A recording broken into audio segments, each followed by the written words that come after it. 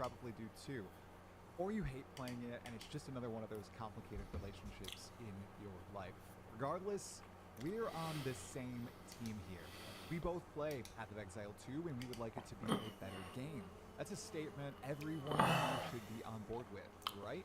So if we're yearning for PoE 2 to become a better game, especially as we sit here on the cusp of what could be the welcome to my channel. Exile 1 or 2 history, Streamlaments. the legendary PoE 2 Welcome to my channel. We should probably discuss what's wrong with the game right now and we hope to see fixed either in these upcoming mini leagues or the 1.0 release itself.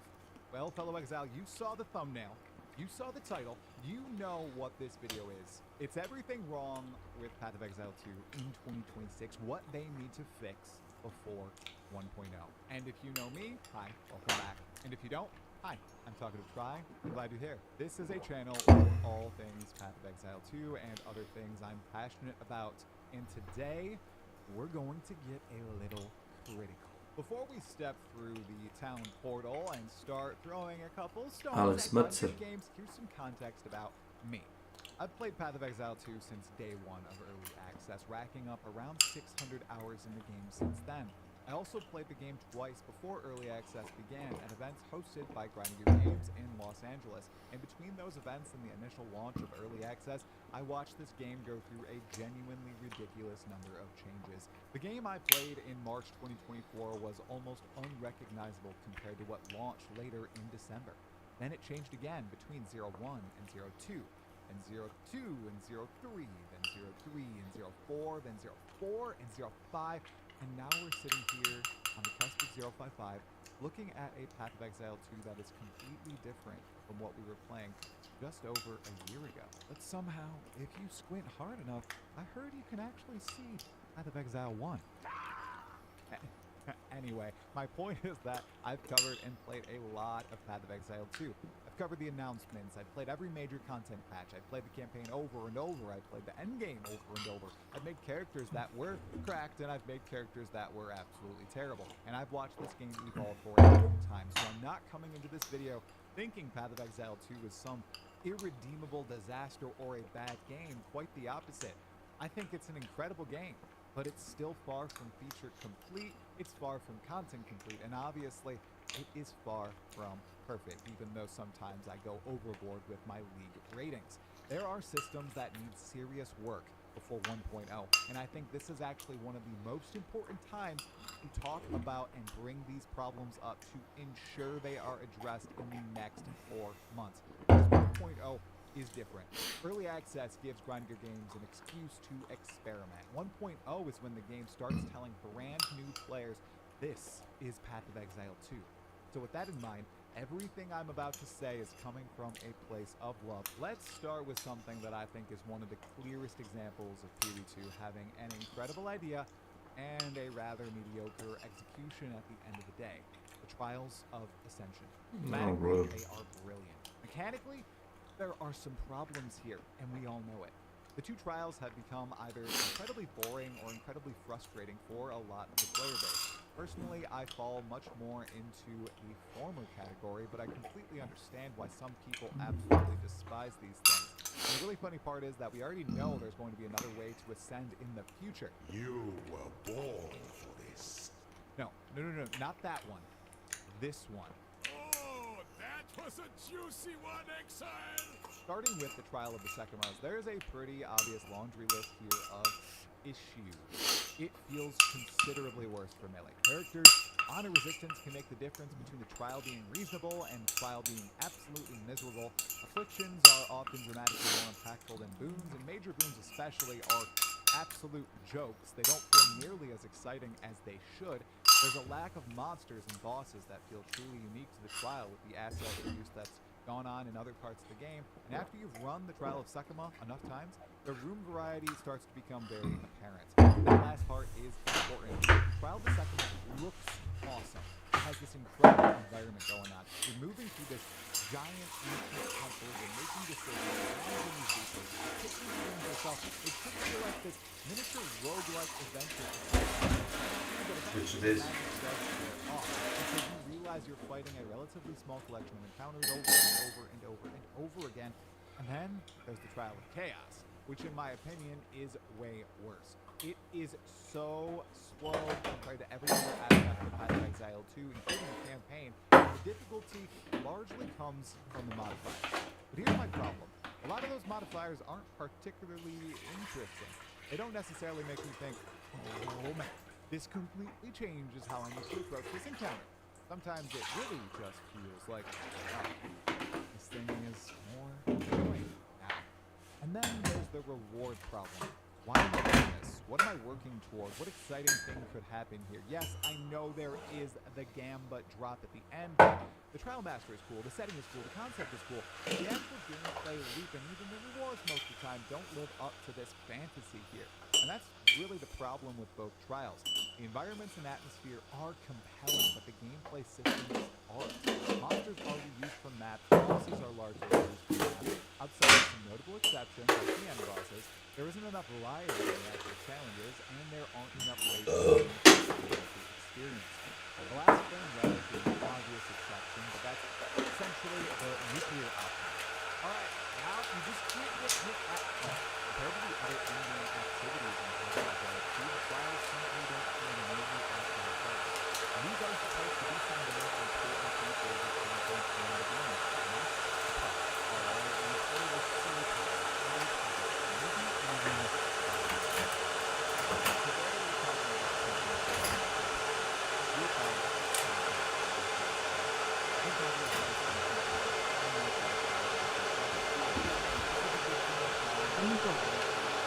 Welcome to my channel.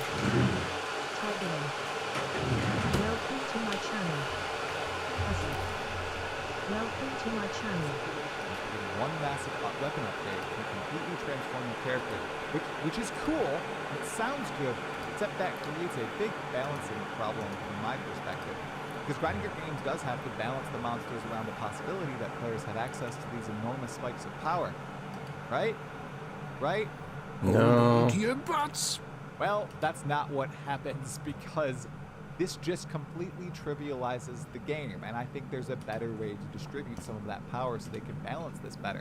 Put more of it into the passive tree. Put more of it into systems that every player is guaranteed to interact with, like ascendancies, because then Grind Your Games has a much better baseline for balancing the game. If everyone is getting a certain threshold of power from their tree, GGG knows roughly where players are going to land if they are creating a good... Lubius Nexus. Welcome to my channel.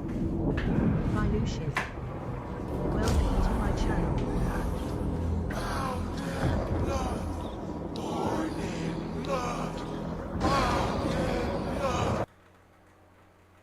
En disgust. Blood ritual.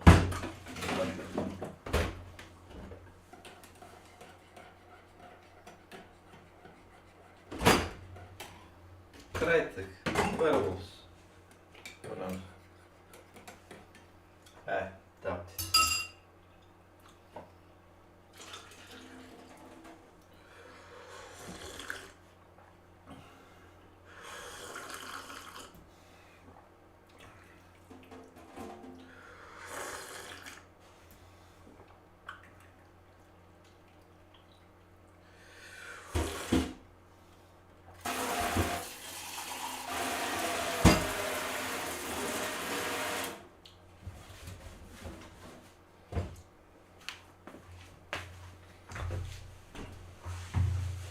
Oh, damn.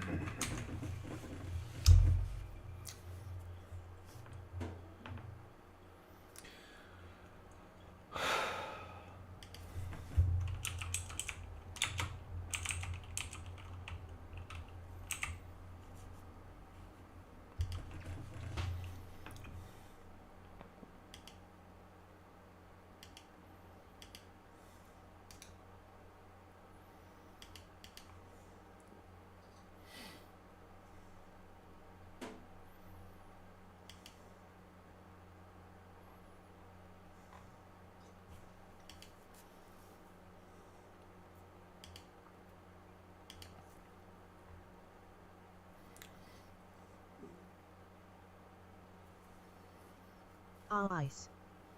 Welcome to my channel. Brother.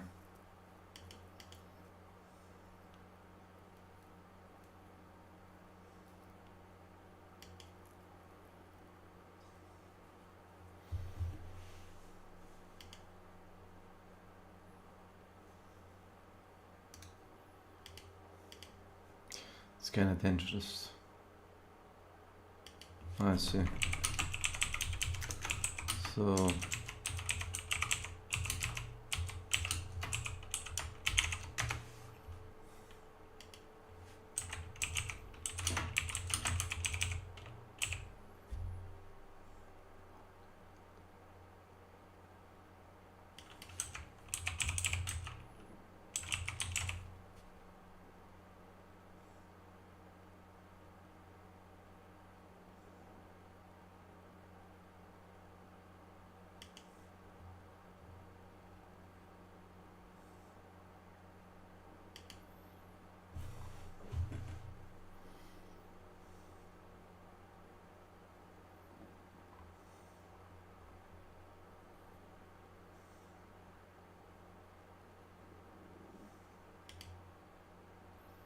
more slop. Damn. It came across Good the sea. or decent build. Gear can then become this thing that pushes your character from this works to, oh my goodness, this is insane. Instead of gear being the thing that determines whether or not your build feels functional in the first place. Ask yourself this right now. What is the coolest moment in your Path of Exile 2 character's progression? Now, ask Lolling. yourself, what is the most universally exciting moment in basically everyone's character progression? I think the answer is pretty obvious for many of us. Ascension. And it makes sense. You finish those pesky trials, you pick your ascendancy, and suddenly your character has access to a completely new layer of power. Look at the Spirit Walker. Look at the Martial Artist. Look at the Gemling Legionnaire. Especially something like the Gemling's gem adjustment mechanic. These aren't just, you do 10% more damage. These can fundamentally change how you build and play your character, and that's exactly what ascendancies should be. But not every ascendancy currently hits that same level. Some of them feel like they were designed for an older version of Path of Exile 2, and I think that's because they were. The game has evolved so dramatically that some ascendancies haven't evolved with it. The passive tree changed, skills changed, items changed, the endgame changed, the entire power curve changed. And some ascendancies still feel like they're from a different era of the game. I'm not asking for every ascendancy to be busted. I'm asking for them to be interesting. Give me decisions, give me weird interactions, give me build-defining mechanics unique to every ascendancy. Give me a reason to sit there staring at my ascendancy tree thinking, wait, what if I did this? What's the right option here? I can't wait to play with this. That's Path of Exile 2 at its best. And some ascendancy options simply don't provide enough of that right now. I'm gonna be brave and just say it.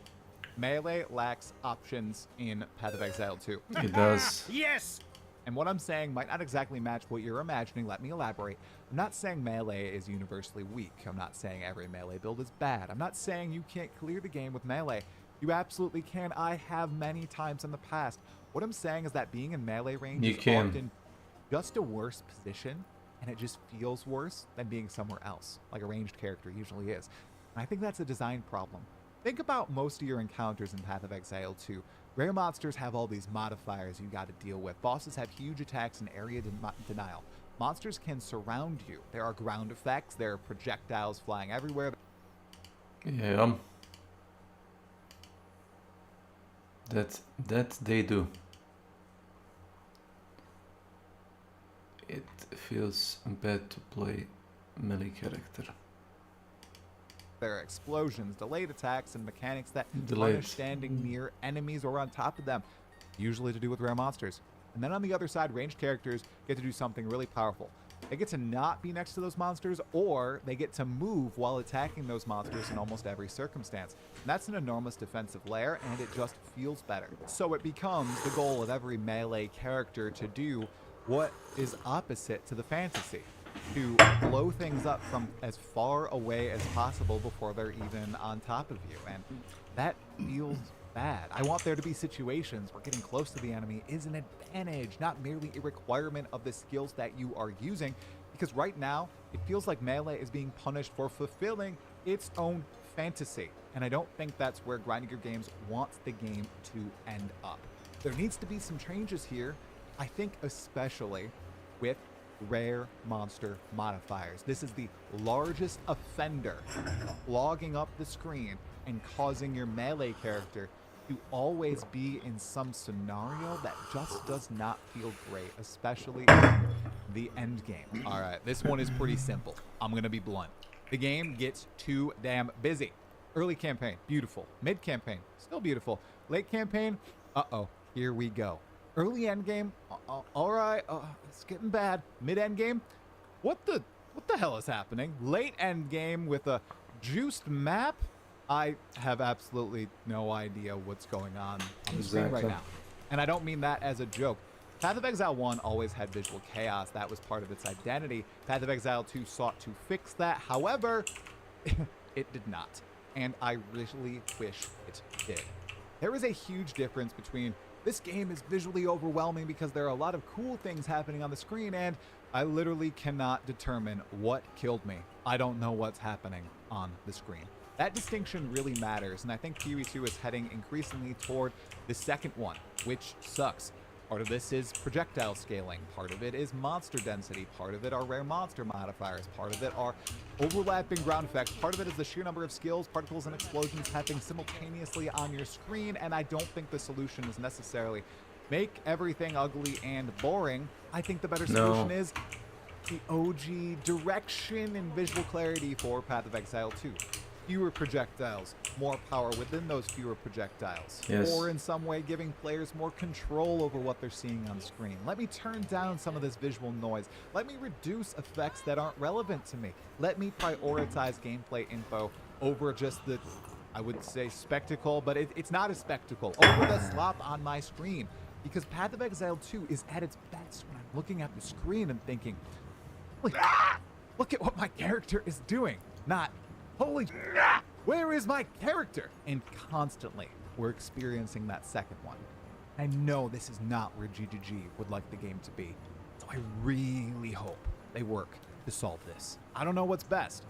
Hopefully they do. Now, this next one is a massive one for me personally, and it's something I genuinely believe GGG will add eventually, but I would argue that 1.0 is the perfect opportunity to introduce it. Let's say it together, guys. Aspirational content. Path of Exile 2 has always had this concept of, okay, I beat the game, now what? And that's one of the things that makes these games so addictive. There should be content that isn't simply do maps harder. I want something that makes me look at my character and think, I need to completely rebuild this character if I want to do that. Or I need to invest a crap ton in my character to actually have a chance against this boss. I want encounters that test specific aspects of your character build. I want more difficult bosses. I want challenges that take mastery rather than simply more damage. That's why I really liked the Arbiter of Ash, and I know some of you do not like that fight, but I loved it because it took mastery. You could just build more damage, right? Or you could master the fight, and that was so fun. I really want more things, more bosses, pieces of content players can spend an entire league working to beat. Most importantly, I want something that makes the absolute ceiling of character progression feel meaningful. And I know some of you out there might feel the same way. And let me be clear, this isn't about making aspirational content that rewards better stuff than other.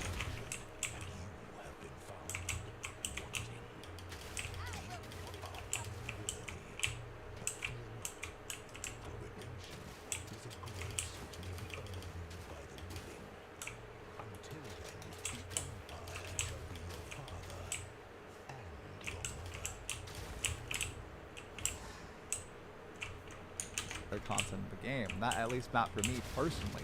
It becomes putting a mountain in the game for me to climb and eventually surmount. Not a set of challenges, not a checklist of Atlas things I have to complete.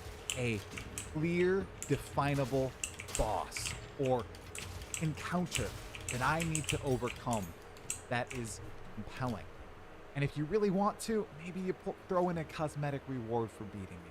Or maybe it drops a shiny version of the unique item that it already drops if it's a boss. Something like that. I just really want some more difficult bosses in the game because I think those are one of the coolest aspects of Path of Exile 2. And to become trivialized, too quickly in Endgame. Exiles, when I look at Path of Exile 2, I don't see a bad game. I see a great game. And that's why these problems I outlined today bother me, because the ceiling is so high. The combat here is incredible for a good part of the game. The boss design can be incredible. The art direction is incredible. The world is fantastic. The build system is already absurdly deep and interesting. And Grinding Your Games has something that very few developers have. They have years and years of experience making this exact kind of game. They know what works. They know what doesn't. And they've repeatedly shown throughout early access that they're willing to change huge parts of their game and huge parts of their philosophy if they think it'll make the game better for the player base. So my hope for 1.0 isn't that Path of Exile 2 suddenly becomes perfect. Of course it's not going to. Perfect games don't exist. I want the game to feel intentional. I want every major system to feel like it belongs. I want ascendancies to feel exciting. I want melee to have more options. I want the trials to feel worthy of being trials for your character. I want aspirational content. I want the game to be visually readable. And I want gear to enhance builds rather than completely define them. However, most importantly, I want Path of Exile 2 to give players more opportunities to look at their character and the encounters they beat in the game and say, I made this.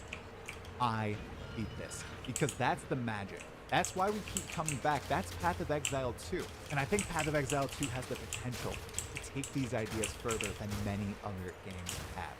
But before it gets there, there are these things that need fixing. And that's what I want to see from 0.55, maybe 0.56 and 1.0. Not perfection. And if Grinding Your Games manages to pull that off, well, I'll probably see you in Ray Class. You made it to the end. Congratulations. Thank you for watching the video. If you enjoyed it, make sure to hit the like button. Make sure to leave a comment below. Share this with your friends, whether they play Path of Exile 2 or they're considering playing it. Maybe it will hook them a little bit going into 1.0. And I hope to see you in my next video. I am so pumped for 0.55 and whatever that will bring. And 1.0 at the end of the year. Have a wonderful evening. Good night. Hello.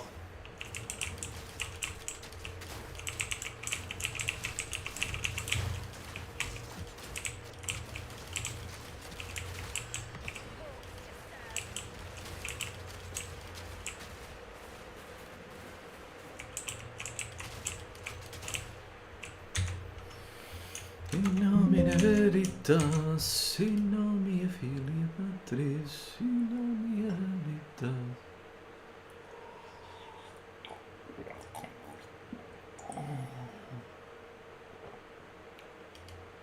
Hey guys, Scott here. Today I want to talk about my first impressions of the Dustbloods, the next game I'm extremely excited about from Software. If you guys have only recently subscribed to me, you might think I'm just a DVD channel, but no, most of my views and stuff are still based on From Software games and Elden Ring and stuff like that. So I have been extremely excited for Dustbloods, and this will be the game I take my next DVD vacation on. Basically, the last time I did that was Elden Ring.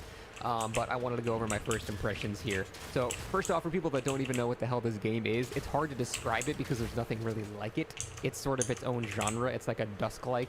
The closest thing I can say is it's sort of Elden Ring, Night Rain mixed with Battle Royale elements, but not really. It's hard. It's just a very new game. I'll go into the whole gameplay flow of how it works in a minute, but first I want to go over one of the main concerns I had was like performance in the netcode.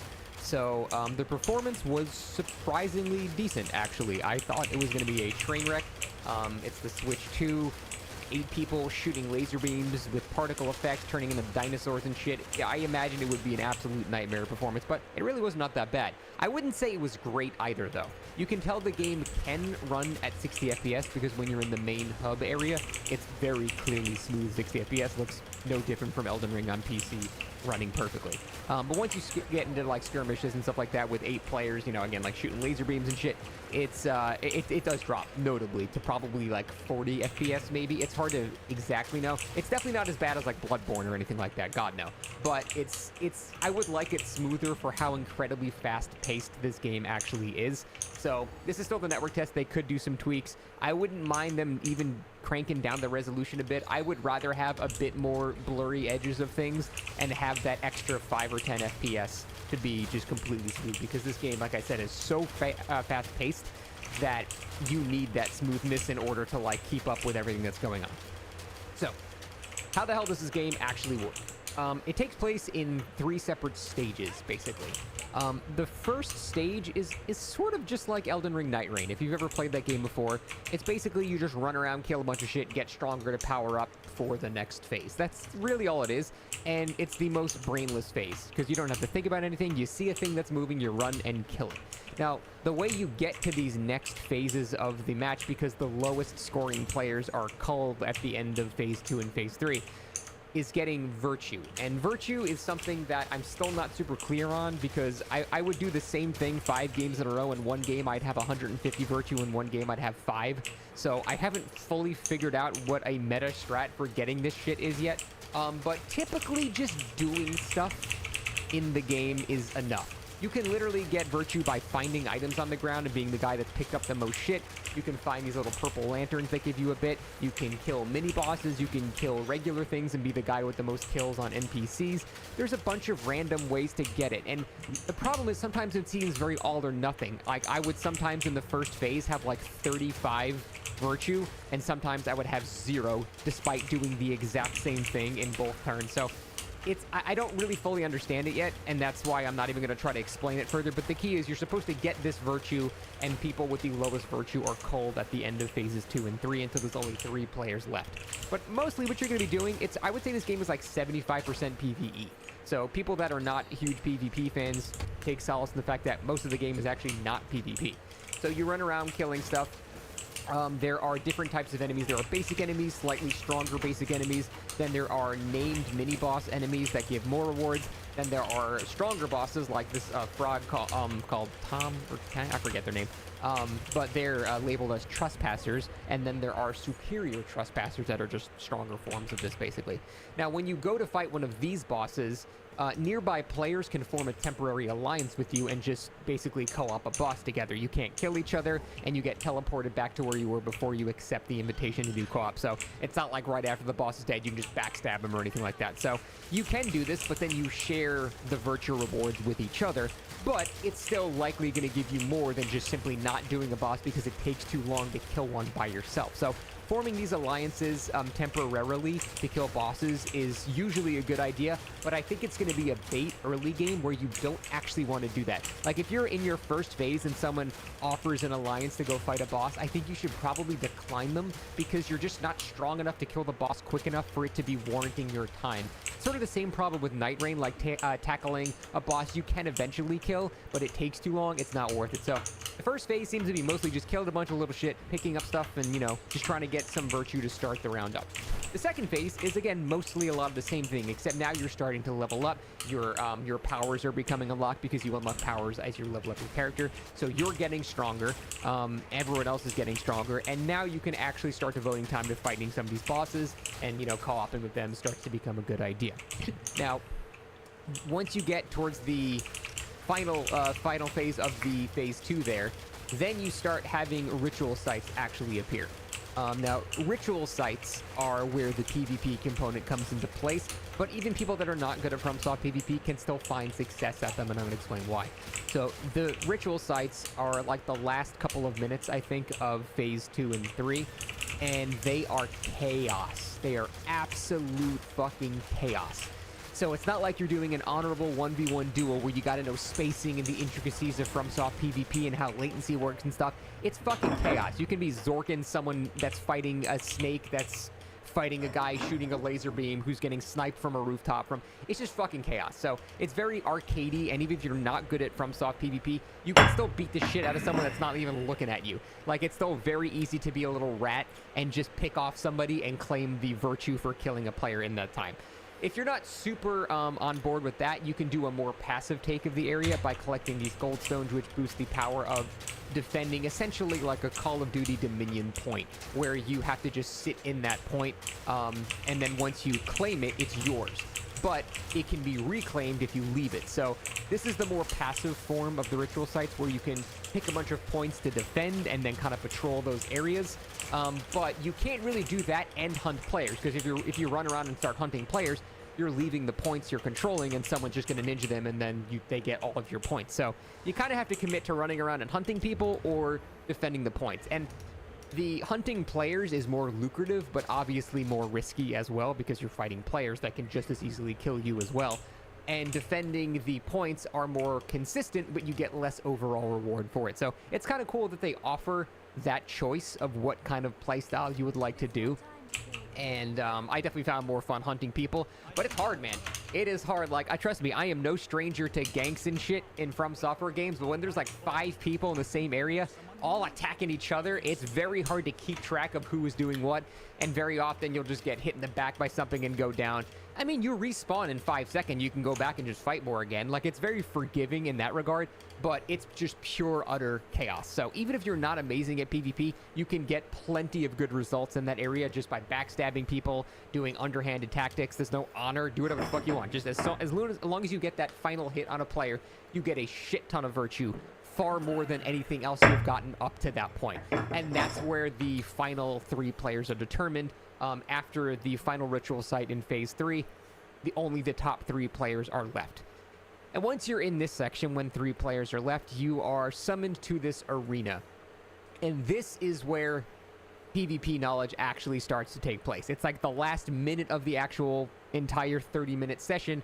But here's where you're actually starting to do more 1v1-esque scenarios here. And this is where spacing and FromSoft PvP fundamentals actually start helping.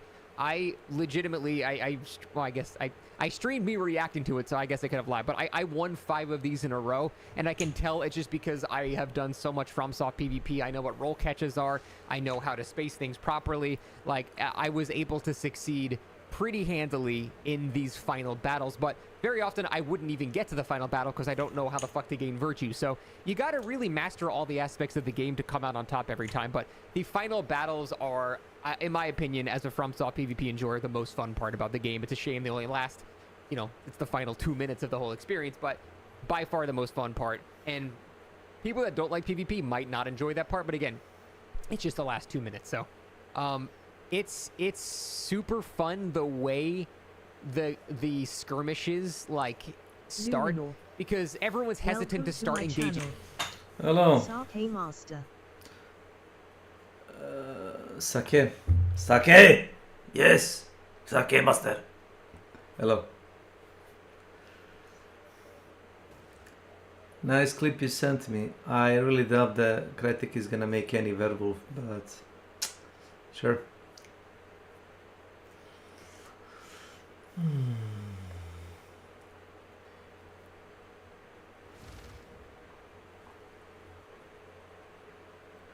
What am I become, my sweetest friend?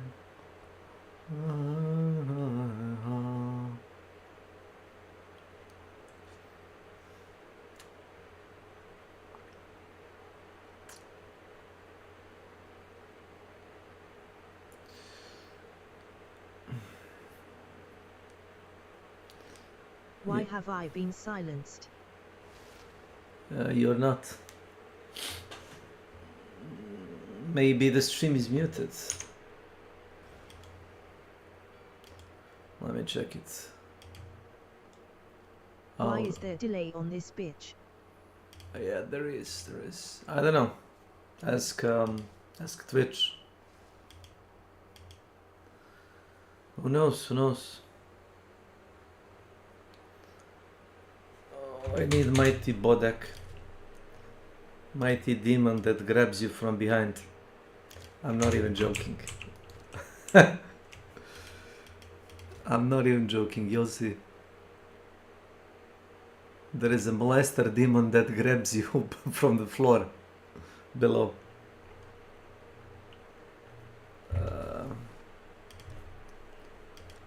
Where are my runes?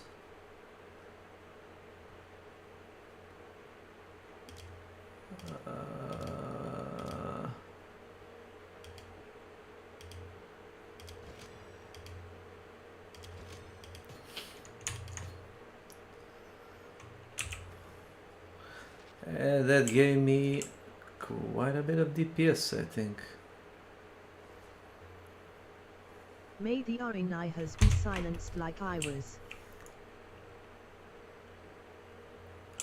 Maybe. So what does my Viridium Anvil says? Need level 55 to smack this bitch thing. Woodthread, Crest of Chalice. Woodthread, Crest of Chalice.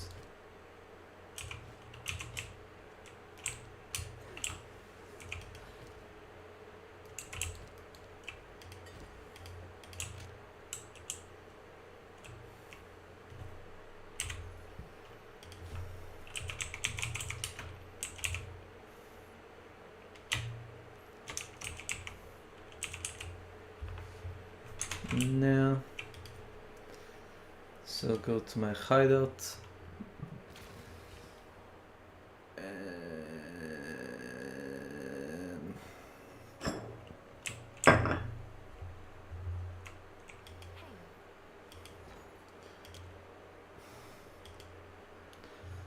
Woodthread, Crest of Chalice.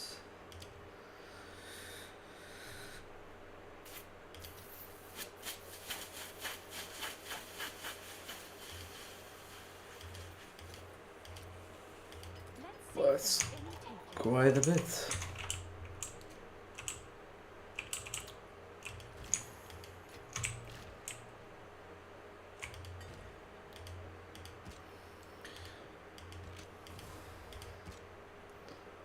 Level 55. That's what we're talking about.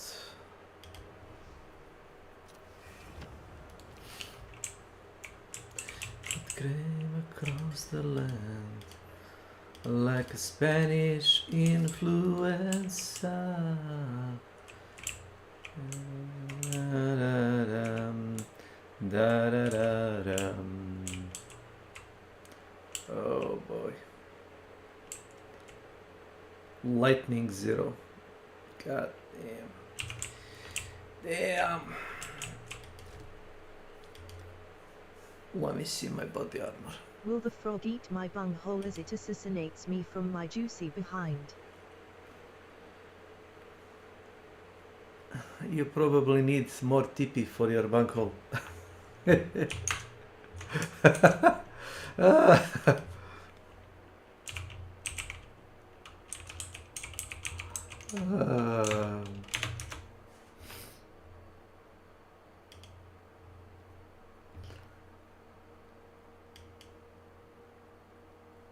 McCabe, inspection, now. Okay, listen up, kid. You're gonna help me out. I can't let them families on me, so you're gonna take them. Whoa, you want me to take all of those? Yes, moron, take them now. Okay. Tastes weird. Kind of salty. Hey, don't eat them. Hide them in your pants. McCabe,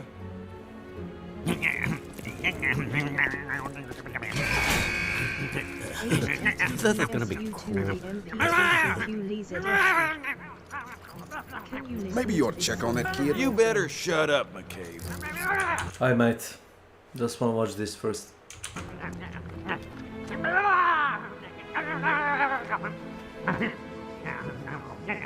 Which one of you guys does tattoos? Hey, you better tell your friend to chill, man. Yeah, he's not really my friend. He just like follows me around all the time. I think I want to get a tattoo of a butt right here on my forehead. I am Cornholio! I need TV for my bunghole! Do not make my bunghole angry! I demand TV!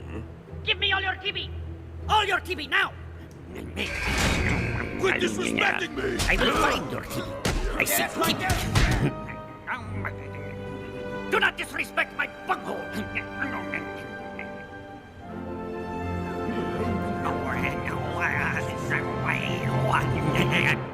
I am Cornholio!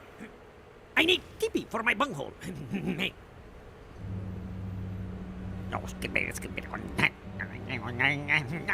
I demand TV! I demand TV! More TV!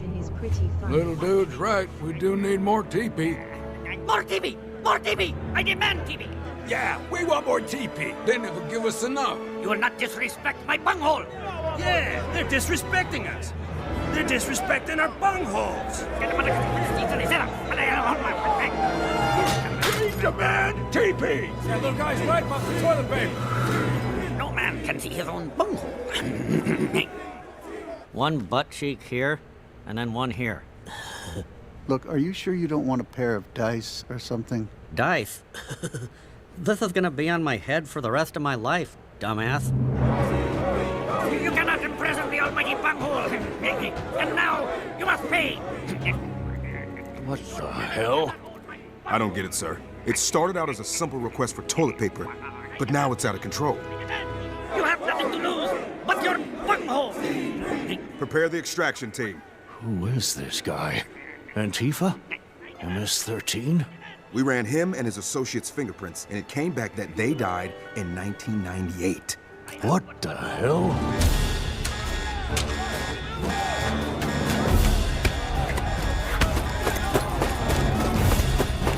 No man is free while one bunghole is in chains. They died in 98? We're dealing with something here that's beyond explanation. Have you ever seen a show called Touched by an Angel? No. They always come with a message. What could his be? I am Cornholio. I need TV for my bunghole. Stand by to take down Cornholio. Have you seen my bunghole? When I open this door, unleash hell. Stand down! This has turned into something bigger. Cornholio's their hero. He did the most dangerous thing you can do in this place. He gave those men hope. And there's a funny thing about hope. It's contagious. And these days, well, I think we need all the hope we can get. I hope you can see my bunghole. So what are we supposed to do? The only thing we can do. Give those prisoners all the toilet paper we got. And then we're gonna put those two boys on a bus back to where they came from. Destroy the records. And as far as I'm concerned, they were never here. And with God's help, we will learn from Cornholio's message today, and we will become better men. I have but one bunghole to give. Can I give it to you?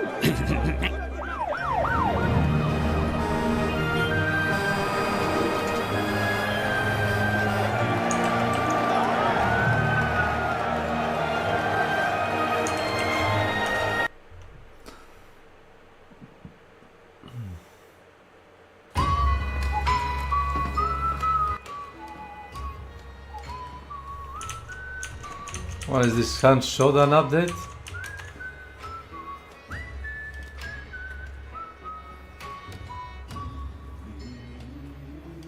Hunt Showdown, right.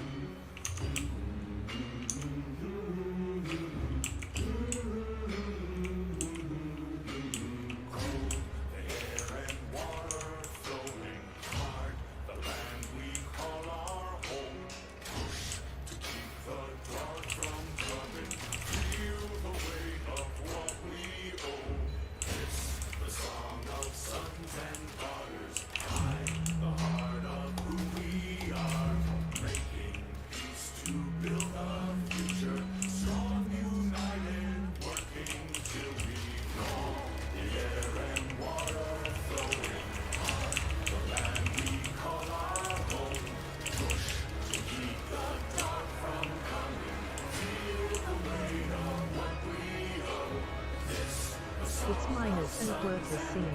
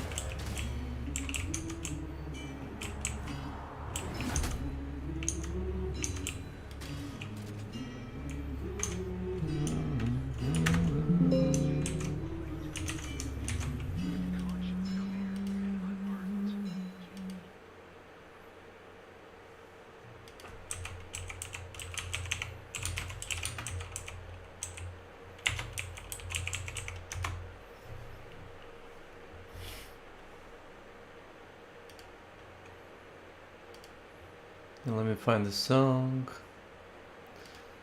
Bum bum bum bum bum bum. As I said, I recommend you this while playing Hunt, you know, when there is no shooting. When there is no shooting and you don't need to like...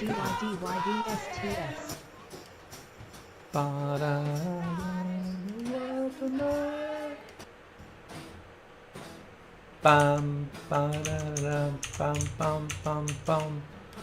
Much better than the howling the Crytek is having their, you know, woman do.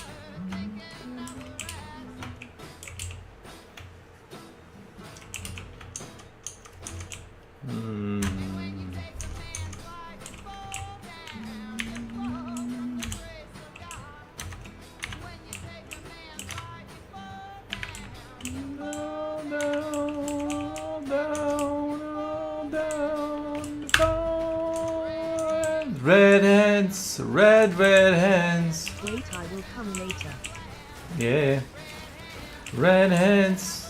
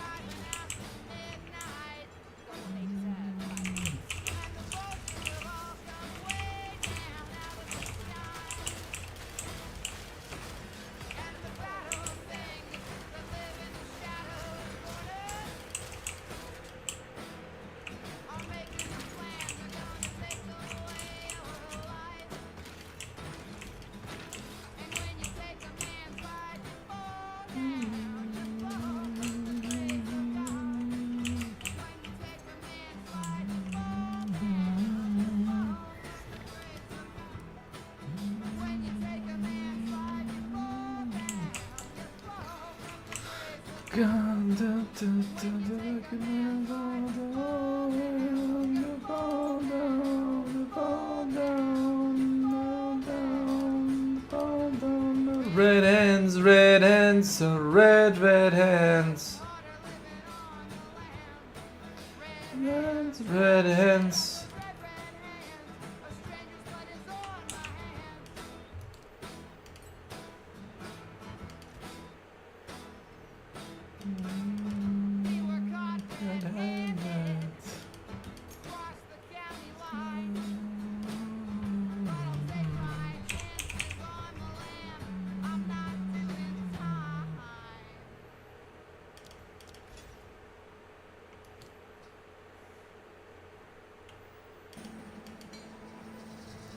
It came across the land like a Spanish influenza.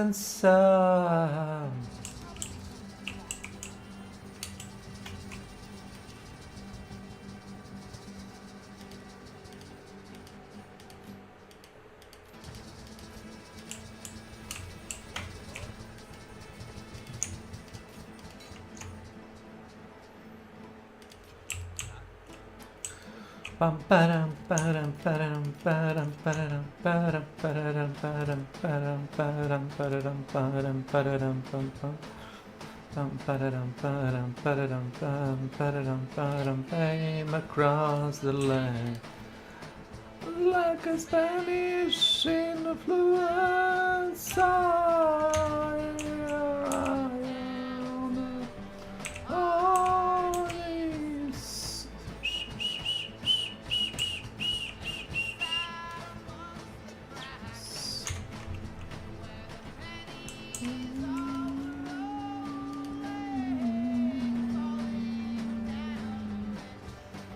Man,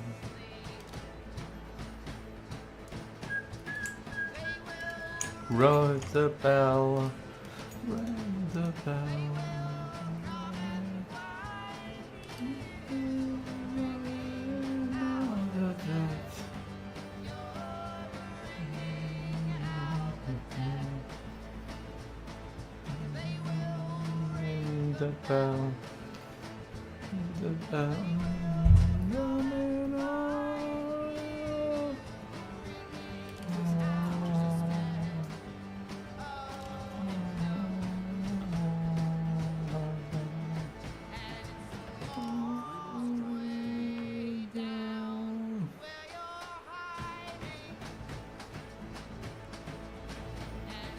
Long way down.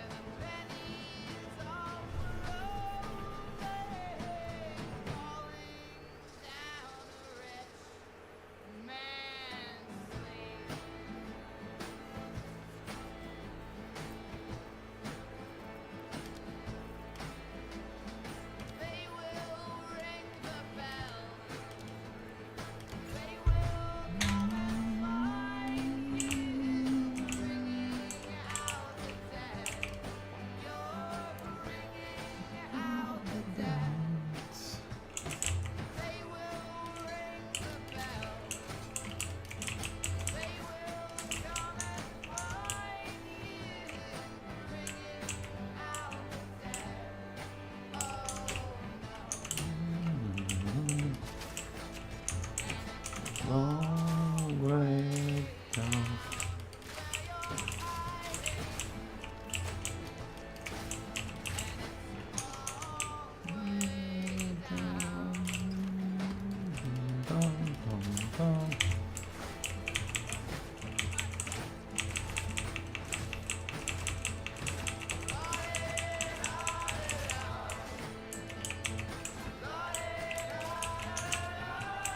Da da dum dum da da da dum da da da.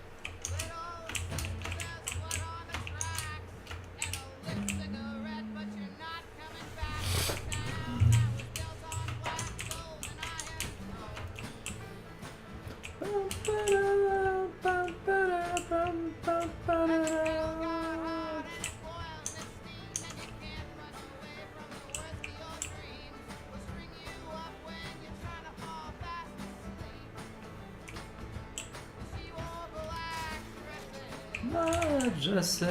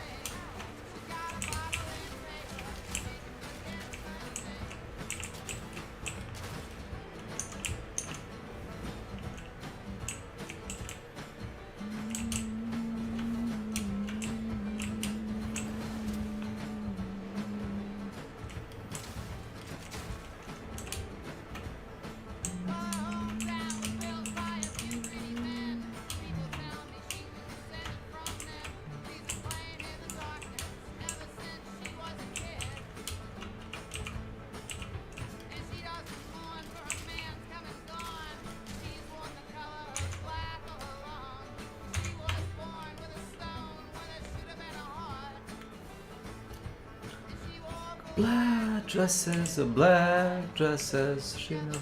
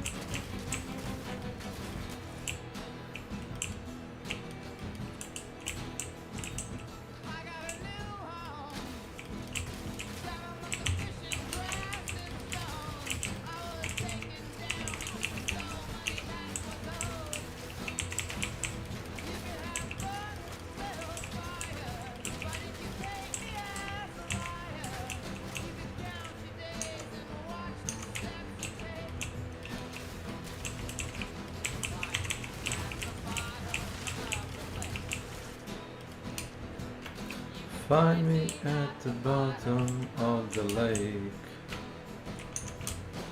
Bottom of the lake. Find me at the bottom.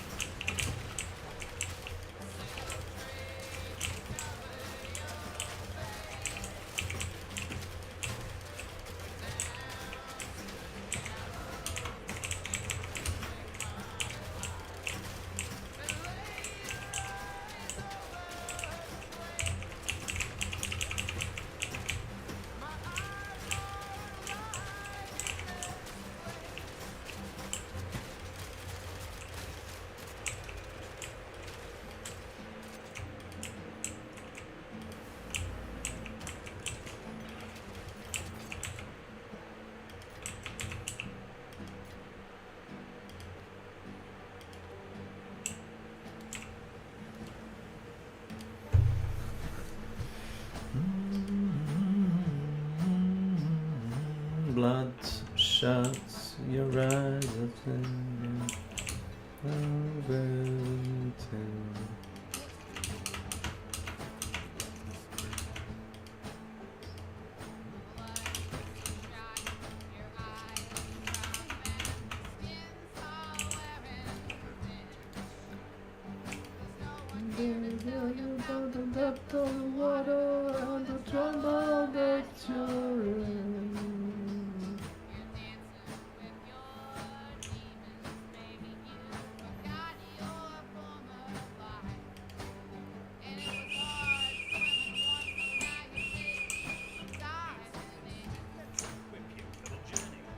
Dancing on the road now. There's no supper on the table.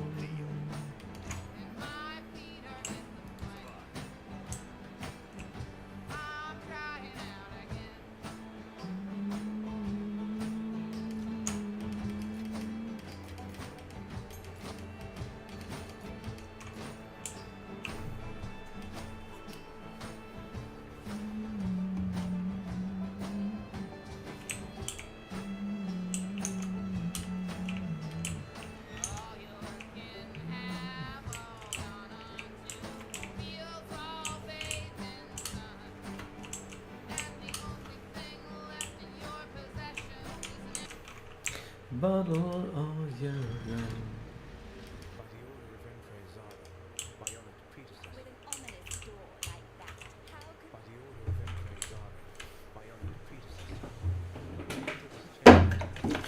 None may enter.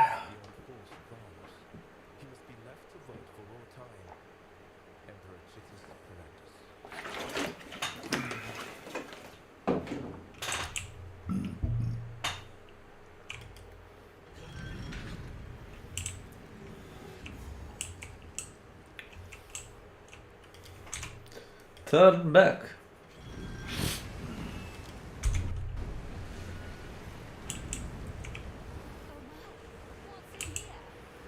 Who is in there?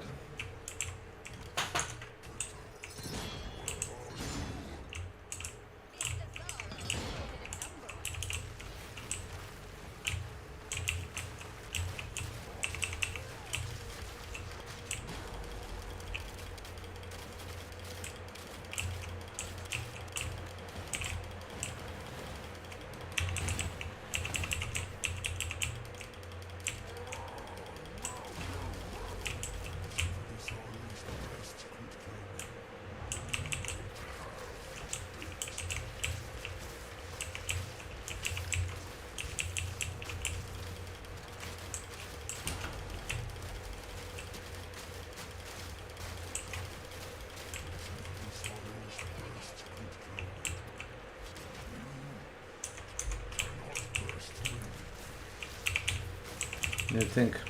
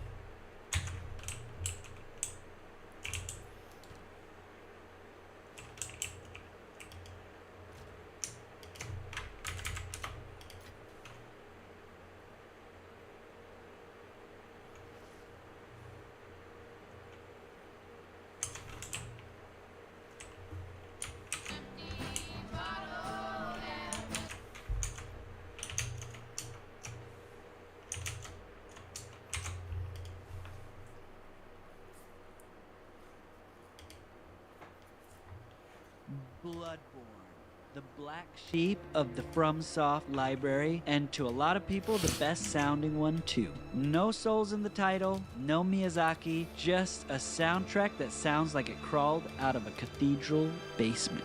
I'm Rhett. I'm Seth. We're brothers from Paper Wings Music. Rhett's played the game, I haven't, so today we're reacting to just whatever the music makes us feel and why. This one's different than anything we've covered so far. 6 composers instead of 2 or 3. Ryan Amon, Suka Saito, Yuka Kitamura, Nobuyoshi Suzuki, Chris Velasco, and Michael Wanmacher, all writing for the same nightmare, recorded with a live orchestra and choir, 6 very different voices, somehow adding up to one coherent, horrifying whole. And with that, cue the score! Cue the score! So, the tracks we're covering today are The Night Unfurls, Bloodborne, Omen, Hunter's Dream, Cleric Beast, Father Gascoigne, The Hunter, Ebrietas, Daughter of the Cosmos, Lullaby from Murgo, Ludwig, the Accursed and Holy Blade, Lawrence, the First Vicar, Lady Maria of the Astral Clock Tower, Orphan of Kos, and Germán, the First Hunter. Okay, The Night Unfurls.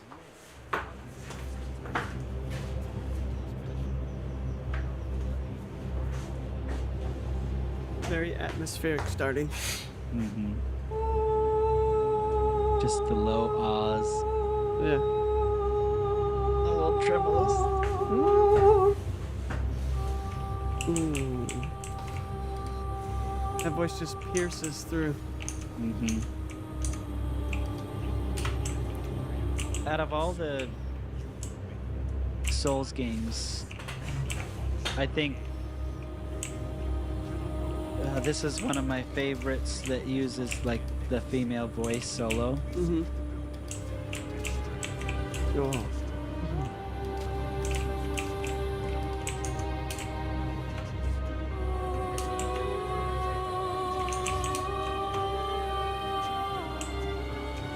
It's so dark. Yeah. It's so dark. It's so dark in a good way.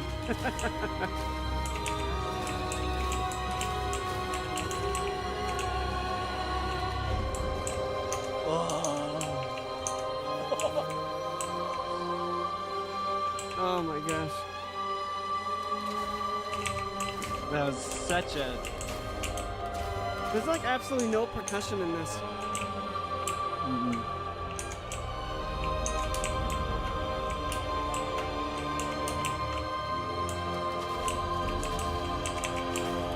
Such an explosion of sound there. Yeah, so cool. I love that just one note from that violin. Yeah. Right after that. Yeah. It's like there's so much grief. There's so much dread. Dread, yeah. Oh, that's so good. Yeah, I love it. Talk about an intro to the world right here. Yeah. Like gothic horror. Mm-hmm. Yeah. Oh my Dang. gosh. Very cool. Oh, I'm excited. And that's your title screen. Nice. So, Way yeah. to introduce you into this world. Right? Something's coming. Something's definitely coming. And it's not a happy thing. Oh no.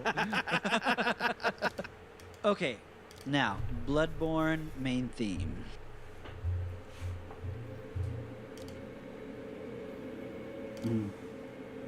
Ooh, very eerie.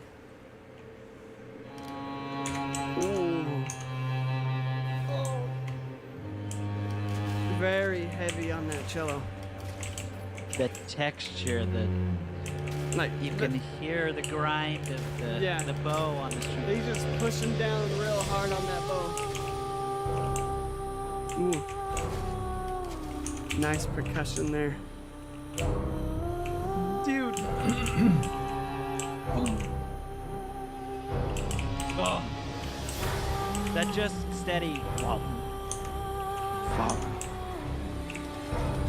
Oh, and those spider sounds. Actually, that may not be percussion at all. What, at the bottom? Yeah. No. That sounds more like strings, just boom.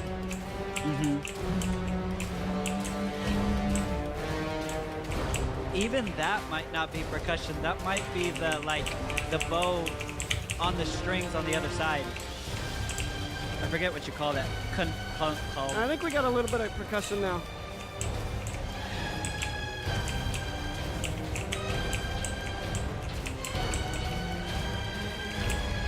Oh my gosh, talk about dread. This is horror right here. More Bram Stoker's Dracula. Yeah. Dude, the bending of the... It's so cool. Ugh.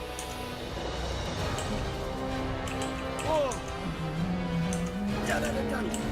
Dun.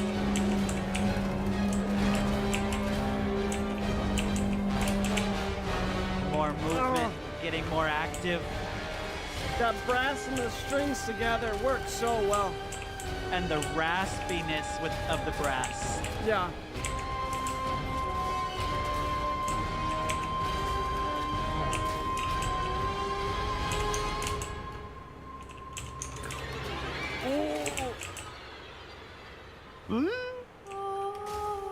Oh, come on, yeah. Oh, that solo voice is cool. This earthquake hits way back there.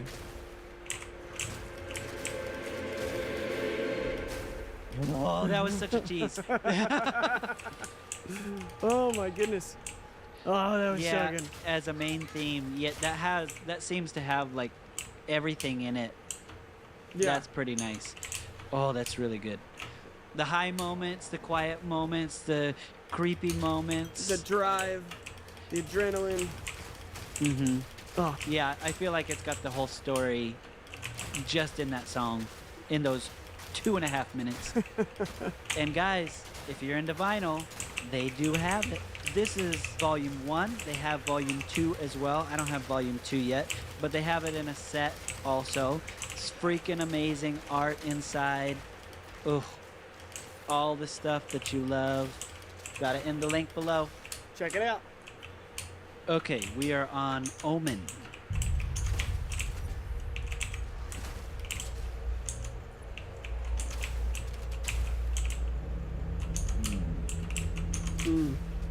Sound design is so good.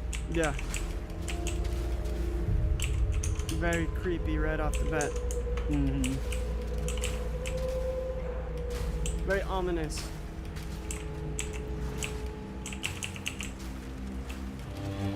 Ooh. Back to that cello again.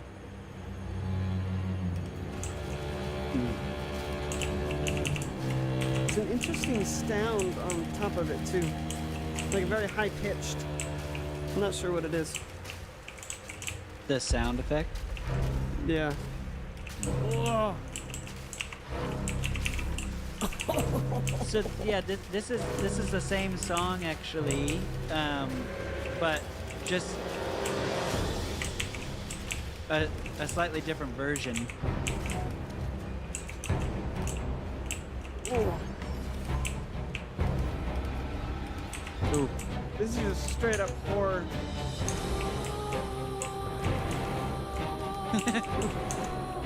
This is crazy for what this song is used for. Really? Yeah. Oh my gosh.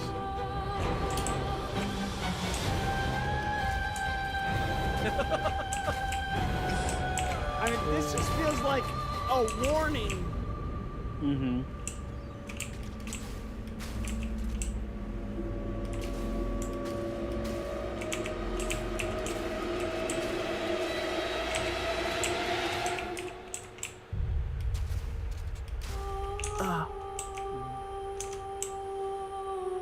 It's like, you know what you're about to walk into, but you do it anyways. Yeah, that's interesting. A lot more. It's the same song, but it's more sparse, not as big, a little more empty. Yeah. So this is your character creation. Really? I never would have guessed that. Oh my gosh. That's Which- awesome.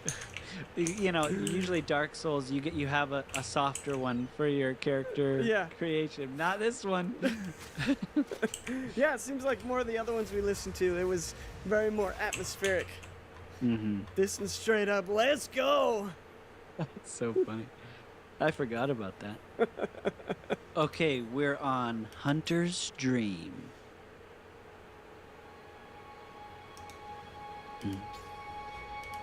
Just those like high string harmonics. Yeah, very cool.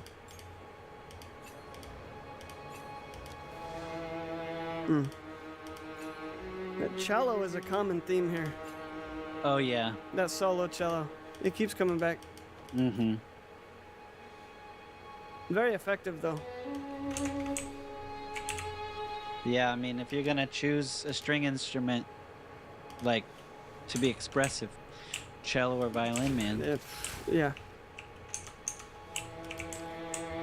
It's interesting too because the cello is much more emotional here. Mm-hmm. Yeah, I totally agree. And definitely by design.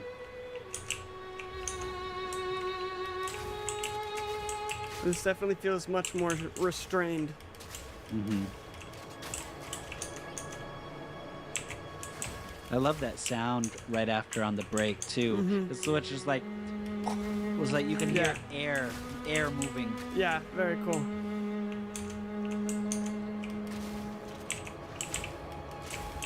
You know, it's almost like a lullaby. That's interesting.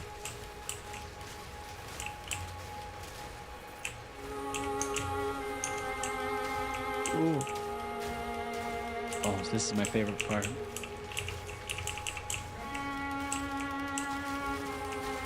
Their voice is a very, very cool addition. The key just like changed at that part, and now we're leaving again. That's my favorite part though. It almost gets warm for that little phrase, and then we leave again. It's almost like a false sense of safety. Mm-hmm. Or maybe like you're safe for a moment. But it's not gonna last long. That's so. Since we've done so many Souls games, you have any idea what this is used for? So is this the hub theme? Yes.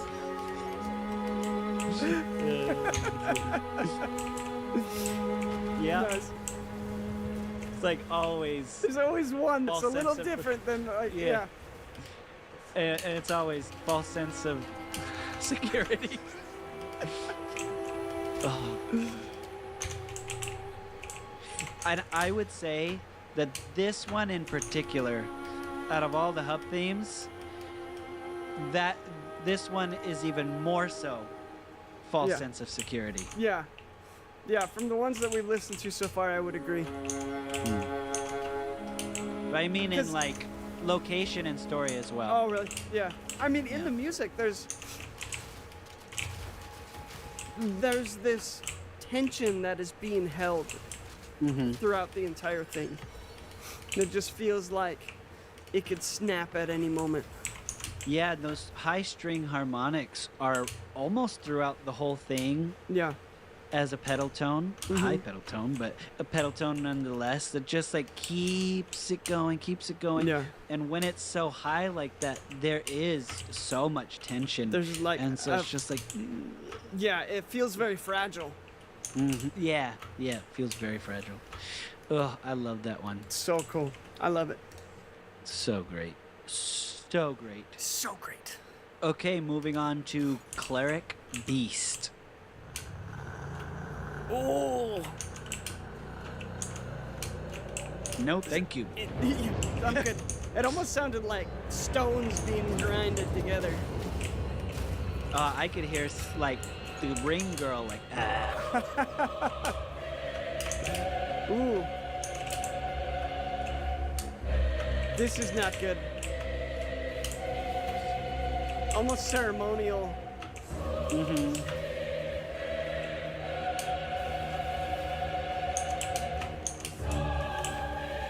It's like intro warning. Yeah. Introduction. Okay, don't.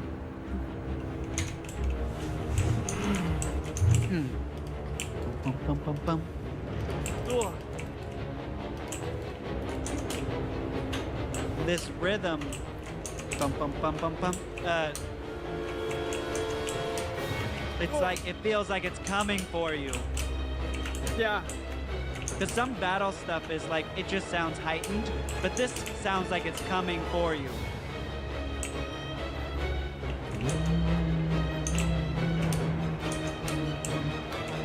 I like the way those higher strings and lower strings are working together. Mm-hmm.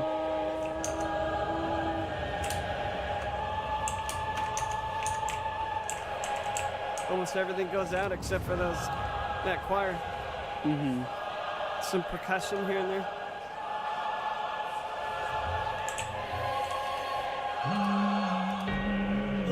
Nice bell hit. Boom. Fitting for the cleric beast. Yeah.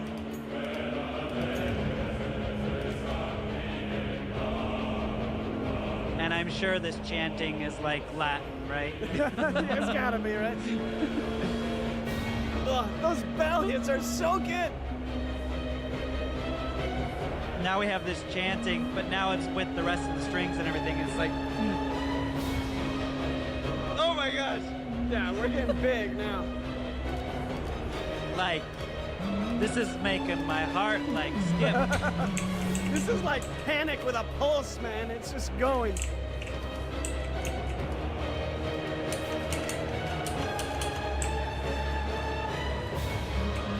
Oh my gosh, dude, the energy is.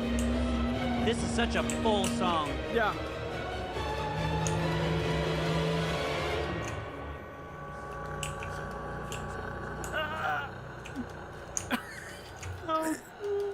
This is like confirmation that this world is gonna hurt you. It is unforgiving. Wow. That kept going at the end there too. Yeah. Oh my gosh, dude! I almost got like a little emotional there because I don't know the melody and how the melody builds, and it's just so big and full that I was just like, I don't know. As a composer, like those are the type of songs that like you play back what you've created, and you're like, this is it. This is it. This is it. Here we go. Yeah, man. Oh my gosh. And you notice that it did repeat the same phrase like pretty often. Yeah. It didn't change that much in No, terms yeah, of definitely like didn't. different melodies. Yeah, the same theme, but like it works because it's like an anthem. You know? Right. And you want it to repeat. Right. You want the chanting, like, to, you know, more singers to join in and and more and more and more. Yeah. Oh, so good. Yeah. Definitely a religious devotion feeling in there, which makes sense with the name Cleric Beast. Yeah. Ugh. Just curdling into something monstrous. Curdling into something monstrous. Very good. Very good. Now we're on Father Gascoigne, the Hunter. All right. Mm.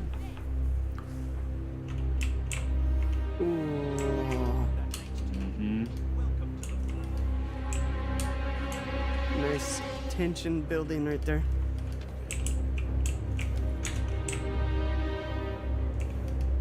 keep that pedal tone going for me. I like. Yeah. Just keep it going. I like how the first swell is normal, then the second swell is tremolo. Mm-hmm.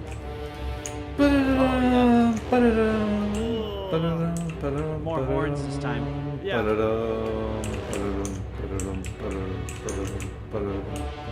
And those just it's just telling you that's like be ready. It's like in the background. That low brass too. It's raspy again.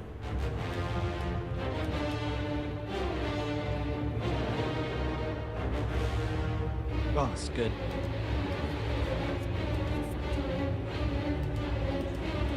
Keep it going.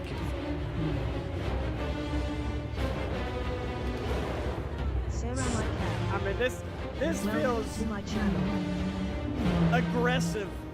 Hello. Mm-hmm. I mean, this is just straightforward aggression right here. There's almost like a mournful undercurrent to it. Mm-hmm.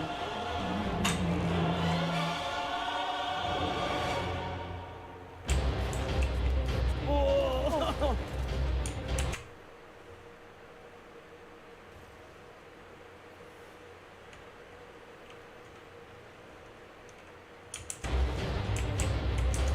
The timpani going to town. Getting adrenaline pumping now. Yeah. Feels like we just went to moving faster now. If we were testing each other before, now we understand what kind of battle we have. Yeah.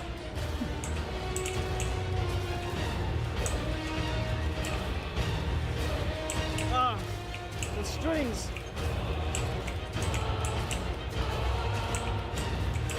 Also seems like we've come across somebody, you know, tired, older, but now when you provoke them, okay, they'll wake up.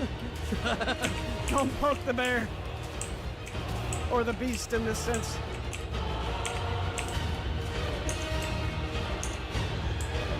And the sound of it also has a lot of authority.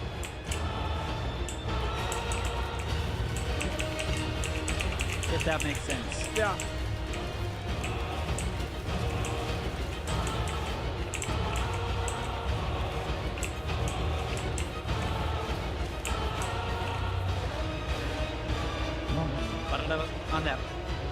On that breath.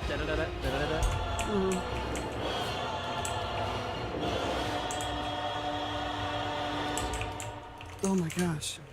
Actually quite intricate on the brass, and brass is not always in these types of songs like intricately played or let to shine, you know. Yeah. It's more like sustained type of deal, but they're like they're really doing a lot of fast stuff. There's just so much to listen to, and there's so much going on. There was in between those drum hits was really cool too, because it was like boom, boom, it was so cool. Yeah. In contrast from before, you had an anthem before that had that repeating. This really developed and changed and gave you a lot of ear candy type stuff. Yeah, this definitely felt very aggressive. Like, I like the way you put it. It's like you woke him up and now he's angry. and interesting, like as opposed to some of the others, kind of. I mean, I know this because I played the game, but like even the music sounds more human. Yeah. You know, as opposed to the beast, which is impressive. Yeah. To be able to portray that. Yeah. No, I completely agree, because it's selling the danger of the fight, but there's still a sense of humanity underneath it. Mm-hmm. Yeah, I agree. Yeah, for some reason, just by hearing it, I could tell this is not like one of those monsters. This is actually like a person, you know? Okay. Okay, we are on Ebrietas, Daughter of the Cosmos. Ooh.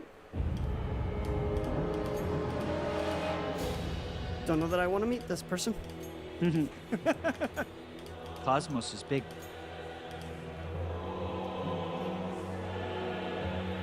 Yeah, already this sounds old.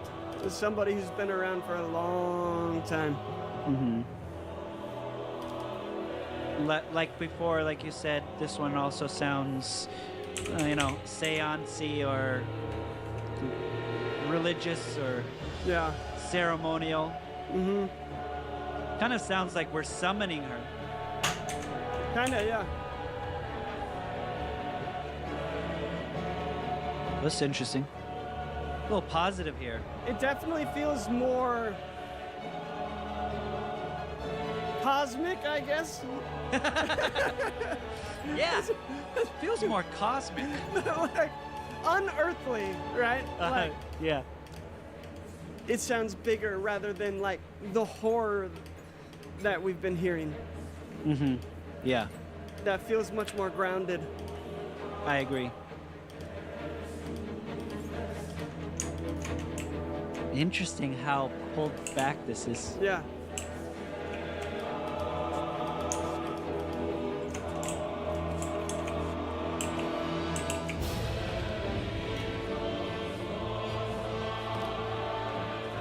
It feels much more expansive. Interesting here with the brass and the voices. They almost sound like they're not meant to go together. It's like music is playing and they're singing. But now they come back together. Yeah, very interesting.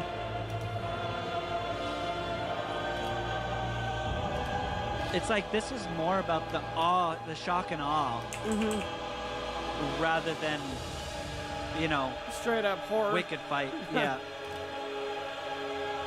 Horror and adrenaline.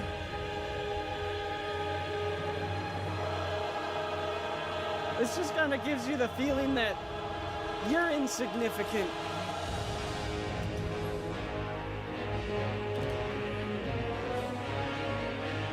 And the low structure of this gives you such an importance of what's going on.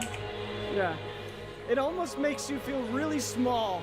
Just like you're an ant compared to this beam. Or an ant in the overall story arc. Yeah.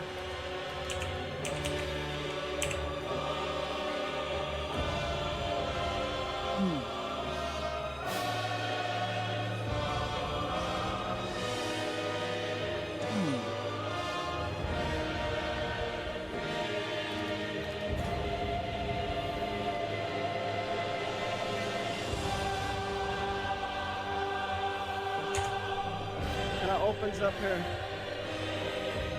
So interesting between the orchestra and the voices. Yeah. There's a lot of dissonance in this one.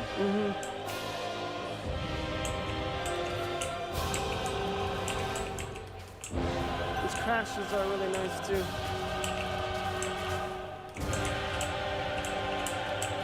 And it's so vast without adding more. Damn. Like, I mean, that ending part was all voices, you know, and you think like, okay, we want to make this big, so all the voices, all the strings, all the brass, you know, you throw it all in there, but when you take it all back and it's just like, no, just full choir, like, but it go ahead. creates such an openness, right? And it's just really interesting. Very cool. Yeah, that's a good point. Like sometimes when you have the whole orchestra and so many things going on, it's like you can't tell how big of space it is. Yeah. But when you pull a lot back and you only have, you know, a few elements, then you can hear how vast it is, how much space that instrument or voice is taking up. Yeah. That's a good point. Yeah. We are on Lullaby for Murgo. All right. Oh. No, thank you. That music box creepy theme. I'm good. I'm going that way. That's so cool. Also very cool and mechanical, different music box sound than the normal instruments people go to. Yeah, very true. I like that double sound. Click, click, click, click, click. Yeah. It also gives you a really good sense of the mechanism making the sound, which is really cool. Which, when you have that mechanism type sound, you get the feeling of like maybe a character moves like that, which creates an extra like, oh, that's creepy. Yeah. Oh, really interesting. Being so toy-like, it seems very fragile. Mm-hmm.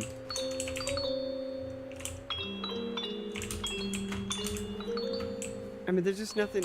This is it. There's nothing else. There's no percussion. No But strings. it doesn't. But it doesn't need anything else. Like it's making such a statement. Yeah. There is. I'm just like picturing this being in combat. It just feels so. There's a wrongness to it. Mm-hmm. Because you're in this battle, but there's this weird gentleness going on during the combat.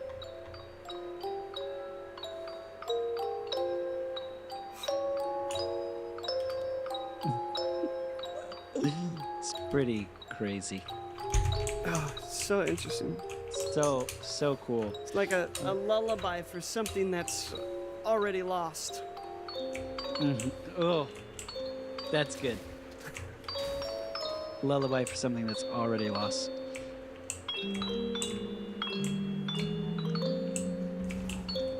And like you get like a little bit of that innocence because of the toy, music box, but Yeah. it's also like unsettled, not a happy childhood, maybe. You know? It isn't. They have some unresolved issues. Right. There are some sounds back there, though.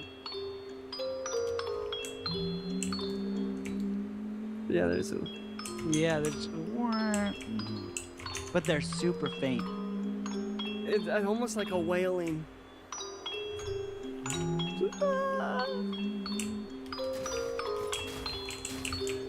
This is so cool.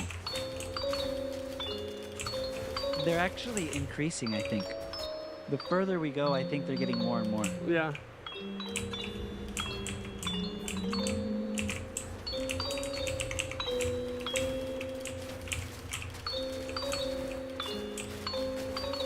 Yeah, they're constant now. That's interesting.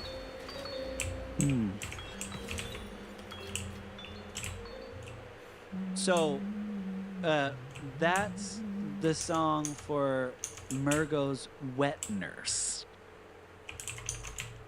Interesting. So, take that information, do what you want with it. Okay.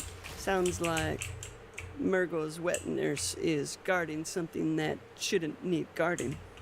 Ooh. Okay. This one's actually from the DLC, which I did not play. Ludwig, the Accursed and Holy Blade. Ooh. Gotta have that cello in there.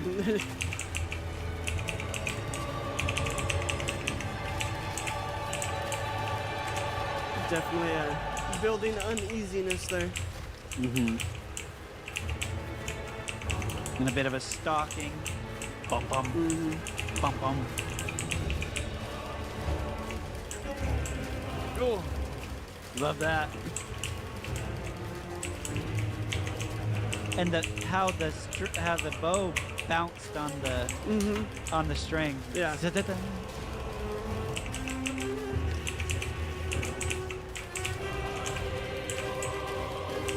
Gotta love that kind of Renaissance sound too. Yeah.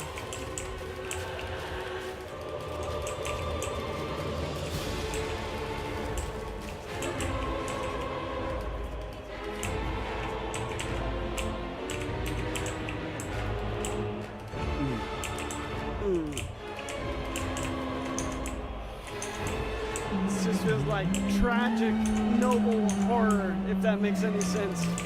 Tragic, noble horror. I feel like we're back to that, like, you're dealing with something old, a lot of history. So the fact that you're coming across it is like, oh crap, I came across this.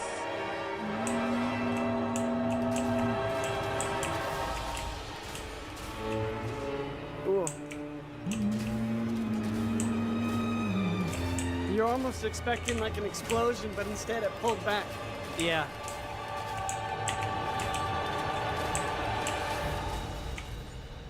And again, pulled back again. It's like, you're not ready for this yet. This is cool. The souls of hell calling out again. That choir just feels like weaponized dread.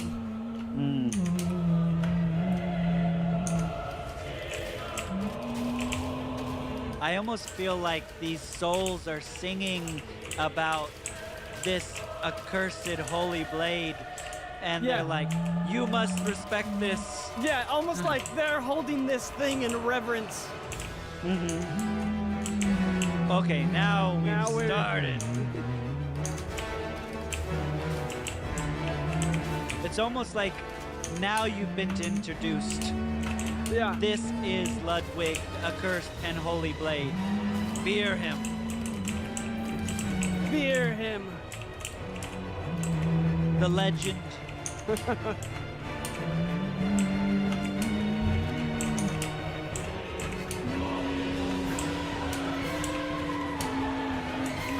Nice. I mean, this is just like turned into something. There's a nobility to it, but also very tragic.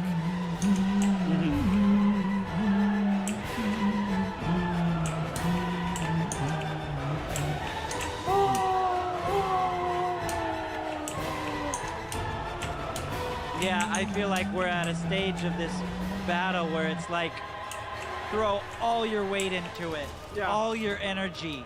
Like both of you are just every ounce you have left.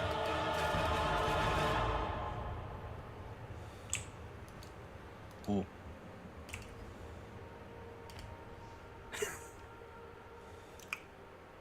Man, they're so good at that sound design. Like when the song ends, the song's never over when the last note hits. There's always some ear candy left. Yeah. It's almost like these enemies, like they die, but are they ever gone? Exactly. All right, next is Lawrence, the First Vicar, another DLC. All right.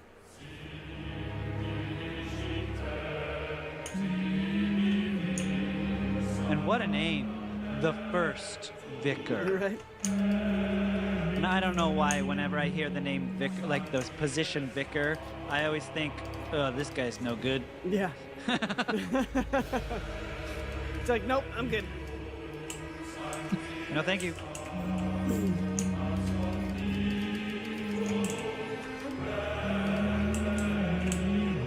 This one's a good, it has the religious, it has the ceremonial, but this one seems like it's more like devoted and focused. Yeah. Rather than emotional. Ooh, it's the organ? We got organ! Nice. Which is interesting that there's been such a lack of organ so far. Yeah. You'd think they'd use more of it in this type of score, but makes this more impressive.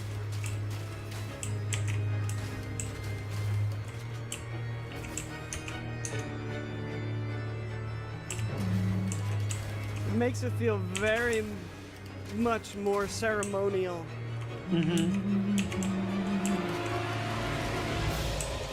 Oh.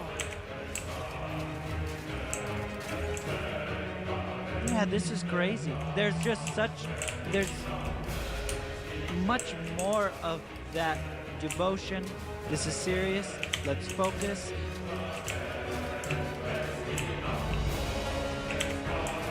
Like the chanting is not like worried about anything or trying to get too much attention. It's just, Yeah. this is my duty. Yeah. We got all male choir here.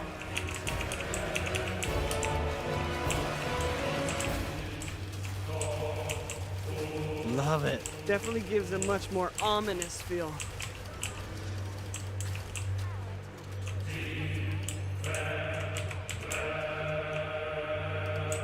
So cool. Ooh.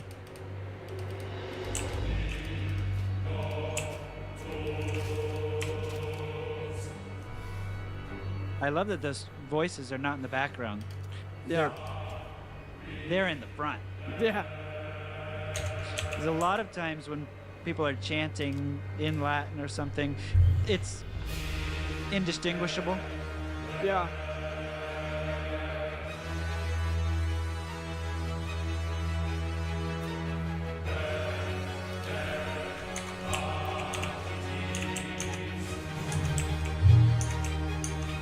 Little movement. Ooh. Oh. Now, for me, this was the first emotional part. Yeah. Oh, it's so good. Just interesting. Why did it just do that here? Such a good musical moment.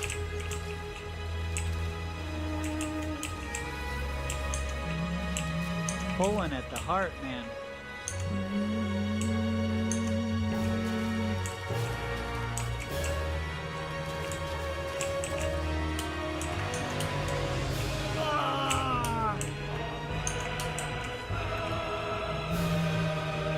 Interesting. Now the choir sounds emotional to me now.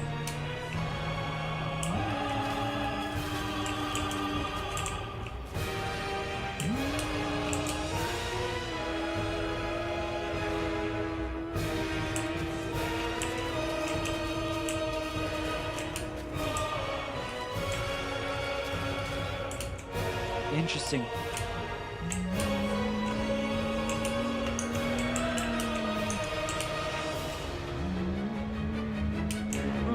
I'd have to go listen again, but I feel like there's a recognizable motif in here from a different song.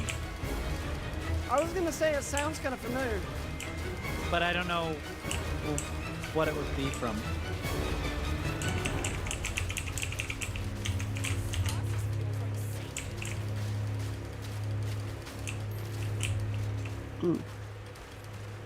You just drag that out. Jesus, I thought that was never gonna end. Oh, that was so good. That was interesting. So complex. Like, Yeah. To reiterate, like, I felt like there was just like no emotion at the beginning, and Yeah. just very cold, clerical, or clinical, let's say. Yeah. And then somewhere in the middle, you get this singing of the strings, and then when the choir comes back, then they're emotional. It's very Yeah.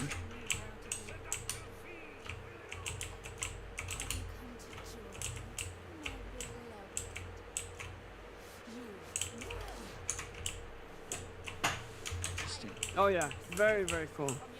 Oh, it was so good. I want to listen to it again. That's not part of the rules. I know. Later, after. Next is Lady Maria of the Astral Clock Tower. All right.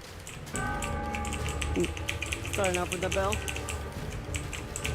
But like Clock not tower tuned bell. very well. No, And it's like little detuned. as it goes, yeah.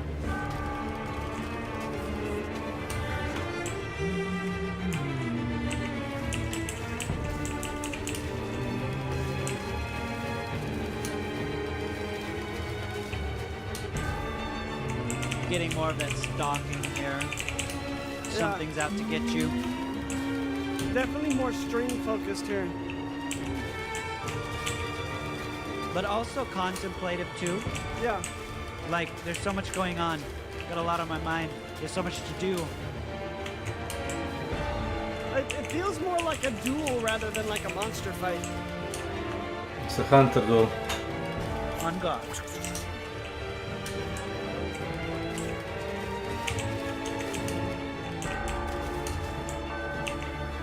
And it's not too big yet. No, yeah.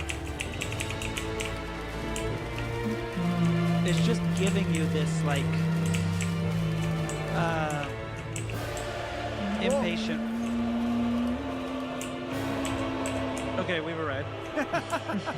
There it is. There it is.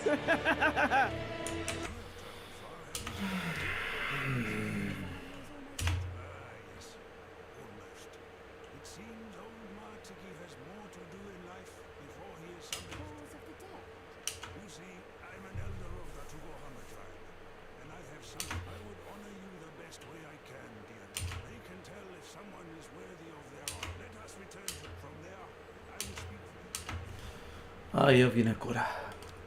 Yes. Yes, yes, yes.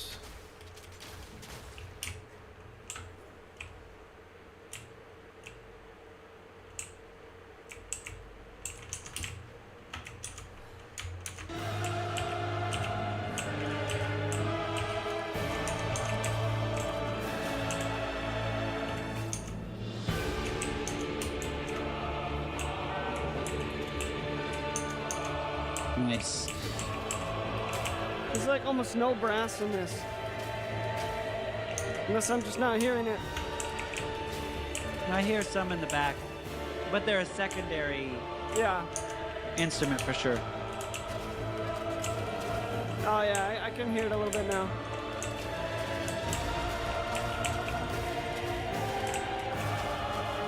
Huh.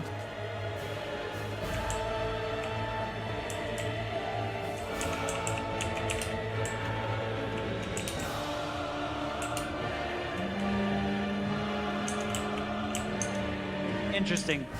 There's definitely like a sense of formality here.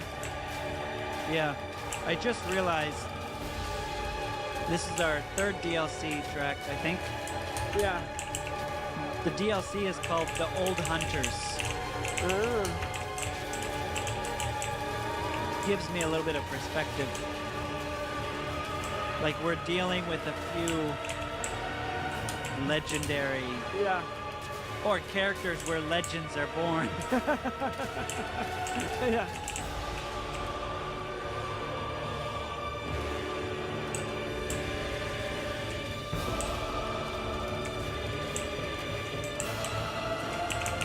The percussion too, just dun, dun, dun, dun, dun, dun, dun.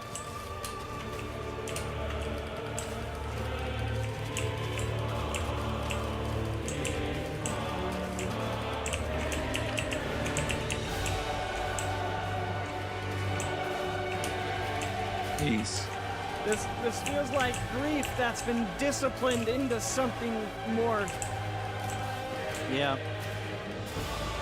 Tempered by time. Yeah. Long time.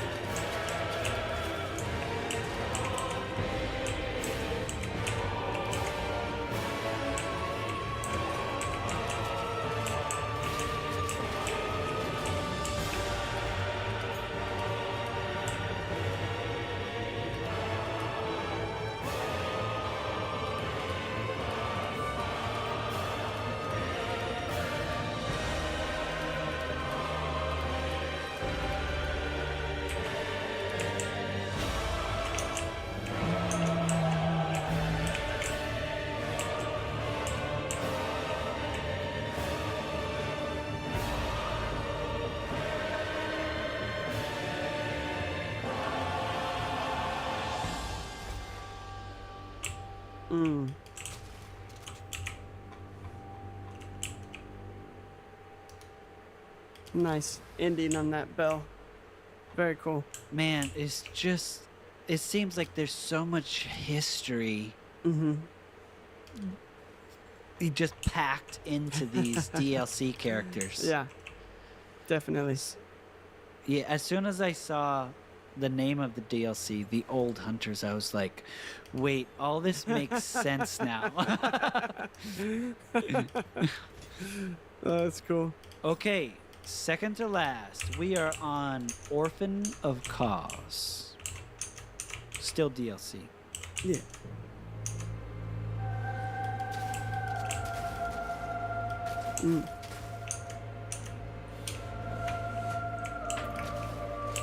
Oh, that's interesting.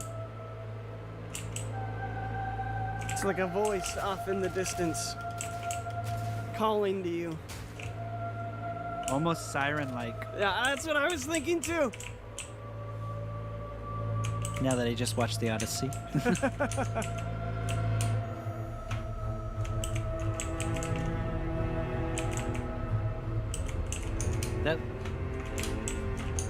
That rhythm is particularly fast for where we're at so far. The bum bum ba bum. Yeah.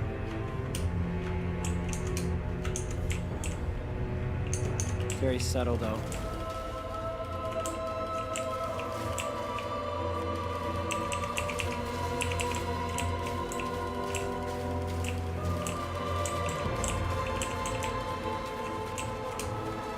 Feels almost very desolate. Mm-hmm.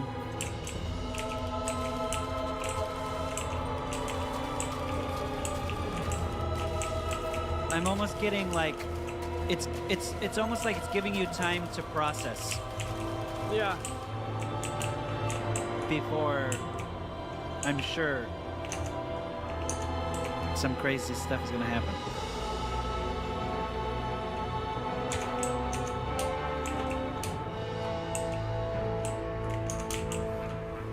Yeah, there's like a resolve here. Yeah. Oh. Oh. Now we're getting dangerous. So the creature comes out of the water. Oh. Oh. Right.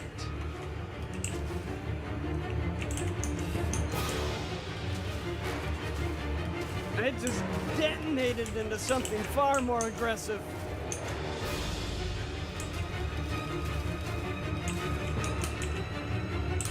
Ooh, can you count this? I can't count it.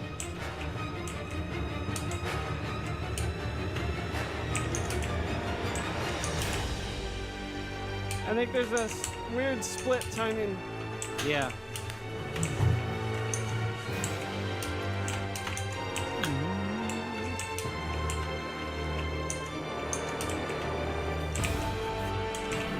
Oh. More resolve. It all comes down to this. I'm definitely getting finality. There's so much going on.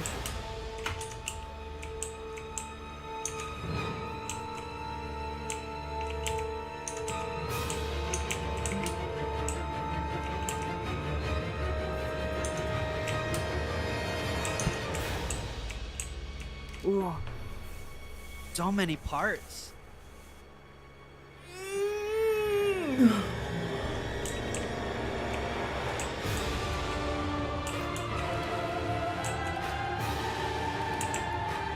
This just feels like chaos. This is what I would imagine it would sound like if Galadriel took the ring. Yeah. Fear me.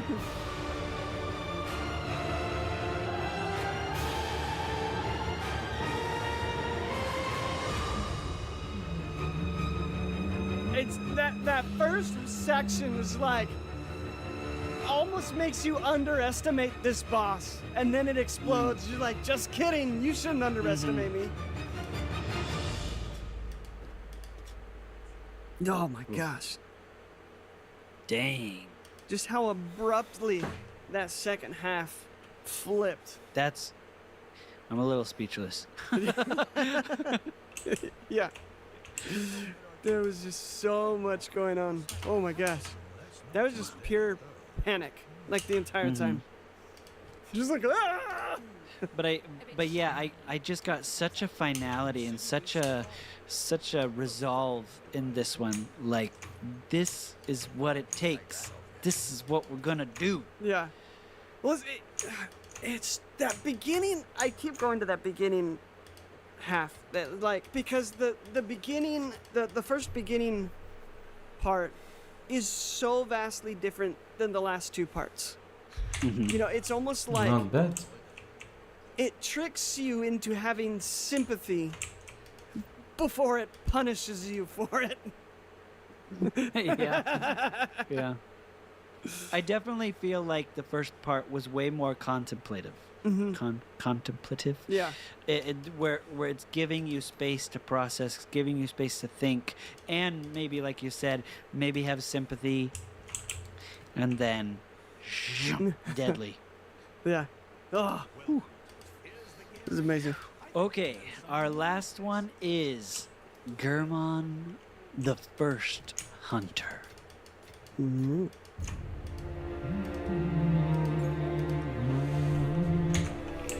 Mm.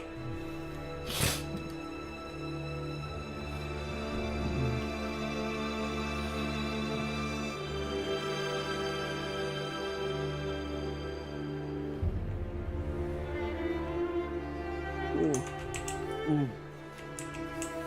This one's emotional. This one's oh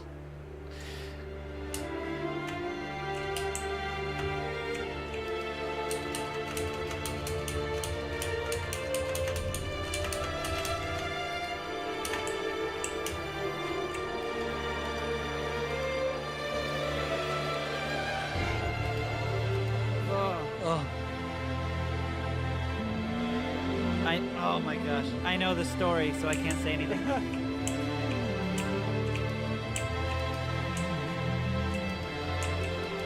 I'm assuming if this is the first hunter, this is probably like the last boss.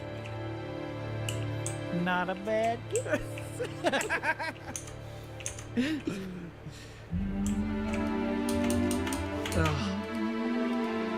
It's so complex.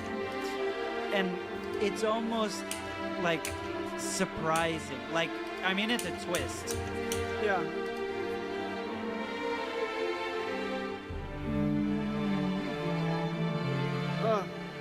So emotional. Like, there's no aggression here. It's just almost melancholic.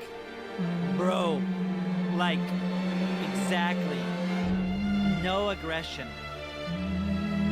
That's so interesting. That is so well. That's a good. Yeah, that's a good thing to notice. It's like.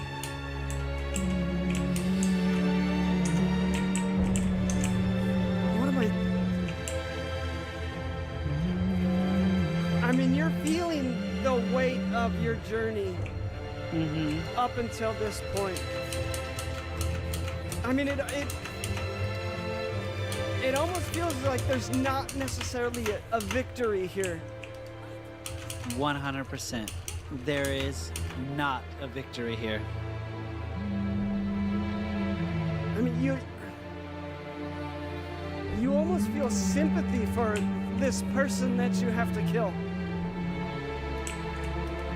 Very good. Are you just trying to make me feel good? No, man. You're hitting it. You're killing it. But I feel like this song is so clear in its purpose.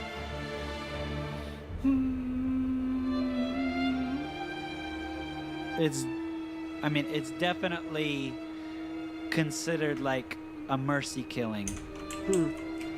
Interesting.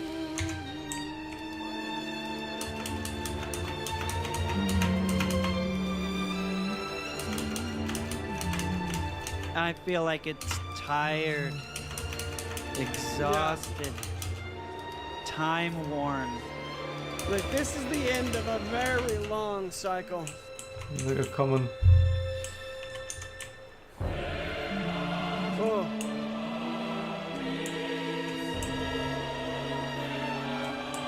So interesting.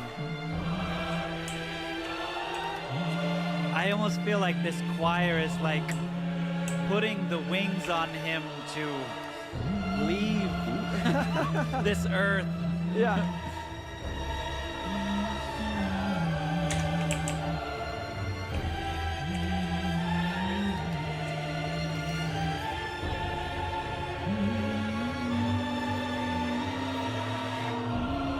There's so much weight in this score. Yeah. I mean, the first hunter, the amount of time, the amount of experiences.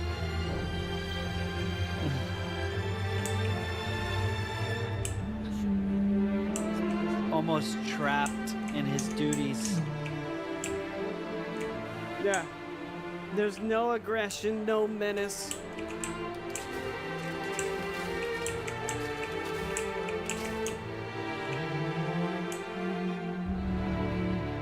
Oh.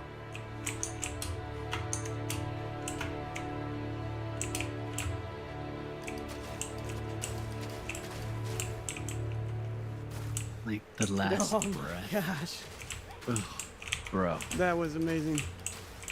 Isn't that something? That's unreal. And dude, like, this dude is like at the hub almost like the whole game. Really? Yeah, he's like giving you advice and helping. He's like a good guy. And you're just But like, then- oh, I have to kill you now? Yeah, I don't. There's so much lore, and I don't remember exactly how it works. So, remind me in the comments. But like, yeah, he seems kind of like mentorish. Yeah. But then like things you learn as you're out and about, you're learning like, oh, this guy, and you're like, and then it's not until like the end that it's like, wait, it's you. Say what? Yeah. Yeah. Oh my gosh. It's insane. That's and crazy. It's very much along the lines of like, I have to continue on unless somebody, releases me from this and kills me. Yeah. Oh. That's so cool. Amazing game.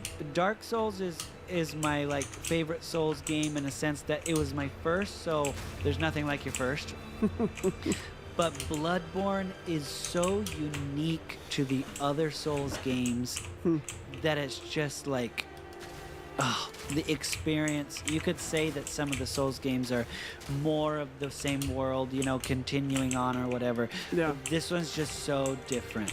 All right, so with 6 composers and 1 soundtrack, do you think that many composers worked or not? Let us know in the comments below. And with that, cue the score. Cue the score.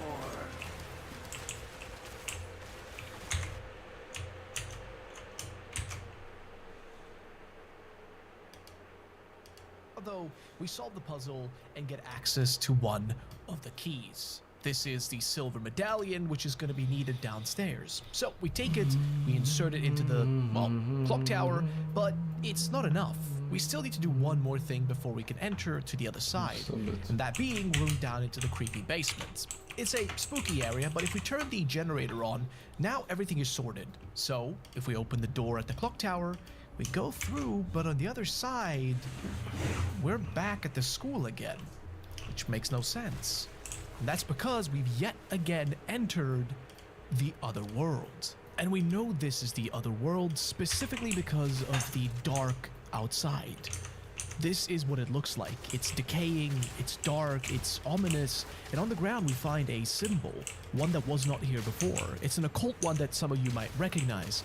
The whole thing with the other world as well is that if we enter the school itself, now it's all metallic and rusted. It looks like it's been going through hell, and the other world itself is a strange thing because it's the manifestation of a more dark and sinister version of the regular town. It's as if the town is able to, in some mysterious way, manifest this place through strange ancient ways. But the main thing is that we're now stuck inside of this shithole and we gotta figure out what to do. We can find a tiny red ball which will come into use for later, and the further exploration we find like a punch card looking thing that has a key design on it. This is useful to open a specific door. If you guys remember, there was one area inside of the school which was in the back room where there was 2 bodies on a painting. Well, now those actually physically appear in the space and we can use the punch card to get to the other side.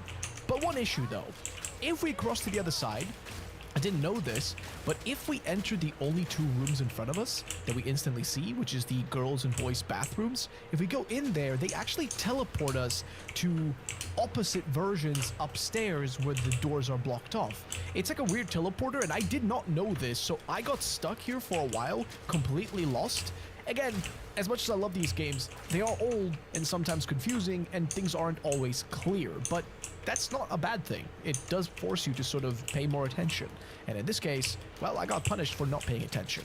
In the nightmare version of the school, we also encounter a new enemy type, which is the creeper. These are like little cockroach, like, I don't even know what else to call them, looking bugs that will hunt you. It's just kind of funny. I never realized that they were in Silent Hill 1. I always assumed they were something that was added into Silent Hill Homecoming, which is something I frankly hated about that game. And they're not fun to deal with here either. They're just annoying. But inside one of the rooms, though, there's a bunch of these telephones, and we cannot really do much with them, except when we try to leave, one of them starts to ring. Daddy? Help me. Daddy? Where are you? Cheryl! That was Cheryl's voice. I know it. Where is she? Cheryl. That was Cheryl's voice that Harry heard.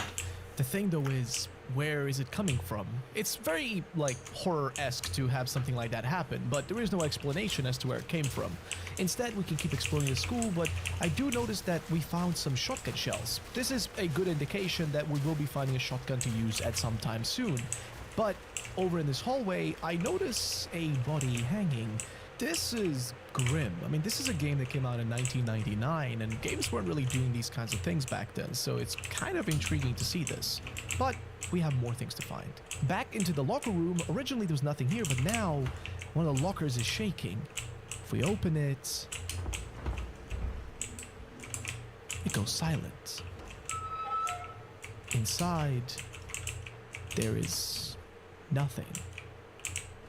It's a creepy moment, but whatever. So when we leave, it's a body covered in bandages, almost as if the body had been burnt or damaged by something. You can pick up a key from here, which is to the library reserve. With this, we'll be able to actually enter that area of the map. I think what really helps sell the idea of a school being so creepy is because every one of us has been to school. Every one of us has experienced school in different ways, but I think we can all agree that we've all had both negative and positive emotions associated to it. Maybe negative emotions in failing during a class, maybe negative emotions in being bullied, maybe negative emotions in any other kind of way. School is a place where a lot of things happen and where your formative years are made. And it doesn't then shock me that it's used as the basis in so many games as a place of horror, because so many emotions are attached to a school, and every different person's interpretation of that experience leaves them feeling certain ways about it. The school is a nightmare because that's what it's being interpreted by. The school is a nightmare because that's what the town has turned it into. It is a place of horrors and not one of education, friendship, and happiness. But for the time being, we've entered the rooftop of the school. We can find a key in one of the little holes here, but the problem is we can't really reach it. So to get access to it, we use the ball to clog one of the pipes and then let some rainwater in, which pushes the key down to the lower floors. What we then find down in the courtyard is a classroom key. Using this one, we get access to a classroom which allows us to traverse the opposite side of the school, which was previously not accessible to us. Doing so, we can get down to the basement where we find a lot of restraints and hospital beds and gurneys. Things you'd expect to see in either a hospital or a mental ward. It's strange. We even find some bullets, but the biggest thing we find is when we go back upstairs and find a room containing a body, but also a shotgun.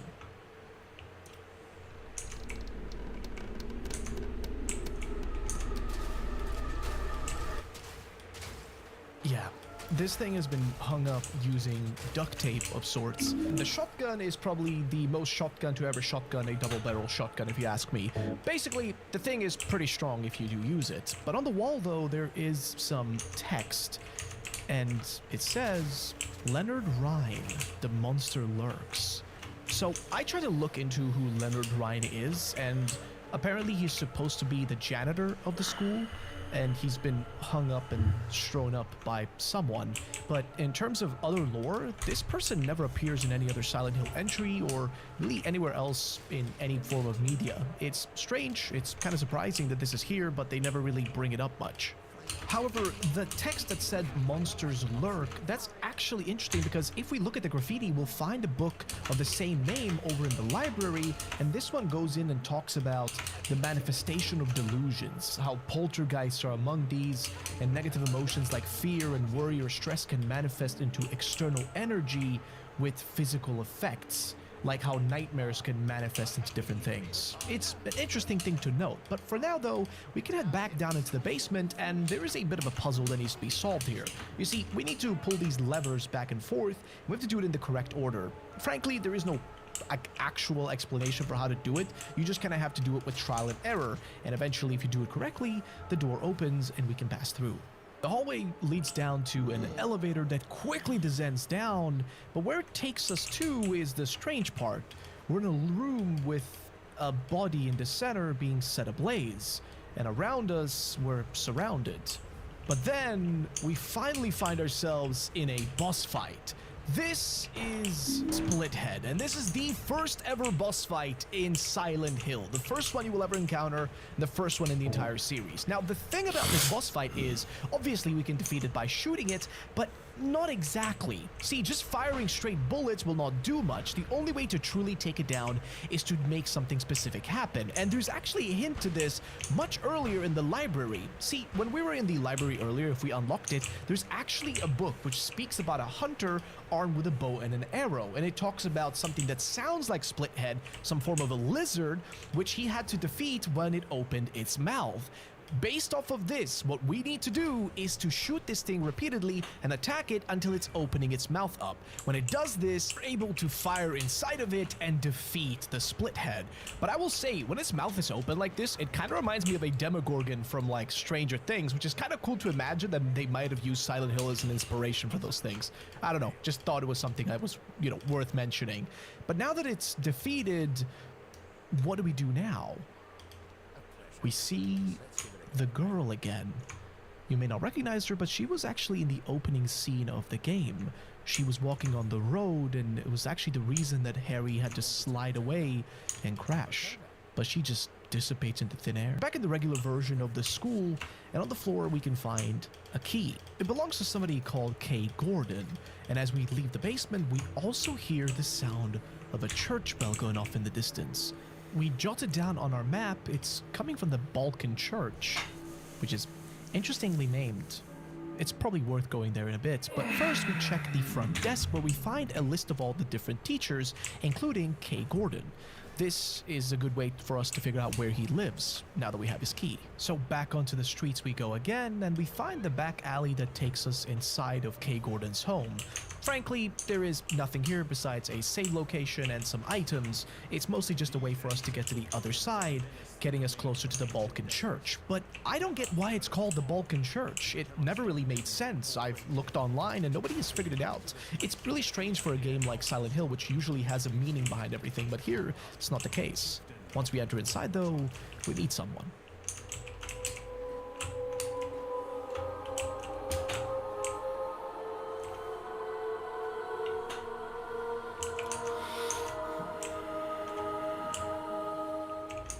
Were you ringing that bell? I've been expecting you. It was foretold by gyromancy.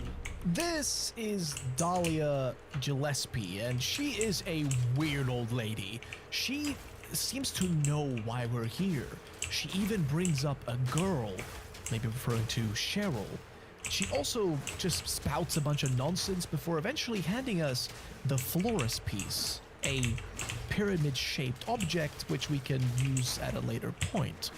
She also gives us the direction which to head to, which is the hospital, but the hospital is located on the other side of Silent Hill. Currently we're in what's called Old Town, or Old Silent Hill, and to get there we can use the drawbridge key.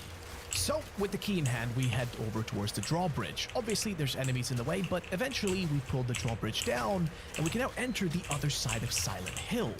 This other half is similar to what we've seen before, but we are introduced to a brand new enemy type again, and it's the romper this time. Now, these things are larger and more animalistic. They are more human, adult-sized, I would say, as opposed to the enemies we've encountered so far. And they're dangerous, okay? They will hit you hard, they will grab you and push you to the ground and, quite frankly, assault you. So it's probably the best to try to run away from them. Fighting them, they will take several bullets to take down, so it's kind of out of question to waste time actually trying to kill them. Instead, going away from them is the best course of action. For now, though, we can enter the police station of Silent Hill. Inside of here, we can find a few items like ammunition and things of that nature, but also an interesting note. It's about a coroner's report regarding an officer named Gucci, who's apparently unlikely to have been murdered. He apparently died of natural causes, which is weird, then why bring it up? However, the medical records for him showed that he had no prior symptoms of heart disease. So what took him out? Another thing we find is a blackboard which specifically has the following things written on it. It brings up the subject matter of some sort of drug that's being made using White Claudia. White Claudia being a herb, some sort of, well, plant that grows within Silent Hill that's being concocted into a kind of drug, a psychedelic that's able to mess with people's minds to an extreme degree.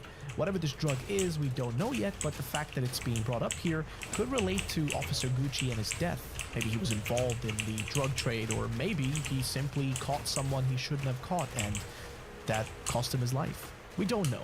Instead, for now, we're gonna leave and head over to the Alchemilla Hospital. The hospital is, frankly, a classic place once again, just like schools in horror games nowadays. I think you could say the same thing about hospitals. They are by far one of the worst places because you only really go to a hospital if something is wrong, and it makes them the perfect place to base horror on because usually hospitals, at least to someone like myself who's been in and out of hospitals my entire life, and I hate it, it makes me feel emotional even thinking about it, but the fact that they use it as a basis for horror makes sense. Going to hospitals is just not fun. It means something is wrong, and it makes sense to use it as the basis for where horrible and tragic emotions congregates. But we do find a room inside of the hospital. We see some blood on the floor and somebody sitting across the hall.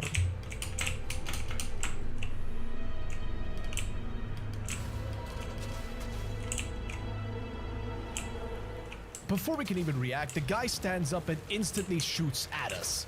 I don't know who the hell would do this. I get it that we're in a city that's completely controlled by monsters, but the fact that he instantly fires off a bullet is kind of insane. We explained that we're here on a simple vacation, and the guy reveals himself as a doctor. His name is Dr. Michael Kaufman, which you would recognize if you've played enough Silent Hill. The guy is infamous for different reasons, and I mean shooting straight at us is probably one of them. He also killed one of the screamers on the floor, as we can see, but the fact that he just sat there observing it was kind of strange. It instantly makes him a weird guy, at least in my eyes.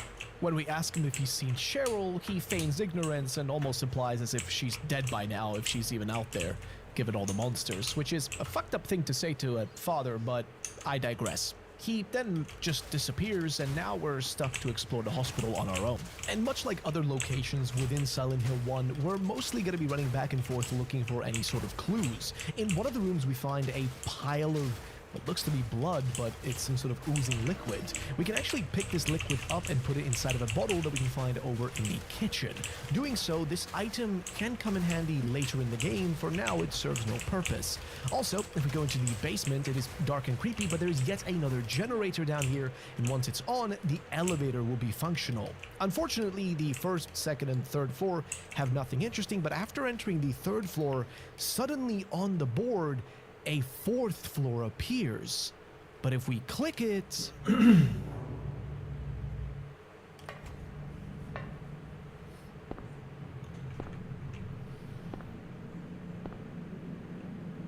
it's the girl again. We see her running away, and we now entered the nightmare once more. This time we're in the nightmare version of the hospital itself. My exploration leads me back down into the basement, where I encounter a brand new enemy type that I've never seen before, which is the Puppet Doctor. Yeah, this is probably the only actual male medical staff type of enemy you'll ever find in a Silent Hill game, at least up until the point of me filming this video, because we are used to the nurses, the way they exist in the games, but this is the first time that a Puppet Doctor was ever used, and also the last time, because we don't actually see a medical staff enemy type that is ever a male character ever again after this point. The only ones are the female nurses, which appear in quite a few different games, whether it's the ones after Team Silent or even something like Silent Hill 2 has them. So generally speaking, it is kind of cool. And in terms of these guys, they have these hunchback parasites on them that will constantly infest them. So they're annoying, they will try to stab you, but they are not the only type of enemy we'll find here, because there are also nurses. The regular nurses are here too, and they also have some sort of parasite growing from their back, giving them a ugly hunchback, which is actually more disturbing in my opinion than the nurses we see much later in like Silent Hill 2 and every other game that has the nurses. Upstairs we find the plate of the Queen. This is one of many puzzle pieces we need to escape the nightmare. We also quickly pick up quite a few things after checking the morgue. We find a hammer in the generator room, and upstairs there's a room that has a lighter. With all these things in hand, we eventually also find a wall with some text on it. Clouds flowing over a hill, sky on a sunny day, tangerines that are bitter, lucky four-leaf clover, violets in the garden, dandelions along a path, unavoidable sleeping time. And the last one is a bit more extreme. So these seem to be, again, riddles for the puzzle for the door right next to us. Now, we're going to be needing a bunch of pieces to complete this, with one of these pieces being found in the nearby room. But here's also where we run into the Bloodsucker. This is yet another enemy, but this one is unkillable.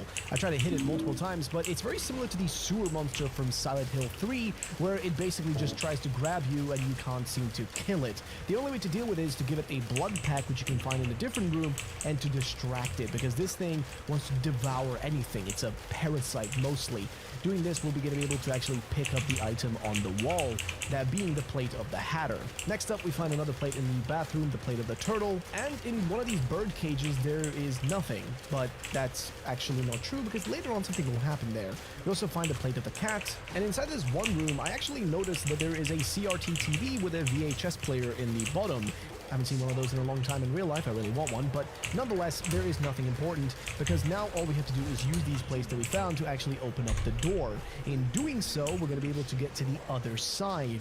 What waits for us there? Well, mostly enemies to start with, but we also find a key in one of the rooms. The key is specifically leading us down back into the basement, because this would be the basement storeroom key, so we pick it up. Yet another item we do also find around here is nothing else than a disinfectant. It's alcohol specifically. Now, if we go downstairs and use the basement key, we can open up into the storeroom. Initially, I didn't notice anything until I saw this wall where we could push the giant shelf away.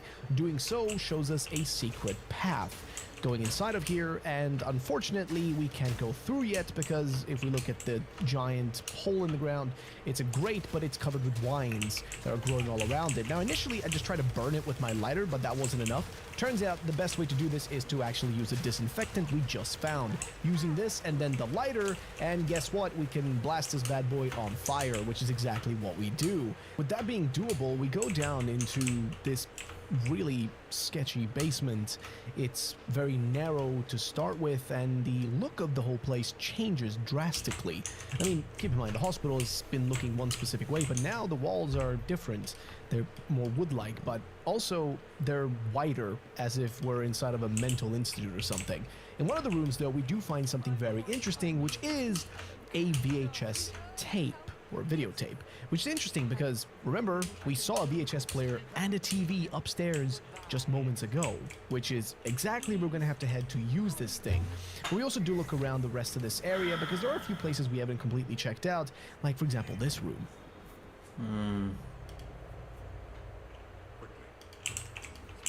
Looks like someone's been here.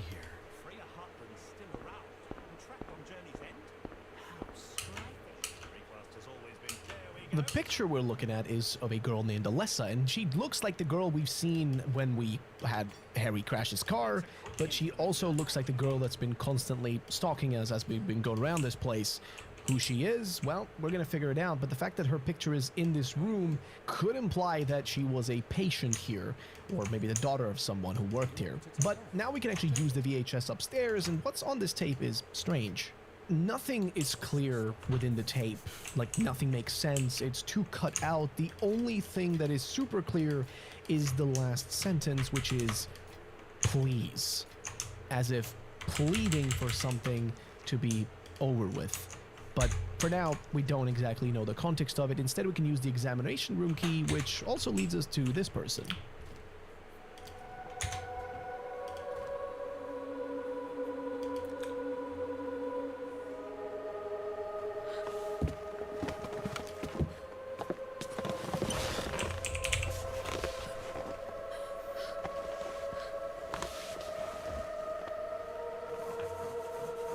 Name is Lisa Garland, and she's a nurse that works at Alchemilla Hospital.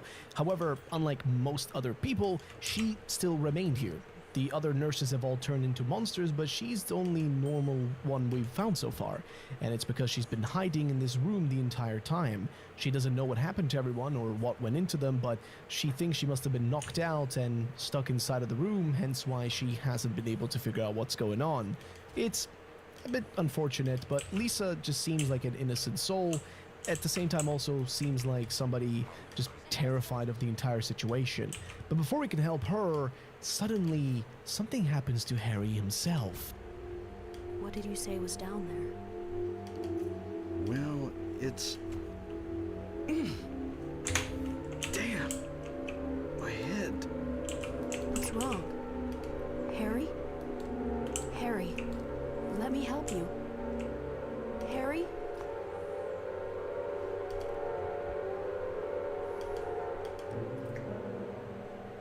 Was I dreaming? You were too late. It's you. Yes, Dahlia Gillespie. After waking up from the headache, Lisa is gone and the only person we see is Dahlia, but we're also back in the normal version of Alchemilla Hospital. But what she tells us next is that there is a darkness that is devouring the town of Silent Hill. A darkness that is coming and being strengthened by some sort of child. Maybe it's the Alessa girl or someone else. Nonetheless, though, she brings up that it's all related to the church, this evil being Samael, as far as I understood, which I'm assuming is just the devil, to be honest with you. But also that it's stemming from the pentagram, triangle, whatever you want to call them, pyramid-shaped things that we've seen around the town, especially the one we saw in the school early on. She is able to hand us a key before disappearing. When we pick the key up, it's for an antique shop. Now, to be able to get there, we're gonna have to step outside of the hospital, finally. I'll be honest, the hospital in this game is pretty solid. But I will say there is a lot of up and down running around, which is really common for Silent Hill games. That's what they're all about, and it's the process of going through that that makes it interesting. I would say one thing though is that there's quite a few enemies here that are just a little repetitive sometimes, the nurses and the doctors. I do appreciate that there's at least two of them and not just the nurses like we see in some of the other future games. I like that there's a bit of variety, but nonetheless though, the hospital is still a solid location, and especially compared to, say, one of the games like, I don't know, Homecoming, where frankly speaking the hospital section was probably one of the worst ones, but nonetheless it is still a decent location. Now though, if we inspect the key, we'll be able to see that it's for the Green Lion Antique Shop. To get there, we're gonna have to run quite a bit of a distance because it's in the top right hand of the city, so we're gonna have to go quite far to get there. But as we reach the area, it is a interesting shop because to get to it we have to step down quite a few stairs, as if going deeper underground, deeper into whatever this hellhole exactly is. The key naturally works, but on the inside it is relatively empty for an antique shop. There is a old clock, which doesn't really tell us much. It's not really doing anything, it's barely moving. It's just set at 3 o'clock and that's it. But we do find yet another shelf or just cabinet which we can push once more. This time there's a giant hole on the other side, but where that leads we don't know. but also someone shows up. Harry! Sybil? Sybil is back, and luckily she's safe, but she does reveal quite a few things for us. First of all, she had no way out of the actual Silent Hill town. Turns out all the roads have been blocked off, which is kinda nuts. The second thing is that we tell her about Dahlia Gillespie and the whole darkness devouring the town thing. Naturally, Sybil doesn't really play into it or really fully believe it, but it doesn't really matter. We also mention Alessa, but also Cheryl herself, bringing up that we've seen a little girl that's been running around that potentially could be her. Turns out Sybil has seen somebody similar to that running in one of the directions, so at least we know kind of where we need to head off next to. But the other thing we bring up is actually really intriguing. See, Sybil mentions that maybe Dahlia Gillespie is on drugs, right? Turns out there is a drug going around, and we've already spoken about it a little bit before, but there's a drug in the town of Silent Hill which is being sold to a bunch of, well, I guess, tourists and stuff. And she thinks maybe this Dahlia person is using them as well, hence why her behavior is so erratic and strange. If that's the case, we do not know. The next thing, though, is actually checking out what's behind the hole. At first, Sybil offers to do it herself, to go inside, which, to be fair, would have made more sense. She's a trained police officer, we're just a guy. But Harry insists, and also he mentions the hospital and meeting Lisa Garland, but also brings up how it turned dark, right? How we entered the other world, the nightmare version of Silent Hill, but Sybil doesn't take it seriously. She just thinks that something might be going on with Harry's mind and that he's maybe going a little bit crazy. So he ignores her and enters the other side. Here we find a creepy looking altar, very occult and extremely relatable to the previous stuff we've seen with the pentagrams and whatever else that maybe Dahlia was referring to. Hell, there's even graffiti on the wall that says "No God," which is kind of extreme. If we try to leave, however, then something happens.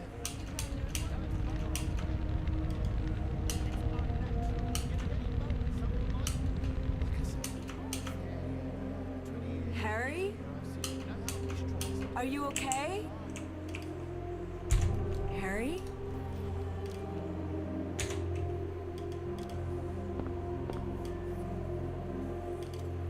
Harry?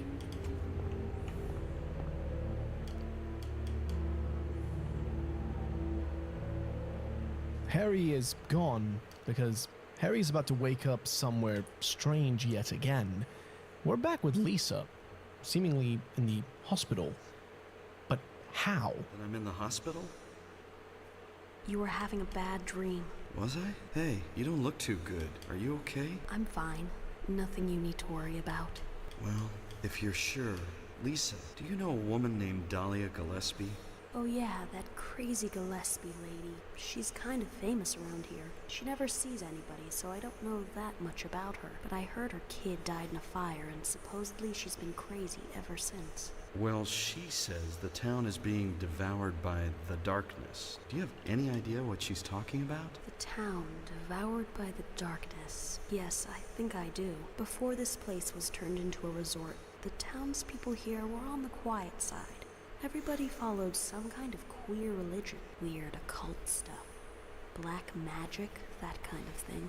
As young people moved away, the people figured they'd been summoned by the gods. Evidently, things like that used to happen around here all the time. Before the resort, there really wasn't anything else out here. Everyone was so flipped out.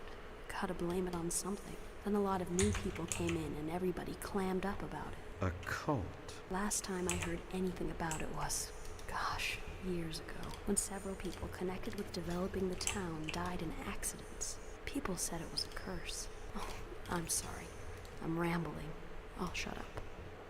But before Harry can even answer Lisa here, he blacks out again. And this time wakes up somewhere completely different once more. Was that another dream?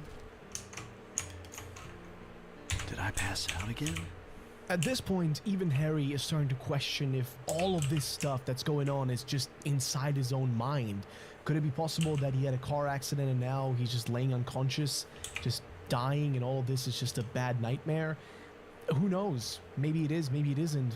But Sybil said that Cheryl had been seen, or at least she spotted her running on a road towards the lake, so at least that's something to work with. And mind you, Lisa did just reveal to us that the entire town has already been messing with the occult for a long time in their history, so we can already make the assumption that these things are connected. She also mentioned that Dahlia Gillespie had a kid who passed away in a fire, so in some way she should be able to relate to the pains that Harry's going through, which is maybe why she's giving him so many keys and directions to follow. Once we exit into the streets, we're no longer in the regular Silent Hill. We are now in the Otherworld version of the streets of Silent Hill, which is interesting because when we saw the Otherworld sort of seep into the city of Silent Hill earlier, it was different, right? It was just kind of a bit of a dark black skybox. But now the entire town is gone way more in the direction of what the hospital and the school look like, where everything is rusted metal and decaying. Entering into the Silent Hill town center, and when we try to go upstairs in the escalator, something plays on the TVs.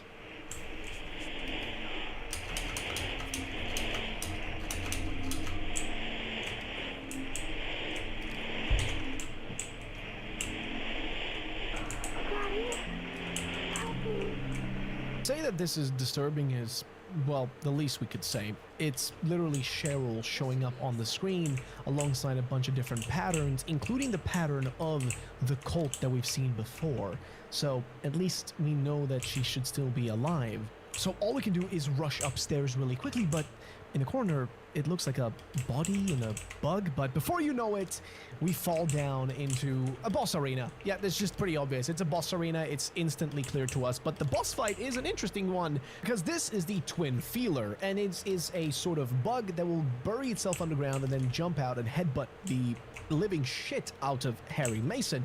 But luckily for us, though, there is a weapon we can find inside of this room, which is the rifle, which is also essentially the last, like, gun we'll find in this playthrough, because I don't think I found any other ones unless I missed them. But for the most part, we're gonna have to use this thing to shoot the Twin Feeler. Frankly speaking, you mostly just want to stand back and hopefully try to shoot it when it jumps out and not giving too much, like, close range, because if you stand close to it, it will do a lot of damage. If we defeat the Twin Feeler, it scurries away, but also opens up a path for us to get out of the city center. So now that we've escaped, I actually love this one section here where you can see these, like, rusted looking, like, windmills, and it just brings again this feeling of why this game is such a cool game, because even though it's so old, and even though there are better looking games graphically nowadays, the sort of aura that this game has and the sort of aesthetic that it went for is just universally always good. Like, genuinely, like, I really mean it, that this game has been able to stay still good looking, even though it has, again, very dated graphics for this day and age. It is still a game that looks good because the art style was so specific. You don't see games back then that look just like this in this particular way, where the creepiness factor comes from this atmosphere. There were no games doing this. The closest would maybe be something like Resident Evil, but even that was different. Also, now we encounter some new enemy types. Well, technically they're the same enemy types, but basically the Screamers and Groaners are now different, because now they're called the Night Flutter, and it's essentially same or similar to the, well, you know, Air Screamers, but except this thing is supposed to be more like a pterodactyl type of bird. Again, similar, but this one is only found in this Nightmare Otherworld version of Silent Hill. As for the other one, it is the Wormhead, which again is a groaner, but now its head has been completely consumed by worms that have infested it and taken it over. It's, again, very interesting, but also shows that they clearly sort of were running out of maybe budget at this point and decided that, hey, instead of making an entirely new enemy type for just this Otherworld version of the Silent Hill, you know, township, let's just instead reuse the models we have and slightly alter them, which is pretty common, you know, nowadays. But back in the day, you gotta do what you gotta do to cut some corners, and I fully understand it. After checking the police station, we now head back to the hospital where we can once again meet Lisa. Harry! Glad you're okay. Thank God you came back. I was scared to be here all alone. She seems a little bit confused, but also just, again, terrified. I mean, the woman is just stuck in this hospital over and over again, just fearing for her life. But she does reveal something important, which is we tell her that we need to get to the lake, and she tells us to take Bachman Road. The only issue is that it seems that it's blocked. So she tells us about a pathway that would require us to go into the sewers to get there. So all we can do now is to follow exactly that. But before we leave, she does seem terrified. She doesn't want us to leave, but unfortunately for her, well, Harry needs to find Cheryl. He wants to save his daughter, so nothing's going to stop him. Oh, Harry, I'm so scared. I'm cold. Look, just wait here a little longer. I'll be back as soon as I find my daughter. Harry?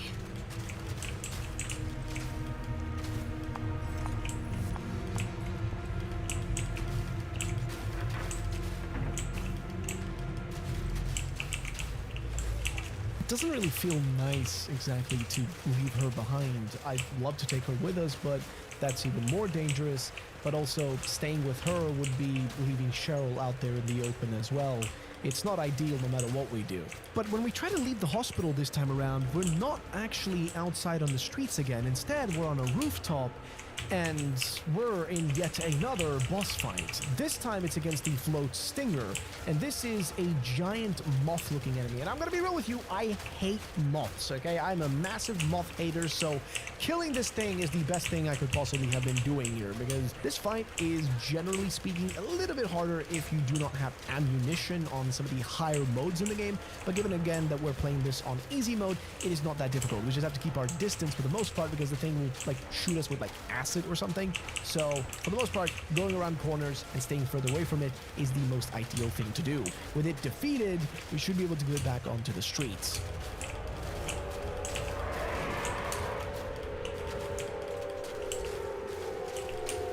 For now, though, we run towards the elementary school because that is where the sewer pipes should be found. If we break through the lock of the front gate, we can get inside and climb down into the sewer system.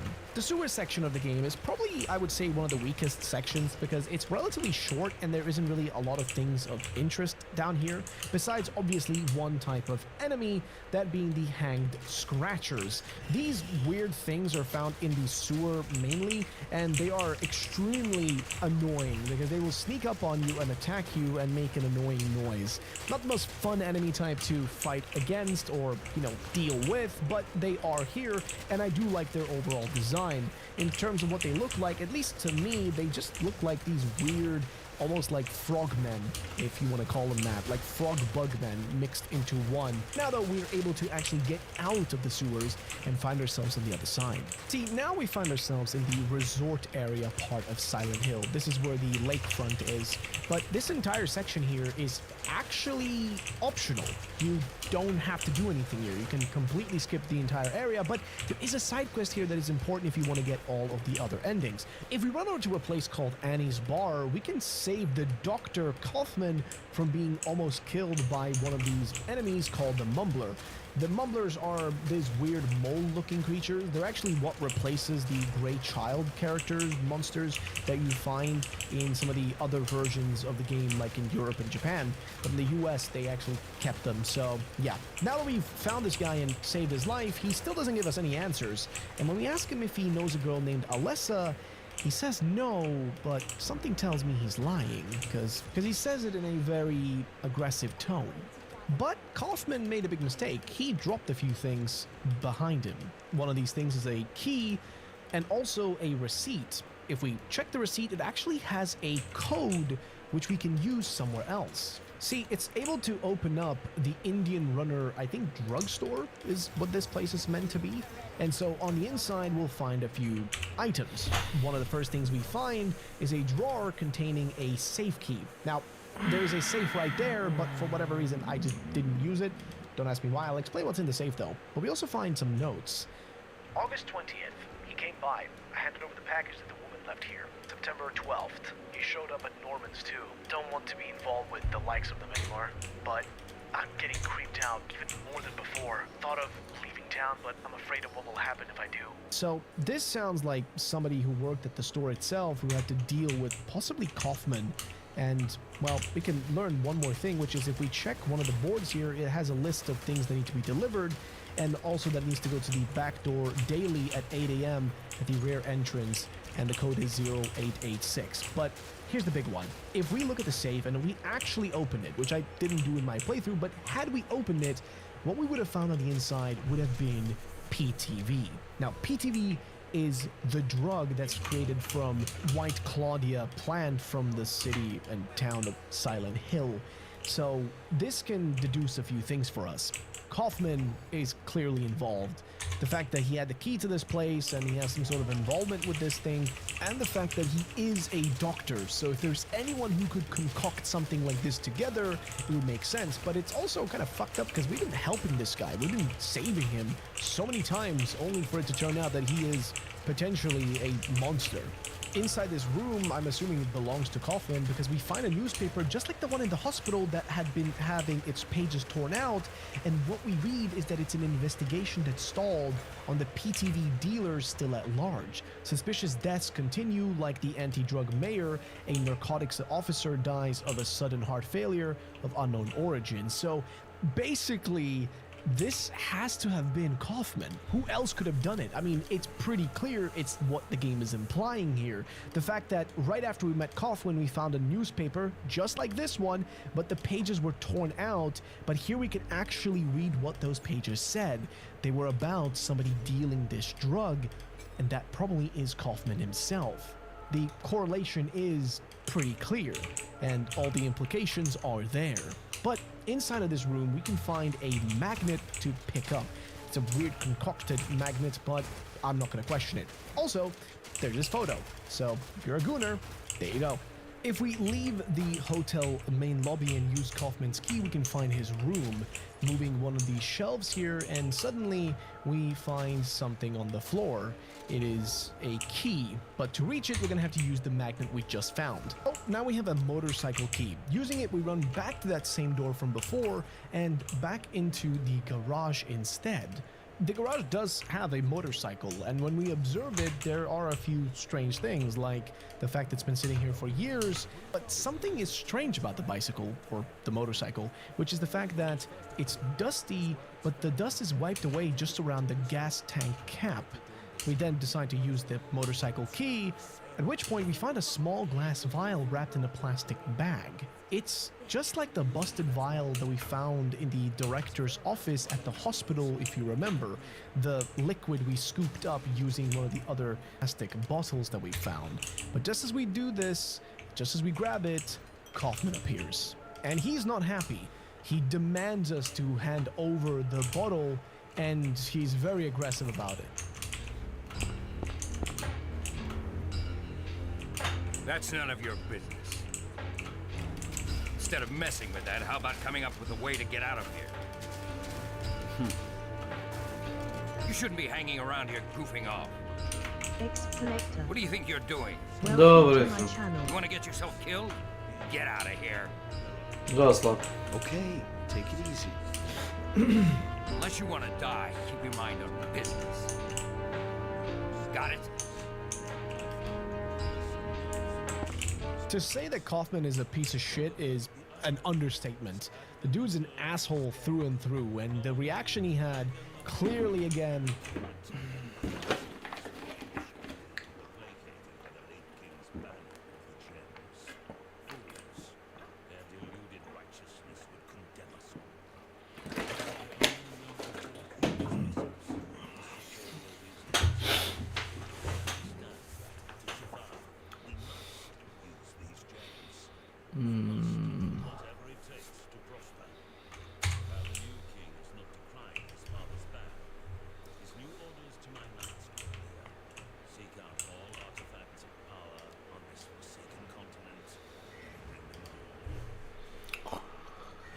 Yes. Anyway.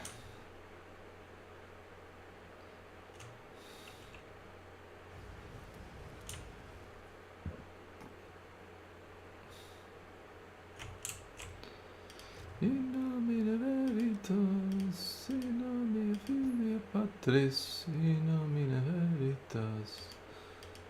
It's time to aim and attack. Attack. Aim and attack. Attack. Aim and attack.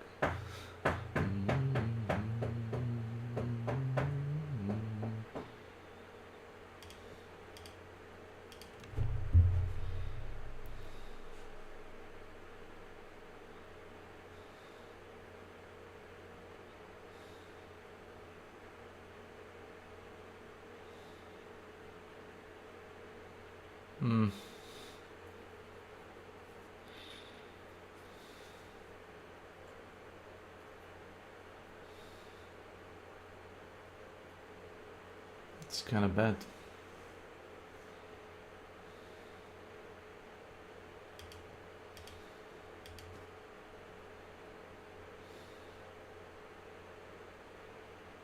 Yep.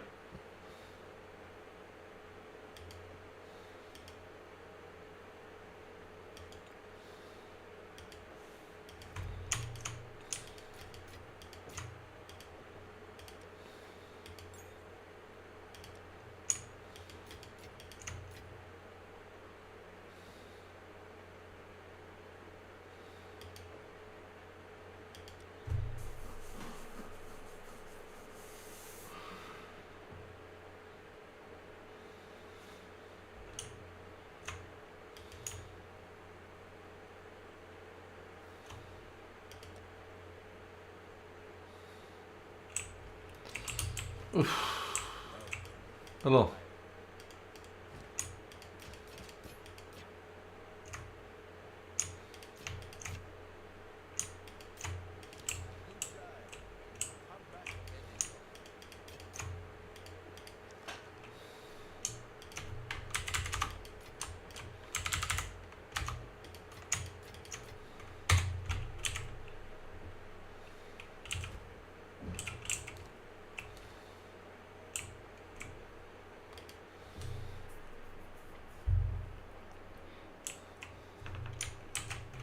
Perfectly points us in the direction of where this guy is connected to this entire PTV drug thing. I mean, as soon as we picked up any liquid that he didn't want us to have any involvement with, he instantly started losing his mind.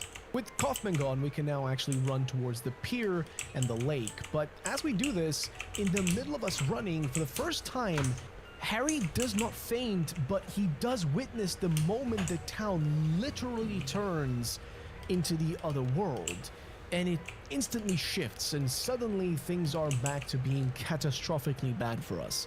But this also means that Harry has figured out that it's actually us shifting reality. It's more like reality becoming a nightmare, but he can actually notice it now. He sees the difference. For now though, we beeline it towards the pier where we find one of the boats. If we go inside of it, we meet Sybil again. Sybil, Harry! how did you get back here? I followed the sewer. Were you the one who cut the fence? Yeah, I'm glad you made it. I was worried about you. You were worried? Where did you disappear to? Never mind. I want to know what's going on here. What is with this town? This may sound really off the wall, but listen to me. You've got to believe me. I haven't gone crazy. I'm not fooling around. At first, I thought I was losing my mind, but now I know I'm not. It's not me. This whole town. It's being invaded by the other world. He said it. He said the thing. He called it the other world. I'm assuming this was the first time the actual other world was referred to as the other world rather than the nightmare world, whatever else. But it's clear that our boy actually seems to understand what seems to be happening here. That the entire town gets swallowed by this darkness. This other reality swallows everything up and then shifts it back and forth. But she doesn't seem to get it. She's still not understanding any of this. But as we're talking about this, somebody shows up once again. The demon is awakening, spreading those wings. Dahlia Gillespie. Was it not as I said? I see it all now. Yes, everything. Hungry for sacrifice, the demon will swallow up the land. I knew this day would come. And what's more, the task is almost finished. There's only 2 left. To seal this town to the abyss, the mark of Samael. When it is completed, all is lost. Even in daytime, darkness will cover the sun. The dead will walk and martyrs will burn in the fires of hell. Everyone will die. So what am I supposed to do? I've got to save Cheryl. It is simple. Stop the demon.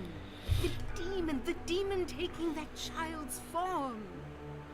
We can surmise the demon she's referring to here being the Alessa girl that we've seen running around. When questioning her if we can actually save Cheryl, she tells us that we can go to the lighthouse or to the amusement park, and there's where we're going to be able to find the demon.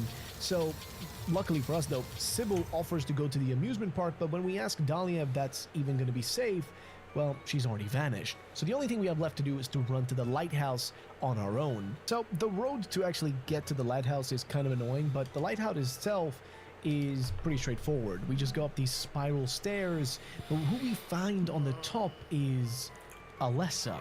She's waiting here around this strange circle and fog, and even though Harry tries to speak to her, she just doesn't answer. Instead, once again, she vanishes as if just merely being a specter. So our only option at this point is to go back to the boat and see if Sybil found anything at the amusement park. So down the stairs we go, but man, these stairs are kind of annoying, especially with the old controllers on the PlayStation 1. However, Sybil is not back at the boats. She's nowhere to be found. Actually, it's kind of strange. By now, she should have been back. So the only thing we can do is to check on her. So heading over to one of the weird, like, manhole covers. It looks like Sybil has used this one to get to the amusement park, so we use the same thing.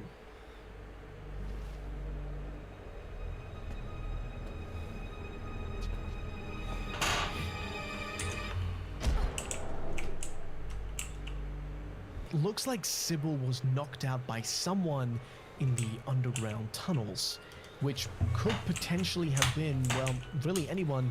Maybe Kaufman, even Dahlia could have done it, or maybe Alessa. We don't really know. Now we're down in yet another set of sewers, and it's similar to before, except these look a bit different. Unlike the sewers we saw before, which had a general sewer vibe, these have these occult markings in them, and they feel far more like the otherworld version of the sewers, rather than the normal ones we've seen before. But we quickly traverse through them and make our way to the other side. Of course, now that we're in the amusement park, we run into, naturally, the gray ones again. Naturally, given the theme of this place. But the amusement park doesn't have a map, so it's a bit harder to traverse than some of the other areas. And also, just the overall feeling feels wrong. Just seeing these childhood locations, places I would have had fun when I was a kid going to, now derelict and destroyed, is not very cumbersome. But nonetheless, we eventually find a control room, but it doesn't really give us a solution to where we need to go. Instead, if the weird little larval stalkers, the ones that fall over and freak out, if we can listen to their noises, they lead us towards one of the attractions, and here we meet Sybil again.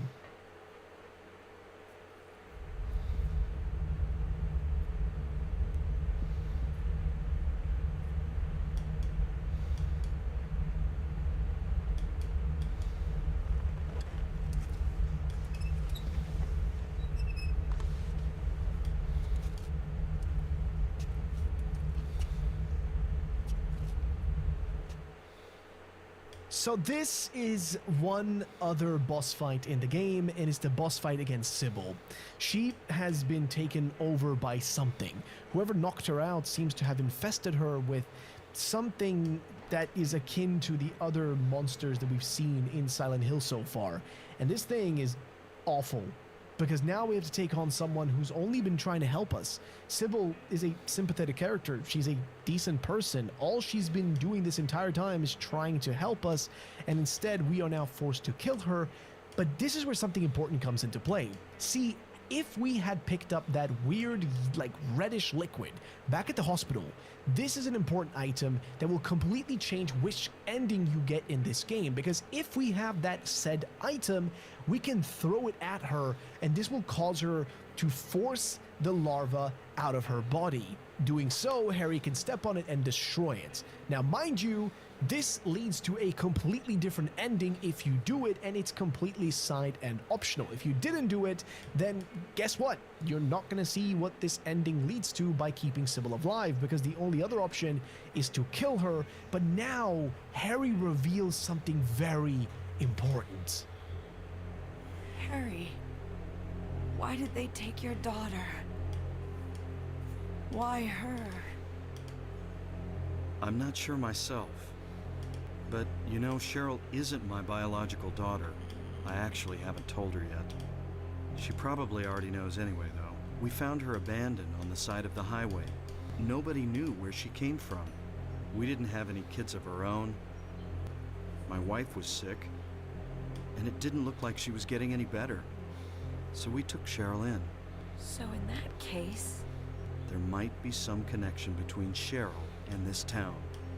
So what do you do now? Cheryl is my daughter.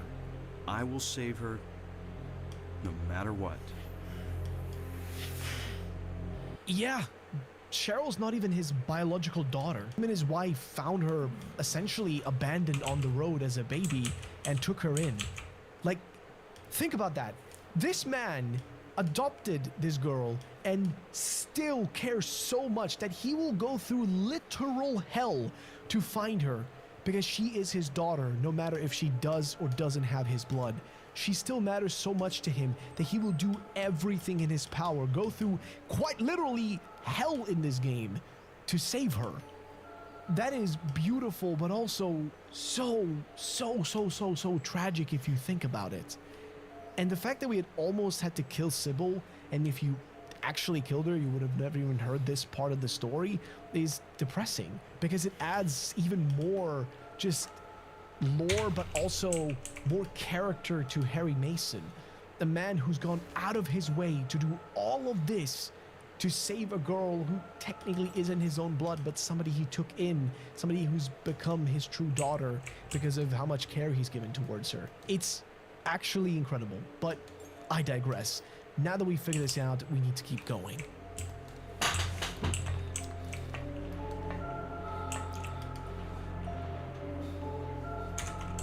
At this point, Harry is able to confront Alessa. The only issue is that she has powers, basically psychic powers, and with this she can push him away, but the florist piece that we were given by Dahlia suddenly reacts to Alessa's presence, and then does a quick drive-by of her because she gets shot down by this thing. Then, of course, none else than Dahlia appears, and suddenly a few more things become clear. For one, Dahlia reveals that she's Alessa's mother. Yeah, turns out they're related, which is interesting given the other context of what's going on here, because this is also where Dahlia reveals something else. Turns out that she had escaped some sort of spell which Dahlia had put on her.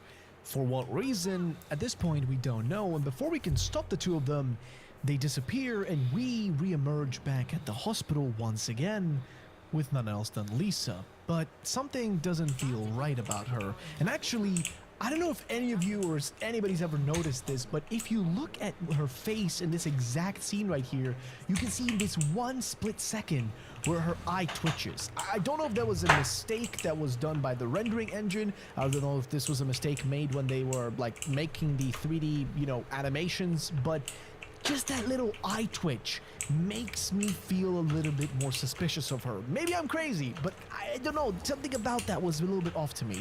But now she does reveal that she had been down in the basement, and there's definitely some creepy rooms, and there's something about that place that she knows, but she just cannot remember what it is, and she starts freaking out, and Harry's not really much of help for her. You're in shock from when you were knocked out. Don't fret about it. You'll remember after a while. No. You don't understand. Wait! Where do you think you're going?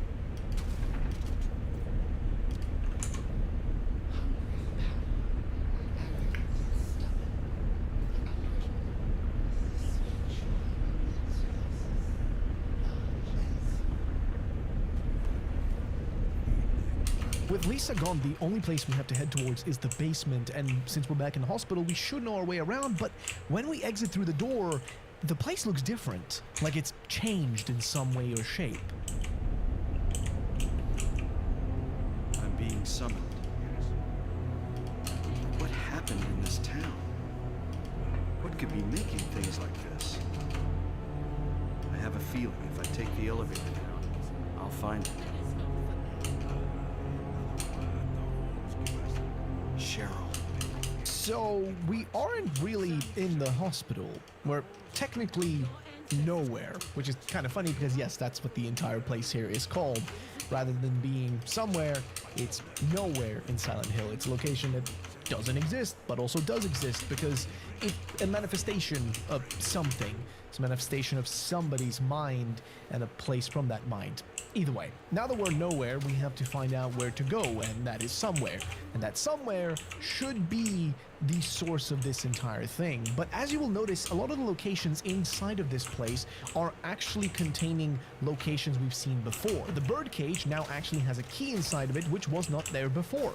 When we previously entered this same room, similarly inside of the hospital, the birdcage was empty, but now it has something inside of it. So, to begin with, we're gonna have to run around and collect a bunch of different items. If we collect all of these without a map, because that's sort of the worst part about exploring the nowhere section of the game, is that you literally have nothing to rely on. You just sort of have to remember which door you did and didn't go through.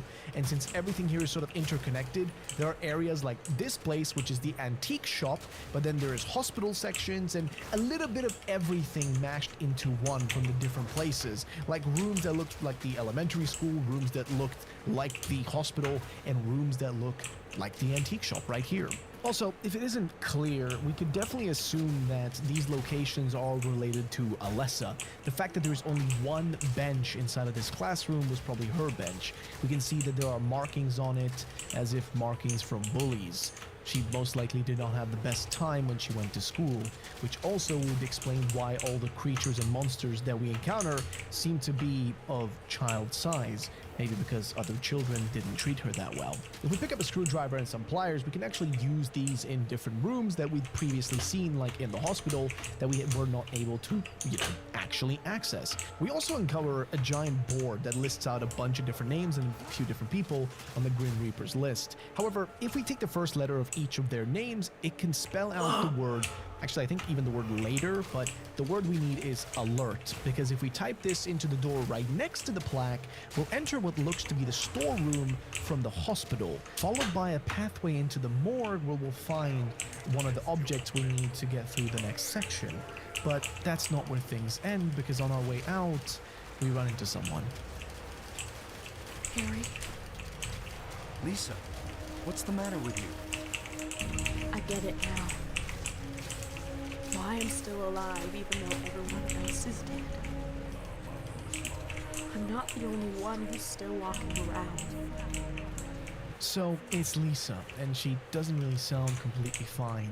She is essentially saying that, just like the others in the hospital, the other nurses who've all been taken over by the fungi, or whatever you want to call it, she's one of them.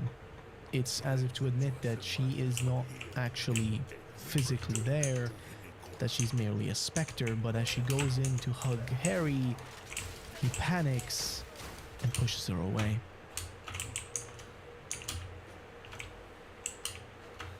But unfortunately, what ends up happening is that Lisa bleeds out in this exact moment. Her head cracks open and she limps towards Harry. By far, out of every other moment in this game, this is the one that probably hits the hardest. Lisa is most likely the second most innocent person in this entire game, and seeing her just trying to limp towards you to be comforted even in her last moments is heartbreaking. So Harry rushes out of the room, but if we go back inside, we'll find something.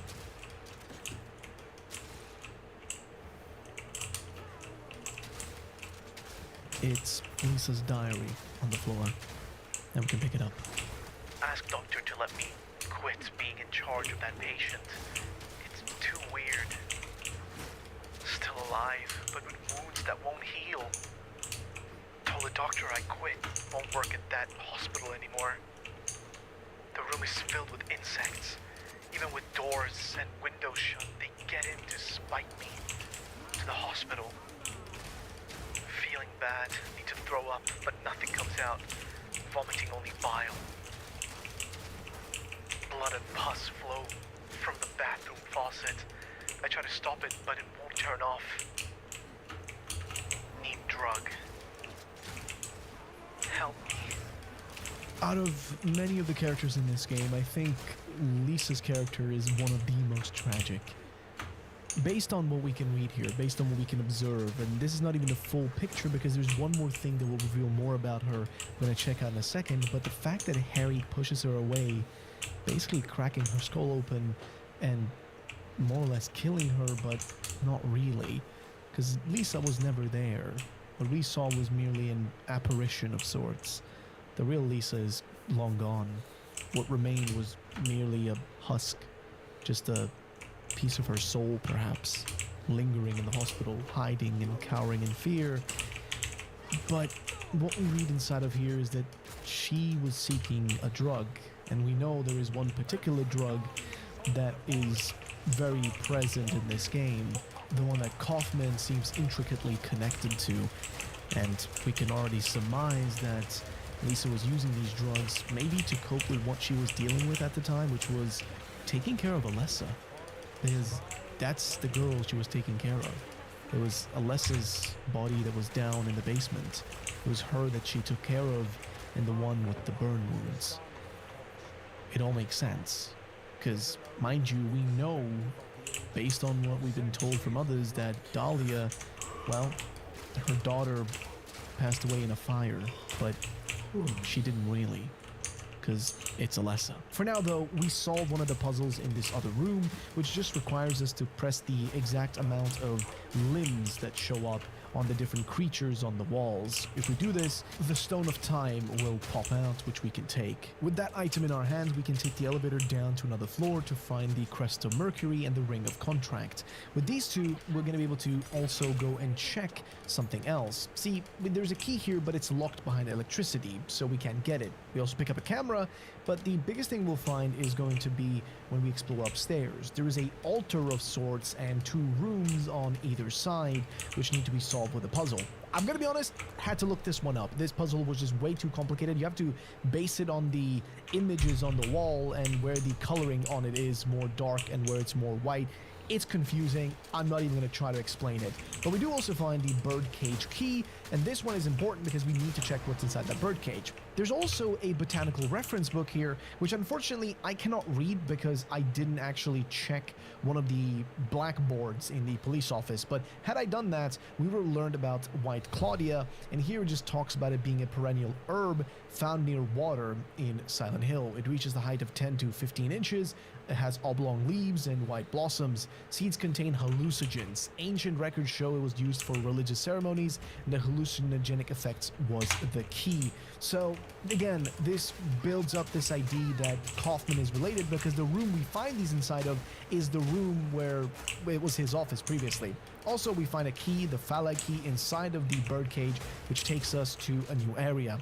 It's the basement. Again, we take down an enemy type here. It's a different sort of larva. It's a larger version. It's not like the tiny ones. And we also eat some jelly beans, which is extremely random. I don't know why exactly it's jelly beans. Makes no sense to me. Maybe it's a manifestation of Alessa's ideas of the stuff she enjoyed. Maybe she really liked jelly beans. I don't know. But if we open them up and try to eat them, what we're going to find instead is an item. That item is a form of key, I guess you could say. It's yet another one. This one is the Bethor key. So this one's gonna unlock yet another room, but this time it's the room where we can find the VCR. So this time around, when we play the tape, something different will show up than what we've seen before. What is it? Still has an unusually high heat. Eyes don't open. Getting a pulse, but just barely breathing. Her skin is all charred. Even when I change the bandages, the blood and pus just start oozing through. Why? What is keeping that child alive? alive! I can't stand it any longer. I won't tell a soul. Promise. Oh, please.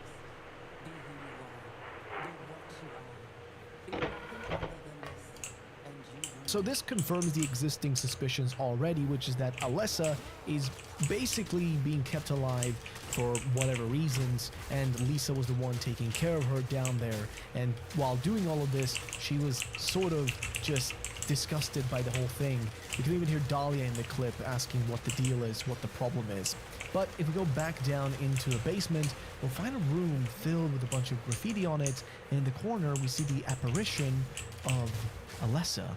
She seems to be sulking and then dissipates, which again would imply that this girl's been through quite the hell. We pick up the Ankh, which is a little Egyptian ornament. We're gonna need it in this other room because this room is important. See, this is Alessa's room. We know this because on the wall we can see these butterflies that have been hung up and also moths, and on the wall there is a dress. Girl's clothing hangs on the wall. 6, maybe 7 must be the kid's age based on, you know, I guess the size of the thing, because I mean he has a daughter himself, so he would know. There's a locked door, and we're gonna have to use the different items we found to go through it, but that's not possible at the moment because we miss a few keys. We turn off the generator in one of the rooms, which is great, but then we enter what looks to be the cafeteria or kitchen that we've seen inside of the previous locations. However, we find the Dagger of Melkor here, and if we take it and simply walk away, well, something happens. And what happens is that we get grabbed by something on the ground. It's a bloodsucker, and it's gonna pull us in and kill us. Then this is an instant game over. So instead of we use one of the rings we found, we can lock this thing up and the bloodsucker will not be able to get out. However, there will still be a scene that plays because we can hear the thing inside of there getting angry because now it has no way of escaping once again. But I digress. Back upstairs, if we actually use the generator now being turned off, we can get the key of Eritron, and this leads us into a new cutscene inside of the room where Alessa was being kept when she was injured. Everything is going according to plan, sheltered in the womb. But it's not done yet. Half the soul is lost. That is why the seed lies dormant. And what soul remains captured in that husk is buried deep down in the subconscious. Are you trying to say it won't work? That wasn't our agreement. No, these are just stalling tactics. If we lend a hand, we will be able to get power. Never fear, the promise shall not be broken. But the power we could draw now will be very weak. Almost nothing. Unless we get the other half of the soul. We'll use a magical spell. Feeling this child's pain, it's sure to come. But that will take time. So Alessa was injured, and basically we get a revelation here that she's been kept alive the entire time by them. They wanted to use her to summon her powers, her psychic powers, to summon a creature, a demon, the devil himself. But eventually when we open the door, we will find even more hints to this. We can see Dahlia try to force Alessa to go with her, try to force her into whatever thing she wants to do, sacrifice, whatever else you want to call it. You can see her pleading for her life, pleading just to be with her mama. That's all she wants. But Dahlia is, to really use any other words would be like disingenuous. She is a piece of shit. She is a monster. She is the devil herself, like quite literally. She used her own child, her own kin, to pretty much just summon a demon, which is the most ridiculous thing ever, because why would you? Like, who cares? But again, I'm just a man. Maybe I don't understand the logic of cultists. But for now, we can see this scene play out before we walk down the stairs and witness even more. We walk in on Sybil trying to stop Dahlia, but it doesn't really matter because she's being pushed away by some sort of power. And when he asks Dahlia where is Cheryl, this is where the plot twist actually happens. It turns out we have seen her this entire time. She is Alessa, or for the lack of a better term, they both are Alessa, or Cheryl and Alessa are the same person. Basically, Alessa split her soul in two, and the other half of her is what became Cheryl. The piece of her that was never truly a full-on human, just a piece, a part of her, a half of her, which was adopted and taken in by, well, Harry himself. However, now she has connected those two pieces. They have merged into one, and they are the girl we see in front of us, but it's a girl that is somewhat broken. So why is this all happening? Well, it's because Dahlia has been trying to nurture a nightmare by using the powers of Alessa to bring out him, Samael, this demon, creature, whatever you want to call it. That's the whole purpose for this, just to summon the devil himself. Dahlia doesn't last for long because suddenly Dr. Kaufman shows up and puts a few bullets inside of her, which is very lovely. It's absolute cinema if you ask me. But next, he also throws something at Alessa as she's turning into this angelic being. She gets hit by that same liquid that we saw earlier, that same liquid we found in his motorcycle. And see, this only happens if we've done the side quests. This completely changes what ending we're going to be getting.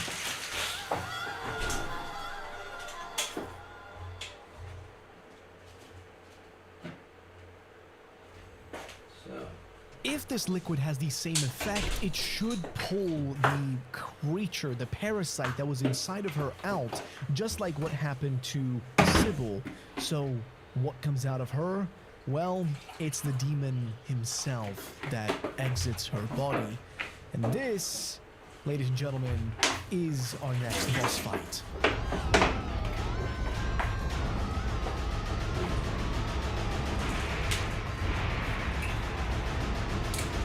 This thing is called the Incubus, and funny enough, there are two versions of this thing. So the Incubus is the final boss you'll find if you get the good endings, which is the path we are on for this video. But there is a alternate version which is slightly different, and that is the Incubator, which is a different boss fight that comes with the bad endings, right? So there is the Incubus and the Incubator, and either one is depending on which endings you're going for. So with the Incubus, this thing is going to fly around and shoot us with electricity, just like it shot and basically killed Dahlia. Mind you, she was the one who was working so hard to bring this thing into the world. As for its design, it is essentially a depiction of, I guess, the devil. It's got a literal goat's head, multiple looking arms and pieces and wings and everything. It is grotesque, but it is also a really cool boss fight. For a game, again, made at this time in history, it is really, really cool that they were willing to make something like this. This is pushing certain envelopes that they didn't do back in the day that much, or at least not that often. So seeing this in a game is pretty crazy. But as for the fight, mostly using the rifle to shoot off as many bullets as possible is our best course of action. And eventually, if we do exactly that, we'll take it down.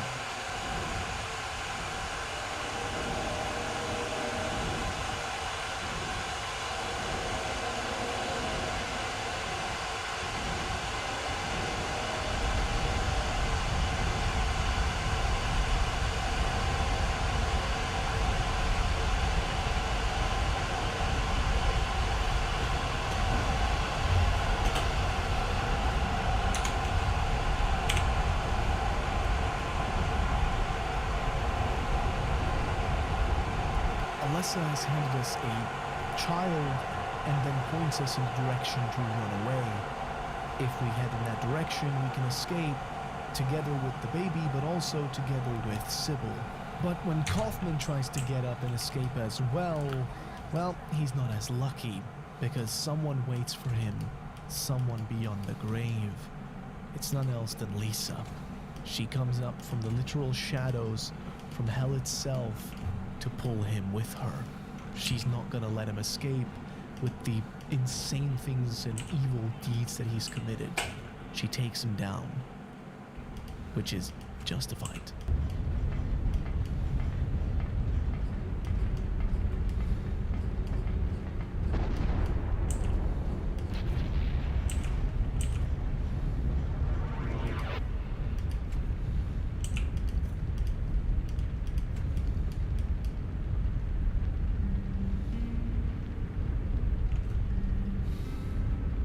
right as we're about to be crushed, Alessa steps in again and saves us using her powers. The last bit of her strength that she can use allows us to escape with the baby and of course with Sybil, making it out not just of this hellhole but also making our way out of Silent Hill. And this, ladies and gentlemen, is the good ending. Actually, this is the best ending you could possibly get in the game, because now we've escaped together with Sybil, the child, and Harry, all alive. And that is good ending plus. But let's explain the other endings first before we move on to an explanation of the story and some other things I have to say. For the other good ending, the only thing that's different is that we would have killed Sybil, and what happens is that she doesn't show up at the ending. She's not there with Harry when he escapes. That's the only other good ending, but now we have the two bad endings, which is where things get a little bit more gray. For the first bad ending, basically you have to completely ignore the side quest in the resort area and also kill Sybil at the amusement park. Doing this, things play out a little bit differently. Instead of the incubus, it's the incubator that you fight, and then Cheryl reveals herself as Alessa once again, but that's besides the point. As she passes away, Harry just kind of loses it. But that's not really where the horrible aspect of this ending happens, is right at the end in the post-credit scene, which is where we see Harry in the car, passed out, basically dead. This would imply that everything he'd seen, everything that just happened, was merely in his mind the entire time. Yes, we did the le mind, it's in le mind, but genuinely, this, for the time and era, was kind of, well, again, for a video game, revolutionary. But I'm just gonna be honest, this is such a depressing conclusion. If this was the only ending you got when you played this game back in the day, wow, like, damn. I don't know how I would have handled it, because that is insane. And it also kind of makes sense, because if you remember earlier in the video, I did mention at one point where Harry himself even literally said it, wondering if all of this is just a dumb nightmare and he actually just died in that car accident and he's just living the last few seconds of his life in this purgatory of sorts. It's freaking cool, because playing this game and going back into it and just kind of nitpicking little things, you'll figure out so many things that are mentioned and foreshadowed and whatever else early on.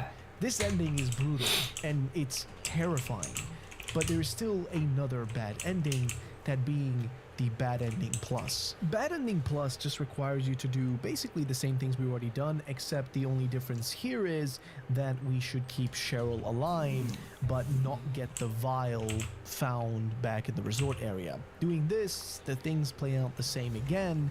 We take down the white goddess version of Alessa, she's defeated, but then in the end, Harry just does nothing.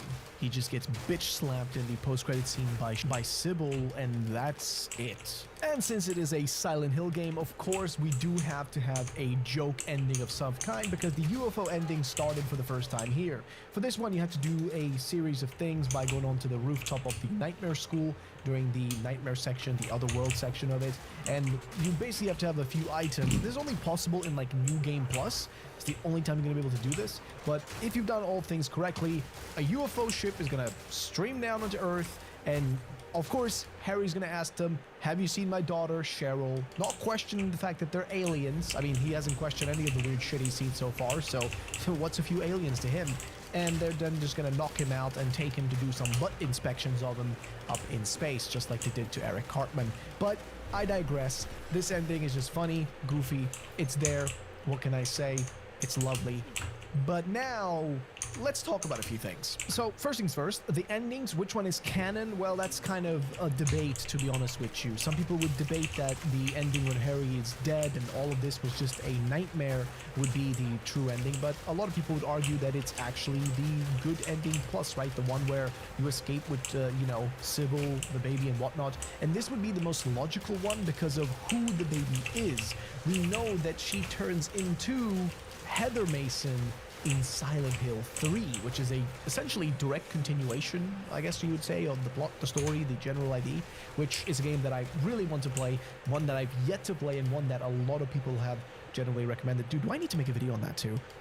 Either way, it's not important, but that's usually considered the ending that is most canon, and I think there's also a book that sort of re-emphasizes this, except the book isn't either considered fully canon, mainly because of the fact that it wasn't written by somebody involved with the development team, but somebody on the sideline. But I digress. Let's break down everything we've seen here, my thoughts and everything in between. First things first. So, first things first, the town of Silent Hill has some sort of strange aura to it, right? Some sort of strange power and some sort of occult thing going on within it. So a cult has formed inside of it, consisting of people like Dahlia and others. However, what ends up happening is that the town and also the people within it can sometimes have strange powers. That being Alessa, who's the daughter of Dahlia. Alessa has psychic powers, and Dahlia sees this for, well, what it is. It's a power. It's something she can use, to bring their leader, their demon, Samael, the devil, back or onto Earth. That's their goal. They're a cult. That's what they're gonna do. But in the process of doing this, she essentially tries to murder her own child by burning her to death inside of their family home.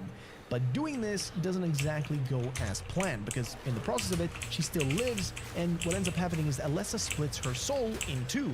One part of the soul is Alessa, the burn victim, and she's basically just hiding her soul deep down, where it's just fighting things off, and the other half of her becomes Cheryl, which is the child, the baby that manifests and is then adopted by none else than Harry Mason and his wife, as she was sick. 7 years then pass, and guess what? Whippity whoopity, there is a connection between them still, and the part of her wants to come back. The part of her that Cheryl wants to return to become a whole. The two pieces want to connect back together, and this happens when Harry Mason is out on a ride together with her, and suddenly they crash and get stuck in the town of Silent Hill. The next thing and everything we see going forward is essentially all manifestations of Alessa's psyche. The things we see in the different places, like for example, if we're talking about the townspeople, right? Or not really the townspeople, but the people we see, like some of the monsters, they're depictions of how adults treated her, because she was mistreated. She was literally failed by everyone around her, practically speaking, so she sees them as the monsters they are. For example, other children. She was bullied in school. That's why she sees them as monsters. Evil little cretins that would just mistreat her the entire time. But it doesn't end there. The dogs. She had a fear of dogs. That's why they appear as monsters. And again, all of these things all appear together and essentially connect back to the idea that what we are seeing is her nightmare, the nightmare she's living through, but she's seeping it out into the world, and we have to witness it ourselves. Together with the town already being a little bit strange and weird, and so Harry has to run around. He goes from place to place, he goes to the school, he goes to the hospital, and he eventually also meets people like Lisa. Lisa was the one who took care of Alessa. She's the one who had to change her bandages, who took care of her down there, but Lisa herself was already struggling. She was heavily under drugs from Dr. Kaufman. He was keeping her under them because that way he could control her, but also he can keep her addicted to them. We don't know if she died because of the drugs or because of other reasons. It's not exactly clear, but the main thing is that the Lisa we see in the game isn't really real. It's just a piece of her, like a part of her, the good side of her, essentially, which is what Alessa felt, right? Because if you think about everyone else that appears within the nightmare world is a monster. They're always some form of a monster. Lisa's the only one who isn't a monster because to Alessa, she took care of her. She was the one changing her bandages and not mistreating her. But we do know that, well, Lisa was still struggling with it in the background. Maybe that's why taking those drugs was the only thing that could soothe her mind so she could get through with it. Kaufman, on the other hand, he was the one providing the drugs and doing the entire drug trade. If the drug trade and the drugs themselves are in any way connected to the, crazy shit we've seen, we don't really know. But the thing we do know is that he was involved with Dahlia to bring this demon to Earth. In the end, though, he ends up essentially regretting it and wanting to get away from it. But Lisa comes in and drags him down into hell with her because he is not allowed to escape his sins. And so, what we've seen is a culmination of all these things, right? Eventually, towards the end, we manage to save Alessa, or at least a part of her, the part of her that becomes Heather Mason. We take her and run away with Sybil, saving her life. and that's it. And there are so many moments in the game where you can see obviously connections and references to all these things ahead of time, right? Whether it's Alessa's nightmares appearing as different boss fights, like for example, the split head could be an interpretation of her and a fear of hers of something she read from that book, the fantasy book that specifically described it. The moth monster, the giant moth boss, that is because, well, she loved moths. We saw it in her room that she had different butterflies and insects, and that would also explain why Lisa was complaining about insects always making their way into the room where she was taking care of Alessa, because Alessa loved insects. That's why some of the bosses and whatnot that appear are all insects looking like monsters or shaped like insects, and why all the nurses and doctors who maybe mistreated her and who were helping Dahlia and Dr. Kaufman, because keep in mind, Dr. Kaufman was in charge of this place. He was the head honcho, the man behind the entire operation, essentially. So when she saw those doctors that were in Lisa, or nurses that were in Lisa, she saw them all for what they were: parasites, merely just being there following orders and doing horrible things, even though they swore that their job would be to protect and heal people, but they didn't. So in the end, that's Silent Hill 1, and holy shit, I've played a few Silent Hill games at this point, but to be fair, I've played more bad games from Silent Hill than I've played good games. Unfortunately, I've yet to play 3 or 4, and that's on the to-do list because holy crap, this was a fantastic game. Like, from the bottom of my heart, I think it is a painful story. And it mainly comes down to the fact that we are talking about several people who are genuinely hurt. On one hand, you have Harry, who's doing all of this for a girl that, technically speaking, is not his actual biological daughter. She is just his stepdaughter, a child he found and took in to just have someone, something that he could take care of with his wife as she was, well, dying and passing away. And he did all of this. He goes through literal hell to find her. Like, the entire time, this man does not stop looking for her, even if it leads down into the darkest of alleys. On the other hand, we have people like Sybil. If you think about it, all the bad endings end up with her dying, infected by a parasite, dying to the same gun that we were given by her. Remember in the store, when we met her for the first time in the cafe, she specifically told us to be careful with the gun and to not point it at the wrong person. Well, in the end, we had to point it at her. It's poetic, but depressing. And then, of course, there's the other stuff in the story, like Lisa, who I think is probably one of the most tragic characters. Essentially turned into a junkie by Dr. Kaufman and then passes away so tragically, and a piece of her that remains is just terrified the entire time. And let's not forget about Alessa, a girl who was failed by every single adult in her life. Every single person around her failed her completely. She was taken advantage of and completely just destroyed, killed, ruined. Her childhood completely gone in favor of trying to appease her mother's delusions. It's terrifying, and what becomes of her in the end is also terrifying because she has to keep splitting her soul into pieces one by one. That does not really seem ideal for anyone. It's a tragic story.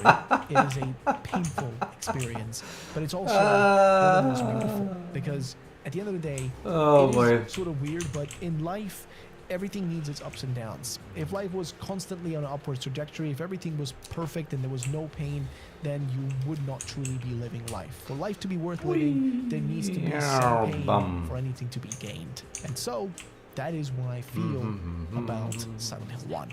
It's a fantastic game. I love this experience. And I really want to play Silent Hill 3 now. Also, a big thank you again to all the Patreons. Really appreciate you guys. Thank you for all the love and support, and I'll see you next time.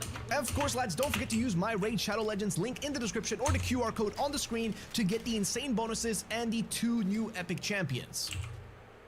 Yes. Yes, yes.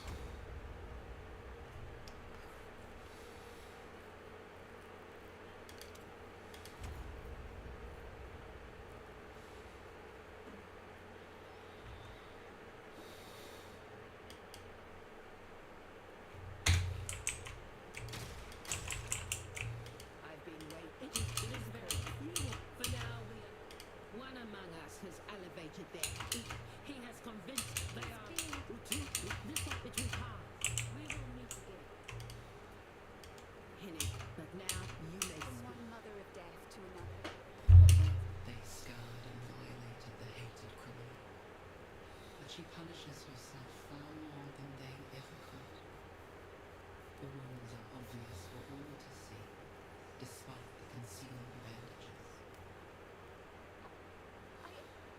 she's talking about. That's just rambling nonsense. The mother of Japan. Wait a minute. Hinekora sees you. The past is late, but let you From one mother of death to another. They scoured and violated the hated criminal. But she punishes herself far more than they ever could. I see. So that's like a bad witch pest. Fair enough.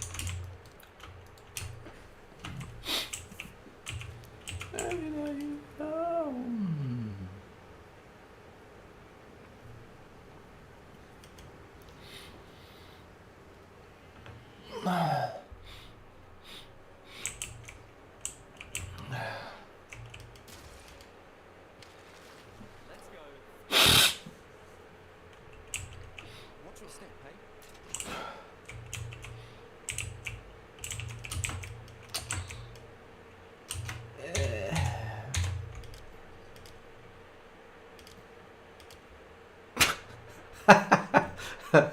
Sure, buddy. Yes.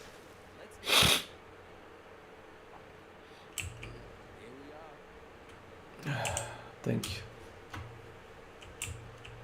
Bugger off. Talamona.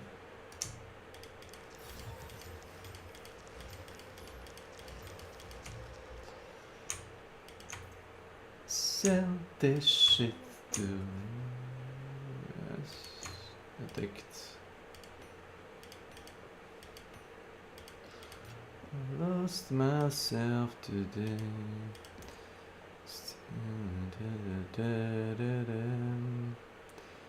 Do you know?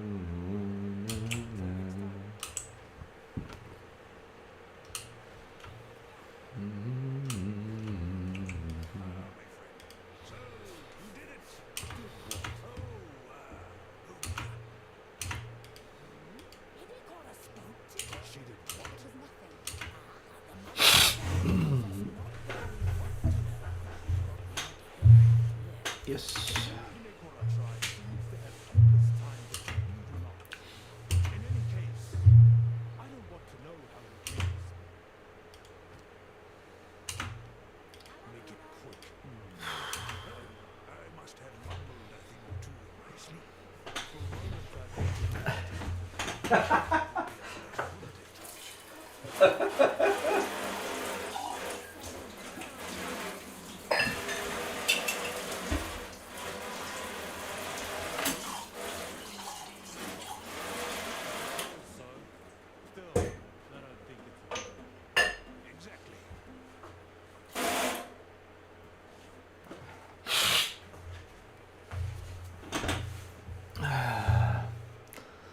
My brother.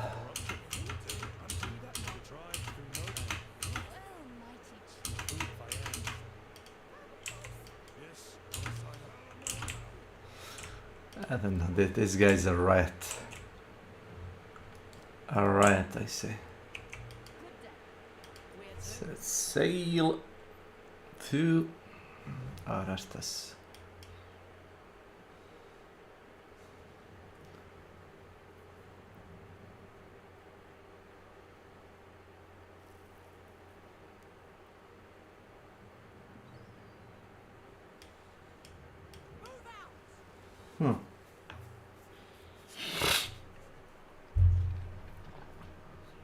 Oh, did I get mana?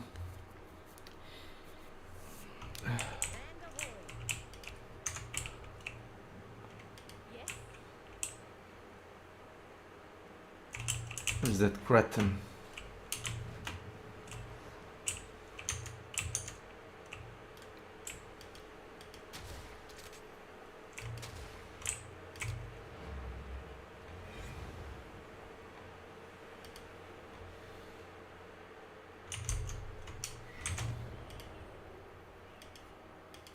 Of shock, and Josh has already vanished.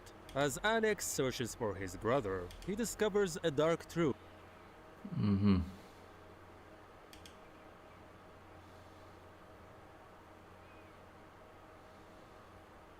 Alvin, Simon, Theodore. In 2018, these were your potential answers to a highly debated post. Which chipmunk was getting the best head? There were passionate discussions from people breaking down this image, like it was one of those episodes of Detective Conan found on Osama bin Laden's hard drive. People were constructing arguments based on the chipette's positions, what angles the boys were sitting at while receiving, and even trying to read into the expressions in the Chipmunk brothers' faces. One man who I can guarantee had an educated take on this subject is the subject of today's video. Ladies, meet the man of your dreams. Alpha Gray, a confident, gold chain wearing, middle-aged Pittsburgh man. Just listen to the sweet nothing my dude Greg will whisper to you while you sleep snugly in his sheets. My girlfriend said, there goes another $200. This vacuum is not sucking. I said, the damn thing must have went and got married.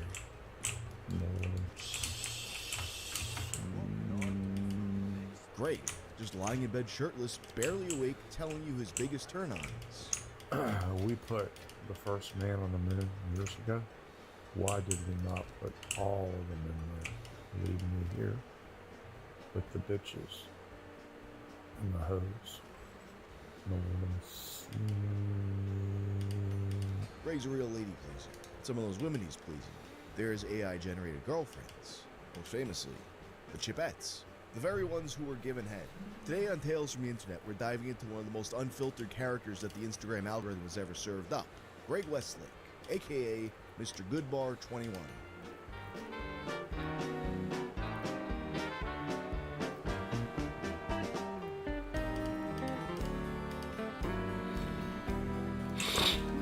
This video is sponsored by Helix. You spend a third of your life in bed, so why settle for anything less than the best? And that's where Helix comes in. Helix makes premium mattresses and bedding custom fit to your needs and shipped right to your door with free shipping in the US. Helix has you take a sleep quiz to figure out exactly what kind of mattress you need. I'm a side sleeper, so Helix set me up with a Sunset mattress. It comes rolled up in a box and it's easy to set up.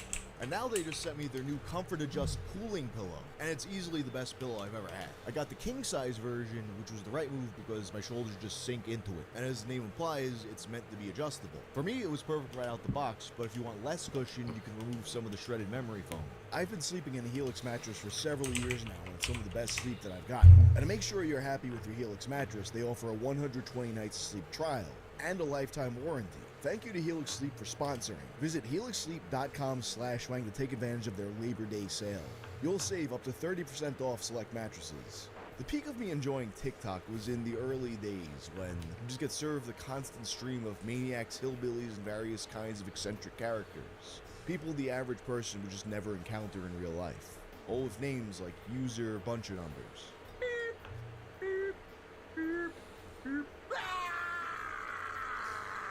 Then, as was discovered by The Intercept, they instituted a secret official policy to no ugly people, which frankly is the most Chinese thing I've ever heard of. It instructed TikTok employees to deboost the accounts of disabled people, people with shabby filming environments, and people with ugly facial looks. Their words, not mine.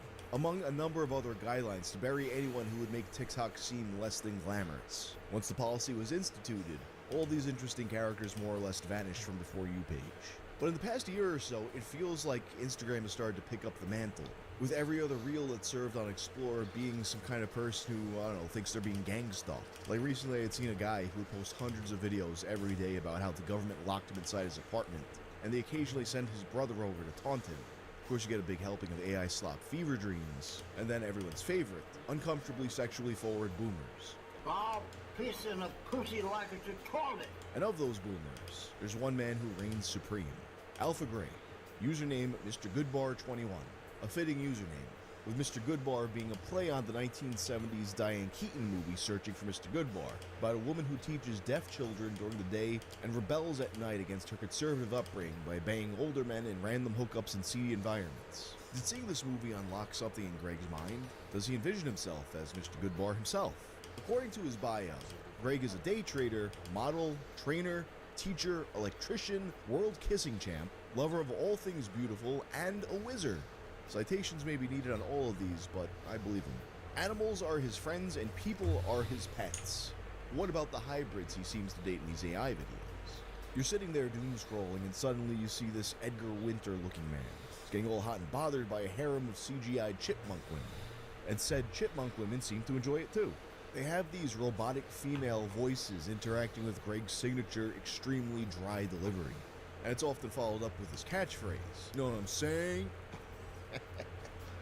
Hey Mary, I have to go prep the chickens at the barn. Alpha Greg, I knew you were a chick magnet all along. Know what I'm seeing? The videos have a sort of surreal quality to them. It's the kind of thing your brain starts to cook up when you're falling asleep with the TV on. And now, in these early days of AI video generation, there's all kinds of legal precedents being set.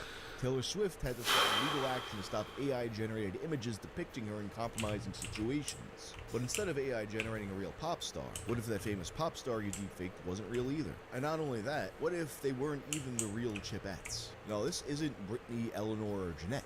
Greg's using a common tactic seen in certain fan communities, a way to keep things legally above board. Despite sometimes using official Chipettes models, the videos sometimes have disclaimers that these are Greg's original characters. Rest assured, these are legally distinct chipmunks named Mary, Rue, and Mar.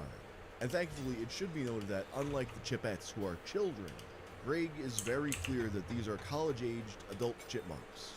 That said, the look of Greg's chipmunks change a lot. Sometimes they're cartoons. Sometimes they're strangely realistic chipmunks in bikinis. Sometimes they appear to be people in fursuits. In fact, Greg's romance with the chipmunks even has its own lore. As the story goes, one day he's in front of his house cutting down trees with a chainsaw, and in the process, he cuts down the tree that the Chipettes lived in. Rather than being like, bro, what the fuck, that's my house, they move in with him, and now they're his munchkins, his devoted girlfriends. In his world, Greg is their perverted Dave Seville, who absolutely bangs them, and he makes it very clear that he bangs them. I like it when he makes the chipmunks say the catchphrase, Mary, you know I miss you. I don't know what to do without you. You only miss me because I can suck a car dent out of the door. Know what I'm saying? Again, Greg's term for his harem of chipmunk women is munchkins. I want you to think about Greg and what he does to the chipmunks whenever you go to Dunkin' Donuts. Greg's been so prolific for so long that his content also serves the interesting role of giving you a sort of history of the growth of AI video generation over the past couple years. Forget Will Smith eating spaghetti tests and use Alpha Greg's Chipette dating videos. You see how it went from struggling to have consistent models and holding the image for the whole video to all of a sudden you get yes. high quality smut. Make America sexy again. Oh yeah, Alpha Greg. I love those nuts. Know what I'm seeing? With a few prompts, this man can live his deviant art fantasy life. Now he is the Giga Chad who mobs. And the girls of rock and roll are deeply, hopelessly devoted to him. They are his personal cheerleaders, encouraging Greg in all his hobbies.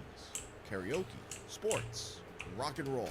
And he didn't earn the name Alpha Greg by skipping leg day. Greg is constantly at the gym. He's actually in pretty good shape for a guy that age. Imagine working out at the gym though, and the guy next to you stops between sets to record a video of himself talking about eating ass. Girl's butthole is like a 9-volt battery. You know it's wrong, but at some point, you're going to put your tongue on it. And then, I guess when he's used up all his video generation tokens, to keep the story going, he'll just start giving text updates like the girls are there and they're right next to him, just off camera, spending the holidays together. Alright, so you think a man being loved with cartoon chipmunks is weird? Well, that's a you problem, buddy. With over 13,000 posts, no amount of hate is going to slow Greg down. He's got a warning for anybody who doesn't like it. For those of you who don't like the chipmunks, too bad, yo. Don't care what you like. Maybe you'd like a concussion with one of these nunchucks upside your head. He'll also sometimes remark that getting hate online just helps him masturbate. Imagine hating on me, and I'm just over here violently masturbating to the thought of it.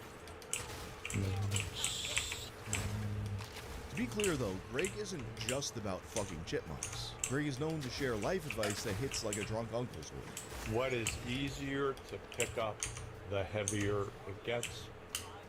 A woman. Sometimes he'll post jokes and feel like a modernized Rodney Dangerfield. My wife called from work and she said, the doctor said no sex for a few days. So I said, what did your dentist say? Old Playboy jokes with an extra curvy flair. Have you heard about the married man who only has a cigarette after sex? He hasn't smoked a cigarette in decades. And although he does keep most of his actual private life private, he does tend to open up more during his occasional nunchuck streams. These longer videos mix life talk with martial arts where he's practicing on his Bruce Lee Game of Death nunchucks that he's owned since he was young. And Alpha Greg occasionally mentions that if you think he's crazy now, you should have known him back in his Navy days. I was in the Navy, yo. Think I'm crazy now? You should have seen me when I was 17, 18, 19, 20. And mixed in with everything, he'll occasionally have just regular posts. Updates about the snow. A little snow in Pittsburgh, you think it's the end of the world. Stuff with no gimmick at all, just the guy talking. I don't care how boring my life gets. I am never fucking watching Star Wars. And as the mask sometimes comes down, he's very coy about his real-life relationship status. Biggest question I get is, do I have a wife and a girlfriend? Or how many girlfriends do I have? The answer is I have as many as possible. Someone said, would you ever just go and have one girlfriend? I said, why would I want to do that? And that being said, the obvious question, the more you look into it, is this all a bit? Or is this guy 100% for real? When my frequent collaborator Joe Petty first pitched the video idea to me, I was like, of course this is satire. The whole persona of Alpha Greg, aka Mr. Goodbar, feels kind of like Joe Dirt come to life. Drinking rock music, zero filter, the liver needs to be punished type energy. Women come and go, but I come like nobody's business. A kind of larger-than-life stereotype that actually reminded me a bit of characters like Super Greg, who I covered in the past. A gimmick account that's parodying a very specific kind of guy. But what throws a wrench into that theory is when you go deep into his history, especially before the Chipmunk videos began. There you have him just chilling, hanging out with a friend who's talking about their dog, just talking about the weather, just no jokes, just straight talk. And then you start to think, no wait, maybe this guy actually is for real. At that point, it starts to feel like a real guy's personal account. It makes it feel all the more organic that some of his posts are just stuff like him going to see Skid Row. No irony, no jokes, just here's the show I went to. And he also has a bunch of pictures that random women took with him, enjoying his status as somewhat of a local celebrity. Of course, mixing in mundane posts like that could just be a way to sell the character, but he's just posted so much for so long. It would be a level of commitment that we've rarely seen the likes of before. And for what it's worth, his fans seem dedicated to maintaining the kayfabe around Alpha. For example, sometimes people will come around and be like, you're grooming the chipmunks. They don't know the lore that these are adult chipmunks. And his followers will chime in and be like, hey, he's protecting the chipmunks. Or you just want the chipmunks for yourself. People who've messaged me about him in the past seem kind of split about whether or not he's doing a bit. And recently when he went viral on Twitter this past July, the majority seeing him for the first time seemed to think that he was completely serious, along with people also debating whether or not Lynchian was the correct term to describe him. Personally, I don't think it is. That being said, I think the actual truth about whether Alpha Greg is a serious character or if it's satire is a little bit of a gray area. On one hand, I think people do have a bit of a bias. Like, they see a guy this age posting like this, and they assume he just has to be dead serious all the time. As if millennials invented satire or this kind of self-aware humor. At the same time, though, as I said before, the mix of more mundane posts and stuff that appears to just be his actual hobbies does muddy the water a little bit. But I think that looking into his older posts once again can kind of clue you into the nature of the character. Although his trademark monotone delivery is a staple of his joke posts now, you can hear in earlier ones that his voice is a lot more expressive. Here to tell you, all women really want is for you to tell them they're pretty and to pinch their butt. Well, they don't want you to do that, but they do like when I do it. You can also observe this expressiveness in his karaoke videos, and at times in his nunchuck streams. So it seems to me that what kind of happened was this was just this guy's real personal account, but he started to notice what was performing really well. So over time, he leaned more and more into those kinds of traits. That being said though, his posts being jokes doesn't necessarily mean he's playing a satirical character. I don't really think he's parodying a concept or a type of guy or anything like that. I think he's just posting stuff he personally finds funny. And over time leaning more and more into the things that are getting engagement until he does kind of become somewhat of a character. Kind of like how when Dwayne Johnson said that The Rock was just a more exaggerated version of his actual self. So while I'm open to being wrong about this, I don't think he's actually attracted to cartoon chipmunks or believes himself to be in a relationship with them. I just think he simply finds the idea hilarious. And it kind of is. Ultimately, I'll leave Greg with the final word on what to think about his videos. Don't be taking my posts so serious. Take them that your ex took you as a joke. That's the story of Alpha Brain. If you like this video, turn on notifications and check out my video about the guy who used bones to build a life-size Sally Acorn Pop. I'm out.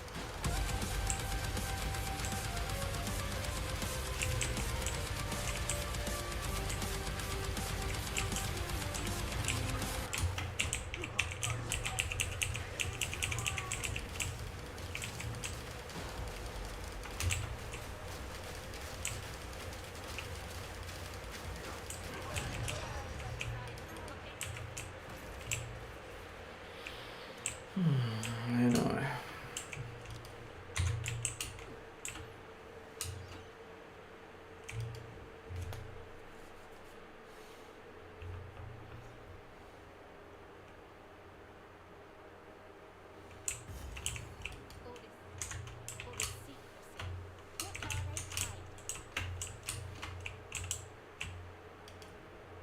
Yeah, right.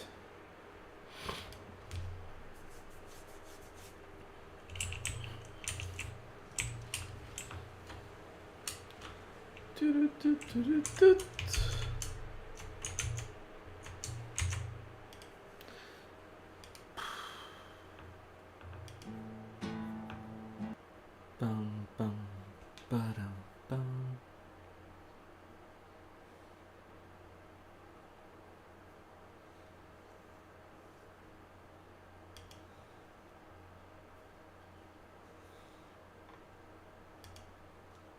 What's going on behind me right now is the little piece of magic that made Arc Raiders so successful. It's the piece of the puzzle that so many PvPvE games before it seemed to lack. It's something the casuals could enjoy, it's something the sweats could enjoy.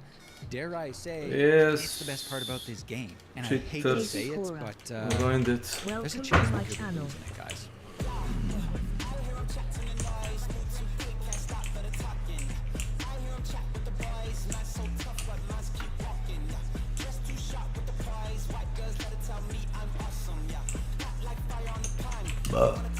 Oh god.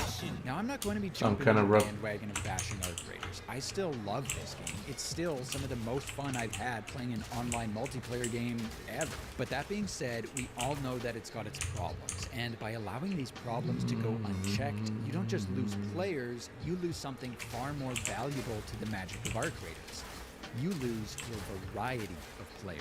And that's what brings me to the point of this video. Because while Embark may have created a really cool game, what makes it so special is what the players bring to the table. The players Not are gonna the give reason that that guy loading into a back raid brings the excitement of one to raid, life. what kind of experience you're going to have. Because during any given raid, there's a really good chance you're going to run into other people. But the magic lies in not knowing what kind of people they're going to be.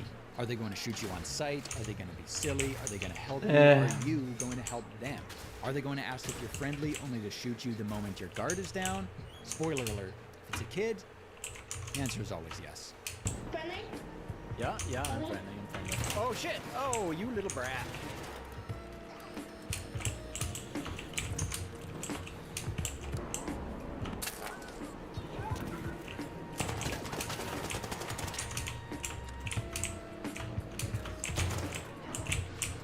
Ooh, hey, don't shoot. He shot me first, bro. He shot me first. He shot me first. You idiot. Shut up. And then he kills you too. And then you rat him and then he kills you. You're horrible at the game. Dude, it's always the kids. You can never trust a prepubescent voice when it asks if you're friendly, eh? It's this wide diversity in the player base that makes these encounters so dynamic and make every raid feel like you're embarking on an adventure you haven't had before. But when you allow things like cheating to go unchecked, you don't just lose players, you lose players who are tired of losing to cheaters over and over again. When You lose don't have a consistent content everybody. schedule, you lose the grinders who are constantly craving something new. When you don't have basic quality of life fixes people have been asking for since launch, looking at you loadout presets, you lose casual players who don't have a ton of time to sink into a game. And when the duping makes the game economy feel pointless, you lose the hardcore PvE players. And after you lose enough of these different types of players, the game starts to feel different. It starts to feel predictable. And that's what removes that exciting feeling of not knowing that gives ARC Raiders its edge. Oh, Because no. when 9 out of 10 people just shoot you on sight, the gameplay loop can feel repetitive. You know, you're going to load into a raid, get into some fights, rinse and repeat. But while it may feel like that's the direction things are going, I don't think we're there yet. So I decided I'm going to run as many raids as it takes with one goal in mind: finding these different types of players that make this game so special. And while it may have taken me more raids than expected, I think I found the answer. Do you want to go see what these nerds are up to fighting the queen, or? Yeah, let's see if we can support them with our free kits. I don't know much about the queen, but I know enough that she doesn't like her legs getting blasted. But she's looking at me. Oh, free kits might not be the way to go for fighting the queen. I'm starting to think. Help is on. Hello, boys. Oh, and Not girls, bad. how are we doing? You guys are kicking this thing's butt. Oh, I'm fucking dead already. Oh, you know what? You can save that defib. I'm not even worth it, honestly. Thank you, though. I appreciate it. Wait, you know what? It might be wasted on us. Well, I'll take that. Thank you so much. Okay, we will fight valiantly for you. Oh, there's 2 more blueprints here, Goldbat, from our nice new friends. Are you guys having fun? Yeah. Hell yeah. Is there any chance that you guys would be willing to gather all of the energy ammo from these lootable crates around the top? Or lootable Dude, I'll do whatever you want. Let's go. That'd be awesome. You want us to gather it and then run away and extract with it, right? Here's the deal. We spawned in with free kits and just happened upon the queen, so we're going to be useless, but we'll hang around, and then if anybody comes and tries to rat you guys, we'll blast them. There you go. That's all we're looking for. What kind of gun do you have? I've got a rattler. Oh, thank you. I'll give it back when we go extract. No. I don't want it back. Yeah, there's a couple raiders out there, and they're kind of just sitting and not doing anything, so methinks they're waiting for these 2 to kill the queen, and then they're going to pounce on us. Here, why don't you grab that? Oh, no, keep that. That's... I'll take that for let it back. No, take it. I got like 6 more in my inventory. Okay, thank you. I actually can't carry all these. Here, somebody takes... Let's get out of here. Yeah, I'll take my cut of the energy clip I can definitely use. Yeah, we definitely earned it. Oh, they're shooting at me from way up yonder. Oh, jeez. Topside, you wanna show something in this tunnel for me? Hello. Is that good enough? Hello? Hello! What about my echo here? Dude, we are gonna die. We can't stop to do this right now. What are you doing? Hello, is there anybody arc raiding in the area? Oh, there's fucking robots, God. Why are you surprised that there's robots? Oh shit, this thing rips. It's hard to find new people in arcades nowadays. It kind of is. It's a nice treat running into you guys. Are you sure you don't want this equalizer? Yes, quite sure. I will die with it, and I will lose it. Oh, that's okay. As long as you remember him. Forever. I'll be disappointed in you forever. Even more so than your father. Bye guys, love you. Love you, proud of you. That was nice. That was great. What a great first round. I mean, that's probably the first time they've ever been doing the Queen and the Harvester, and 2 guys with free kits come in and are there to help. Does it wrap around or no? No. But I'm just gonna grab that zip. Not bad, not bad. Ooh, this is open. Oh, there's a barricade. Hello? Go away. Okay. See you later, Mike. Oh, prickly pears. See if you can find any bobcats on those prickly pear trees. Sick. Let's go see. Let's see if Mike's still there on the way back. Yeah. I miss that guy. Hey, is Mike around? Oh, there's 2 more barricades here. Looks like he might have had a little trouble getting out of here. I'll take his sloppy fourths. There's footsteps behind us. For sure.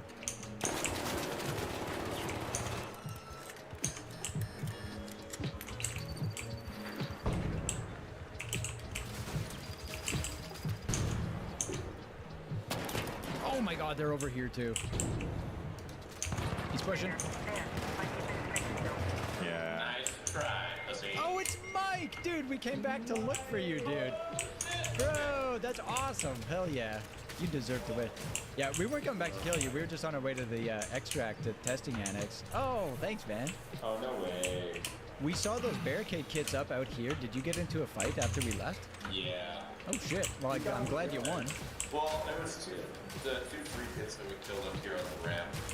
Right on. Well, are you guys heading to extract? We're going to go head over there right now. Yeah, we're gonna go get the key on the wings. Oh, on the hatch, eh? You want company? Yeah, sure. All right. Sweet. Thanks, dude. Mike, I knew he'd be the one for us. Hey, since you didn't get too gooped up in the room, do you want these? Boink, boink. Oh shit. Good. Have a, Brother, why can't you just like speak normally? not opposed to the idea. Thank you, man. Dude, what a legend. Oh my goodness. What's going on here? I don't know, but I'm taking everything. Thank you, guys. GG's, Mike. GG. What the fuck just happened, dude? We just got our asses spanked, picked back up, and then given a bunch of shit. It's pretty special. I think that's like the best Arc Raiders experience is when you have a good firefight and then they're nice and cool. Dude, as soon as I saw his name light up in Proc's chat, I was so excited. I didn't even care that we were gonna die. I was just stoked to see Mike again. Wait, what did those guys even give me? Oh my god, they gave me a Bobcat 4, extended barrel 3. Oh, wait. Something tells me Mike might be one of them Bobcat dupers. If they were so they were so ready to get rid of this, I don't know. That's a little sus. Let's get him. Oh my god. Good lord. Where's your pal?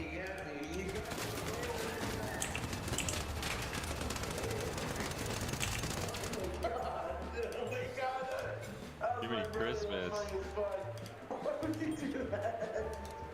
Well, the thing is, we found these guns, and we're like, well, we should use them. If I defib you, do you want to come extract with us? I'll let you. Okay. Please don't shoot us. Yeah, sorry, but tell him we're sorry. I'm just taking care of him here. It's okay. Okay, well, we're gonna go extract at the loading bay if you want to come with, but here, dude, take this Torrente 4 for your brother. Hey, I'll take it. Over there. Okay, that's them shooting at us, right? Got one. Oh, he's running towards you, or behind you. Nice, dude! Yes! Where's it? Oh, I just got fucking killed while I was knocking this guy out. That's what happens when you third party a fight, bro. Dude, well, what about these guys? They're fourth partying then. What about that? Is that allowed?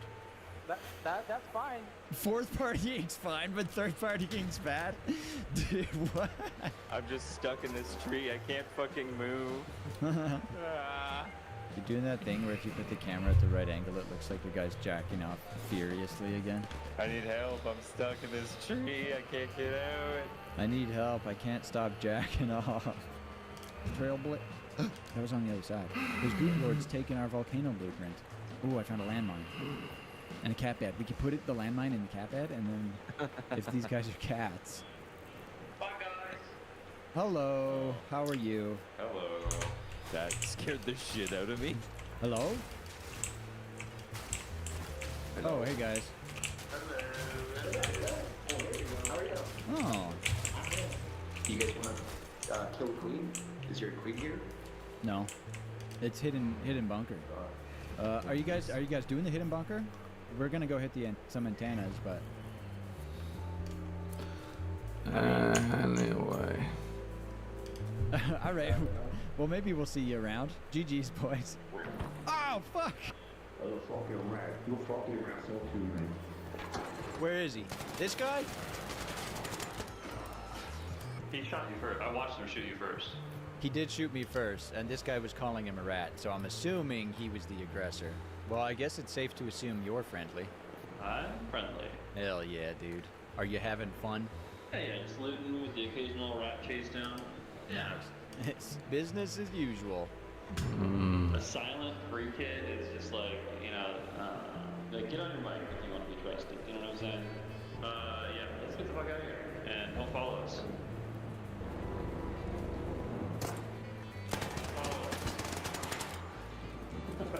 I mean, you told him. Just leave him there. Yeah. Okay, see ya. Honestly, my favorite part about this game is just the prox chat and fucking If it's around with not- people. Dude, if it weren't for proc chat, like, what is the point? We could be playing Apex Legends. No, I do feel bad for this game, though. I was okay with the cheating. It didn't really bother me too much. But the duping feels like it is really... The duping is the so game. out of control, man. Hey, dude, are you friendly? Is that a no? I think that's a no. I won't shoot.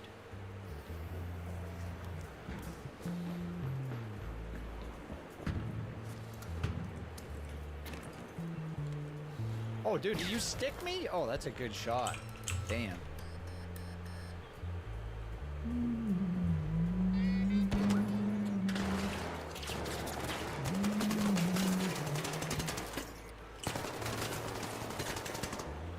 That was very rude. Oh, hey, dude. Oh, fuck. I guess you're not friendly. I guess that's what I get for not shooting first. Sorry. It's all good, dude.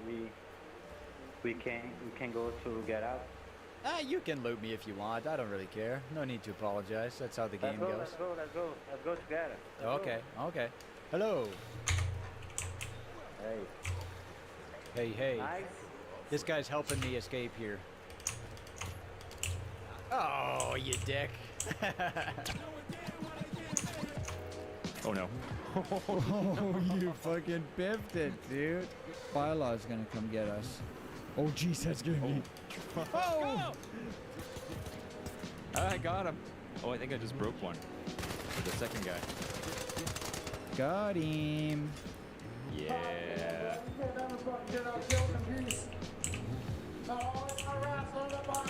What are you talking about, rats?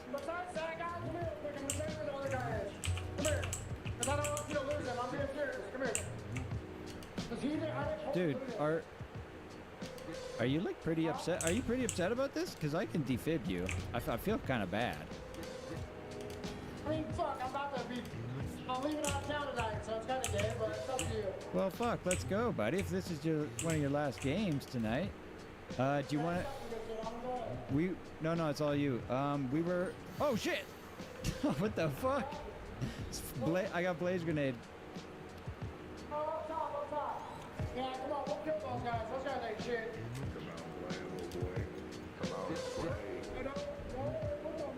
He's going out of town tonight. We gotta do this right. Yeah. I have so much good shit on me though. I don't want to die. Do you think they're on like the roof? Oh, yeah, that's where they are. They've been shooting at me the whole time. I thought you guys were there. Oh, shit. Boy, yeah, get that down there. Good boy. Yeah, stay down there, little boy.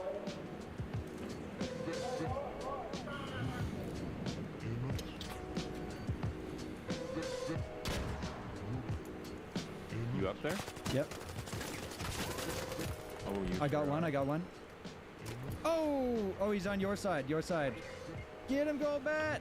Nice. Hell yeah. Yeah, we got him. Oh, fuck yeah. Yeah, he jumped off the roof right here. Oh, thank God. What a little bit. I left a Venator 4 and a medium shield on him with some other stuff if you want that.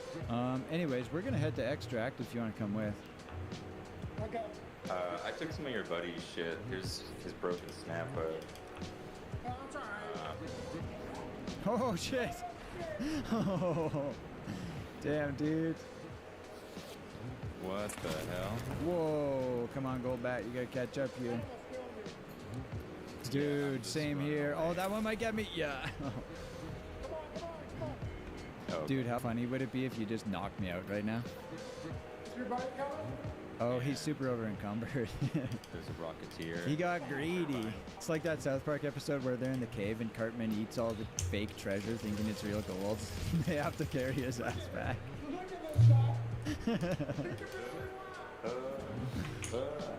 All right, well, GG's, man.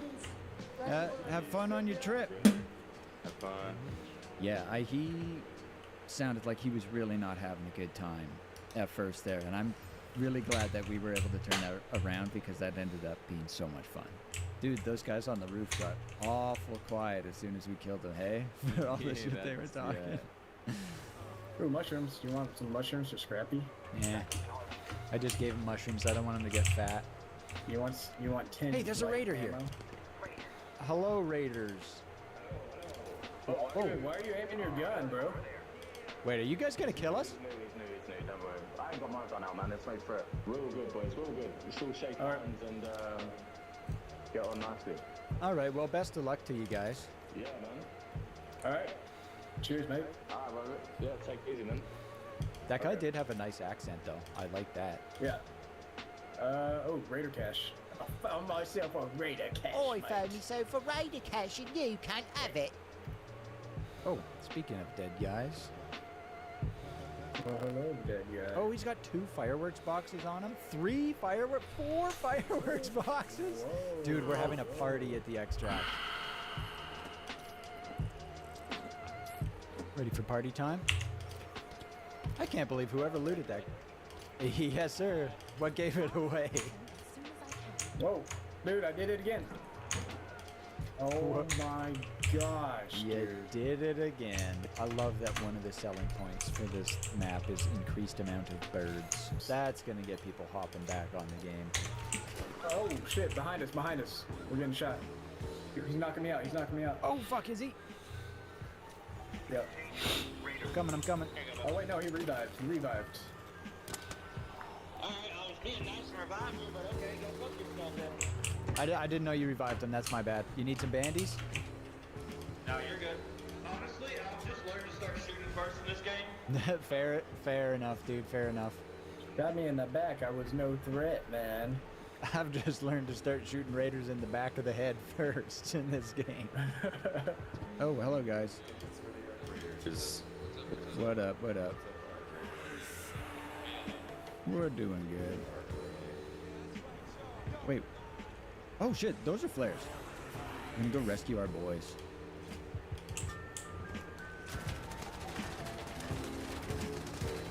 Holy shit. Shrapnel grenade up there.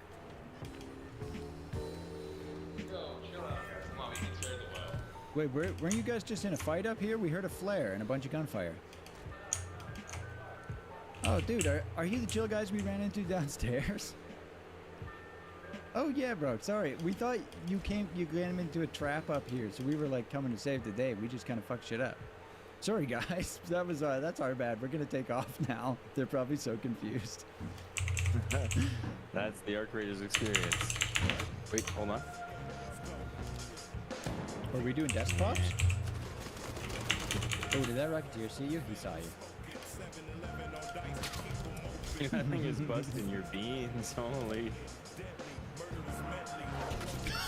Are you joshing me? Oh, there's raiders. Do not blast me, sir. I mean you no harm. Oh, jeez. Come down here. Oh, no, he's not chill. Serenade him. Boys. Wait, bust out the guitar. If you're going down, get the guitar going. Hold on. Yeah. Let me play my last little tune. Brutal. Oh, raiders. Actually, they didn't seem time to blast an ass or two. Boil up some asses and do some blasting of our own. Hey guys in there smashing the camera. Are you the friendly type of raiders? Or are you the shooting me type of raiders? I blasted one. I forgot how to shoot. Oh, this guy's one. He's one. Shoot him, Binky. This guy right here. Shoot him. He's here. Get him, Binky. Get him. I don't remember how. You gotta do something here. Help us out. I completely folded. The first guy was shooting me and I just ran away, and then he came out and shot me some more and I kept running and I was like, why am I doing this? That guy's broken. Okay, who's got a crash pad? Oh my god, did I just get him? Oh my god, I got him through the wind. That was a blind shot. I couldn't even see him. Jesus, that's so loud. Should we say hello to these guys? Hey, are you guys not gonna loot this bombardier? Can I loot it? No need to worry about it. No guns. Do you guys want some guns? That's my boys. Yeah, we're completely empty. We're just trying to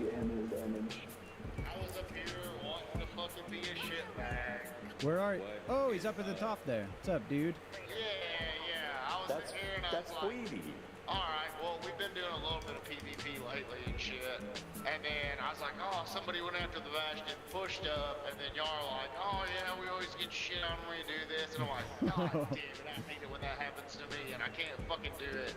And I'm fucking mad about it now. Oh, you know what? I appreciate that, brother. If you want, I'll have a 1v1 with you. If you want some guilt-free PvP. Some pickaxe shit? Right. Hell yeah. Let's get ready to rumble. Opposite sides of the arena. Fight. Hey! Oh, I'm gonna get my fucking dick smashed, dude. Oh! Well done. How close did I get you? 2, 1, fight. All right, this one's gonna go better. Oh, the slide. Slide and then jump. Oh my God, I was.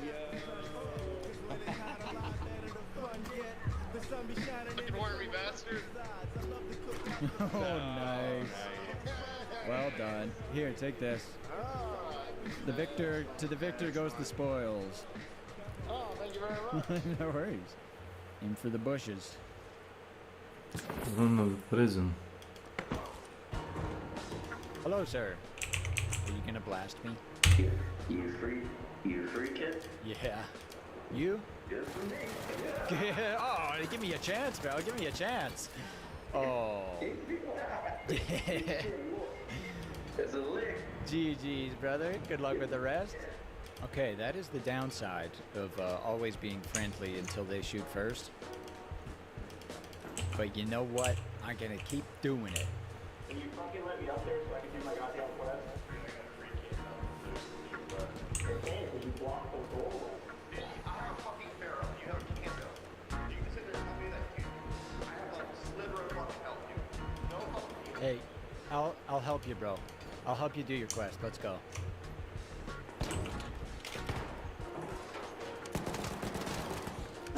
Oh, you weren't lying about that sliver of health, eh? I'm just saying, dude's got a fucking canto and I got a pharaoh. It's like, he'd fucking push me, dude. There he's in Yes, here. he's here. He's broken. Oh, nice. Nice. Got him. There's breaching above us. Oh, right there, right above me. He goes right there.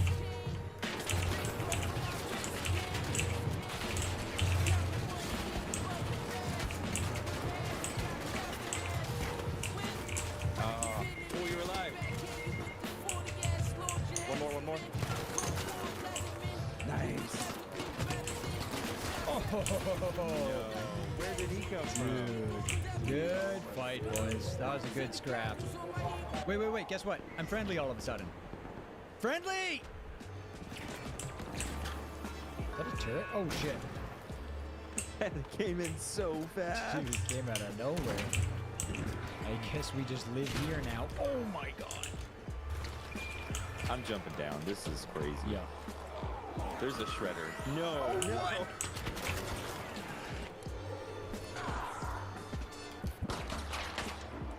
Oh my God. My God. This might be our best run yet. Dude, this fucking game. Us? Rooftop. We're on an adjacent. Rumblers. We just got here. We're running along the roofs. We might be somebody else. Okay, yeah, there's definitely two people. We're trying to kill this bombardier. We're not trying to fight. Oh, that sounds fun. Can we join? Okay. I'm gonna go down to the gun. Hell yeah, dude. GG's. Thank you, guys. Oh, behind us. We need help, boys. We're getting attacked, boys. Okay, I'm gonna jump down. On the floor now.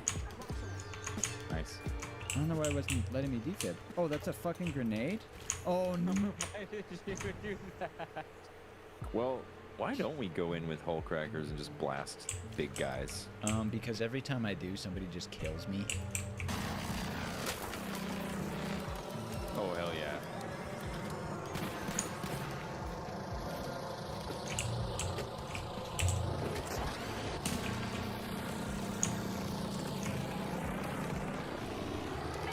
Oh, yeah, there's people coming out of the well here. Oh, yeah, they're shooting us. Killed me. Yeah. And I've been thirsted. Oh, you little bitches. See, this is what happens when you bring hull crackers and deadlines and good stuff. Glad I used hull cracker ammo for a pop. Ooh. Ooh. Oh, the launcher armor looks cool. What the hell is going on? Dude, sometimes that's the biggest challenge. The topography.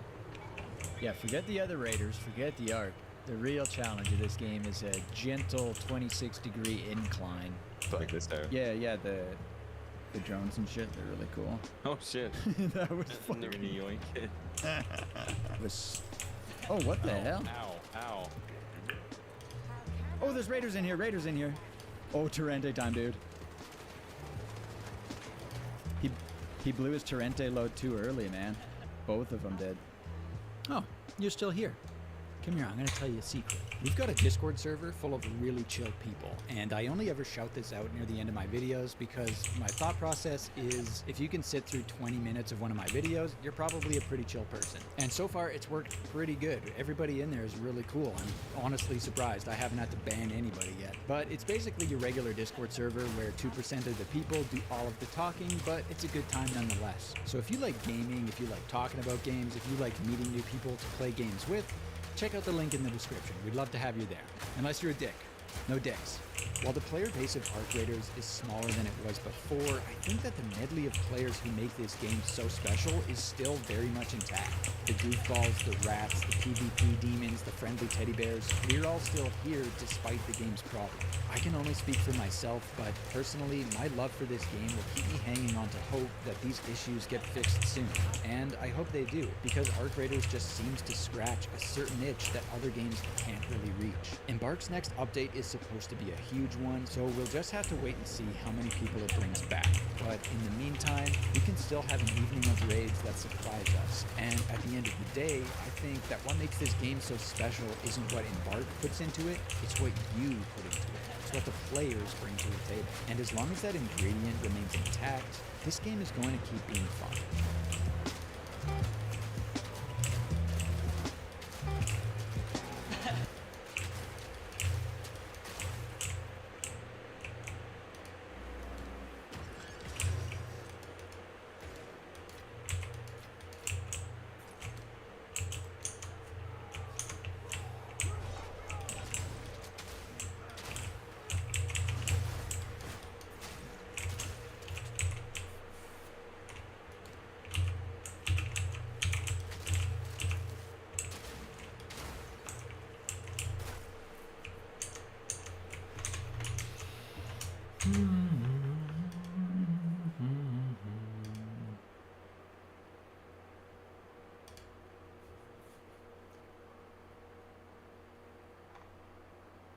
What's going on behind me right now is the little piece of magic that made Arc Raiders so successful. It's the piece of the puzzle that so many PvPvE games beat for Yeah, that's fine.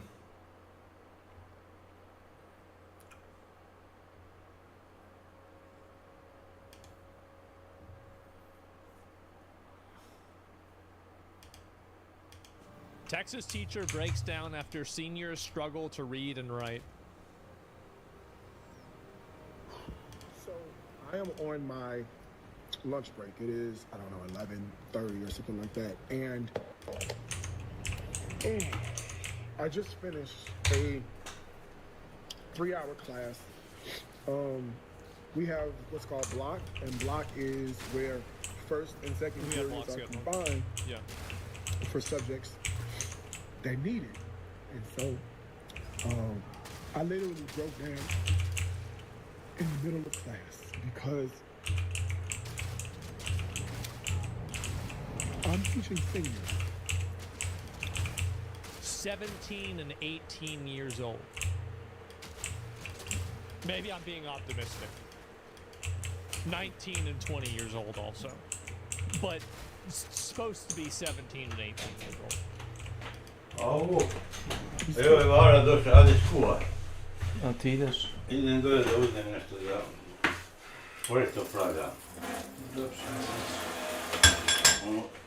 si stavio na sudu prve? Evo ti uđi.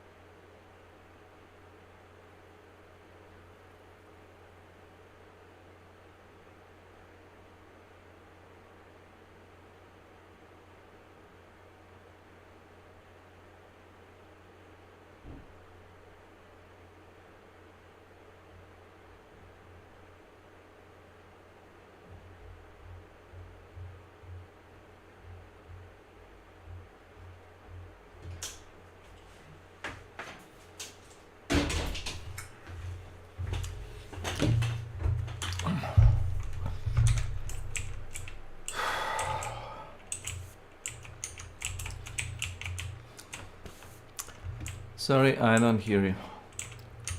I got stuff to do, so I'll just try to speedrun the boss. If I can find him in time. Don't usually do this, but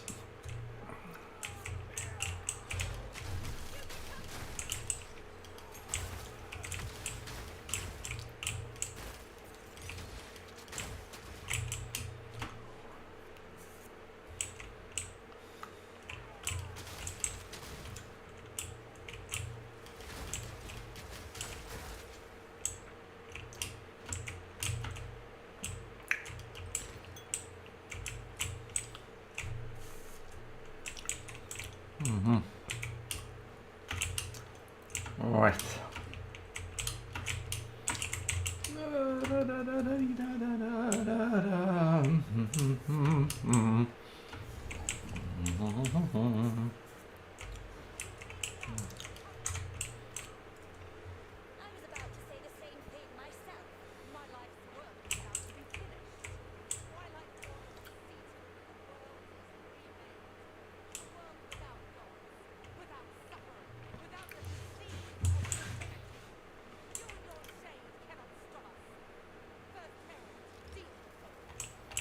There's a bet that's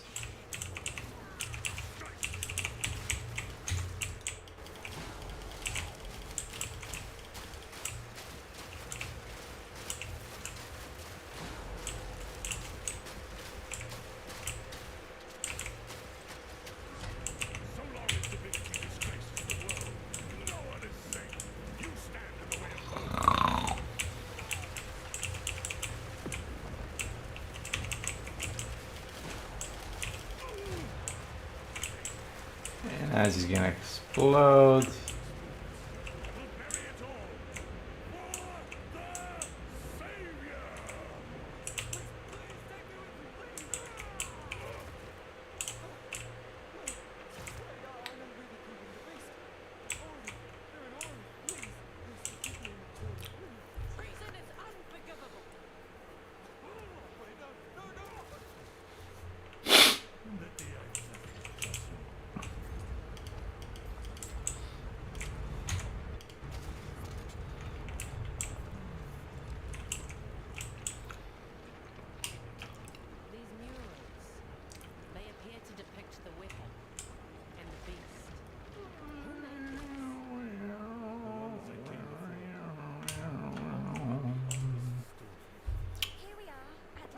Precursors.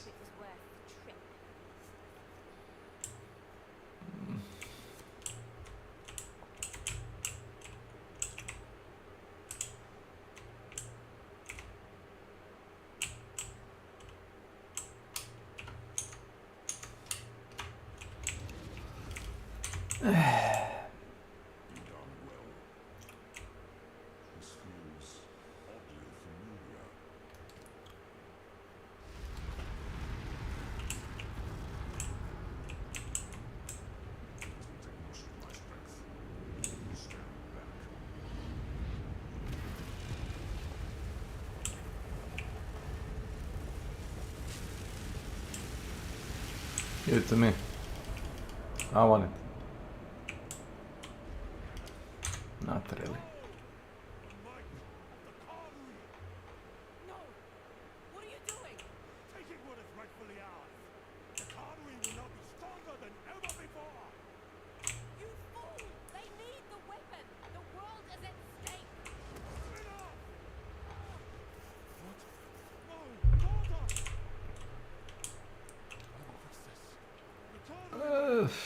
Eh.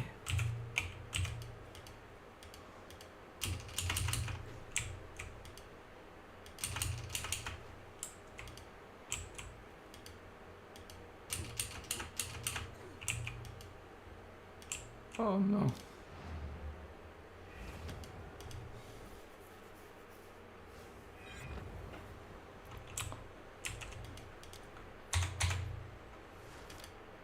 I'll be right back.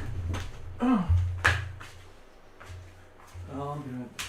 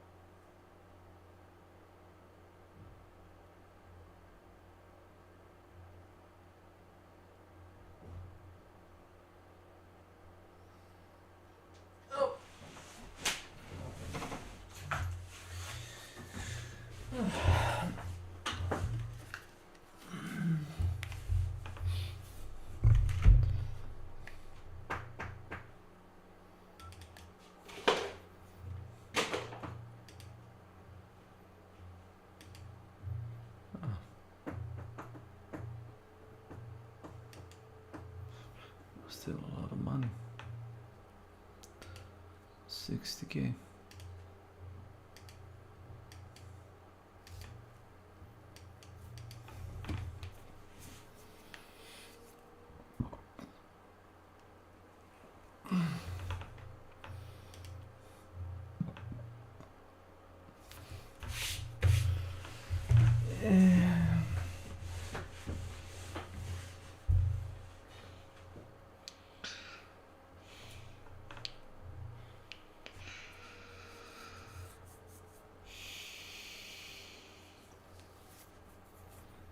Impeccable Wolf.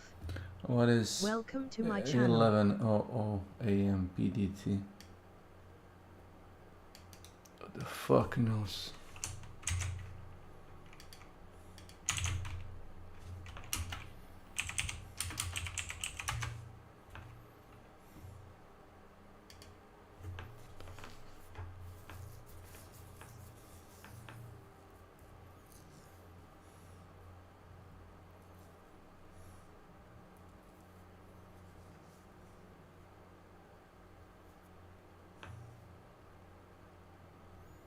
It's 8, probably.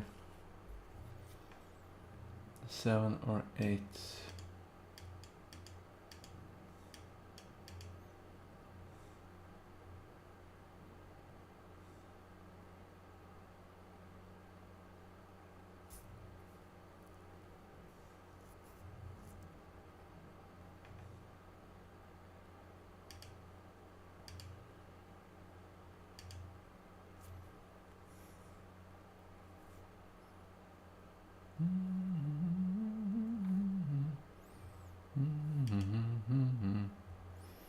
Sorry, I'm just looking for data.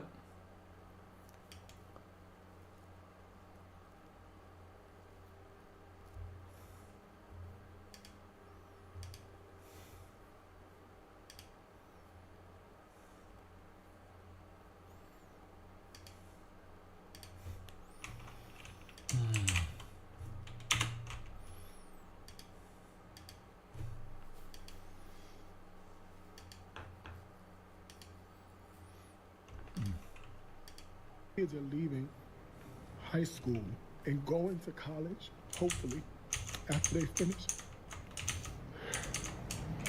We had 2 paragraphs to read. Wow. 1 sentence. It's over. Complete to write. I gave them the sentence stems. I basically completed the sentence for them in the mind. These are 17 and 18-year-old kids.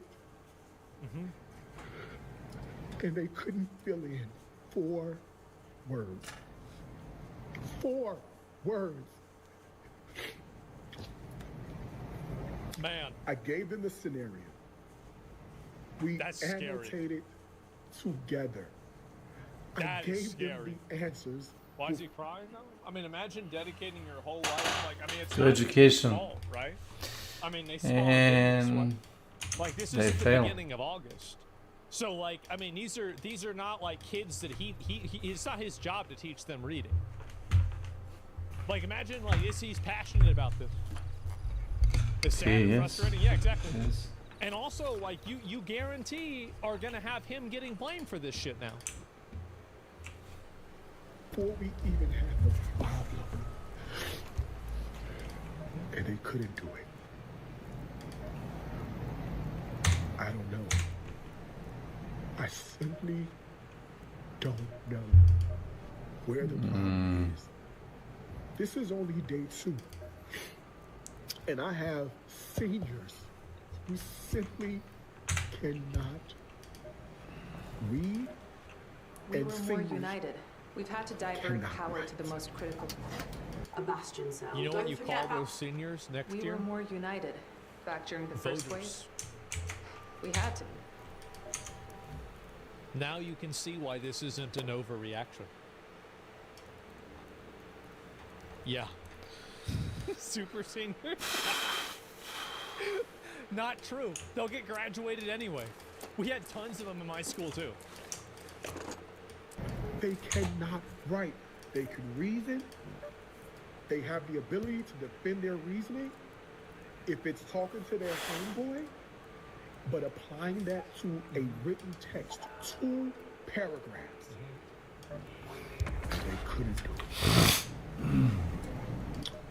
Our young black men, our young brown men, our young black girls, and our young brown girls.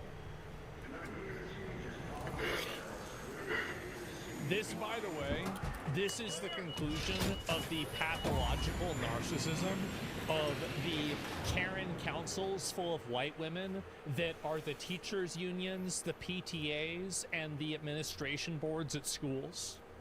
This right here is the conclusion of that ideology.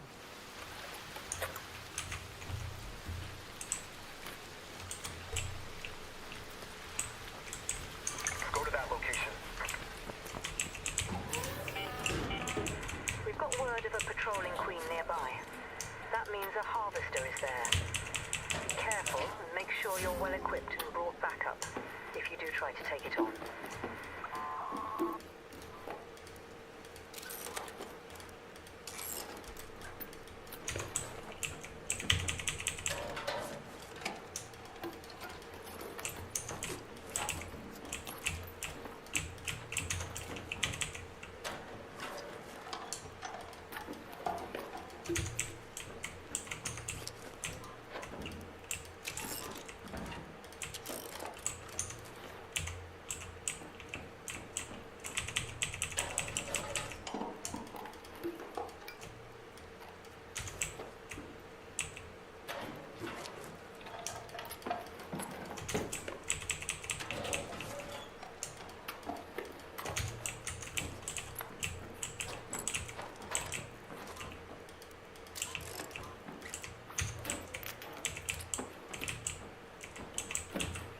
Hello. Hello. Hey, hello! Hello? Howdy! Hello, hello.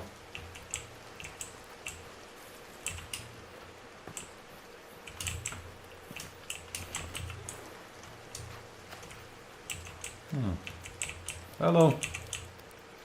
Hey! Howdy.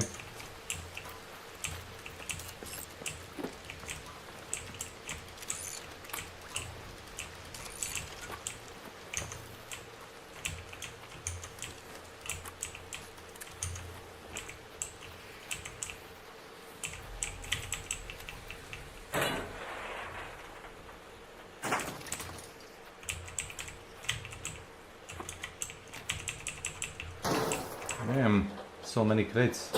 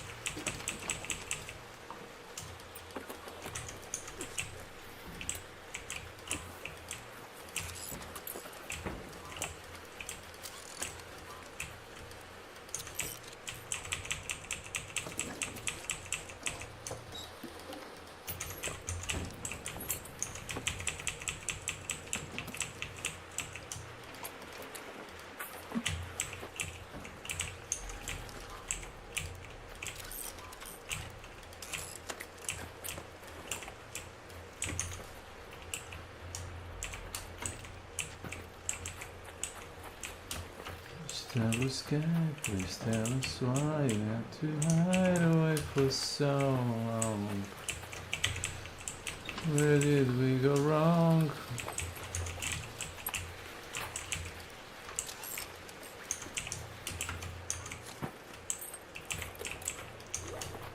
Sure, why not?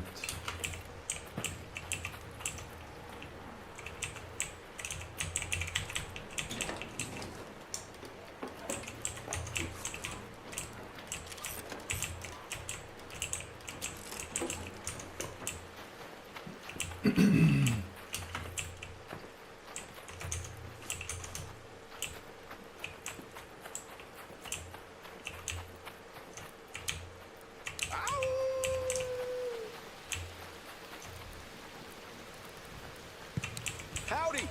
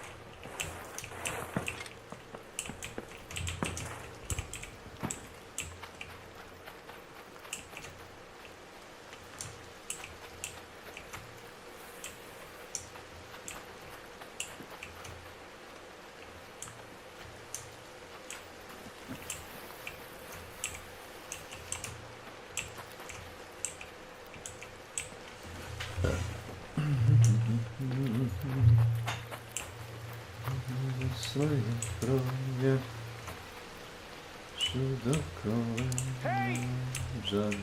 Howdy!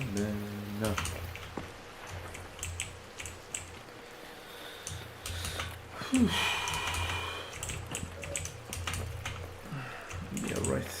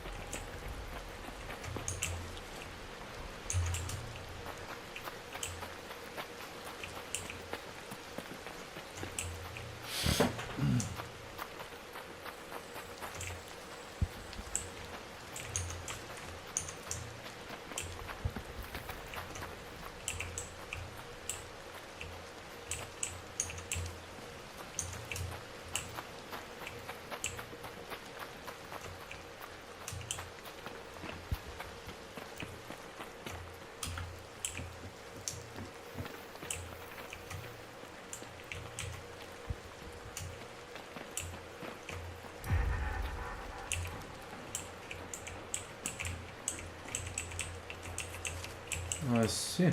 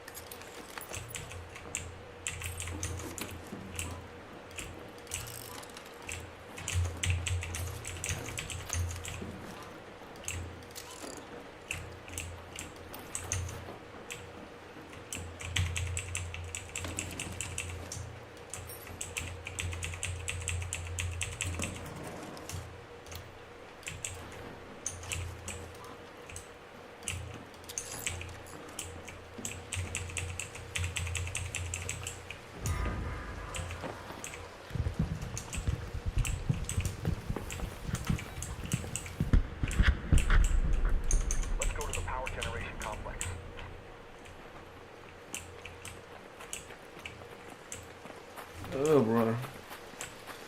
Here we are.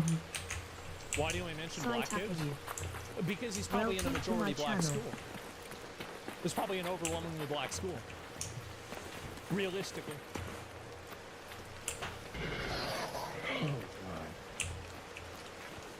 Yeah, I mean, you might not know this because obviously this is like an America thing, but HBCU, that's for college. But if we had this guy, and if all we need is we need a PTA and the school administration that are being run by guys like this, and also other former, you know, like maybe former veterans, or like you used to be a fireman, you used to be a police officer, maybe you got injured, so now you're going to be a teacher. if we had these guys running schools, all of these problems would go away. They would. They would immediately go away. Because however racist you are, and however much you think that, oh, it's because they're black or something like that, you can teach basically fucking anybody to read. You can. And this is not racial. It's nothing beyond that. It is total fucking failure of the system. It is a systemic and systematic fucking failure. It's not racial. It's not economic. It is totally systemic. And it is embarrassing. Aside from, what is this here? Can I look at it? Aside from predominantly black school, this is just a problem within the black community in general. I'm not black, right? Like, it seems like that's the case, but like, I'm not gonna, I don't want to make a lot of comments on that, obviously. But beyond that, I think that again, it's a huge problem in general. I know. That's why I don't say the N-word. That's why I don't say it. That's the main reason why. Some truth to that. It seems like there is, but as I said, I'm not like, I don't have a problem. Like, I feel like this is how I look at it, is that, you know, in our culture, it's generally acceptable to be critical of your own race. It's generally not acceptable to be critical of other races. So I call out problems that I see with white people. There's plenty of black guys that call out problems they see with black people. And I think that we see eye to eye on a lot of things. Hey there! But, you know, just culturally where we're at, you know, I gotta let people like that do it. It's bullshit. I think it's stupid too, but, you know, there's a degree of truth to it that you can understand. But anyway, Teen Takeover Generation cooked as fuck. Yeah, definitely. I'm a teacher and I completely get it. These are tears of love, as frustration as well as discouragement. Yeah. And wasn't there a teacher that was fired for... Let me see, can I find this? Wasn't there a teacher, I don't know if a mod can find this, but I heard that a teacher was fired recently for refusing to give students low grades, or higher grades. If somebody could find that, I don't know, well, I'm gonna watch this one first. As a black man whose family suffered under Jim Crow and fought in the Civil War for blacks to be free and have a chance to write and have equal opportunities to white men, that means a lot. So imagine after all then was struggling just to read and write. It's embarrassing. It's embarrassing and it's humiliating. And I think that it's a complete disgrace. Like, I think that really, I don't think that we have any sort of a unique responsibility. Americans don't have a unique responsibility to, like, African Americans. But I think we have a responsibility to them in the same way that we have a responsibility to Hispanic Americans and to white Americans. And the idea that one demographic group isn't being given these privileges and being given this, you know, this ability to read and, you know, what I think they deserve, I think it's horrible. Florida teacher, yeah, here we go. Florida teacher was fired after giving zeros to students who didn't turn in their assignments.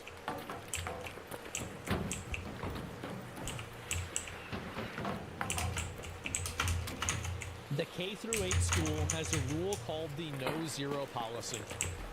The lowest possible grade that a teachers can give students is a 50, even if they don't turn anything in. So we had this in Texas. Let me explain how I took advantage of this. So, my dad, if there is any way, if there was any way for my dad to ever come back from the dead, it would be to call me and get mad about me explaining this theory that I had. Because this made him more mad than anything else that I had ever done in my life. The first 6 weeks, I would get a 90.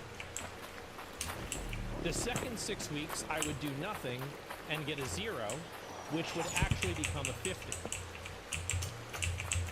These would average together to being a 70, and I would pass the class. So I effectively was able to pass the class while doing only 35% or 30% of the work. And I did this in high school at a 2.4 GPA.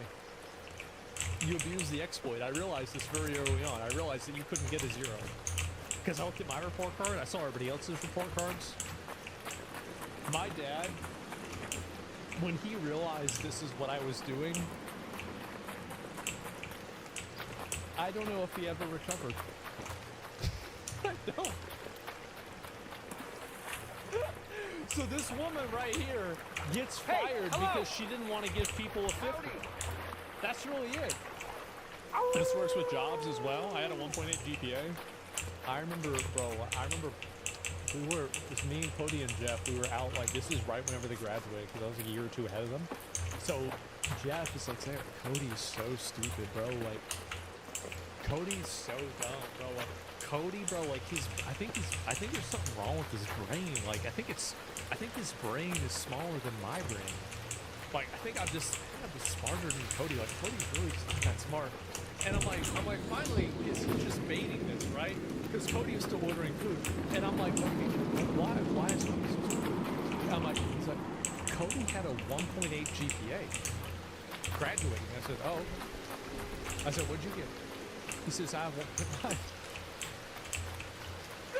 And I'm like, damn, bro, like, man, Cody dumb as hell, right? Damn, Cody's a retard. Hello, Raider. What did you have? I had 2.8. Howdy. I had almost 4.0 in college, but then I dropped out. And, you know, pull up the U-Hawk. Show me. I haven't seen that before.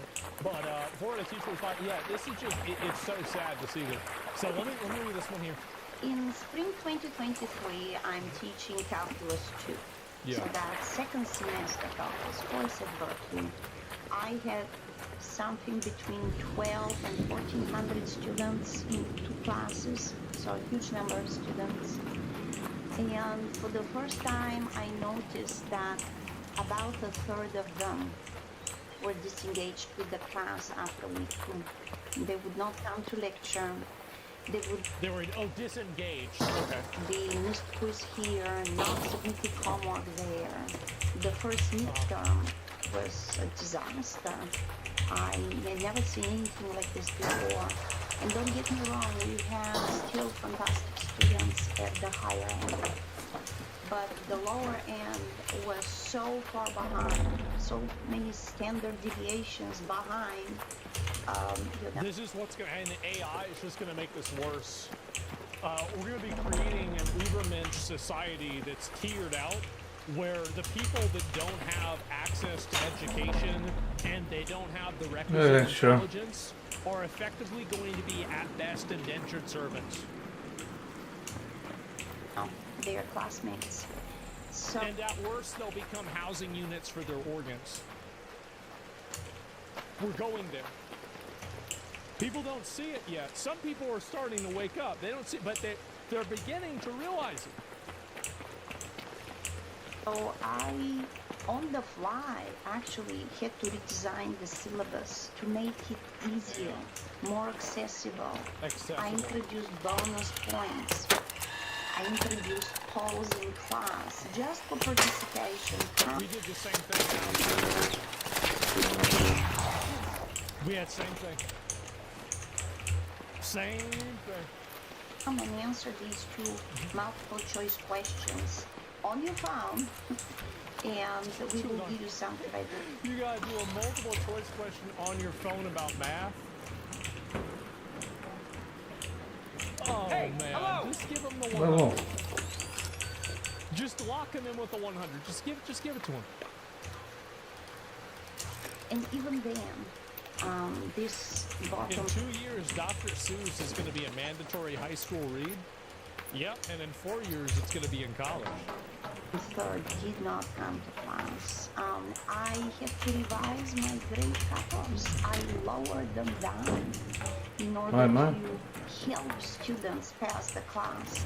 And belatedly now, in retrospect, I find that this was a wrong decision. I bet it was. No, 100% it was, absolutely. What do you mean, head to entry college is playing with Legos? Yeah, we're headed for idiocracy. We're already there, man. You don't understand how bad it is. Kids are just too addicted to the screen, consuming too much useless content for distraction from school and college. No, I don't believe that. I think that we have had a bigotry of low expectations and a bunch of, consensus-based decision-making has caused basically every public institution to turn into garbage. Yeah, I think that, and don't get me wrong, I'm sure that I mean, fucking, you know, iPads and shit make it worse. But I don't think that's the whole reason. I think what's really happening, I've done this graph before, I don't really want to do it a lot more, is that, like, you think about the bar, like not bar graph, the bell curve of IQ. More and more, the average and below average IQ people just simply will not have a place in society because they don't have these skills. Like, we don't need as many jobs that are just simply, it looks like the original teacher was fired for not giving zeros into your kids, not for refusing to give zeros. Oh, maybe that is bullshit. It definitely could be. I mean, I know that they have this policy in Texas, but yeah, maybe that isn't why she was fired. No, sure. It's turning into a belly curve. Yeah, there's a lot of that. My school teacher's a master's degree and also ex-military. I can tell you exactly what's going on. Yeah, I mean, there's a lot of it, right? And anyway, well, you know what? This random person that's never talked in my chat before that has literally no qualifications, what do you think is going on? For some reason, I trust you. Why do you think the kids are retarded now? Go ahead. Let's figure it out. He's Sam? Well, I don't know if he is or not. We're going to find out. Let's see what he said. Parents are apathetic? Yeah, of course. But parents are apathetic. It used to not matter because you'd still go to school and you'd still get an education. He's LARPing? He could be. I'll give it a minute or two. It's a psyop. It's by design. Yeah. And I think that we are engineering a generation of goy cattle. We are. There will be an entire generation of goy cattle that are emerging, and it's just getting worse. There's a video on the economics of automation. It's pretty interesting. I could post that on Reddit if you want to look at it. Yeah. Well, that's the problem, right? Is that you have automation that's taking over more and more of these jobs. So all of the bot jobs, with it's like, you know, turn the wrench, do the thing over and over, all of those bot jobs are getting replaced. Social media and lack of morals. Yeah, I mean, there's definitely that. I think everybody knows that. There's a lot of schools now that take away your phone whenever you start school. They don't even let you use it. So yeah, I mean, that's really it. God, it was documentary, a center home. Oh my God, there's some other shit. Let me see if I can pull these other ones up. But yeah, what is this here? And is the beard get longer or darker? Is it just me? Last viral thing on the then we have big topic. Okay, all right, I'll look at one more thing. We organized a lot of stuff for coming back today. What the fuck is this? What the fuck is this? Why are young men ditching the workforce? Howdy! And is there any way to bring them back into it?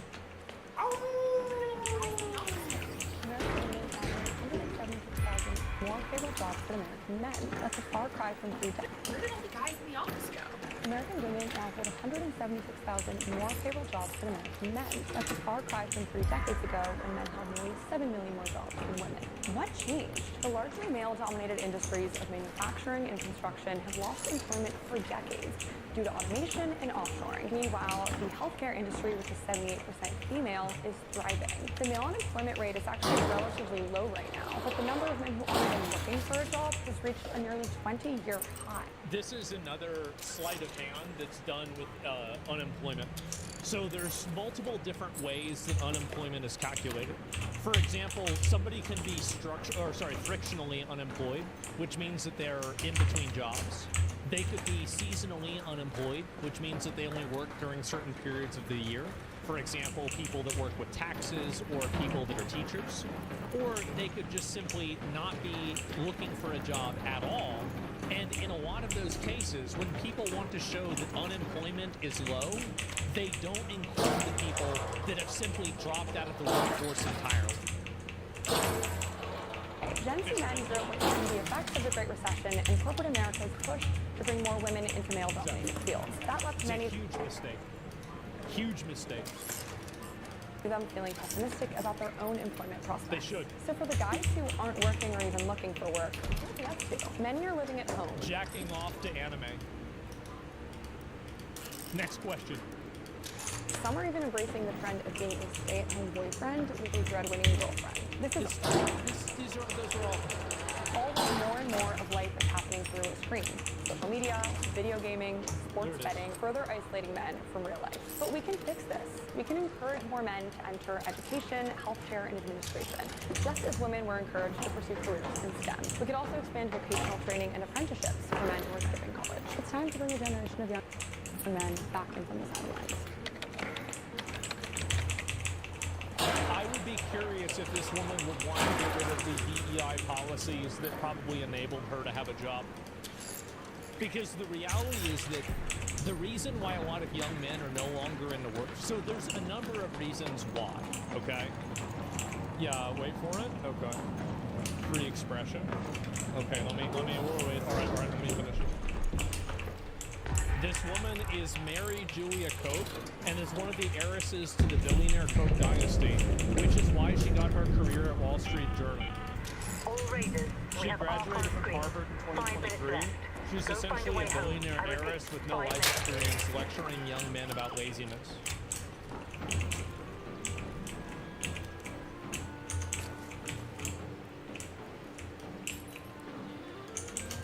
It's really, guys, young men, and especially young white men, did not ditch the workforce. They were intentionally excluded as a matter of policy. The degree of which corporate America could discriminate against white men served as a benchmark for progress for many years. Asking why there are no young men in the workforce, and particularly white men, is like asking why there are no Germans in East Prussia anymore. Yep, true. Corporate America pledged to hire more people of color than it actually did, which is obviously true. This is the reason, by the way, why I will never vote for a Democrat ever again. It's because I'm white. Why would I want to vote for somebody that would systematically disenfranchise me because of my skin color? Like, that's just a categorical no. Like, I'm like that like, I am a single issue voter with that topic. If you believe in any degree of anti-white discrimination, I will never vote for you. It doesn't matter what else you think. And I think every other white person should do the same. I do.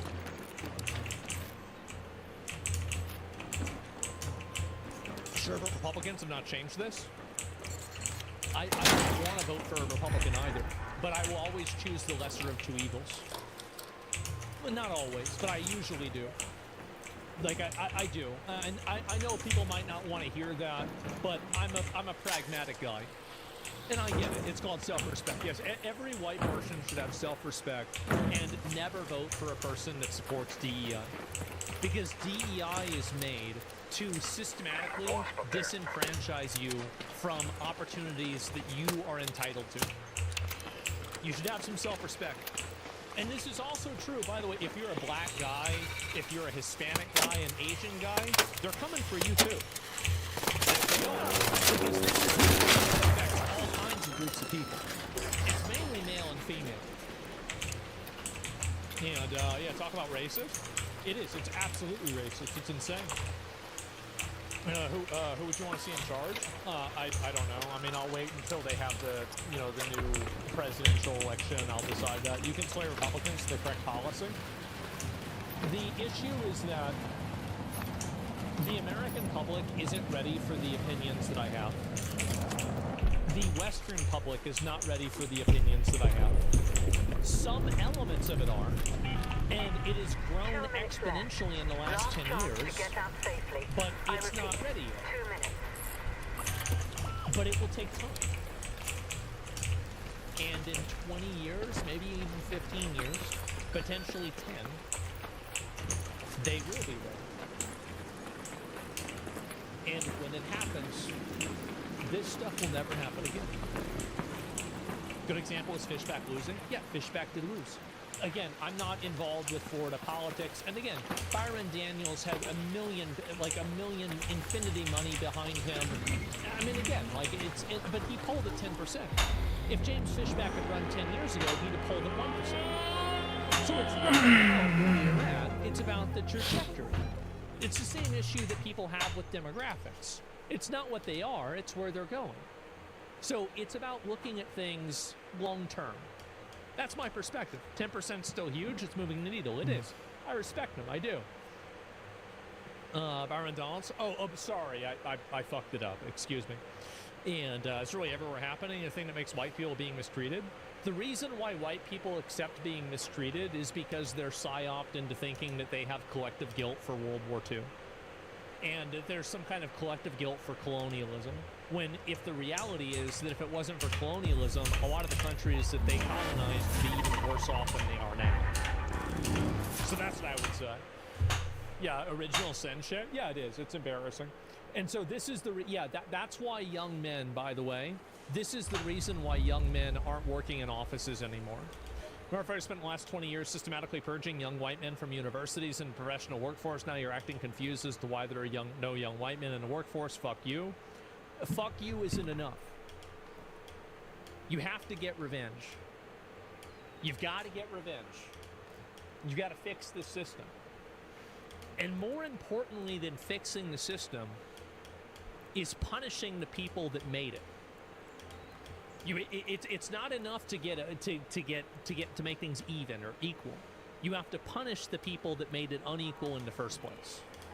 And until people are ready to do that, which they're not, people are not ready to do that. People still think what I'm saying is extreme. But whenever there will be a time, and that time is coming very soon, where what I'm saying will be the moderate position. And I look forward to that day. I do. And I know it's coming.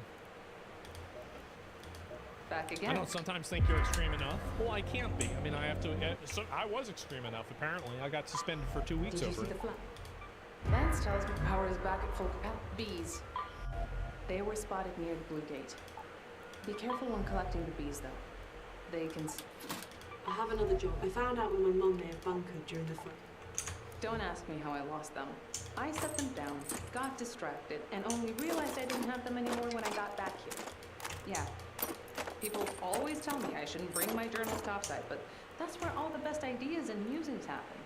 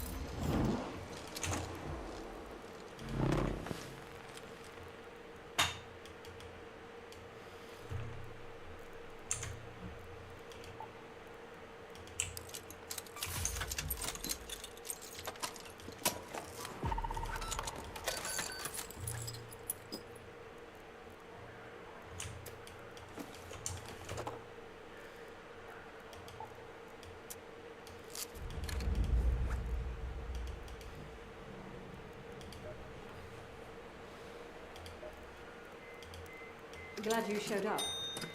This place feels...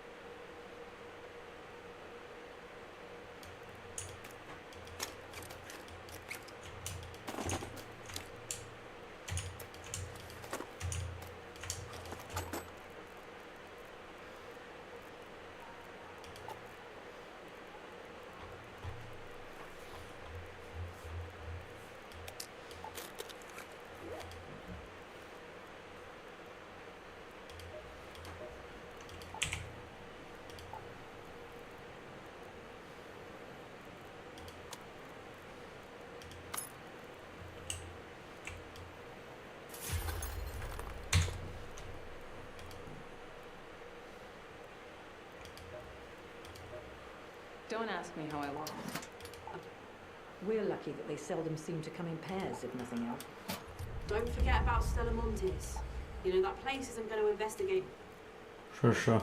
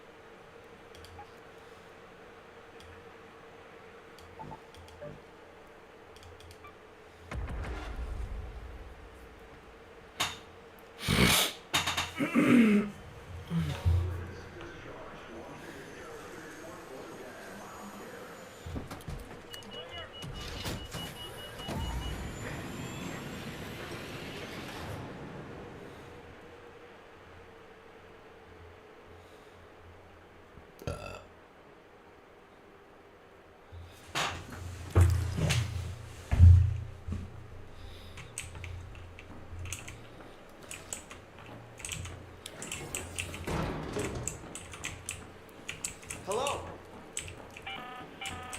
Have your eyes adjusted to the dark yet, Raider? The net is ripe for the picking while most of Toledo is asleep. So my suppliers say the Ark is twice as vigilant after sunset. Howdy!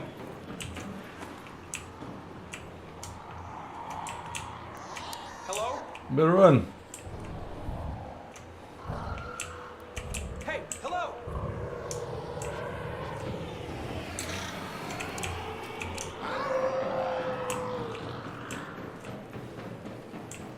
Oh damn.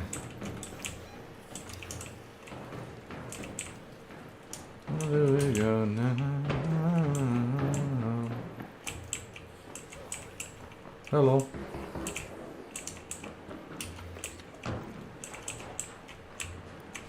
Howdy!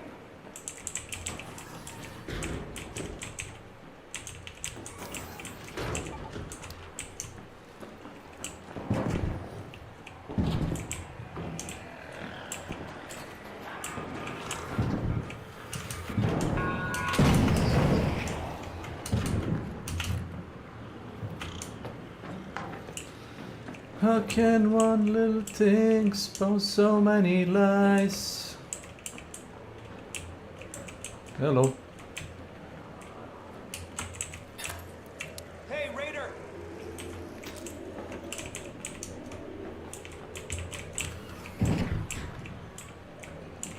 Anybody found Magnetron maybe?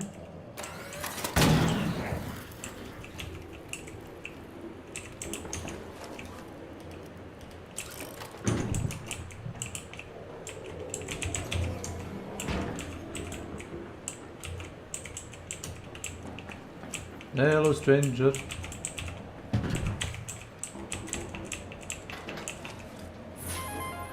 Nope.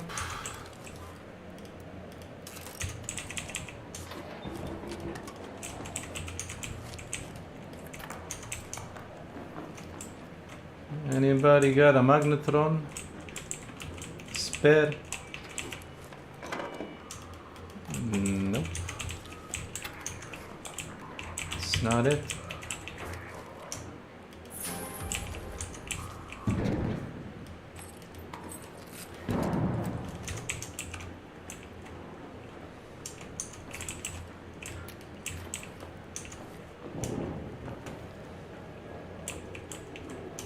Does anybody need a spotter? I got one. For no good reason.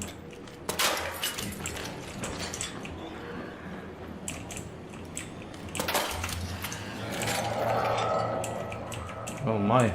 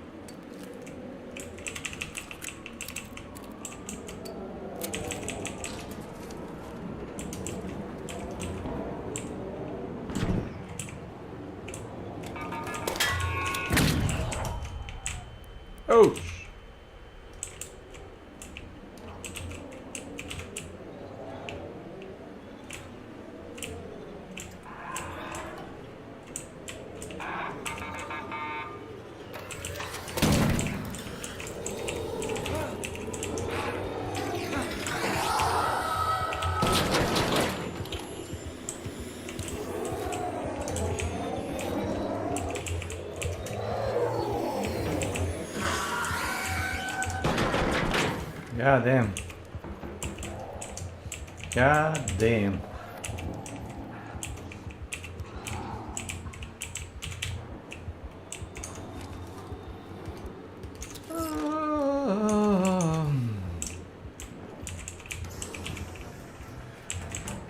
Pam pam param pam pam param. Hello, hello.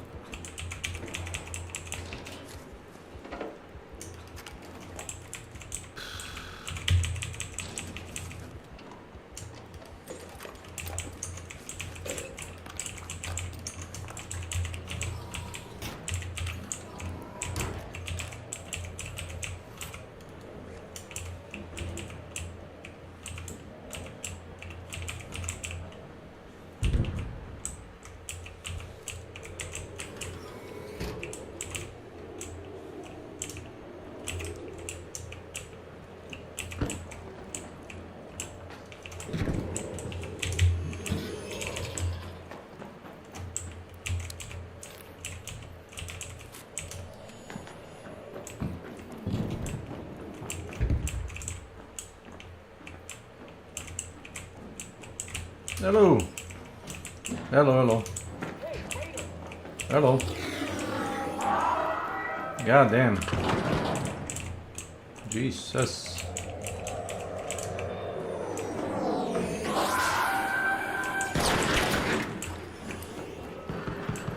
Must be some kind of way out of here.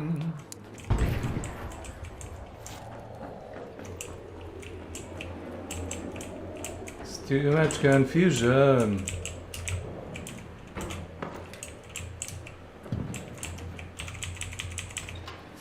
Anybody see Magnetron maybe? I can give you some stuff for it. You have it? Really?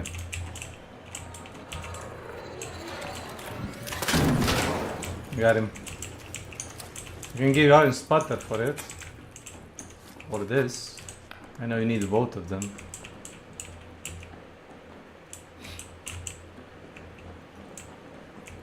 Magnetron, nobody?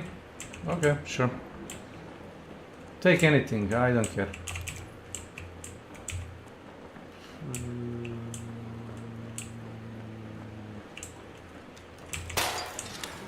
Just saying, using microphone will make people trust you more, even if you try to backstab them.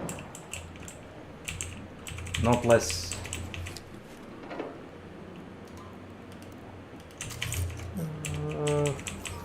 Hello, Magnetron. I'm here for Magnetron. Yeah, there you go. Take everything, I'm leaving. Catch you later, people. Peace.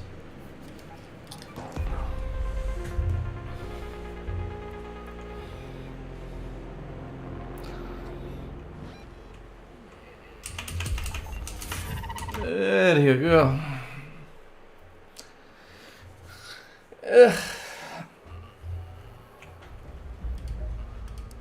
Петух.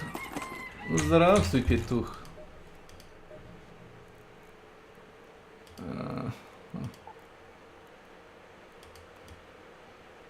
Not bad.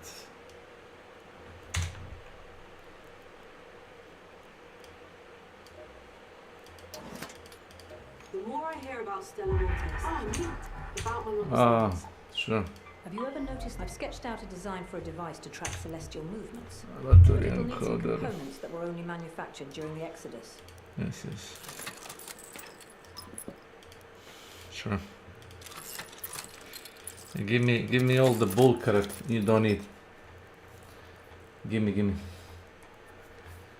Rotary encoder. Rotary encoder. Rotary encoder.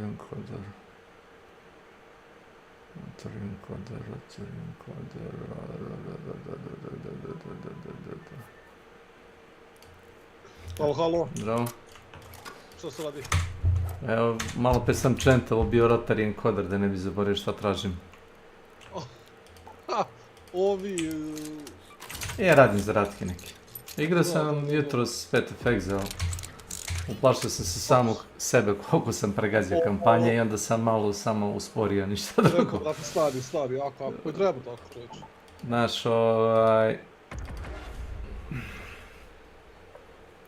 Oni unikatni gemovi što ti daju one unikatne pasive, znaš što sam ti pokazao onaj kako se zove što ti daje Maritime gem kako se zove.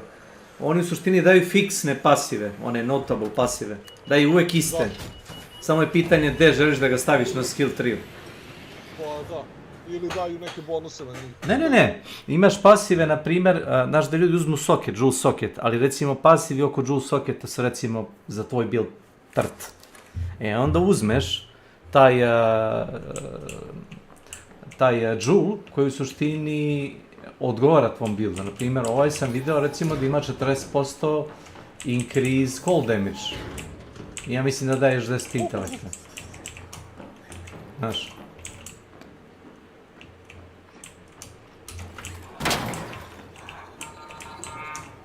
My god.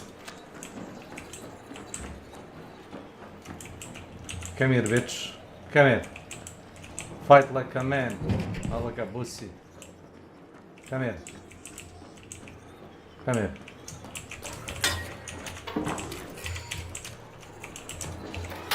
Kad dođu da ti objasne neke stvari zbog toga, aha.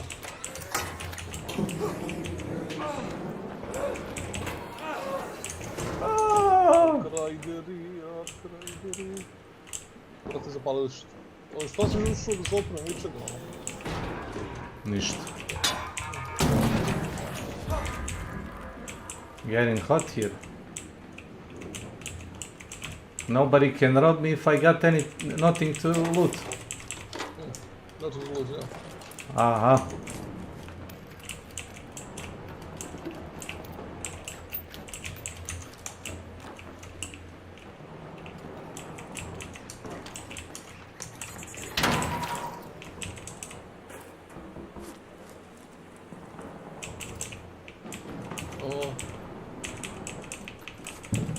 Jel situacija je dalje zajebana na toj Steli Montis, pa si zbog toga tako ili... idemo! Stella Montis. I don't care about bringing stuff to Stella Montis so some asshole can rob me.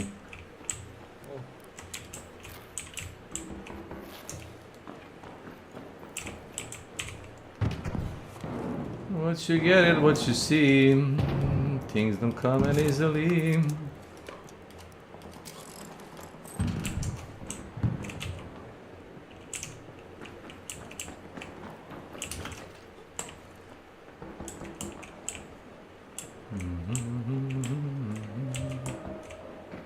Nema potrebe da nosiš išta ako će neko da te upuca u leđe.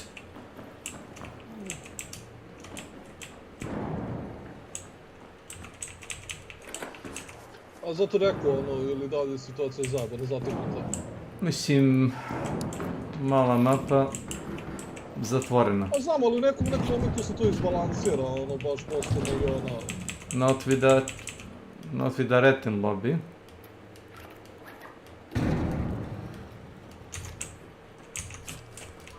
Actually... Ne, iskoristi ga da se topuješ. See if I care. Trigeram se. Zašto baš ti? Why not? Brate. Why the hell not? Sad ćeš da iskoristiš dva, tamo bi ti jedan zakrpio. Hello! That's a lot of crap.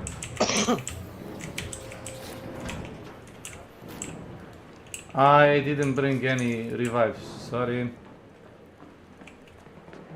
I can give you a band. Hello, person behind me.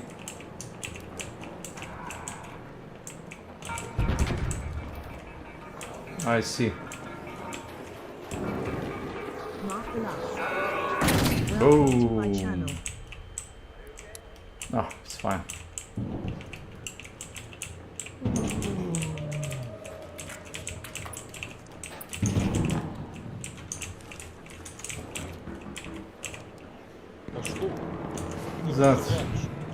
Zato što... Hello. Hello. Hello. Hello, man. Hello. What's up? Just stating. No, I don't need anything. If you want loot, I already dropped it. So. Where is that? It's right here, next to the door. Yeah, it's already there. No need to. I mean, I guess you could. Oh, okay. Why do you need your weapon? Because I don't need them. I am a weapon. I am a weapon. I don't need a weapon. I am the dangerous Skylar.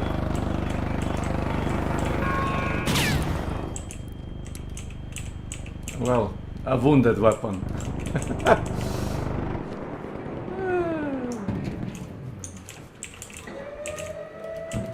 Hello. Hello again. Okay, it's you. Do you need Yeah. anything? Nope. This is my fifth fucking what's it called expedition. I don't need anything. Trust me. I'm used to scraps. Literally nothing.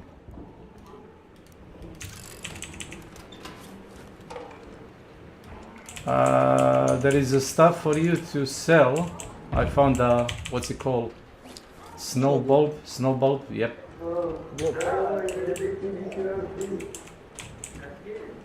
Yeah. I don't need.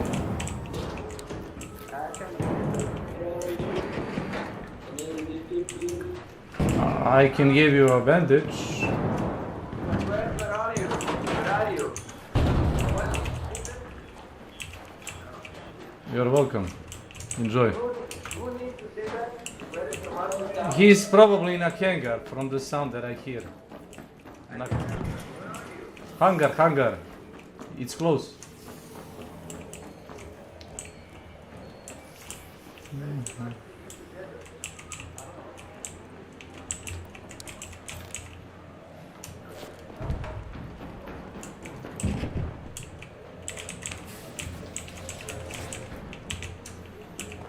Kako ti se sviđa moj minimalistički pristup, Stalimontis. Nobody can rob me Stalimontis if I got nothing to rob. Ono, vidi, kapiram ga, ali namjerno se krenuo se bijaš što teže, što si mogu se zadržiš onu burleticu. I know exactly what am I doing. Exactly. 4 wires.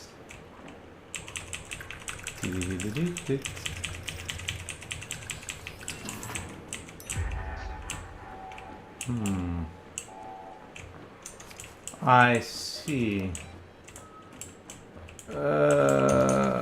Iron Spooter. Iron Spooter? Fucking hell, Spooter. Anybody has Iron Spooter?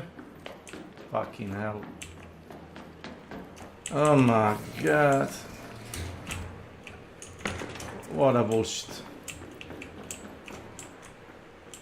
Anybody's got an Iron Spooter.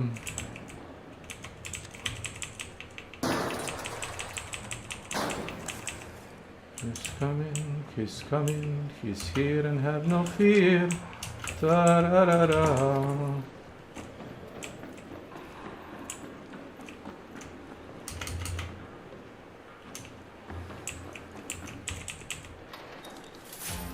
No.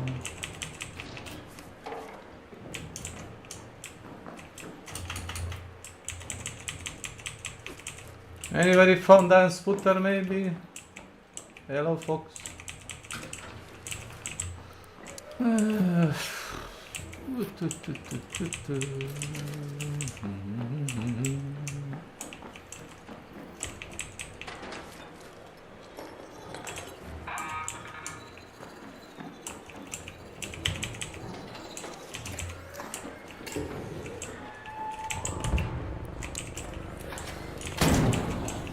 Ne treba ti oružje.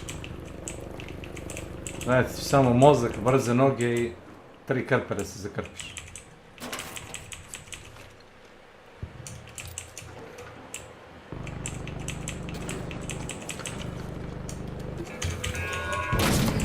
Nice. Ow. Twitch, clip that shit.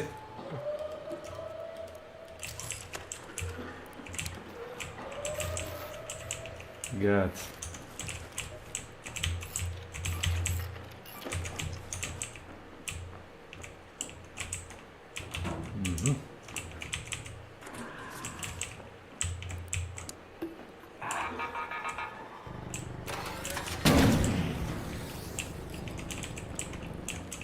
Taj ti samo čekić da možda lupiš prvoga onoga popa. I kad kokneš popa prvoga, onda možeš da biraš šta ćeš da ubiješ. A ne kažem da ne može, ali mislim da postoji lakšeg načina da ostvariš to. Ovo je lakši način. Nastavi Montis. I don't need that. Iron Sputter, anybody found Iron Sputter? Hello.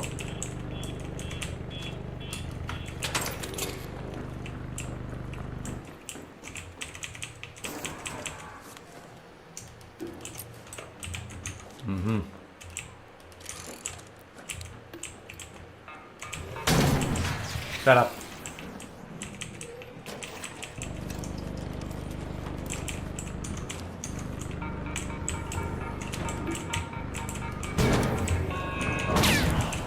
Nice. Kako mrzimo kad se usporiš čim staviš bilo šta u ruke. Da.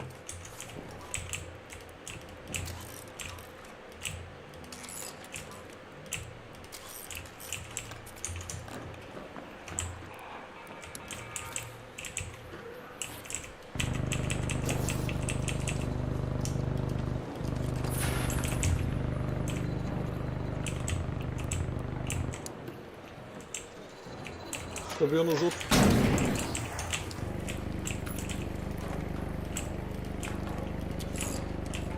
Sto event pana, vredi.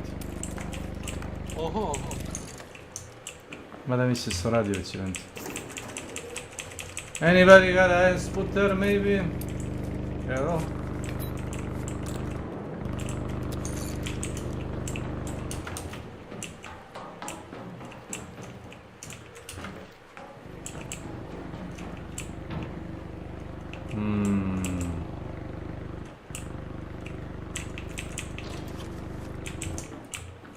Nope.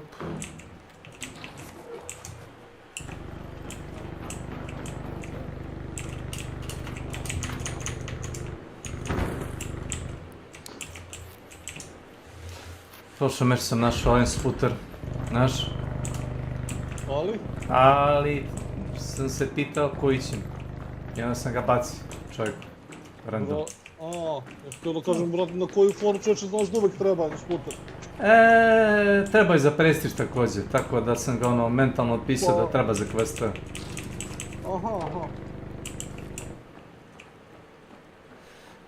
Mr. Blue Sky pushed to hide away for so long. A sljedeći prestiž ko će da radi može da odluči da ne resetuje quest progress.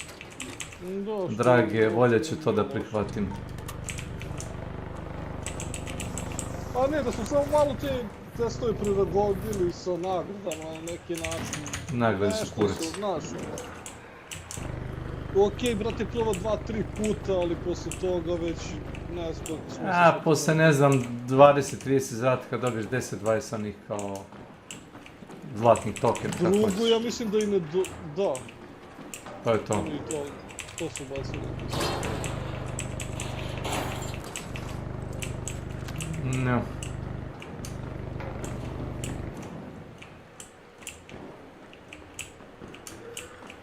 Ali predugo očekivao, da kažeš, put do toga. Ima stoji nešto questa u ovoj igri, znaš? Pa da jesu povećali da su bilo ih je koliko, 60-ak i bukvalno po sezonama su onda samo dodavali i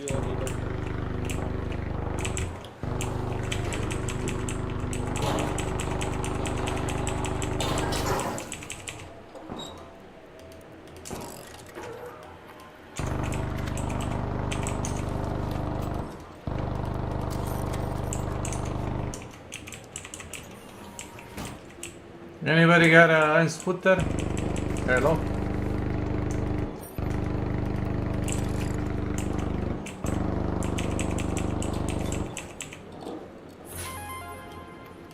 Nice.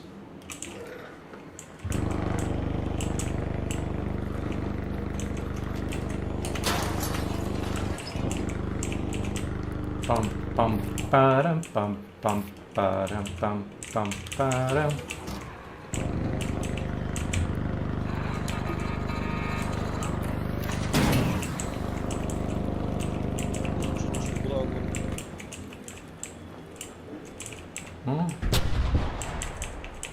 Nice, good job. Nice. Anybody got a Jebote kar pre ice 12. scooter? A ne znam, kad sam se isto kecnuo. Jasno, da znaš da ja sam se nešto kopao. Onda nešto tu malo se ono kao razlačio, doručkovo. Ja neku riblju paštetu, brate, osolio sam se. Od riblje paštete si se osolio. Da, ne znam koji je kurac bi, brate, ono, one kao rijumare pa te, ali... Nije bilo ovako slano, kao sad. Hello, iron scooter, anybody? Iron scooter? Purple component for a quest. I can give you... If it's a teenage guy or a girl, I don't wanna deal with that. Good luck.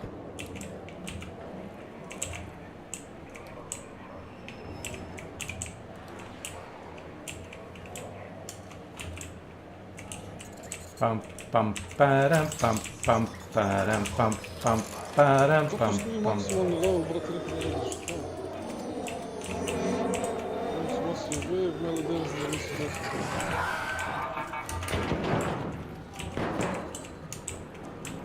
Hello, hello. Oh, please. Yeah, hello. Whatever. Yeah.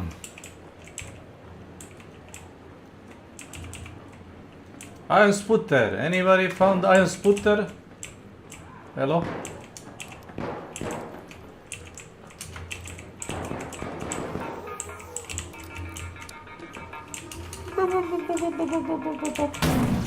Kaboom.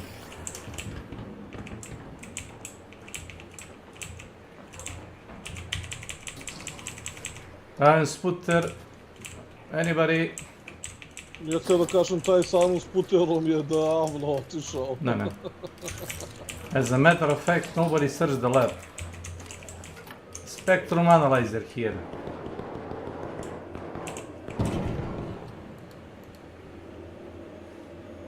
Zapravo nije. Vidiš? Si ga našao, što?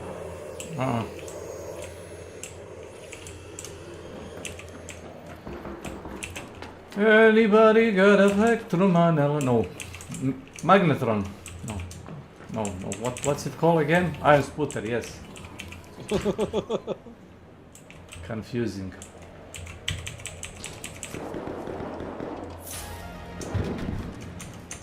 And now we got magnetron. Iron scooter. Another magnetron. Wow, I don't need them. Iron scooter, please.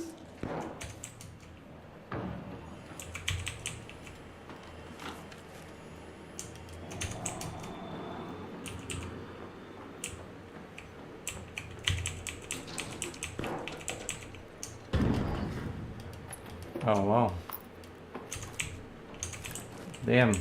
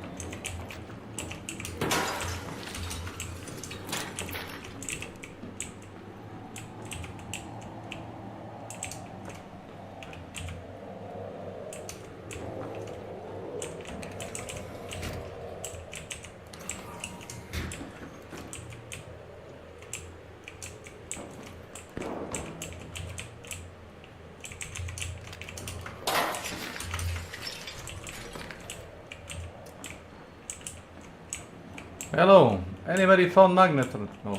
Iron scooter! God damn it, I don't need magnetron anymore. Iron scooter. Trading for magnetron. Magnetron is useless now.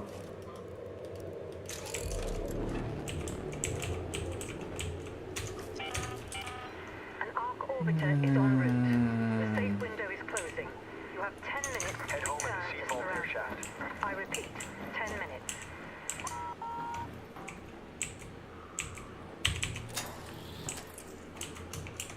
Pam pam param pam pam param pam pam param pam pam param.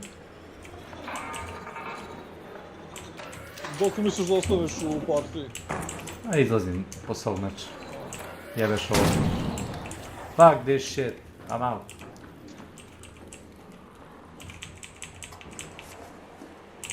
I'm Sputter. Everybody found I'm Sputter.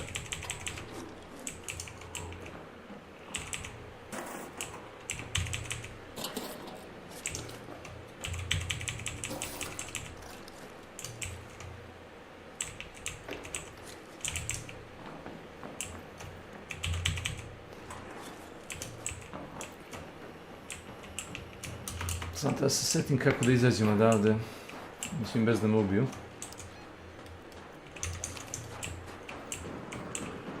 Zar nije cijela ideja tog setupa da možeš samo da ideš na surrender? Pa... da. I ne.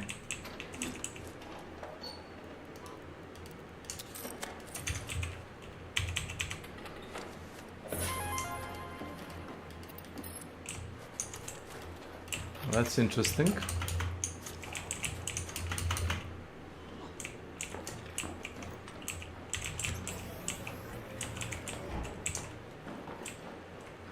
Uh-huh.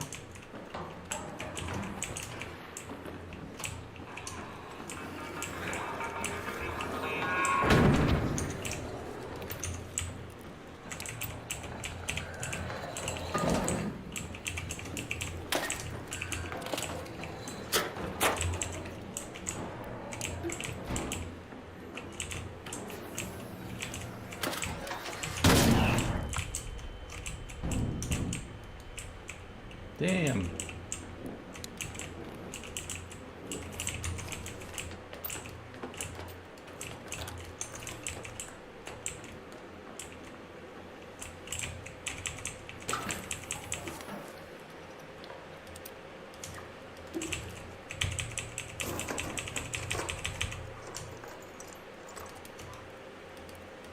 Pita me šta će mi akumulator i da ti kažem da ne znam. Ne vez, uzmi ga, to je takva igra.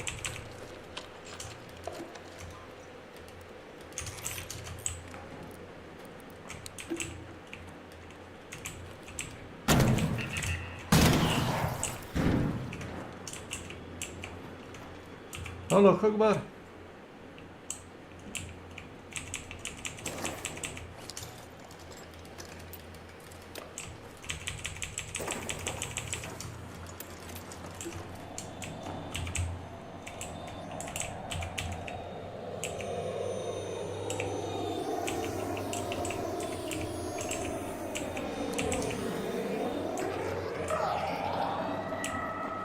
Ah, yes. Ah, yes, yes. Hello. Hello, campers. Anybody camping?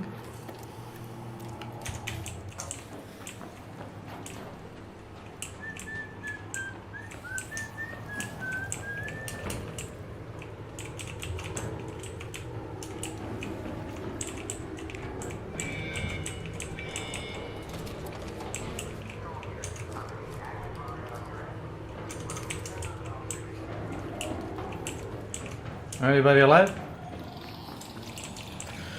Never mind. Ja sam htio, sad da kažem da zaista želiš da daš odgovor na to pitanje, ali... Točka, tapa.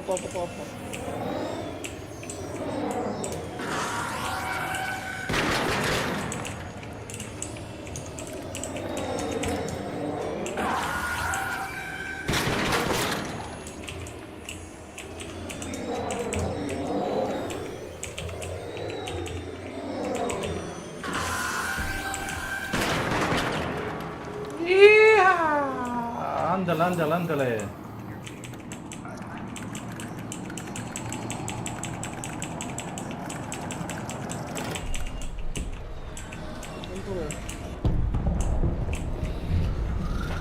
Jest. Oko mi je dosta. Stet. Naći ju drugi put. Odustaješ? Ne, Snake. Znaš, želiš da me gledaš još jednom kako ovo radim? Bez išta? Ne, Snake. Mislim, mogu. Moraš da završiš. Jel želiš to stvarno da radim? Želim to za tebe. Stvarno želiš to da radim? To sam tamo ne troliš ili šta? Nema pojma, čudno mi nekako da odustaješ kao ma brate. Pa nije, nego, znaš.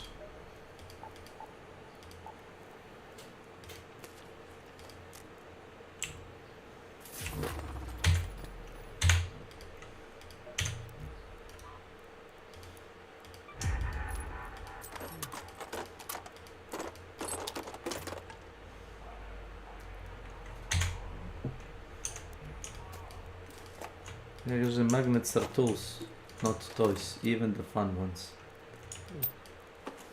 Even the fun ones.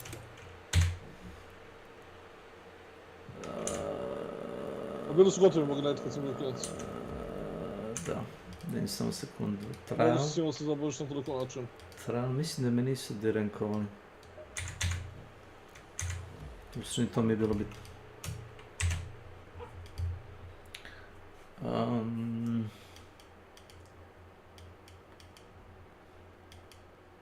Anti-cheat, whatever.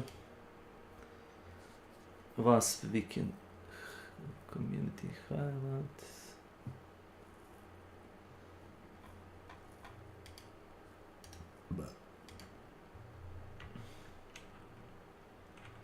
Imamo neki klip kad sam sponuo 12 waspova, bacio sam, ne znam, ili 15.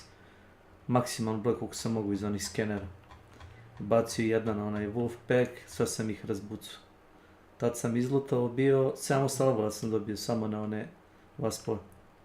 Ozbiljno? A waspovi imaju šansu da ti baca one zlatne komponente. Mogu baciti obično zlatne. Aha. Jer ako na koji način, brate, toliko experience, ali... Umjesto waspa, skener može da sponuje i roketira. Nisam znao. Ali ček, to je sad neki aktivni event, tako? Pa zovu se kao glitched arcs, leteći arkovi. Svi mogu da budu izgličovani, ali pošto najčešće vidiš waspove... Jel to je taj event što može se završi za jedan dan? Za dan. Da. Za jedan dan. Verovali ili ne.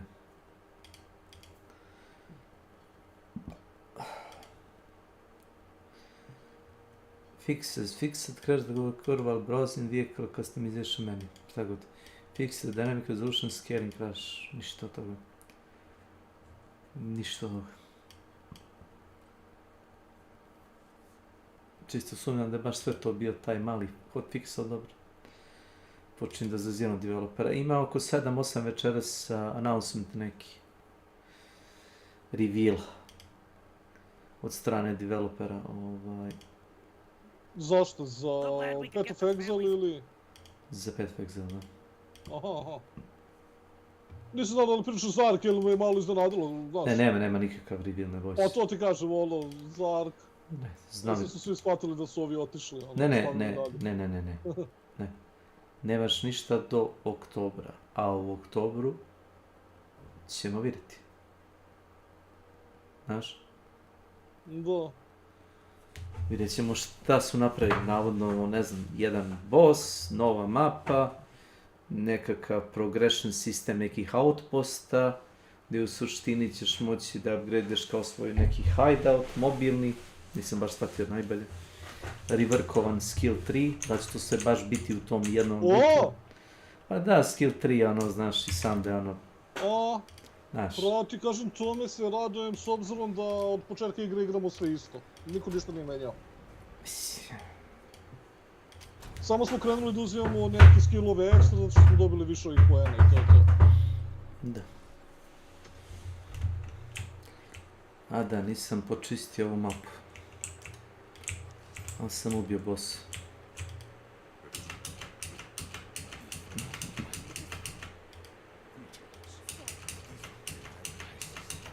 Znači, fora kad sam otišao u onaj hram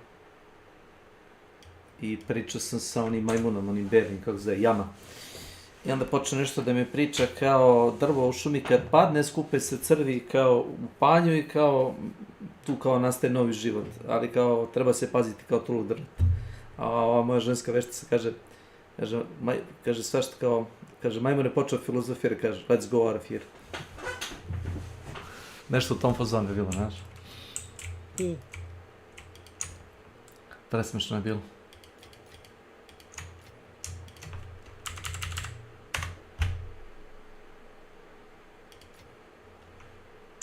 Dva divajna su mi pala kroz kampanju, verovati ili ne. O! Da... Ne znam na koju foru, ali... Na foru igraš. Na foru igraš. Nije da mi treba, vjeruj, u suštini. Budući da sam boostom drugog karaktera sam sebi. Loše. Apsolutno nije loše.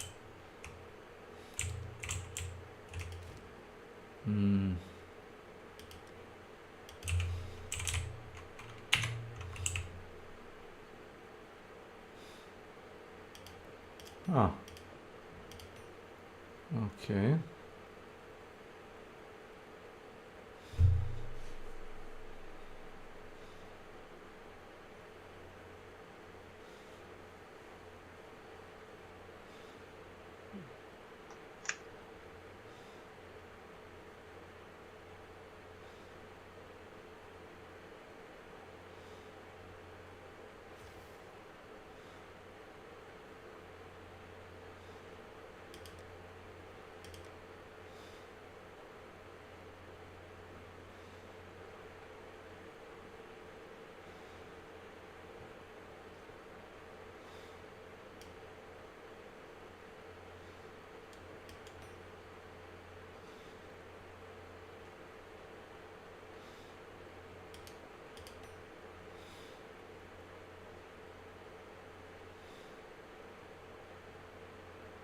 Koliko ti Magic Foundu na tom liku?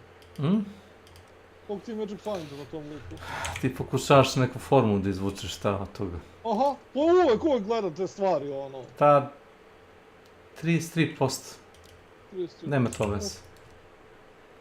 A nemam pojma, brate, ja uvijek gledam bolje 33 nego 0, znaš.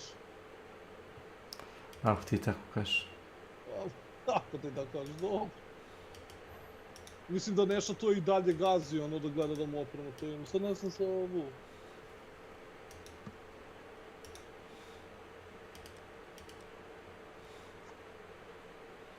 De delirium. Šta će ti? Tu su. Vidiš?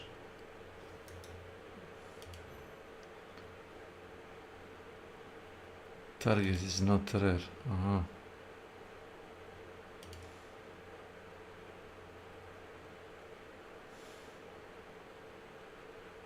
Exp collector. Raslav. Welcome to my channel.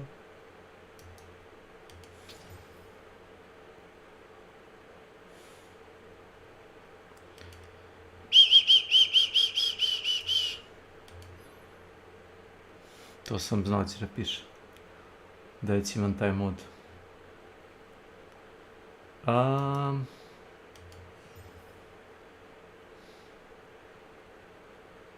Dobro.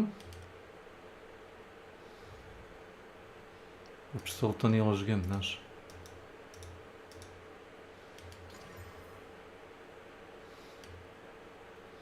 %, na Energy Shield, Increase Freeze Threshold, 15% Cold Damage.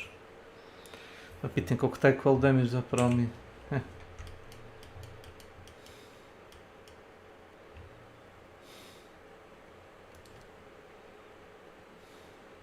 Vidjet ćemo.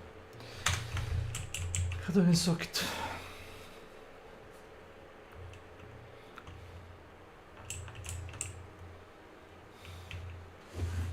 Mrzim da protočim map.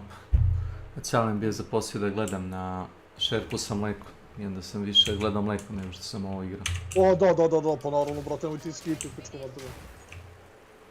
Sad ih double tapujem sa ovim samostalom, znaš. Normalno neprijatelj.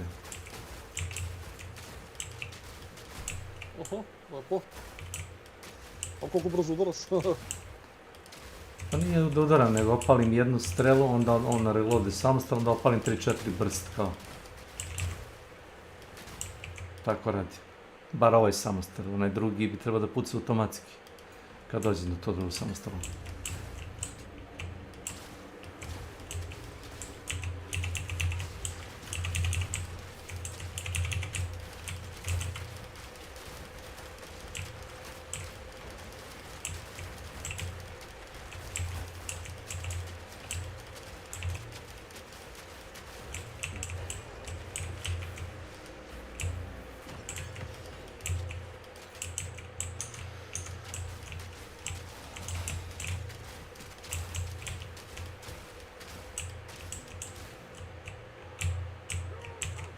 Bots.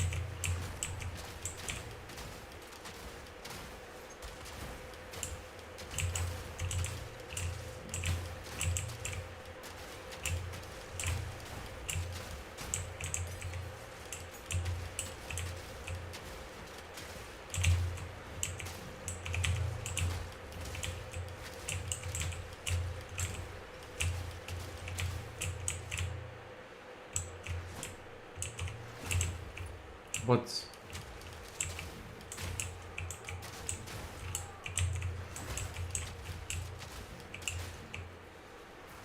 Zuck. Welcome to my channel.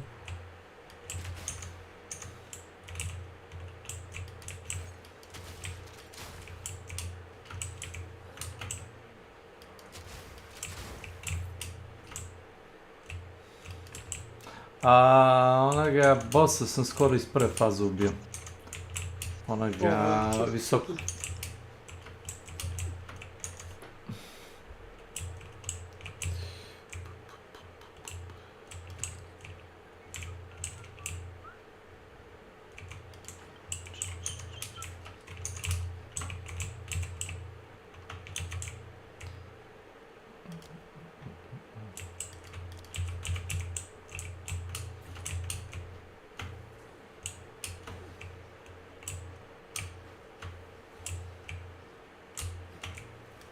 Izvin, moram se javiti, lako.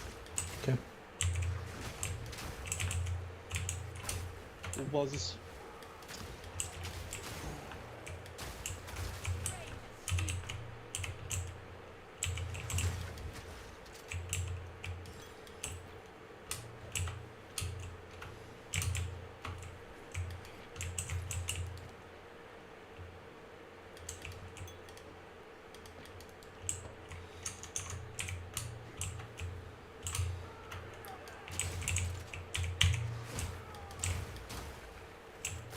Yes, yes.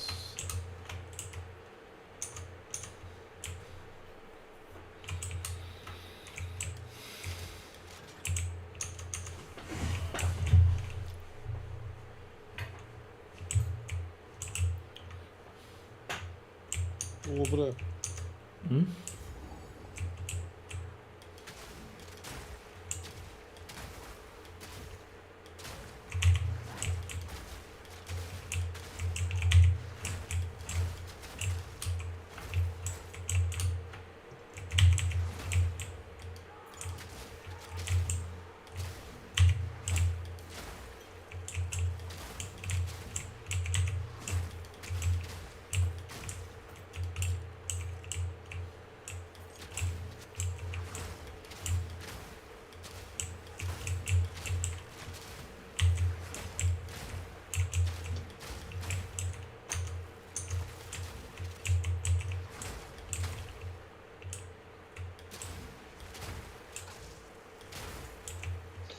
Ovako stvori jebote,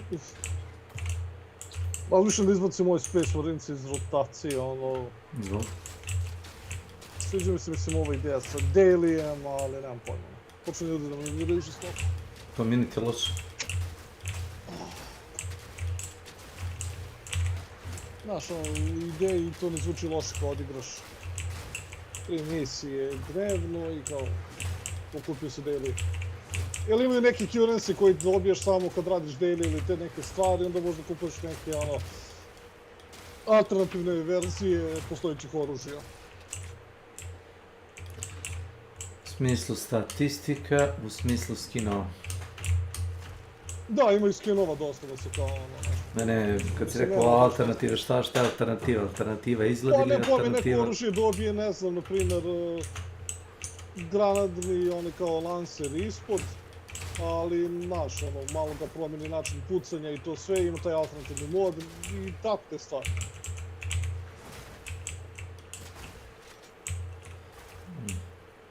Što generalno nije loše, na primjer, na tom oružju. Neki dobiju malo pasive, zaista, ono, gdje ga skoči dole. Pošto imaju kada zovu pojačanje, kao u Helldiverima, imaju, na primjer, pištol, na primjer, dobije, ako ga pogodiš u glavu, momentalno ga ubiješ i prekineš mu, naravno, to, zov za pojačanje. Neki dobije, ne znam, burst fire, znaš, kao pošto single fire, onako dobije kao burst fire, da može pucati po 3 metka. Što ono, na neki način jeste zanimljivo, ali...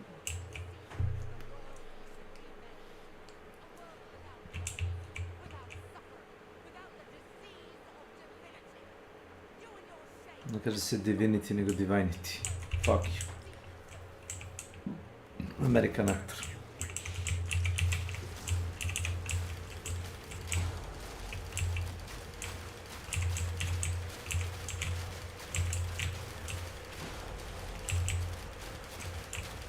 A isto primećujem da sam upao u taj loop, da više ono kao ne trebam se da napravim nešto, da izmislim nešto, nego igram sa već nekim postojećim stvarima koje sam primetio da rade.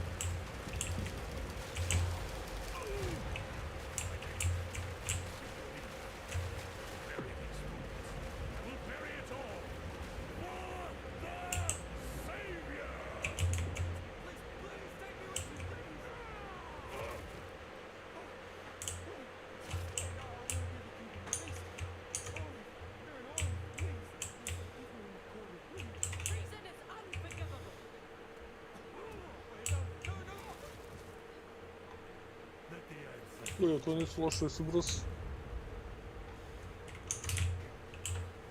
Yes.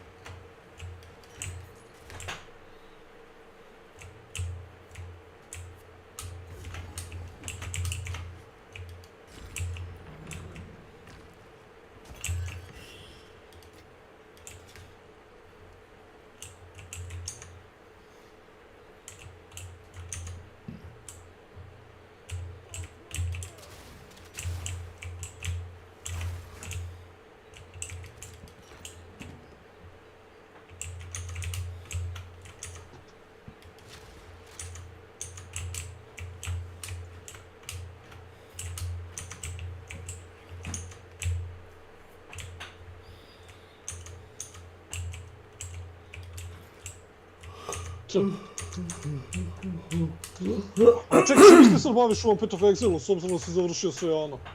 Šta tačno? Pa šta ti još ostalo da uradiš? Ništa.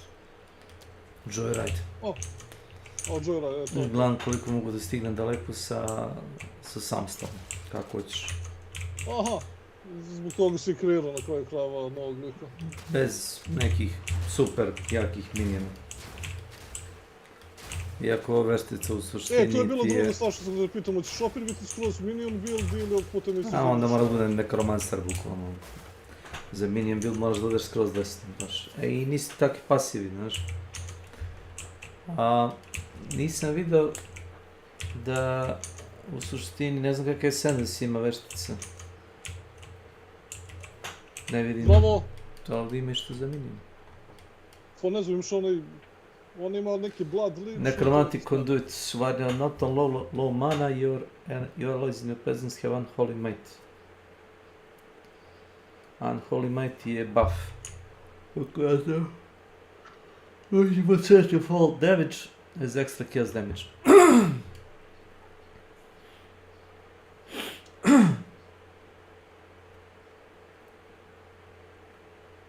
Magnitude of unholy might buff you grant per 100% maximum mana.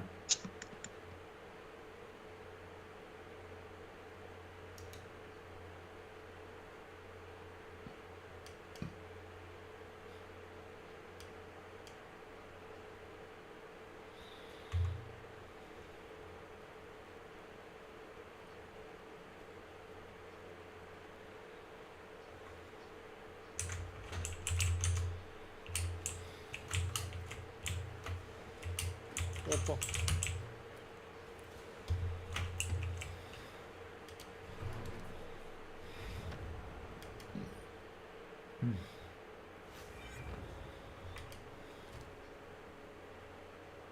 Ovo bre, pa ti si ostao bez kontenta, sad kad nešto da razmislim. Čega? Pa završio si... Kampanju. Kako se zove... Path of Exile, ali tako, završio si u Killing Flooru. Relativno si završio i u ovim Ark Riderima, je li tako? Pa nije sam bez kontenta, kao se rekao. Helldiver igram se jedno svaki dan. Još malo i morat ćeš da počneš da igraš zabave radi. Space Marines, pa ovo igram u suštini zabave radi. Ma ne zajebao se, znaš, ako nisi sve nešto forsiraju. Ne, nema šta da forsiram. Kao Rumun nije normalan. Rumun vidi Battle Pass u, ne znam, Ark Raiderima i kao, ne znam, da li mogu da stignem da uradim Battle Pass za, ne znam, 3 dana. Zavisi kakav je Battle Pass, ne znaš, ulazio sam u Hunt Showdown da ga radio za, ne znam, 4-5 dana, sve. Ono, kao dan, noć, znaš, samo to radi. To ti je ono da tačka ti se nešto ogadi, to mi je bez veze. Pa to sam htio da kažem, kako ne pregori, ono. Pitaj ga. Mogu ti dati njegov Steam nalog, pa ga pitaj sam. Čekaj, li streamuje on ili igra... Ponekad streamuje Hunt. Ponekad. Je li dobar? Nekad radi gluposti. Ponese repetirku i, ne znam, pištolj ili koplje. I onda kad ga krene da ga sabija ovi sa shotgunom, onda on kao izleti i ide nožem da zaklije čovjeka koji nosi shotgun. Nekad mu prođe, pa ono kao wow, znaš. A nekad ga, ono, samo ga vrate nazad, kako utrču, znaš.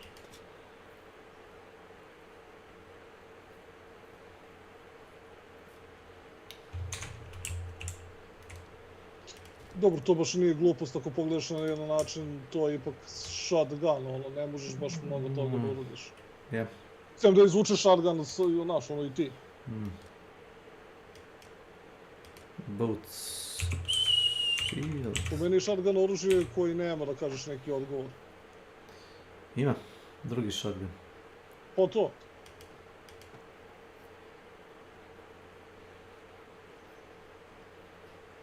Shield...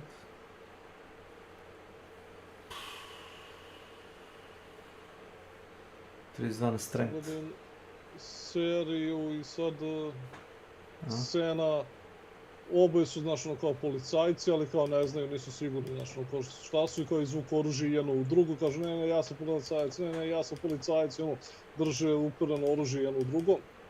Da. I kaže ništa kao da izvuku one legitimacije da pokažu i to sve i kao krene polako ono da poseže u svakoj taj fazon kao i kao polako kao šta ću da radim da izvučem još jedan pištolj ono. Otprilike to ti fora sa shotgunom ono. Da. Well, kratež. U suštini.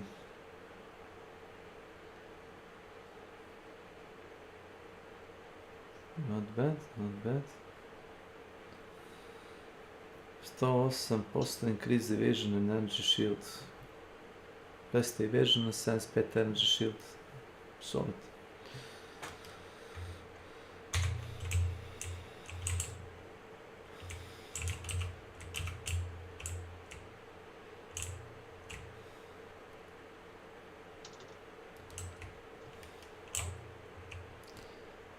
How can I help? You can't. No!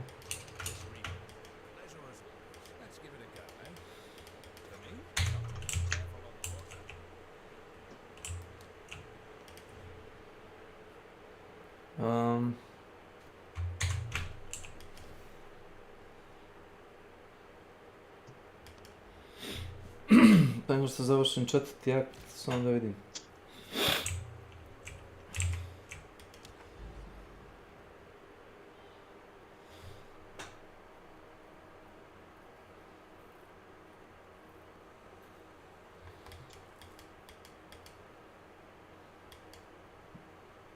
O, sjebo si.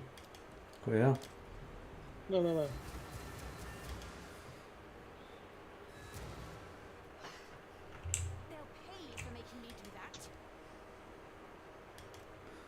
Ovo je moj.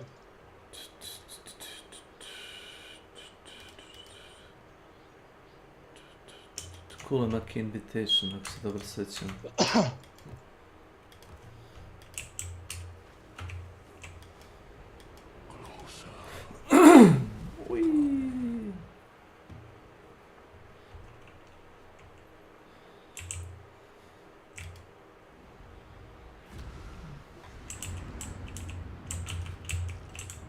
Sad će za minut.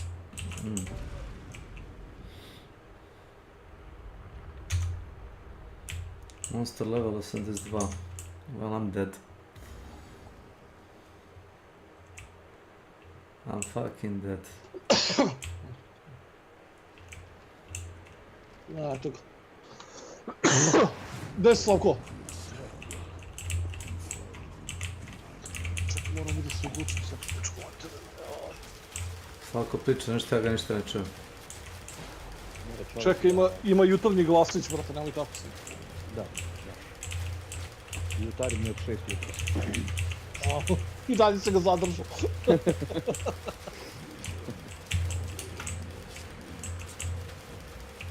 Jao, što se nisam ušičao. I ja trebam jedino šišanje. Znaš kako me kosa? Ne znam, bolje da ne znam, nemoj da te dijem noćne more i da se budim. Ne, nego koliko, radim na to čuvam i održavam. Zato imam, nego, brate, tu mi je skoro do pola leđa.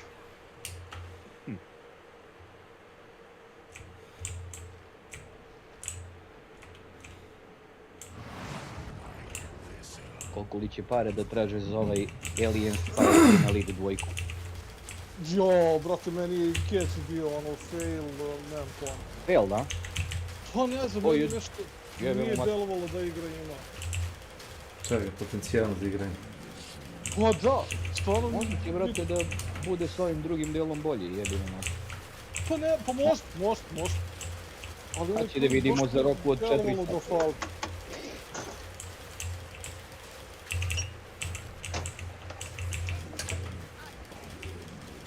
Znaš, ono kao gotovim Aliena i to sve i ono mi sve, ali nekako mi je nešto falilo da nema tu to.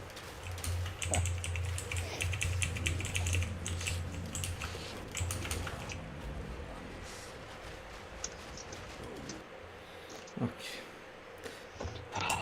Piše ti da možda uđeš na 50. levelu, ali ono... Ali šta lažu, a? Zapravo, mogu ja tebe da pozovem ovdje u partiji. Party people. Da ti ubiješ. Out of curiosity. A? Ako mi to još... Jeste. 2-3 minuta. Jeste. Zato samo da damo tu kaficu.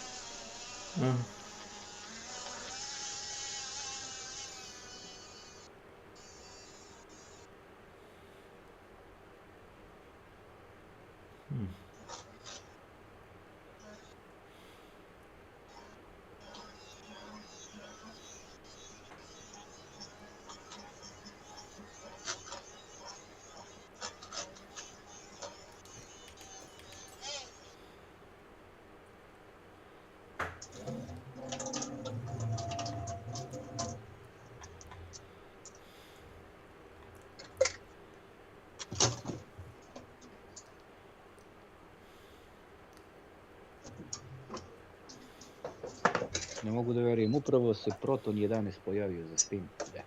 Ajde. Što je to? Pa njihovi driveri, jel te? Aha. To je bilo, jel te, za Steam mašinu, ali evo vidim sad skinog 11-icu za Deck, jeba. Top. Da budem izobrazan da pitam jesi imao Vesla za to.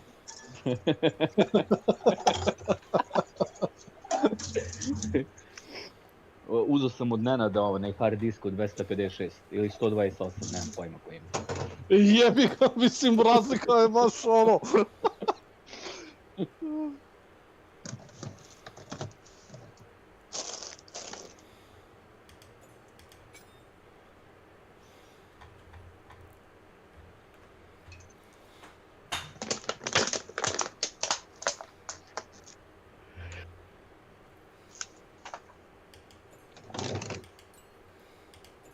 Sad opet mora da pravi novi game. Da. Jep. Jebam mu ja majku. Why does this happen?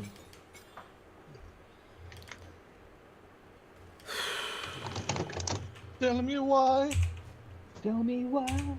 Ovo su izjebati.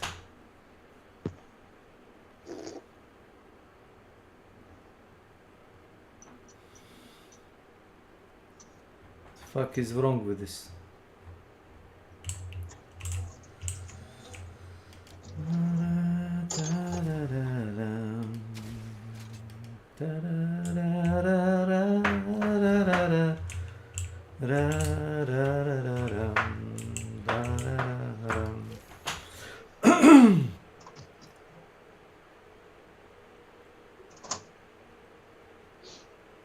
Tako, ništa, uzeo sam kafu. Thanks. I dolazim u šopu. Ali ti trebamo onda? Da. A ako misliš da možda dobiješ kulema kada? Pa ne znam ko je to. A, to je jedan fini gospodin. Čekaj, ali to ti je za tog lika koga tek leveluješ? Pa mislim, u suštini bi trebao da ga ubijem.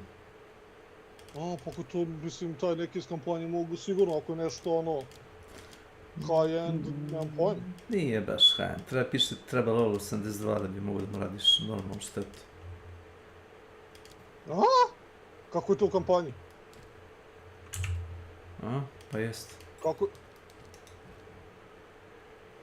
Jeste. Ništa u tom slučaju ne obećavam ništa. Što se predeš odmah u startu?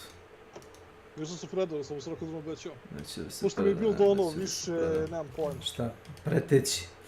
Ne, nego mi je, nemam pojma, nešto sam krenuo s tim pa nisam znao gde ću pa sam krenuo, znaš, treba bi da sedem dobro da razmislim o tome što radim. Imaš ono... Mislim, ovako kad igraš solo, nije loše. Imaš onaj član što kaže -4 neprijatelja ti trebaju da bi dobio onaj stat Wild Surrounded, znaš? Pa taj sam ti ja dao. Da, ali da li ga ti nosiš? Da. I imaš dosta tih čuda koje se aktiviraju. Za surrounded, ono da dobiješ bonus damage i te stvari. Viš, ovo je polomljeno. Marš u pičku materiju.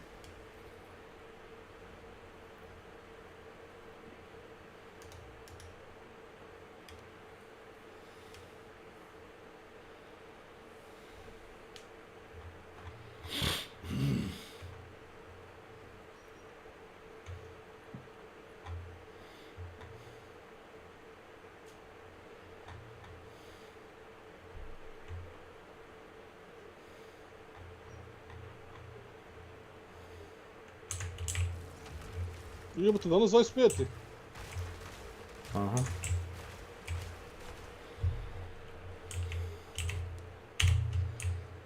Danas ti je... Jebote, danas 25.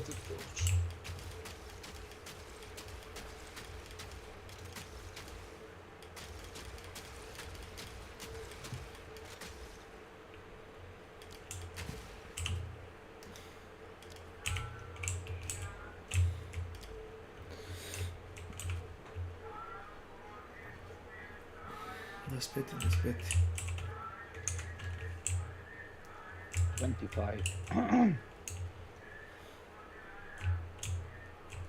20 of 5th.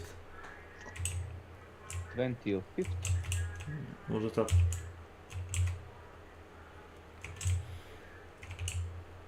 Slavko par navrata dolazi da vidi šta radim na streamu, ali nije se svraćao da se javi. Nije lepo. Ne. Jebi ga, gledao sam, brate, onog Moma, pa bacim oko na tebe da vidim šta igraš ti, pa gledam oni Dead by Daylight, pa, znaš, šaltam.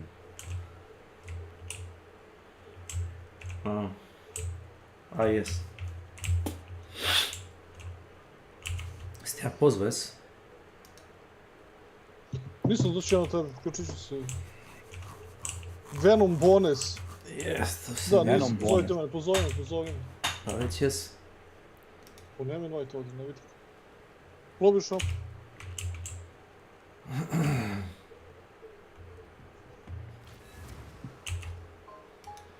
Kick from party. Ajmo opet. Vidi, kiklo me čovjek, ne mogu da velim. Ajmo opet.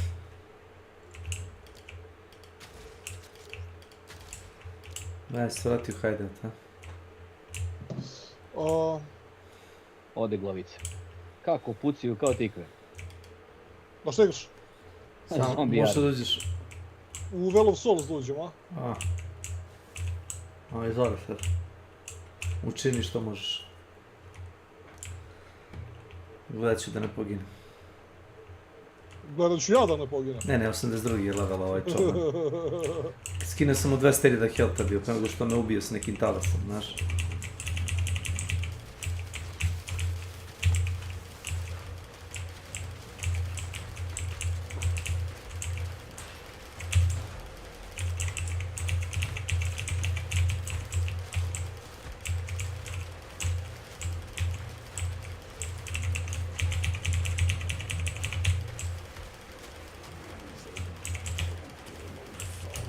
Viš. Ej. Bljene me laserom, ne bi me ni ubio. Čekaj što ne mogu da te dignem ovdje. Ne možeš da me igraš? Ne. Cannot revive in boss fight. Možeš sad. Ok.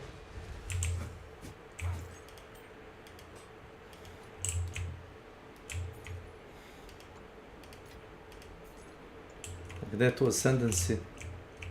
Gdje možeš dobiješ power up onog bossa, čemu se radi? Nemam pojma, ali znaš šta se desilo, sad čekaj, ja mislim, vidiš ovdje gdje je zeleno, tu je kao bila neka akcija, nešto da se klikne, kao da... To sam mogu ja da kliknem na to. Pa sad ne znam da li si mogu ti, i onda si nešto ti uradio, i to je nestalo, i onda sam mogu da to živim. Vidio.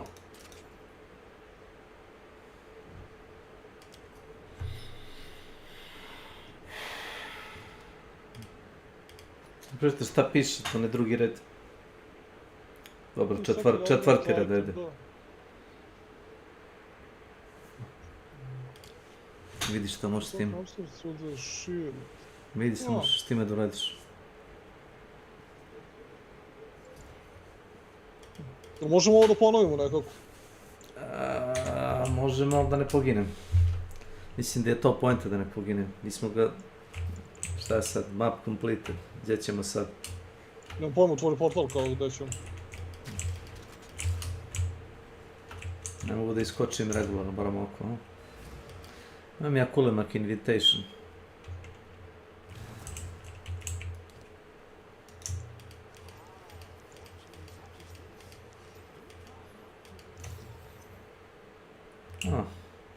Bacio Sky Sliver. Da. Party.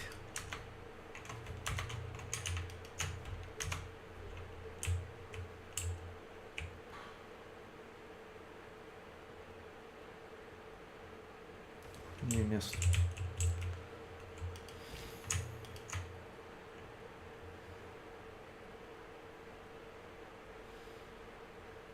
U ovim jebenim DLC-ima, koliko su ove mape jebeno velike?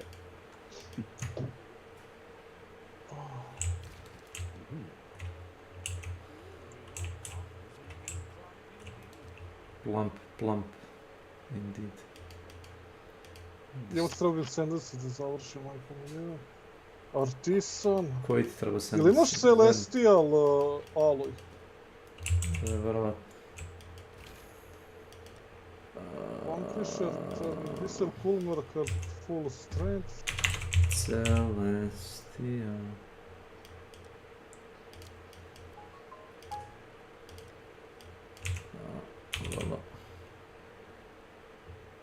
Evo, sorry bre, šta si zjebam s tom, pa je to mogu da kupim u pičku materiju. Naravno da možeš. O bože, jebote. Pa prošli put sam ja kupovao bio, znaš. S ti meni traži. Pa znam bre, jebote li ono... Celestia... Supplies dobro napisao.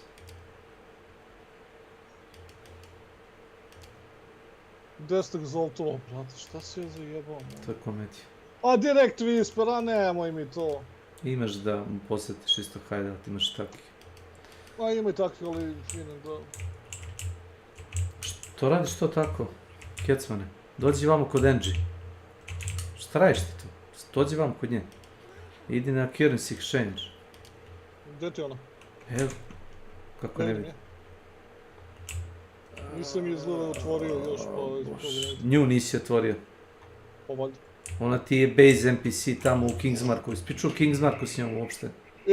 Tu sam sad stigao tek. Znači treba... S tim karakterom. 90. level. Čekaj Snake, uspori, sad čekaj. Sad sam krenuo tek da radim Kingsmark. Ona ti je u aktu 4 na doku. Ispričao s njom uopšte na doku. Nema quest nikakav, samo s njom pričaš u hideoutu. A ona ti je u suštini seller za currency.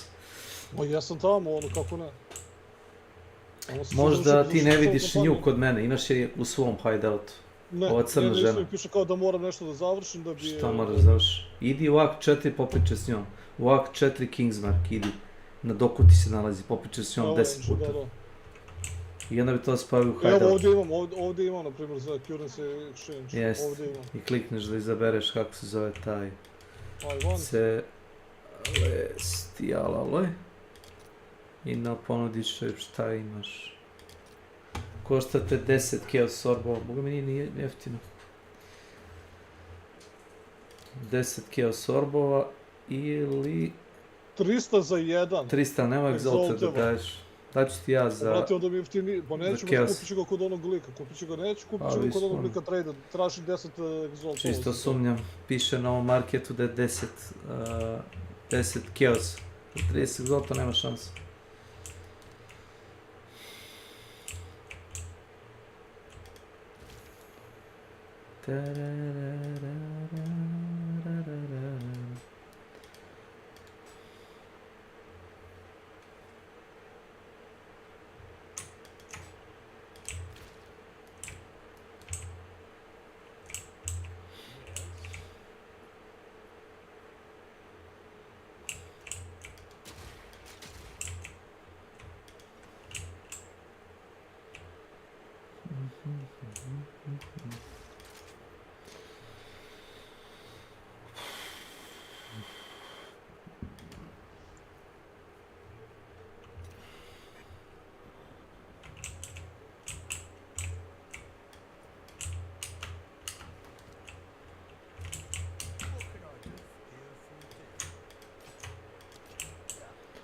A kad njom odradiš, popičaš sve što možeš na doku, u suštini bi trebao da ti učeš kao sellera.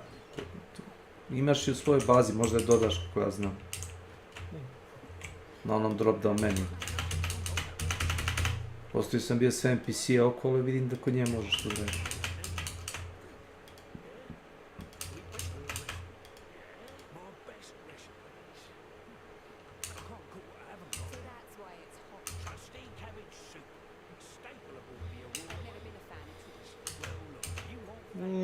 dole su cene već u Divajnima za istu stvar. Ako mi se javim mi se ako mi se navi koga je. Evo što si rekao, možemo mi ovo da ponovimo? Možemo, ajde. Možemo. Moment, samo se vratimo u hideout.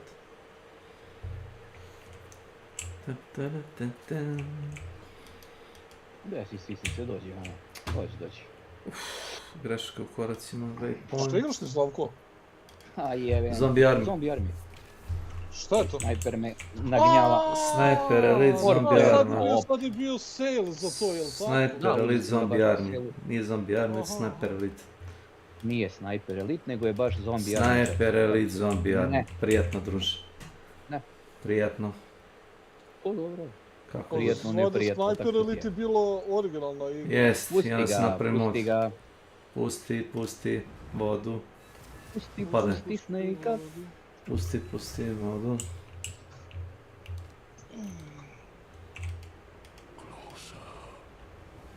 Možda upadneš dole ili treba kroz portal da uđeš? Da čekam neki zlathod. Ti ni to nisi radio. Ne. Jump in. Pa ti sveći na mapama svojim likom. Bojane, kada ti učaš s jednim karakterom sve, svi ostali mogu da uđu, razumeš? Če šta je ovo? Treba još jedan, me zebaš ti to? Ne znam. Evo ga ništa, nego si ti stao na tom mjestu. Aj, sad sam ja stao, nemoj, vidim da si Ništa idi popi kaficu. Ti pobjeglo mleko, skipelo mleko. Yes, go to bed, grandpa. Yeah.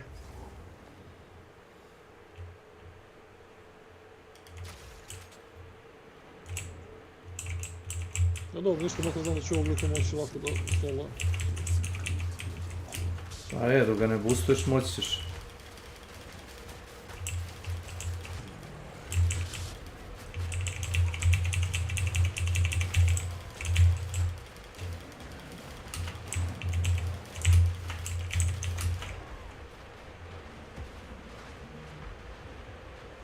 Zapali je čitavu arenu, znaš. Bolje se vrati pored njega, nemoj da bežiš. Sve zapali. Čekaj da zag... Da, vidiš ovdje gdje je krug, izgleda samo tu nije bilo. Znači, nismo trebali da... ne trebalo... Evo ga sad, take the finger. Da uzmem ja finger pa da ti ga dam, ne znam što da radim. Ne, steal a leech power. Steal a leech power of take... Pa ne mogu da... Ne daj mi, znaš, evo klik ćemo... Ajde onda respawn at checkpoint, jer imaš tu opciju. Ono escape, respawn at checkpoint. Čekaj. A, dobro. Hvala, ti si party leader pa ti može. 82 mi je iskustvo, ajde. A evo ga.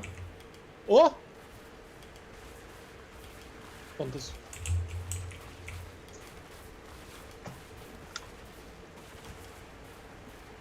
Ja sam to isto nešto pogledao, onda sam pogledao one DLC-ove, Slavko, brate, za tu igru, brate, ima previše DLC-ova, ali stvarno ima previše DLC-ova. A da. To kad vidim u igrama nisam siguran da ono, kako se osjećam. Ma jebi ga. Kapiram te. Ali, koliko je bilo, oko 2-3 evra za base game i te stvari? Da, i season cats, free. O da, evo ovako ide. Izvoli Bojan.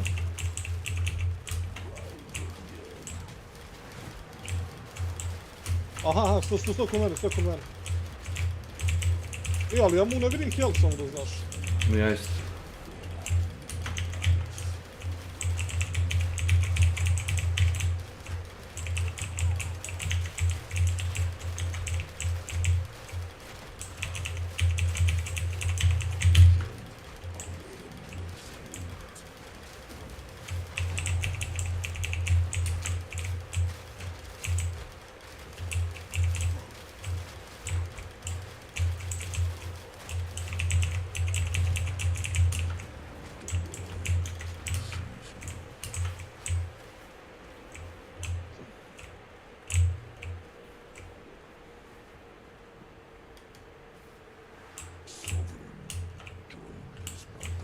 Idemo opet, a? Buđi šta je prsten u suštini koji ti on baca, znaš.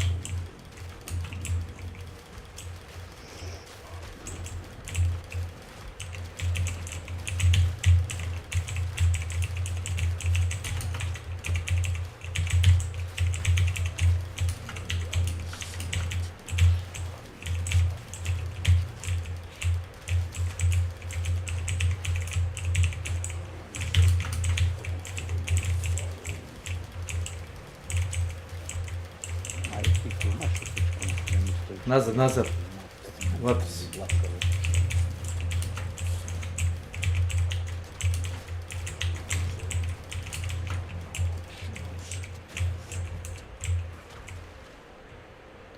Da vidiš statistike na prstenu, ne još?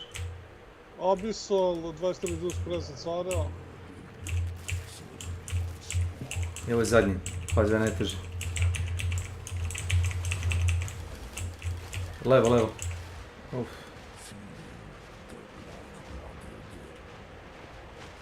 Je trebalo da mi siše ili ne? Ne znam za te kristale. Iza leđa imaš kristal, pazi. Iza leđa kristal, levo. Bojne. O vidim, šta? Ne znam da li tada ih uništiš ili šta. No pojma. Nisam Sišu mi, siguran. brate, Ne znam šta radi kristal. Nisam siguran šta radim kad baci, a ovo je preko čitavog ekrana. Ne, kad imaš onaj krug oko sebe, krug ti je safe space, sve oko njega nije. Ali ovo checkpoint na ovaj.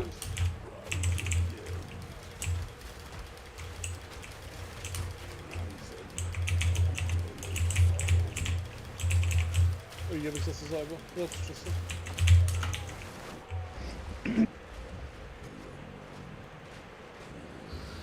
Ajde da pročitamo šta to radi. Imam checkpoint. Šta je to? Kulemak Green Crystal. Ili phase, šta je ovo 4? Ne znam šta je.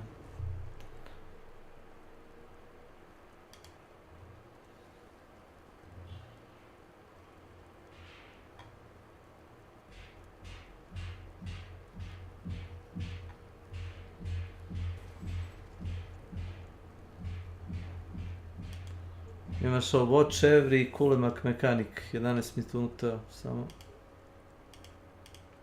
And some hardcore first phase. So that's not a map. So yeah. I njega su ubili kristali. I'd like to clear those ads without killing the boss. Welcome got the to ring my again, channel. got the pillars, and we're XP, and we ran out of life. That's why Welcome we're to my kept there. channel. Hello. Tigeryank.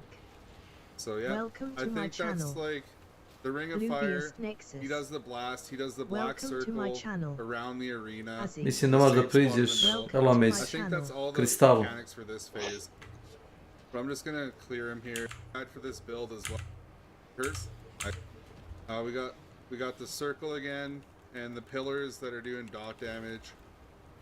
For some reason my shit's not casting. Wow, this is alright. He jumped in the air and slammed us. Awesome. On mechanics, plus he jumps in the air and slams abilities on that phase. Alright, now for the final phase. Return the finger.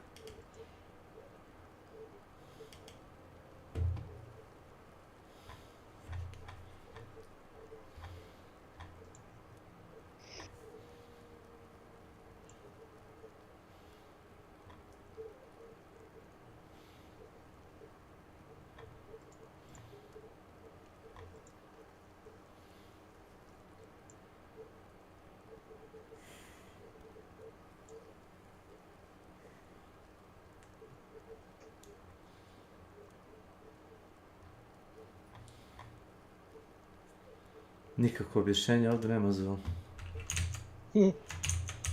Možda ne gledam dobre. Ako možeš nešto da nađeš, nađi, ali ja nisam... A nema ono Google da ti... A Google da sranje. Češ, pa nemo ulaziti onda ako ćeš... Stojim tu na vremenu. Reci mi šta si kucao. Kulemak Green Crystal. Nema pa tebe da komplikuješ sad input, da ga buniš više. Kako se zove lik? Kulemak. Kulemak. Mak. Slogovi. Ako nešto ne znaš, onda uvijek sa slogove rasturi. 2 mechanics. Anyway. Transfer was going to boss fight complete random 3 guys explanation was die choice 3 even can fight choices here.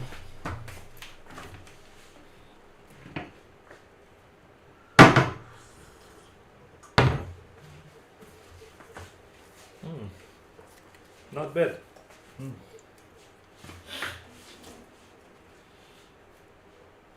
Mislim da dok god neko od nas dvojice ga reši, drugi možda se revivuje, znaš.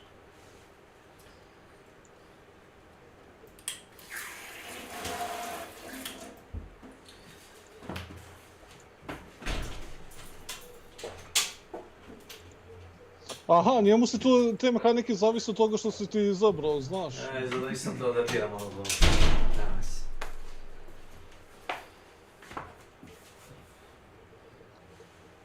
Ability shatter speed across arena, Coolgar grip. Never piercing deep cream, inflict sucked roll when you move, dealing, escalating cold damage over time, staying still will remove stack, aha. Da, stojiš pod kristala, ajme. Da, ti si izabrao, znači, Coolgar grip, ne, trebaš se da stojiš, generalno da stojiš. Jel' tako? Coolgar grip si izabrao. Ne, ono u sredinu. Ekipik sad. Mogu ti dam se u stranicu? Ne treba, da ti.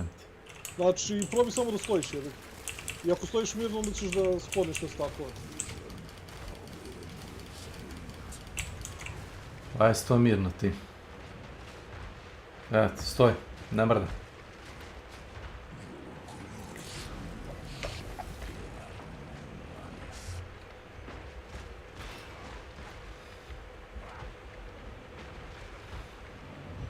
Mrda se boje.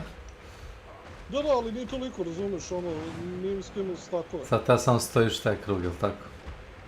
Da, i oko tebe sve to nastaje.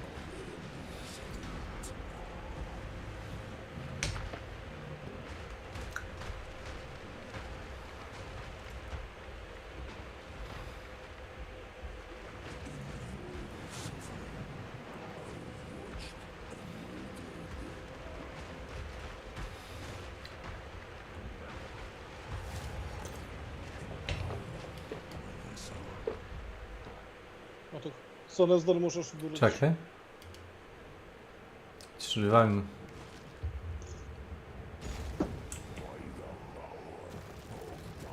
You're not reviving, boss. Što ti rekao, šta si do? Čekaj. Mislim da možemo sad, ajmo.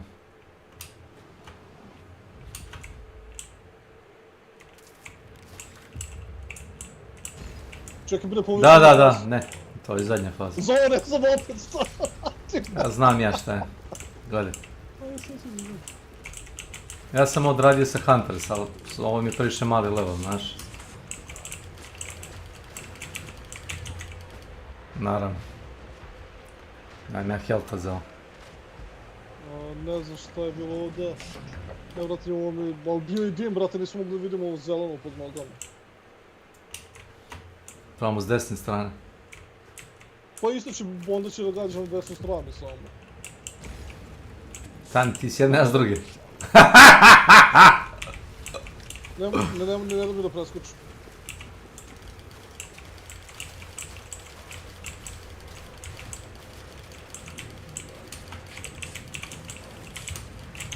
Viš, ja ne znam da bežim od ovoga.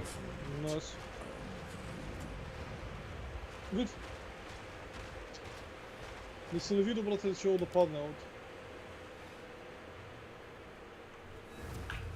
Nema se. Aha, znači izađu te kugle, ali...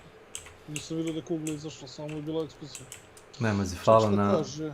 Phase 1, šta nećemo probamo još jedan put? Pa nemaš više pokušaj, bilo samo resurrecting hajdat. Znaš? Pa si dobio nešto onda? A, moraš da gubiš zadnji put, kad je power upovan.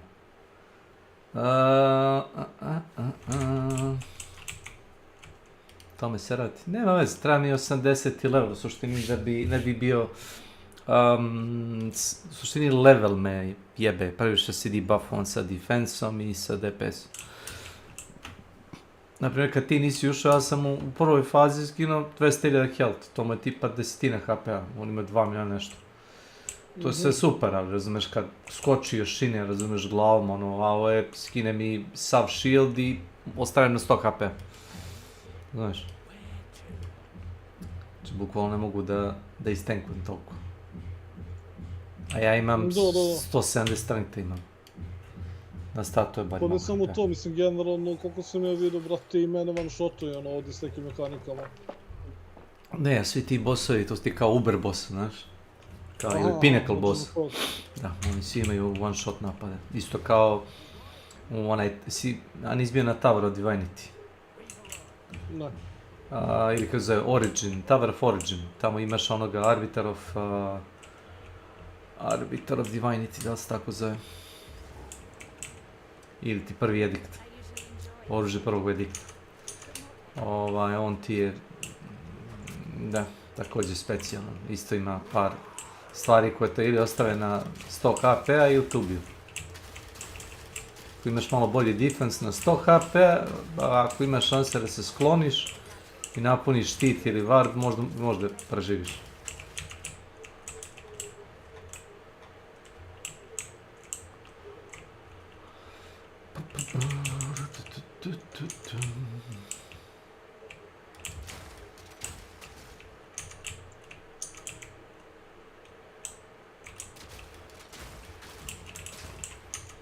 Ja ću da završim kampanju, uzmem, imaš ono free skill poene, imaš spirit da uzmeš boost, statove imaš za defense ili za resistove.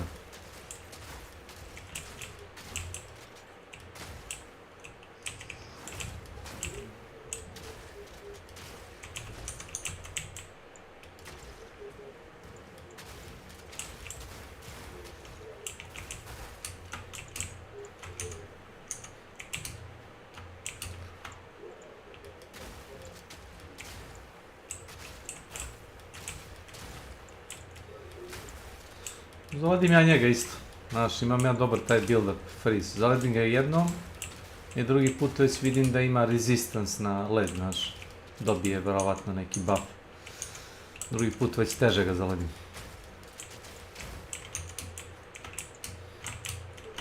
Što možda nije ono za ne očekivati. Kao što rekao, pretpostavljam da zavisi od DPS-a koji radiš taj build-up za freeze. A pošto mu ja na levelu 50, a on je 80 level, ne radim baš toliko DPS-a koliko bi trebalo, taj build-up je solidno malo.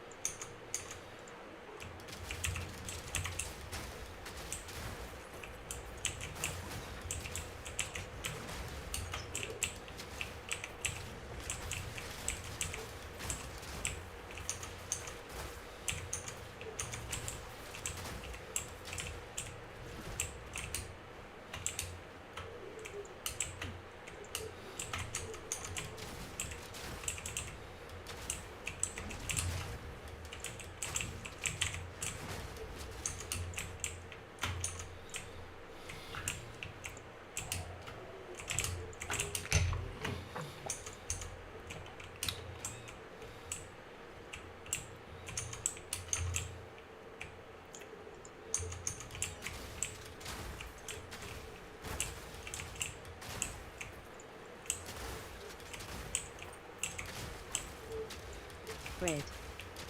Welcome to my channel.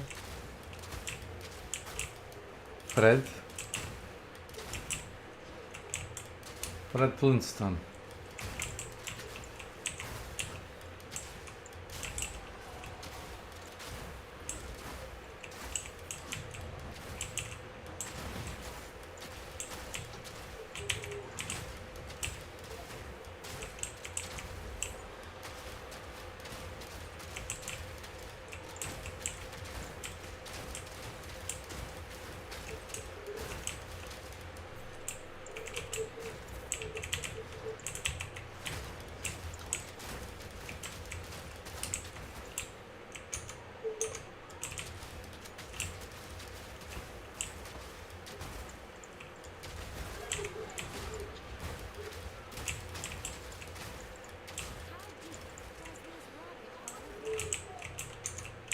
A, jes.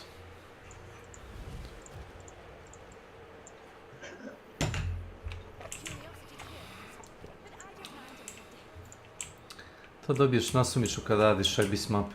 Skočiš u onu rupu i biješ se s ovim abisalnim demonima. Imaš šansu da dobiš taj invitation to kulemak. Aha. I onda dođeš... dobro, zato što igraš. To kad sam igrao endgame, da kažem endgame.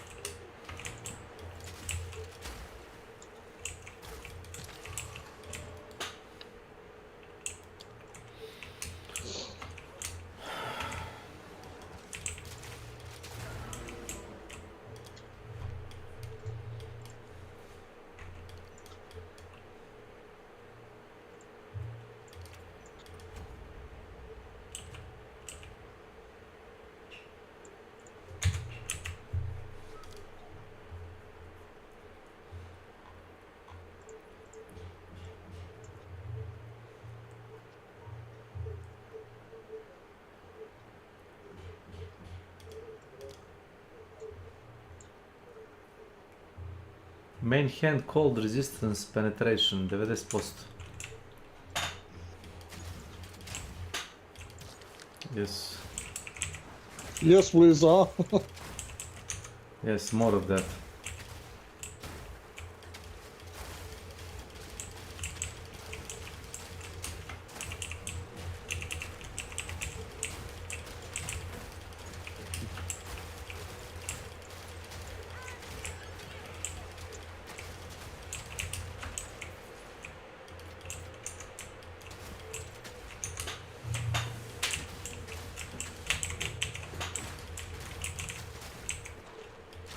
Au, brate, koliko mi je ključeva dao, ja ne mogu da verujem, bre, šta je ovo?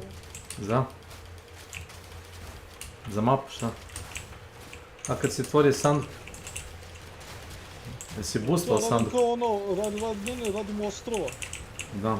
I imamo ono activation kao. Da. I sad oni kovčezi, znaš, Da, modovi. znam. Brate, to bi se skoro 10 ključeva ovdje. Samo pitanje koje je ovo.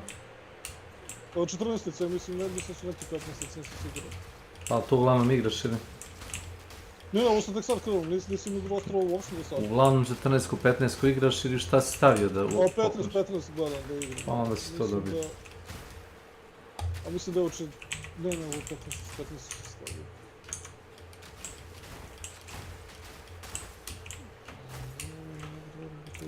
To.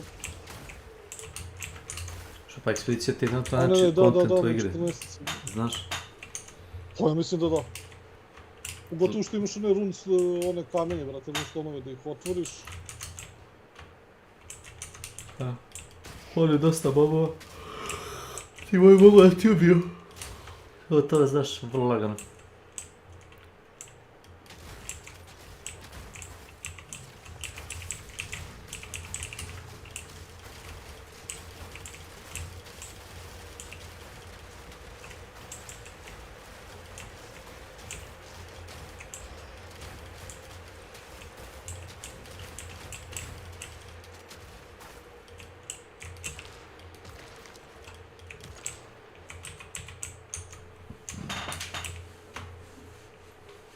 Ali čekaj, što ovdje ne dobijem poene, ovdje ne dobijem nikakve poene sa tom, šta? Za. Inače, s obje si dobio 6 abisalnih poena što smo ubili onoga kulemaka. Ne. Siguran? Da. Prvi put kad smo gubili. Ne, ništa se dobio. Ajde, dobro. Jel, Nema veze što igraću, to je isto, nego... Vidite to makso, vidiš da je to na mapi uopšte, ta zona. Speak to Angie.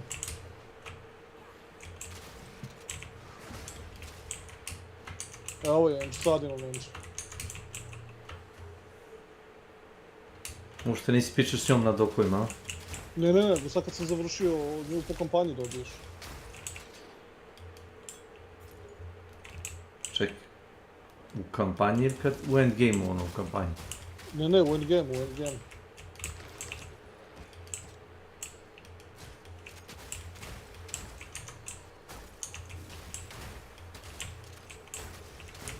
Se javio taj tip za Celestial Alo? Ne. Naravno da ne, jer toliko ti sigurno neće pratiti po tako niskoj cijeni. To nisam ja, znam, kad sam vidio dobro da se to prodaje po 3, 5, 10 Divina i meni je ono... Nije Divina. Bilo ti je za 9 Chaos Orbova isto. Ja za Chaos Orbu nisam vidio sam traži... Da, stavi Chaos Ortove i Divinove. Ne, idi kod Angie, za 9... Šta kod Angie? Za 9 Chaos Orbova. Nema 9 Chaos Orbova. To potraži. Divine Orb, Annulment... Chaos Orb. Da. Znaš zašto? Znaš zašto? Jer je mnogo ređi drop Chaos Orbova nego Divine Orbova. Divine Orbovi padaju svima. Sve ti je prenaduvano sa Divine Orbovima, znaš. Sve cene Divine Orbovima nisu realne, znaš.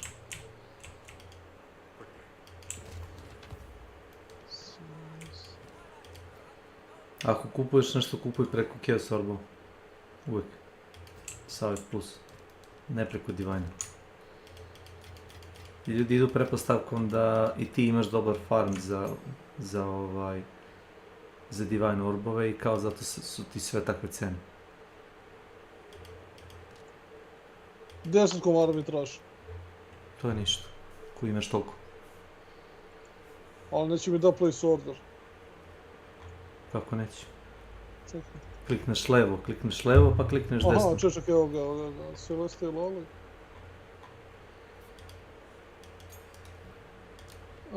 Kupio sam. To sam ga kupio samo da bi završio onih quest. Znam.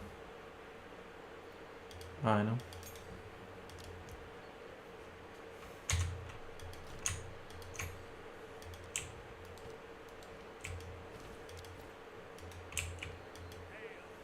A šta kažem, increase magnitude of alignments you inflict. Čekaj. Elements. Alignment, jest. Is good, neutral good, chaotic bad.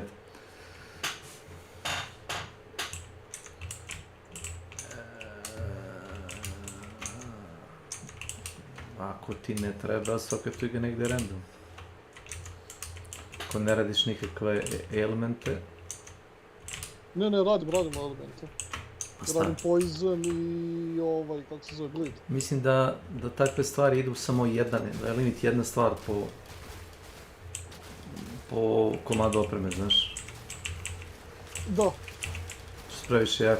Smatri se kao previše jak. Ja mislim da mi je magnitude mnogo bitniji, jer iz toga mi izlazim alternate damage. Pa, dobro, ako ti to prevodiš kao damage. Pa jel to, mislim... Magnitude znači da nešto radi veći slow ili radi veći splash i... Magnitude buff od buff, veli... Pa čitaj. Nego što kažeš damage, tebi se svodi na damage. Efekt, buff and debuff is... Buff je efekt toga. Ili efekat. Da, nije plus 100 damage, nije to. Ali baš tako. Ti bi sada prevedeš u DPS, ako ne da je DPS ne važi. Ovo već ima mod pa ne može da ga stavi. Vidim da ima nešto žuto da se kupi, ajde nešto žuto. Ajde stavili smo nešto žuto. Što si? Gde je ovo sranje? Exceptional verziju. Kako iskoristim te exceptional verziju? Klikneš stvar na kovanj Da ju naprediš, jesi napređivo nikad? Jesi kurac. Ne, za to mi ne treba, imamo oni verziju manual, ali tako? Da.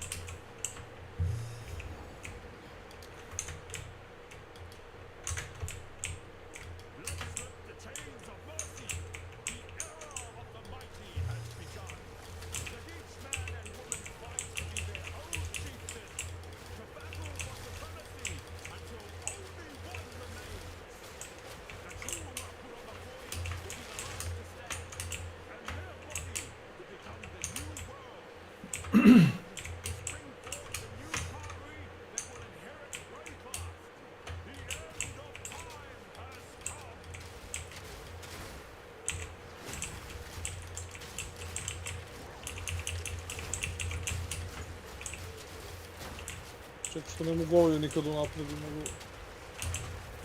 Neki mogu, neki ne mogu, zato što je koraptovan. Korapta ne možeš da napraviš. Neka oružja možeš da napraviš 2 puta, na primjer, ovaj samo što ja imam za mali level. Napraviš ga jednom, podigne ti level requirement na 38. Napraviš ga drugi put, podigne ti level requirement zatim 55, ja mislim da daš. Ali to samo jedan put se da mogu napraviti. Šta tačno? Oružje? Da. Prvo na 38. Kako ti piše 38 level requirement, pa onda ide 55. Da, 38, ali ne mogu dalje. Pa zavisi od oružja, stavljam koliko je slabo ili jako. Ne, ovo sam stavio neki armor, ali... Ne, možda armori ne mogu. Nema pointed armor, pređeš 15 puta. Unhated Crest of Kalis. To isto imaš kod Enči. To ne bi to da je skupo, to pada na 100. Ali isto mi traži versiju, znači versiju mi treba tamo za negdje treći, ono. No. Kako se to zove? Unhated Crest. Samo kucaj krest kod Enči. Već 3-4 kresta i to ti to.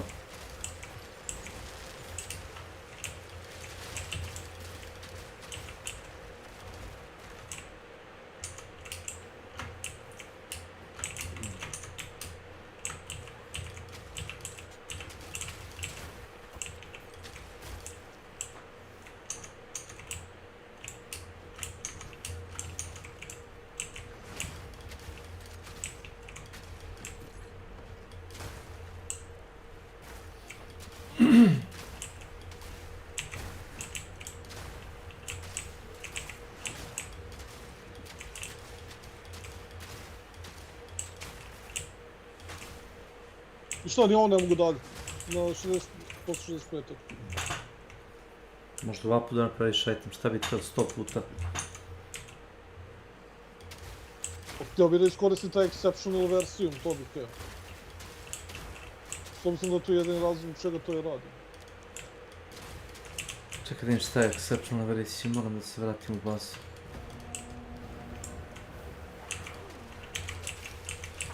Ti nemaš poseban tab za te ekspedicije, ne, materijala, to postavljam.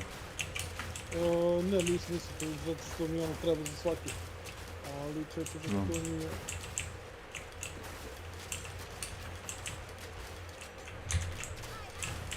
Exceptional versiju, kako sam 15.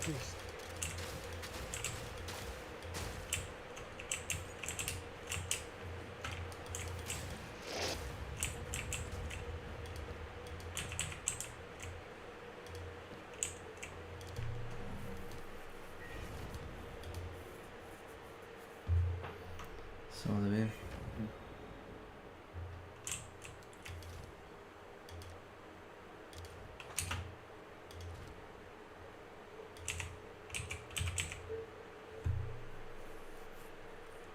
Can be used at Verisium Anvil to transform equipment. Možeš da unaprediš gear, samo pitanje šta to troši, znaš. Možeš i žute iteme da unaprediš, u suštini možeš da unaprediš rukavice, čizme i šlem sa Iridiumom, znaš. Ako su ti rare. Meni neće da, sad sam pokušao da stavim neki rare čekić unutra i da ga napravim, ali Je li neće. koraptovan? Nije, kupio sam ga kod prodavca.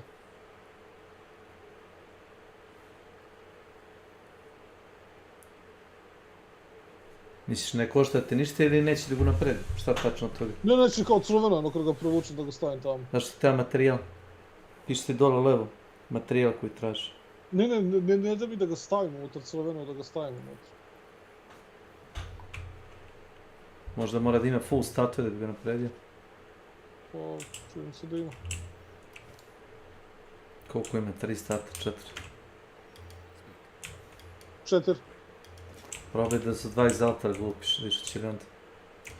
Znam da postaje skupo, ali ako ti treba egzalti, daću ti ja 200 komada, da preboliš lakše.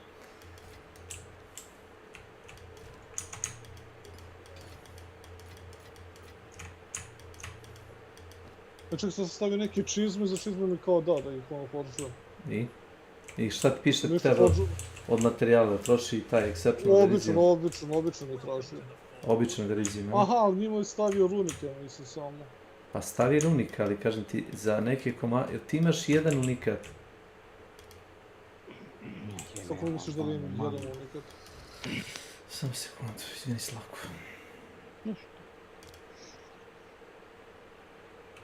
Evo, na primjer, imam unikatne rukavice, stavim ih na nakovan. I on mi traži običan verisinu, dobro. Mislim da ti treba ti unikatno oružje, ako se dobro sećam. Sad ću to nađem. Ono što ti nemaš tap, pa ni ne skupljaš. Ne, imam ih neke, ono kao, ali... Samo da nađem nešto. Sophia Marta. Welcome to my channel. Na primjer, napredim čekić jednom. Znaš, ono kao napredim se, znaš koliko ovih unikata i nazvam, idu do 1, 2 i to je to. Niš, nemoj, ne može.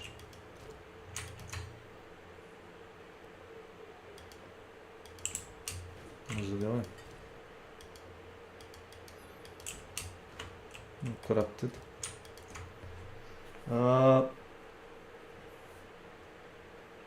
Obično ovi što traže jako mali level, oni mogu da se naprede 2-3 puta, znaš. Ovo je 65, ovo je sada... uspio sam. I? Ali ovaj traži Verizium i traži Crest of Chalice. Završio sam ga. Da, odradio si ga? Ma da, išao sam redom, samo unapređivo, brate, sve unikate koje imam i eto, jedan mi je tražio za 65. level taj, exceptional. Pa ti kažem, traži ti da naprediš gira, pošto nisi ništa napređiva, ništa od toga nemaš. Nisi bio čak ni radoznao da naprediš stvari, ja jesam, tako sam to rešio. Ne koristim skoro nikakav unik, ono što sam imao je, kako se zove... Taj materijal dobijaš, pa dobijaš stalno, znaš. To sam upravo. Tako da, nije kao da gubiš nešto tim što naprediš. Za njega mi kao tražio.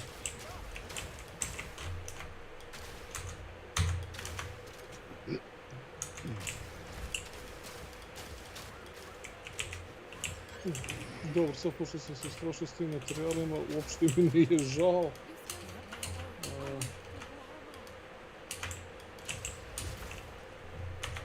To linko, Coming Calamity. To je dobar. Znaš što ako planiraš da ga nosiš, budući da imaš džabe Da, sviđa mi se ti ešovi. Ešovi, misliš Herald? Herald, ja. To su free, ne koštaju ništa, Spirit. Tada kaže Herald of Ash, Herald of Blood i Herald of Ice, verovatno. Sva 3 dobiš.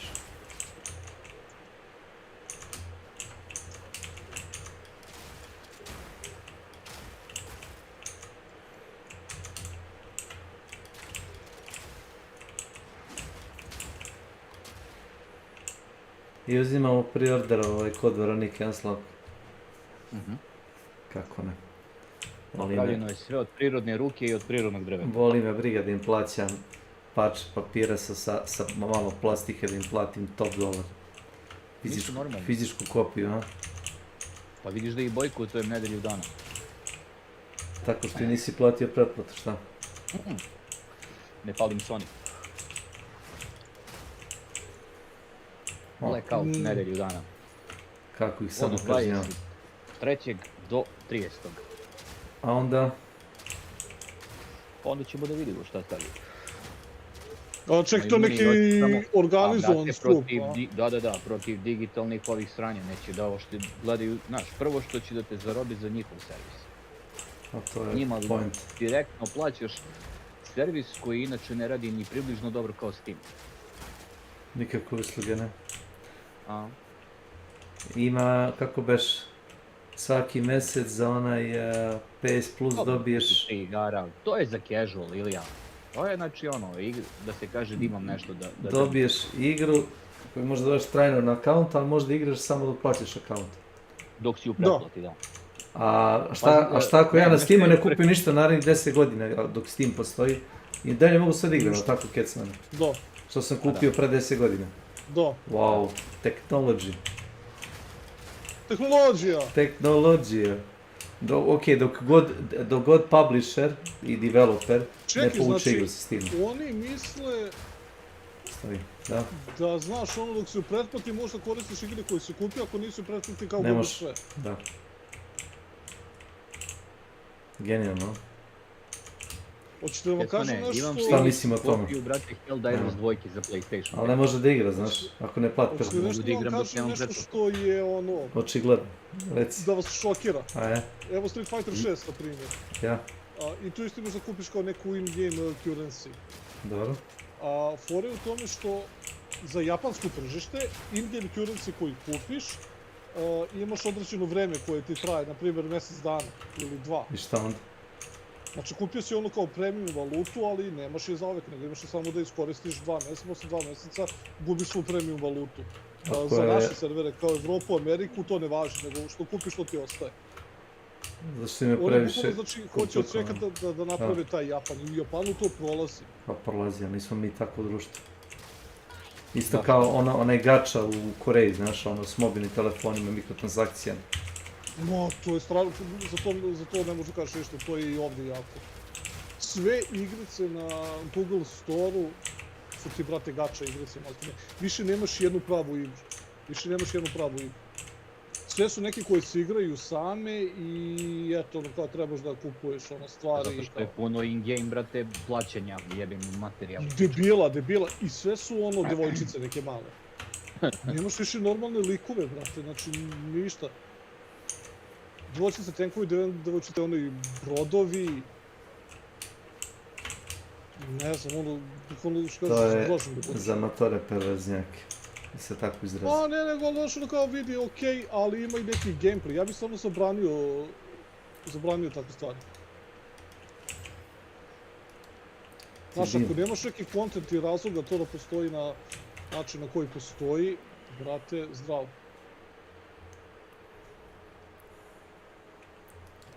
I te igrice non stop niču. Nemaš razlike između jedne, druge, treće. Ali eto, konzumiraju se nevjerovatno. Svuda imaš trebaš da nabaviš 10 istih likova, da ih meržuješ i onda kao da postanu, ne znam, jači ili to neko sranje. Ne reći, krenem se ne znam sa žabi, neću ne pričam o tome. To ti postoji zato da bi kupio 10 kartica, na primjer.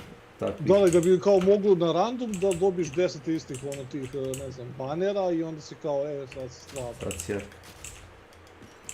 Kada izašao iz Seven Deadly Sins igrica, gdje baš mi se dopala, imala je sve to, ali, brate, ovdje su izbacivali nove karaktere na nedelju dana. Znači, posle kažu, kao Diablo 4 Predatori, ma kakvi, brate, ne Diablo 4, Diablo Immortal, motori bre super u pičku materiju. Poređenju s tim stvarima. Tu imaš šta da se igraš, ovdje, znaš.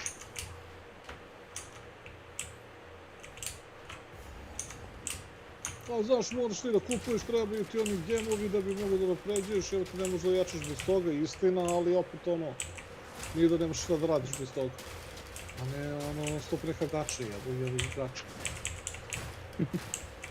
I ne, skoro sam u redu to, mislim, loot boxovi i ta strana je jedna stvar, ali ovo je nešto drugo. Ovo je nešto drugo. Znači, ovo ti je content.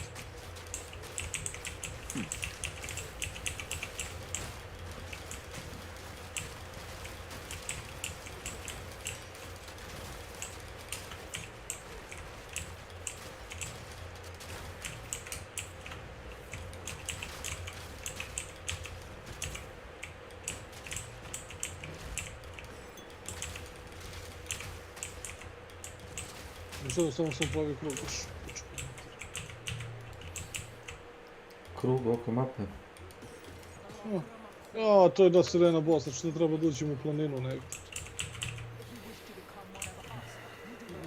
Gde si?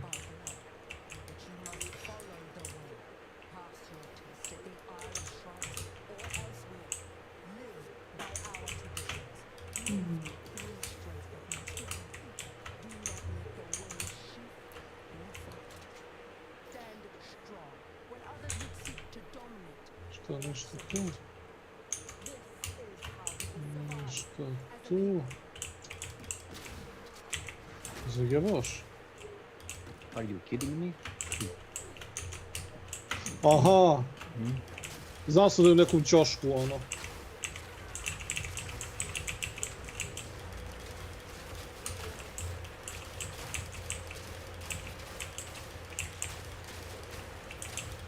Ja mislim svaki put kad sam ovdje radio boss fight da sam se borio protiv sirene. Kad sam krenuo da radim ovu ostrov. Ako je pisalo powerful area boss, a?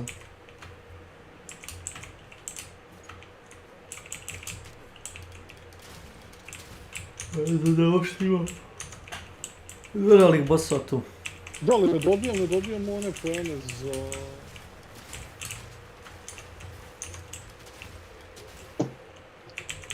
Za? Za ekspediciju. Mora da ti piše da kad kompletiraš mapu dobiješ poene. Da, znam, ali ono, ne piše mi nigdje na ovome kako sam to vidio, pa to me to nešto čudi, da li sam preskočio ili... Ne. Kad ideš dole, jesi dobio već komade onoga papira gdje ti otvara delove pomorske mape? Ako hoćeš daći ti ih ja, imam ih 5-6 više. Ajde daći ti, odi. Imam ih viška, da ti dam kecmane, bukvalno mudih potreba. Ne, ček, sad ću da nekada ti pokažem, ono. Jeste, ajde da vidim.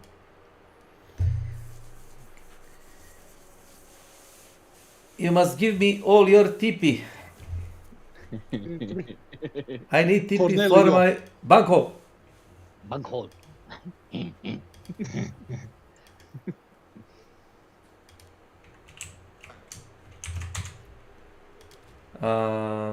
Da. Stani, da. Vidi, znači završio sam prvo ovo, onda sam došao ovdje, tu sam oslobodio ono i sad sam krenuo ovdje. Ajde, moj hajde otuđi na sekundu, pošto smo još uvijek u partiju. Iako smo miljama daleko. Samo se joini na mene. Moment, kao što sam ti rekao. Ali neću da mi ništa... Ali džaba nemam ja s time ništa. Ali piti se... Ali, vidjet ćeš, samo će ti se kasti. Samo će ti se kasti. Izvoli. Vidjet ćeš, uživaj. Drži tu inventar. Idi sad u svoj hideout i otvori svoju onu mapu.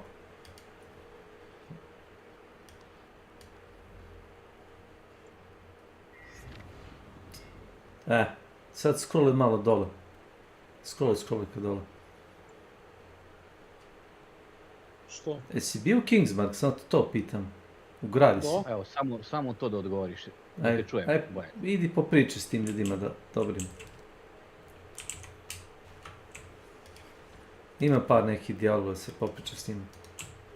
Imao sam ovdje da pričam u bazi, ono, zadatak i to sam uradio.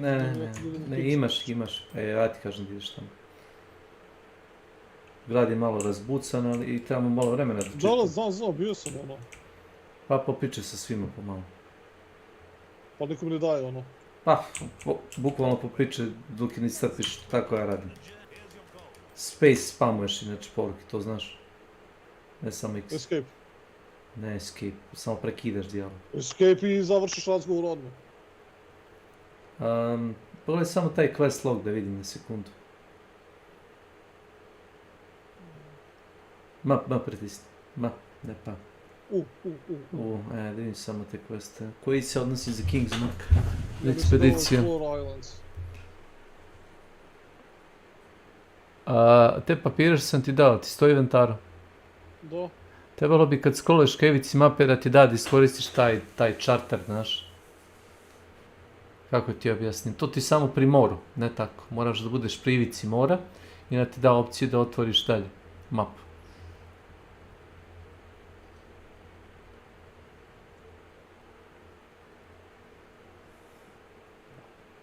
Teško je sad to objasniti. Još desno, scrollujem. Zatvori samo inventar. Neš potrebe da inventar držiš otvoreni. On ga automatski koristi ako je dole. Treba da ploviš do ivice toga, poznatoga, vidiš? Tu plovi, do kraja. Dok ne udariš tu, da, na primjer tu. Plovi do tamo. Najkraćim put. Uopšte ne moraš da ideš optimalno. Ovo su da isto, 4, kako dokoneš, 1, 2... I piše ti kad klikneš na to, vidiš? Piše ti da li dobiješ poen. Ne dobiješ poen, da im dalje. Pa znam, a ne piše, ne znaš kao što ovdje, na primjer, piše, znaš. Je. Šta je pisalo za tu ekspediciju? Da istražiš ostrvo, ali? Nisi udario taj quest trigger, idi skroz desno tamo. Explore the island. Imaš jedno ostrvo, tačno ti reći koje je. Ne ideš na Rugosu. Idi dole. Imaš ostrvo koje ti je quest. Imaš ostrvo koje je quest. To je bilo ovo ovdje, to je bilo Jedi Island. Da, ali imaš dalje ih, idi dole. Pa ne više dole. Evo. Ne. Viš ta tih 5-6 ostrva tamo u Heksu. Ka desno. Ne. Piše ti tačno šta je. Klikci na njih, sve ću ti reći. Nije to.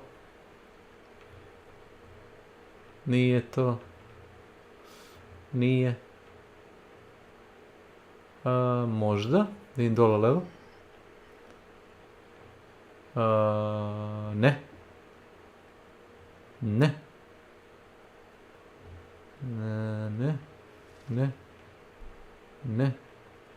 Pa s obzirom piše Explore the Island, možda, ali znaš, kao, čujem mi da ne dobijam već u te poene. Na primjer, ako odem... Znam. Da, viš, ovdje već piše da se dobijaju poene. I ovdje piše za val. Piči na sledeći tamo. Kažem ti, idi tamo do ćoška udari. Jedno od ostrava će ti biti za quest. Može čak i tu da ima boss. Možda je baš to upravo. To mi kažem ti ono bilo malo... Čujem da treba završiti sve to da ne dobim jedan poen.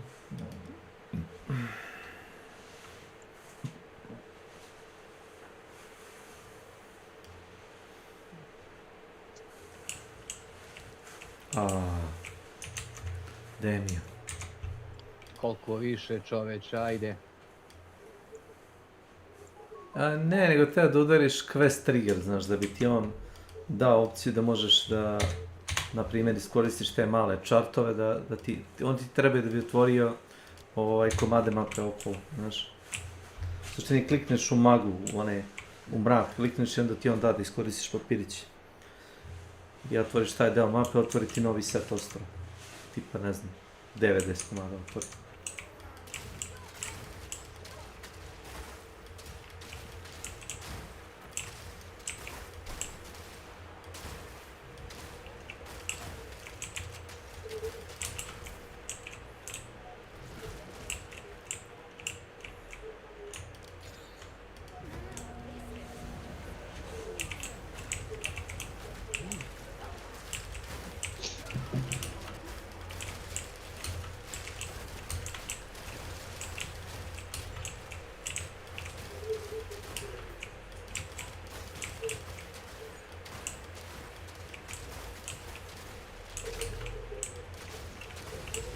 Slavko, što misliš koliko ljudi poštuje to da ne pale PlayStation? To, dosta mogu da... Vidjet ćemo. Zavisi ko šta ima rezervnu alternativu. Da ti tako objasnim. Znaš šta je najteže u cijeloj priči? Što ljudi su platili pretplatu i, znaš, kao u fazonu ne igraju, ono, platio si nešto što ne koristiš. I tu će mnogi da, znaš, da upale. Ja neću. Neću nedjelju dana, neću upali. Dobro, ti imaš alternativu, što kaže Ilija. O, imam ja kako hoćeš, brate, i Deck, i Sony. Imaš ko nema. Na kraju krajeva imam i Android tablet, pa ću da igram emulatore, boli me mnogo kurac. Viš, on ima Steam Deck. Steam Deck ti u suštini... Da, u suštini da.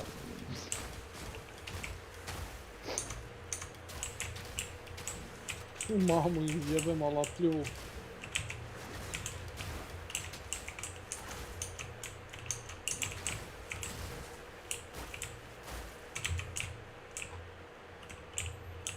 Sad kad skoči, brate, prodaje ovom Xboxu. Hoće, oni, boga mi, rade dobro, da kažem. Dok se ovi prave pametni, ne? To nek se prave magarci. To je neka Sonyjeva politika rasta, razumeš, da moraju stalno da onim akcionarima da Pa nije to ti prikažu. korporativna ono ideja. I jeste. Zašto onda Gaben leži na brdu para, oni svi igri su pes. Zato što rade dobro, i zato što ni toliko lapljiv, nego ono rade više sa tim dobrim odlukama. Znaš, kad je čovjek ono napisao da je, ne znam, imao OCD u mozgu i da je kao, znaš, da je zbog toga obrisao sve igre iz Steam naloga. I poslao poruku supportu i support mu vratio sve igre na akauntu. Mislim, pošto je već platio ih, već su njegove, razumiješ? To. A Google Market, ako ti neko hakuje i potroši ono, neke pare u fazonu, neće da ti vrate, neće ništa da te čuju i razumeju, nego traži ti, znaš, ono, da prođeš ne znam koje korake. Suštine da to otkače samo. I moraš ideš u svoju banku da bi ti banka, ono, kao cancelovala sve to. On peru ruke od toga, ćeš da kažeš, podrška nikakva. Neće ti vrati, brate, 10 evra, neće, znači to jebali bi se za 10 evra ti uzmu samo.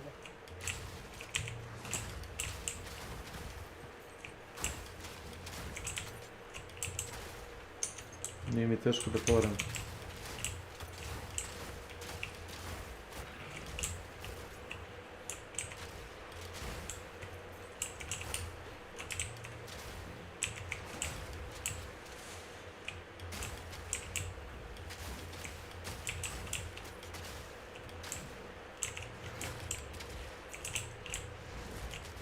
Brate. I kao zašto ono kao funkcioniš tako dobro, pa eto.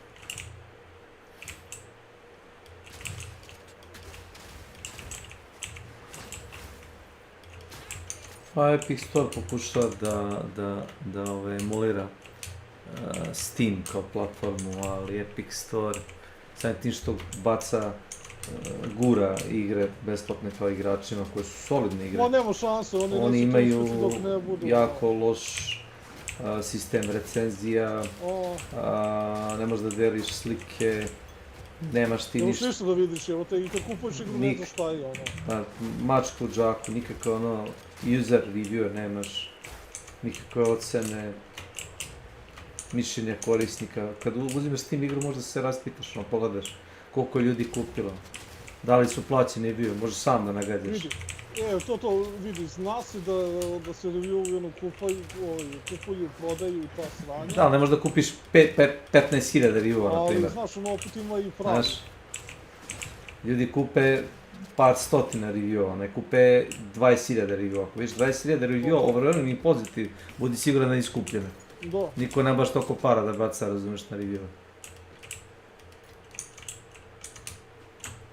Ili će onda ljudi da kupe, neko će se opeče i onda će, razumeš, taj neko da napiše ono dosta, da kažemo, pravedno gnevni negativni review, to će da upvote ljudi koji su stvarno kupili i to će da potopi sve one pozitivne reviewe. Lažne.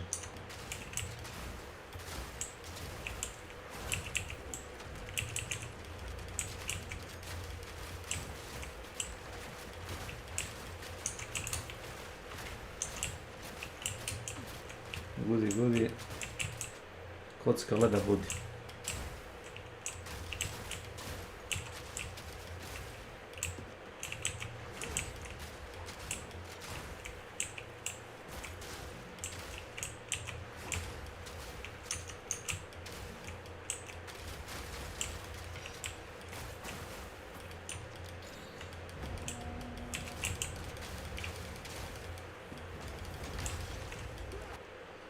Možda sam zagrizao više nego što mogu da pojedemo. Jes. Sponuo sam bogacov. To treba kad startaš 3 eventa. 1 po 1, idiot. A da se ne poziraju neki, ne? Ma gde se poziraju? Bila je esencija, onaj, kako se zove, Expedition, onaj kristal, kalgoranski onaj kristal, vidio. Važi.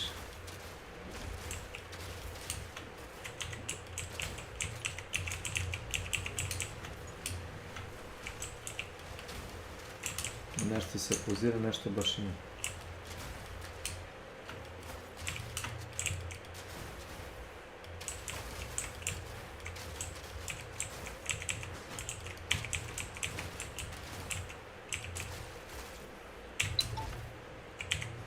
Ivčo, gdje si bato? Pa pretpostavio sam, ovi morat ćemo da idemo jeti, ja. Ne javljaju se, ja. A jebam, maturu, pičku ruku. Mnogo mi nezgodno zbog vremena, ovo šta da radim, hajde da im dok jeti. Dobro. Dobro. Važi, nije niti to problem. Samo da mi javiš na vreme, meni, ja sam mator čovjek, meni treba jedno pola sata, 40 minuta da dođem do tebe, znaš. Ne volim da letim, da te ne bi cimo, da ćeš da te zovem ili ćeš ti meni da cimneš kad ono da krenem.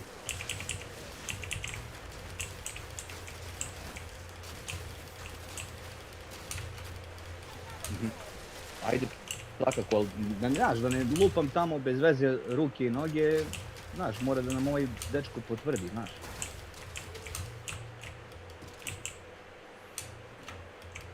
Ba dobro, žive duše bre, brate, normalna stvar. Važi, ništa, čujemo se Ivčo, pa ću da završimo, jebi ga.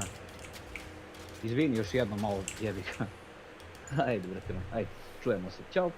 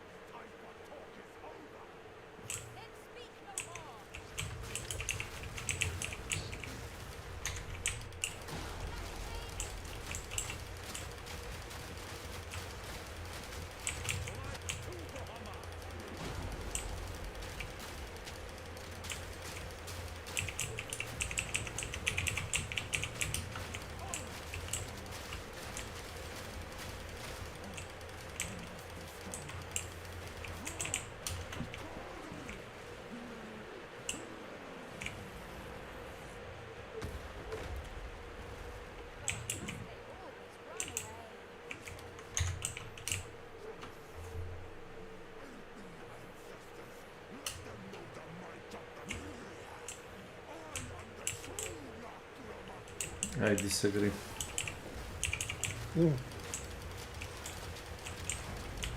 Kao što je on sam rekao, taj koji nečiji je pravi, taj naglukama noj, je ti kao mora inkarnacija.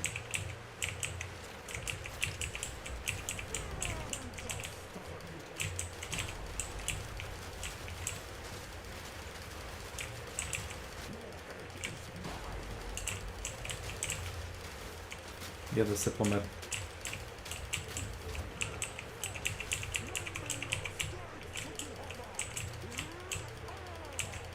Ja više ne mogu sad na ranje. Sad ga lomi. Zašto me odbiješ?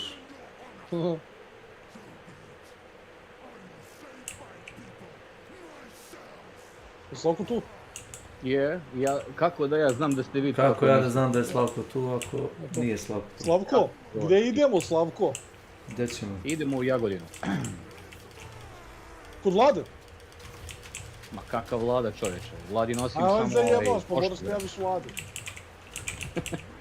On zajebaš. Vladimir. Legendica.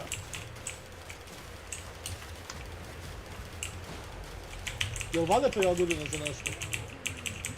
Šta, jel valja? Jel valjate Jagodina za nešto? To nije loš, nije loš. Drži me. Mislim ono, dok je jebi ga Palmo to bio i održavao, znaš, Jagodina je postojala. Sad jebi ga, kad njega više nema. Znam, brate, meni je to sve nekako rupa ko rupa. Mislim, ne znam. Nekako, neki delovi Jagodine ko da su ostali u 90-im, je, no? O, brate, to ti je cela Srbija, evo te taj moto.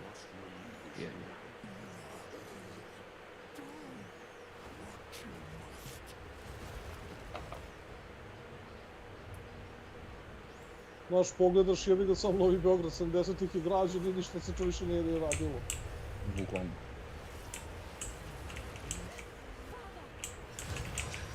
Sad su skoro kao sredili ta neka šetališta, da kažem, i to je to. Da, nije loše, ali opet, gdje? Ali to, kažem ti ta priča, znaš, ono...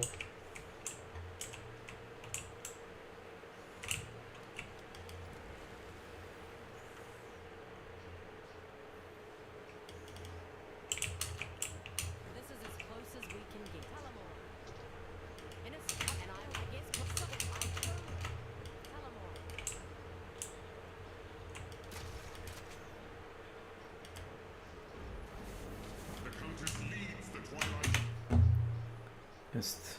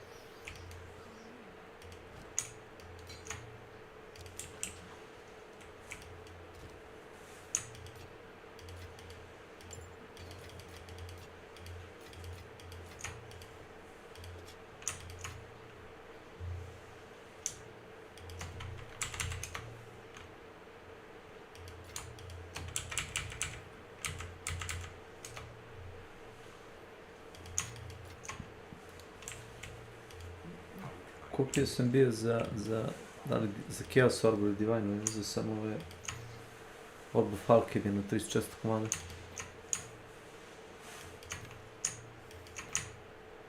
I da kažem šta će ti to, onda se sjetim da ti to koristiš ovim čestovima, ekskluzivno. A šta bi da radim? Da nosim male plave, da nosim regalogove? Ne, lupiš ga jednim okim i odbog mi je prijatno. Ću ga upgradat 100 puta. Šta nisam normalno, pametnija posta.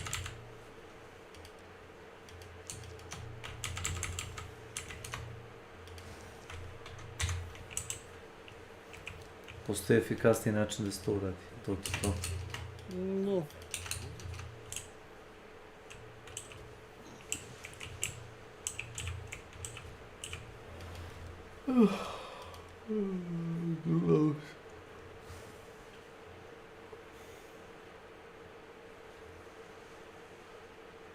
Šta je kaplica, čekić, ovo. Evo kaplica. To puzla neka? A da, ima kao neka da se uključi. Da bi mogo da oštetiš bossa. Pet Fexel? Ne, Space Marines. Imaš puzle da radiš? A i nije baš puzzle, mislim puzzle je za ovi idioti, da on ti da tamo neke markove i onda imaš neke terminale i trebaš da nađeš te terminale gdje je taj mark i onda da ih uključiš. Kao Dark taj slično. Nije isto slično. Možda uradiš štetu bossu, sad desi se iz nekog razloga da ljudi ne znaju mehanike. Šta tu tačno treba da se radi, ne umeju da ubaci, znaš ono, krug u krug, zvezdu u zvezdu, mesec u mesec, znaš ono, bukvalno je to. Ali eto vidiš, to je danas izazovno za potencijalne igrače. I onda ljudi pitaju, brate, kako se namiraš pet, kako se namiram, ono pa ne. Stvarno se trudim da budem pozitivan, ali ljudska glupost, ono, nema granicu. A mamu ti, jao, kad ovako izađu na pola skrina, brate, i onda ti ne možeš da prekineš sebi skrina, ne možeš da izađeš nego što god, Alt F4. Govna, brate, ljudi su ti govna, moj Ilija. Thanks. Ne da za čašu soka ne vredi.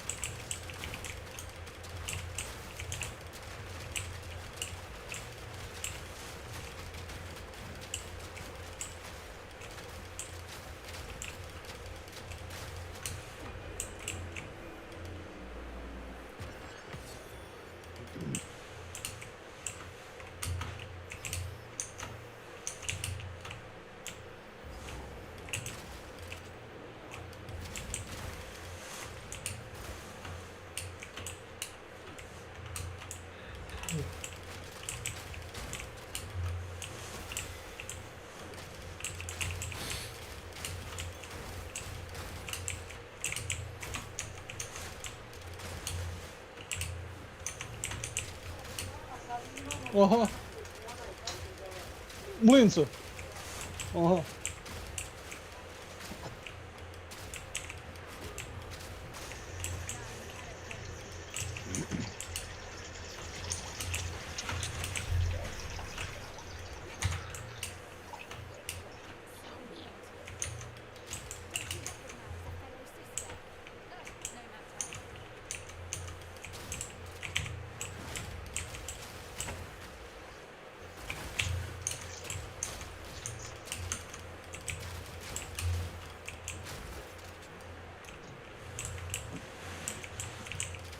E tako, Space Marinesi gotovi. Bravo. Za danas. Oni vijek gdje sam imali završili ništa, sad idemo govno u Path of Exile. Što tako oko? kaže ovo? PoE 2, how to get Progress Expedition. points.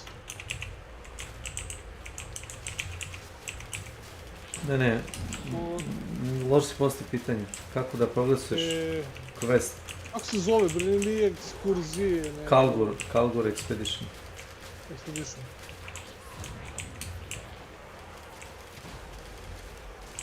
Getting the bosses within Grand Expedition, the Grand Expedition quest line. What?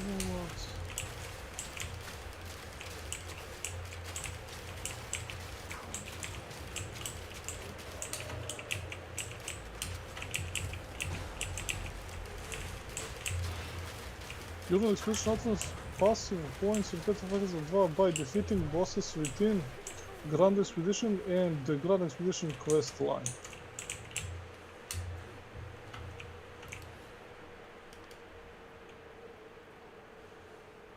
Znam isto kao što sam znao, ako ne čak i manje. Imaš bossa tamo na onoj mapi, si vidio odmah tamo da si ti Powerful Area boss. Probaj to. Pa to, jednog sam tamo s leve strane sam ga završio, sad sam krenuo na ovog drugog. Tu čekaj, ja nemam tableta, ovdje mi se stavio tablet, potrošio se. Koji tablet želimo? Da li želimo Delirium, da li želimo... Delirium bih preporučio samo sa saveznicima da igraš, nema šanse sam da odradiš. A to mislim, ja. Mnogo govana ima.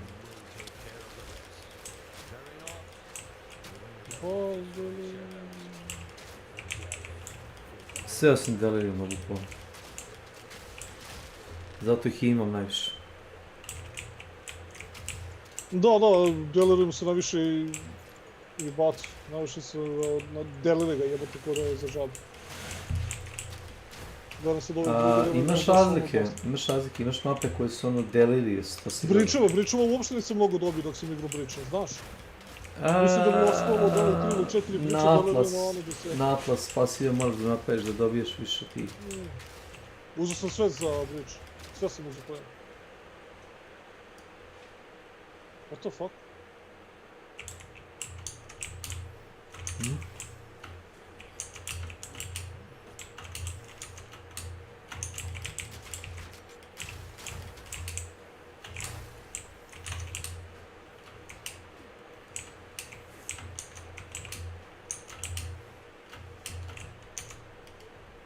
I'll speak to Glenn.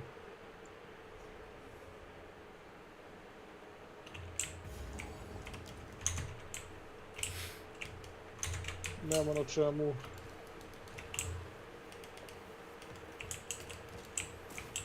Gdje je to neko? Evo neka palikuća, enter the tool, idemo.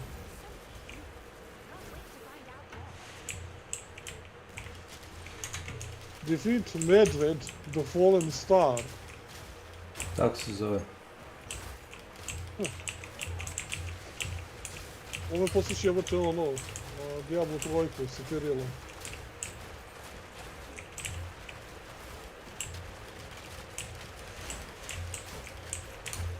To ti je prvi od ne znam koliko 4-5 avanturisti iz te ekspedicije koju možeš da pobediš.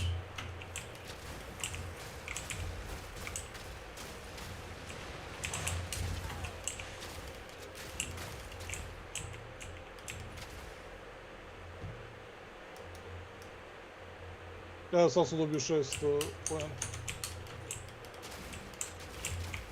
Kad je završio mapu? Ne, pa ubio to kao bossa Medveda i evo dobio 6 pojena. Sad ću najvjerojatnije početi da dobijem to.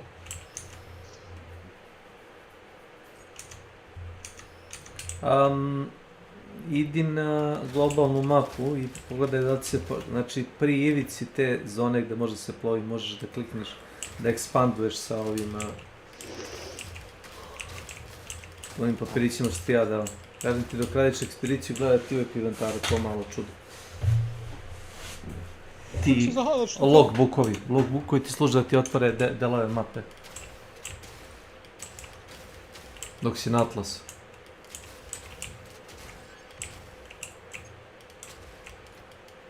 Moraš imati aktivno inventaru da bi radim uopšte.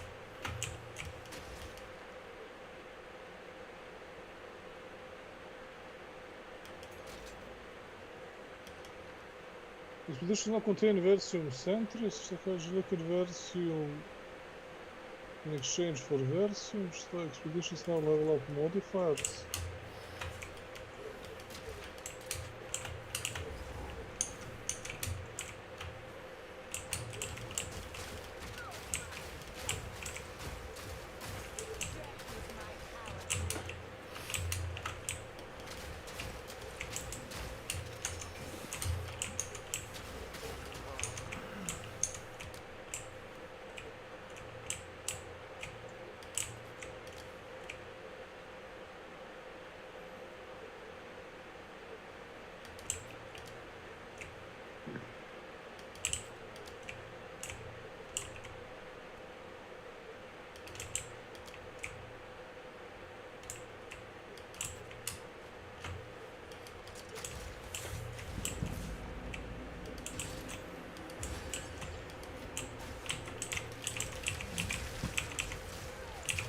Return to the King's March.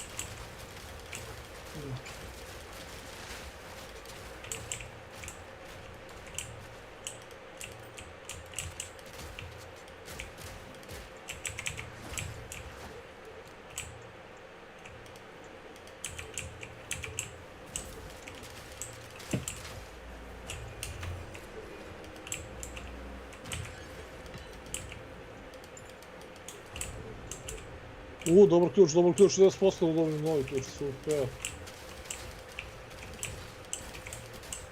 To je jedini neki modifier koji ja gledam na ključu. Ne.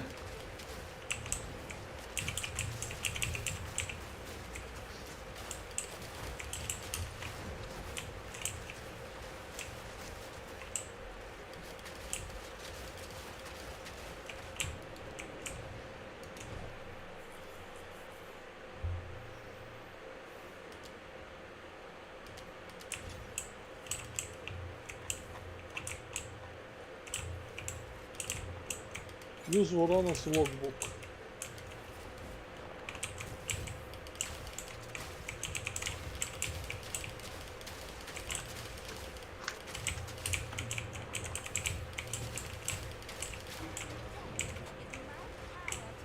O, dobar dan, Audi. Howdy, Raider. Kako je? Jest.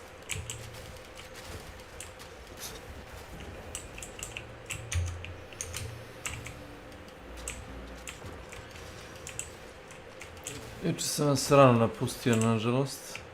Morao sam na posao da idem. Mora se šljatam. Ne mora, ali ne mogu da mi drugi ljudi plaćaju račune, već sam rekao. Ne mogu da živim tuđim, drugim ljudima na grbaču. Ne znam, da mi Slavko plaća internet, Kecman da mi plaća struju i tako. Nisam Nemo takvi struju, ajde tip. makar internet, ja. Ili sok. Hoćete, sok, može i više sok, recimo, i sok. Ajde sok.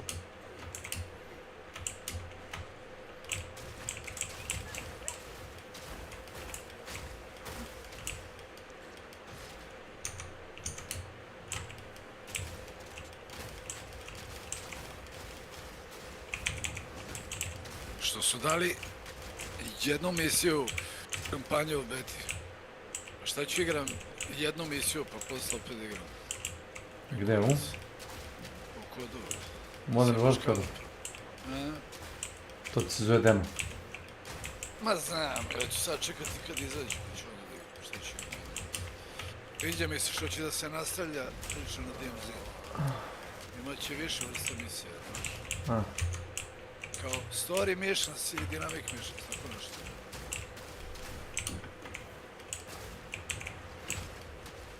Inače su smećali, toliko su buffovali, ovo ja ima sis do ovo povraćanja, ovo nikad ovako nije bilo. To zove iz kreveta, znaš. Pa kako misliš on nešto da pogodi kad, evo viš Slavko je star čovjek koji ima dobar joystick. Sad on treba da se napinje s tobom koji imaš reflekse kao kobra i tastature miš, nemojte se smeti. Spada da ja čovjeka zajebavam. I sad on treba pola sata da se kurbla okolo da me pogodi, a ja skakućem oko njega. Ne, obrnuto je. Toliko je, što kažeš ti, taj sens jak, da zapravo. Baš je buffovan, tačno se osjeti, igrao se i pre bete, nije ovako bilo čovječe, evo te matori, moram da se znojim da ga ubijem, evo te život. Ono bilo naš igraš. A čekaj, jel ga je teško ubiti ili misliš da treba mnogo da se puca da bi ga ubio? Ne, nego. Pa teško, zato što te lokuje, ima sis ko čita, znaš? Može da se kreće oko tebe i da puca. A nišan kao magnet na meti, ne mora nije te... Si igrao Ark Raidere, Kecmane, pa ono kad ti se zaključava, recimo, na rotor ti se zaključava, nišan od oružja. To si gledao, da? Čak i na PC-u, na miši tastaturi. Da. Ej, zamisli tako samo 5 puta jače. Znači kontroler. Mislim, ja sam igrao zbog DMZ-a. Čisto malo.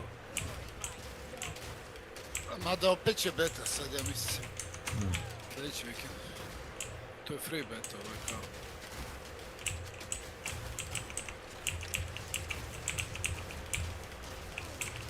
Spekao da sam presježao. Gaš. Oh my gosh. Gaš. O, golem i smoli.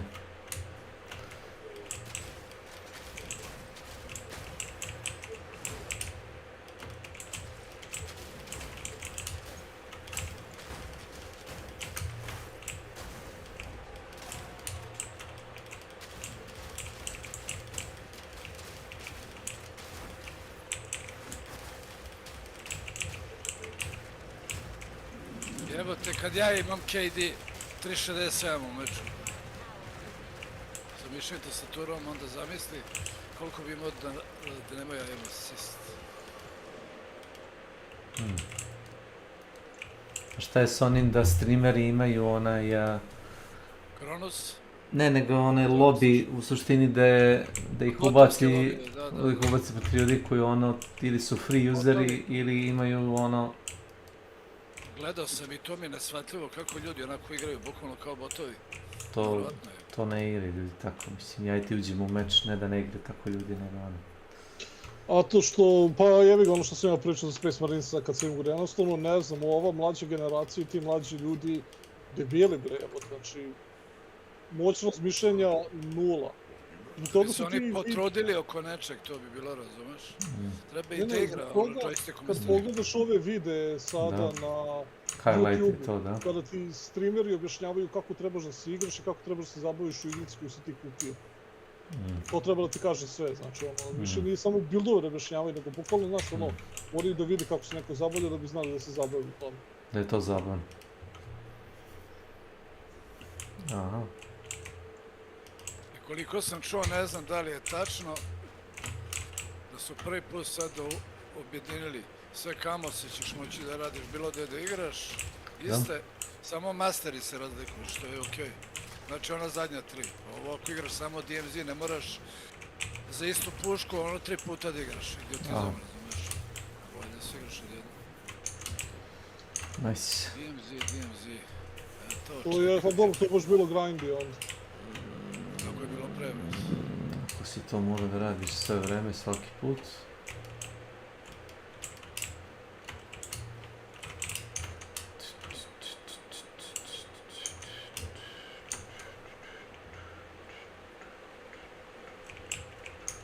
Uglavnom bit će ko što je bilo, tier 1, 2, 3, 4, 5, na DMZ-u, znači story misije, dinamik misije, u fazonu kao bit će vezano za kampanju story misije, što okej. Isto onih nagrada dobrih i moćeš kvarc Raidersima kog se... On ti imaš svoju sobu i onda kao tamo kraftuješ materijal i pičku materijal. Što su napredili DMZ, znaš? Skoro kao da su uzeli koncepte koje rade i samo prebacili u svoje. Što ja nemam ništa protiv toga. Nije da ti daju neke tvoje skutke, sobice i te stvari, ono. Nije da se Blizzard ovidio toga što je iskopirao sistem kraftovanja iz ovoga... Pa da, uglavnom nešto će biti, sad ne znam tačno što, ali uglavnom... Nešto fora bit će kraft.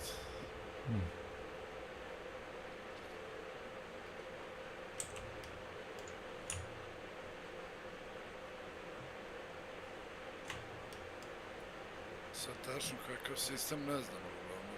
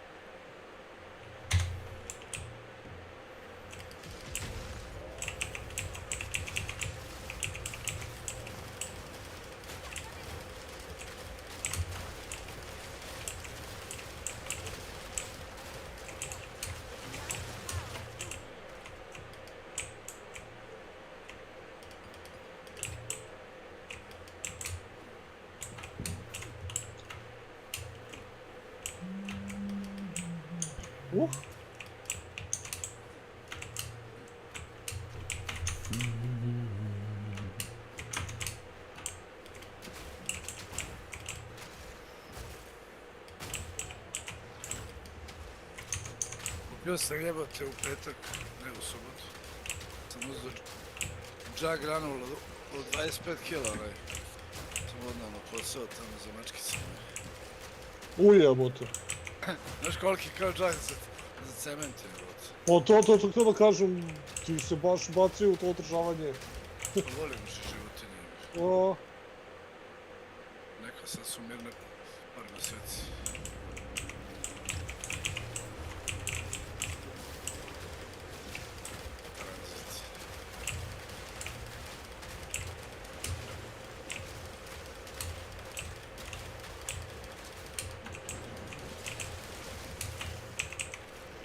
Ti prešao ili je sve u Arci, jesi? Gde u? Ne zna U ili Ark Raiderima. Recimo.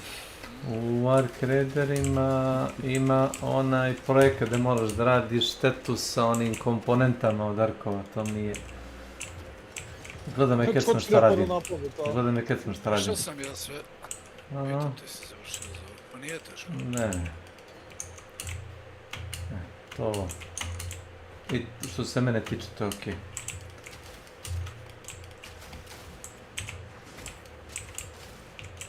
Ja se najviše drku ono da napraviš 100 damage-a kao leteće Marku, ali uradio sam.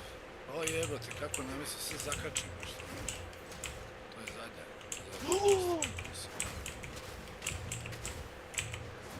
Ali prešao sam sve. Kao te koknu kad smo ne.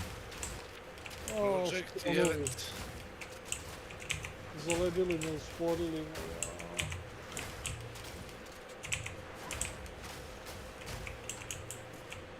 I mislio sam se još volovo u vatru.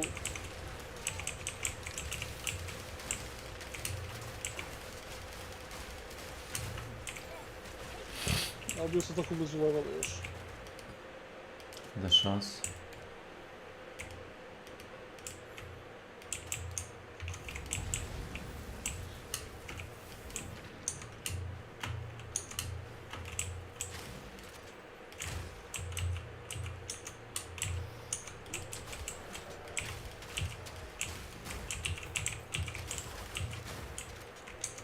Što ti tu tražiš?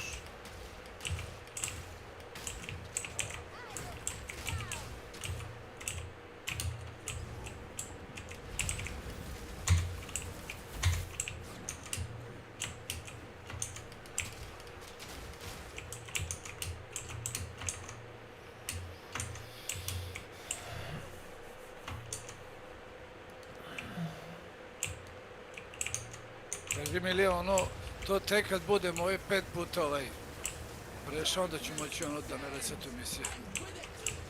Što ja kasnim jednu... Nema veze koliko kasniš. Rekli su u sljedećoj ekspediciji imat ćeš opciju da izabereš da ne resetuješ questove. Znači ne ove već sljedeće. Da. To ti je... Ne, ova.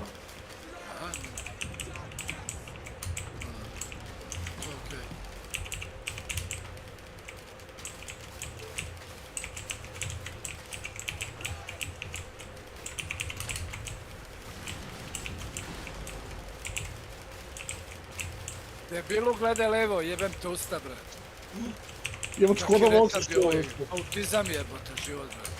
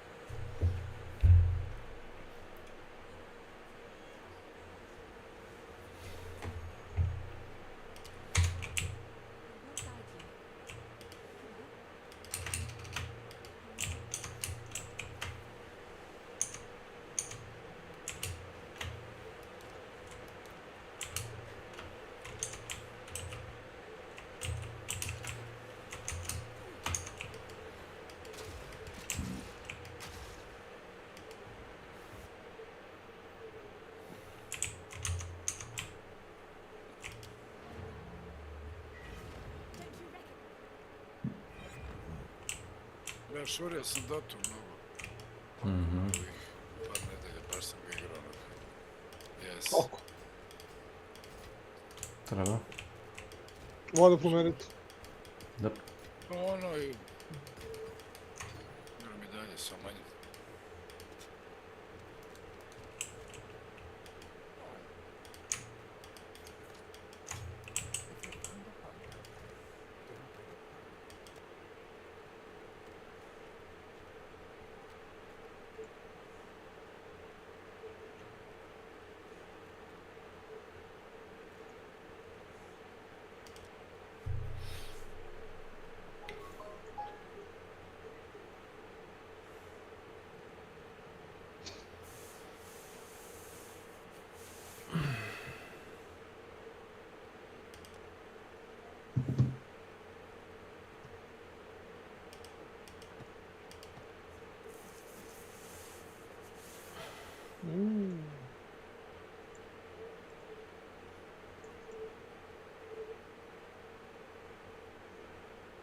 Look down, come on. Increase energy shield and intelligence called resistant damage over time while plus surrender shield.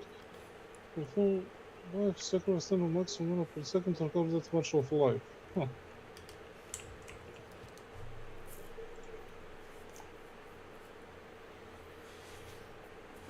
Jebem ti, znači 5 ključeva. Od koga, boss? Ne, iz mape, ovo ekspedicije, znači 5 ključeva sam izvukao. Znači, kad su mi ključevi toliko falili sad, znači, ide, pa nije li čudo što ih ti imaš jebote za bacanje. O, čekaj, da sam ovu... Kako pade? Vorona Saga, while this activates your inventory, your next logbook guarantees Vorana i Company... Desni klik na nju da ga aktiviraš kao čar, da ti stoji u inventaru i... Ovo je sljedeći put igrao, paš će ti to.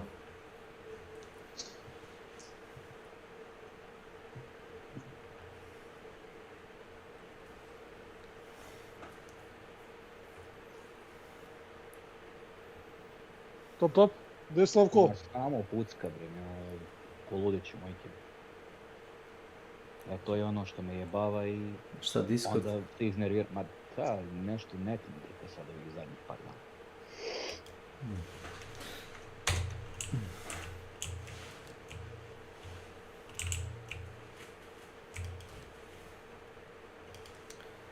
I see.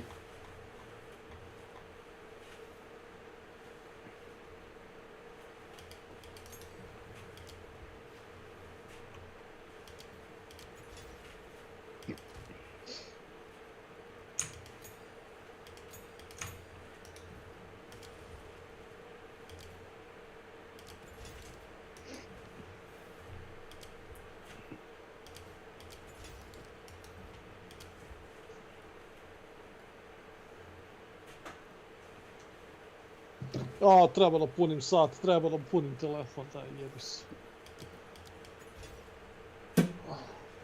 Sa čim? Sa strujom. A. Jel sam ovaj lebac tvoj čiko, što ga rediš?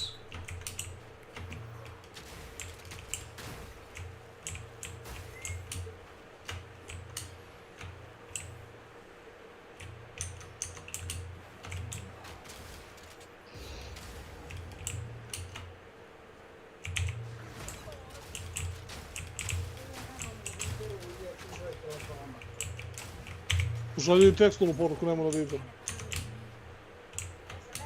Da.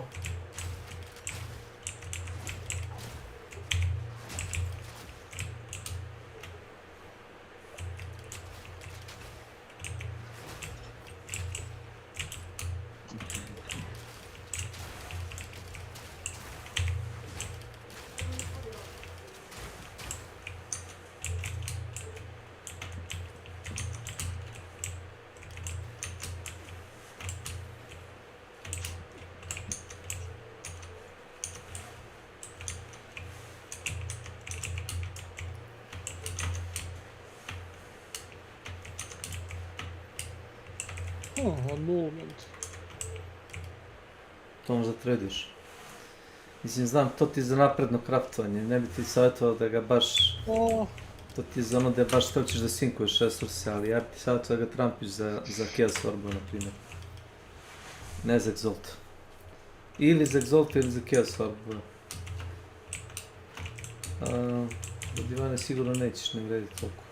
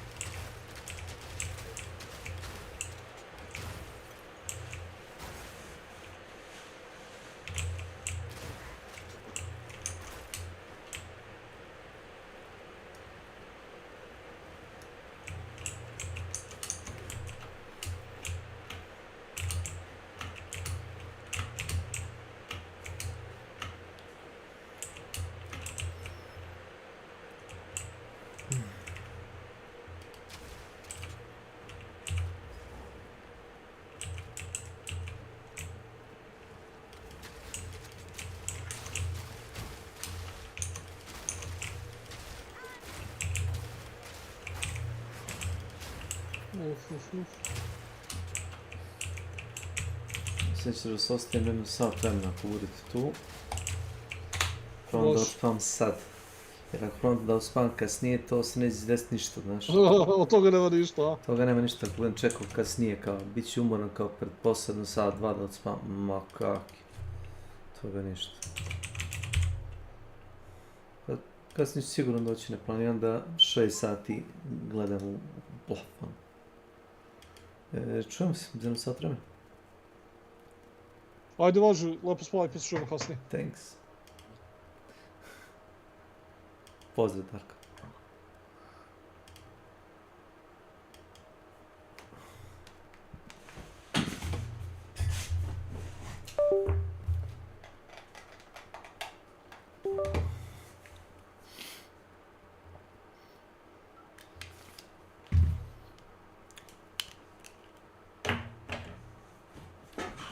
Student.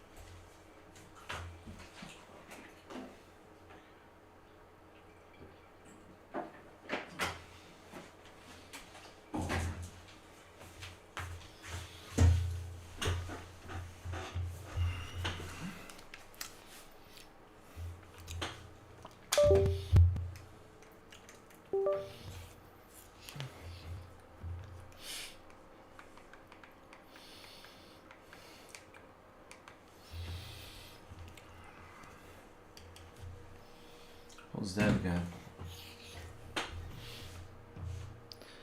Horned Goblin.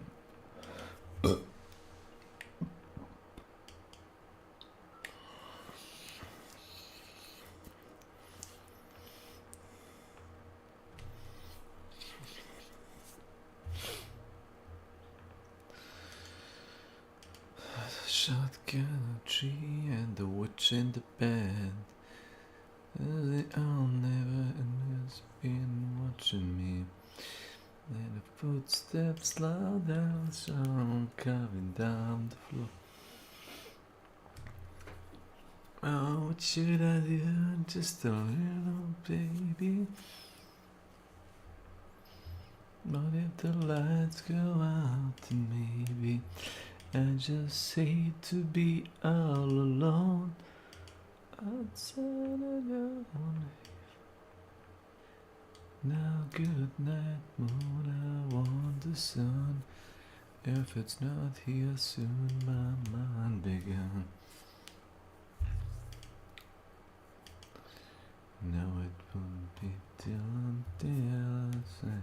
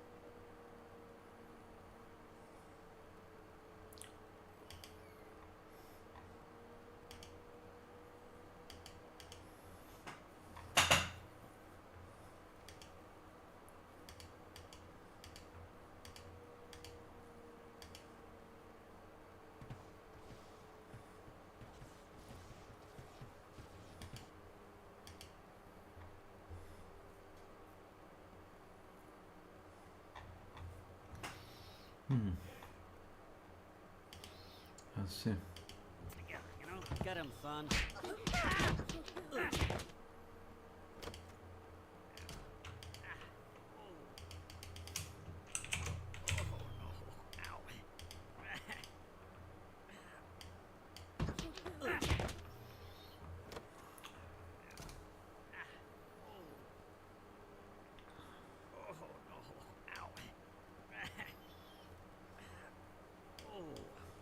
Whoa.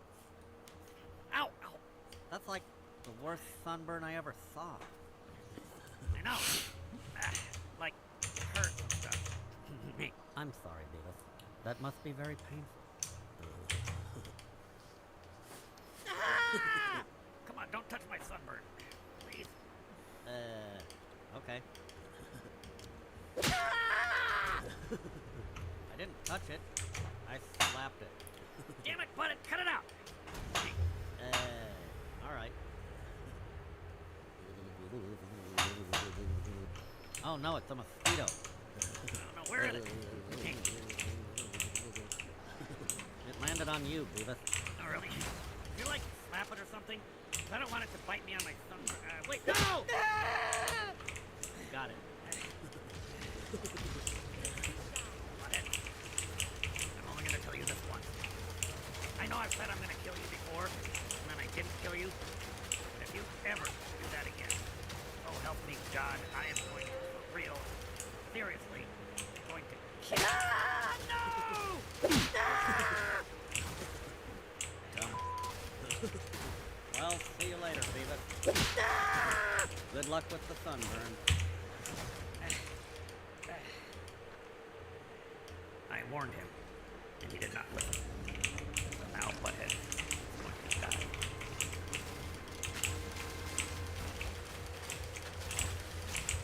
How am I going to kill Butthead?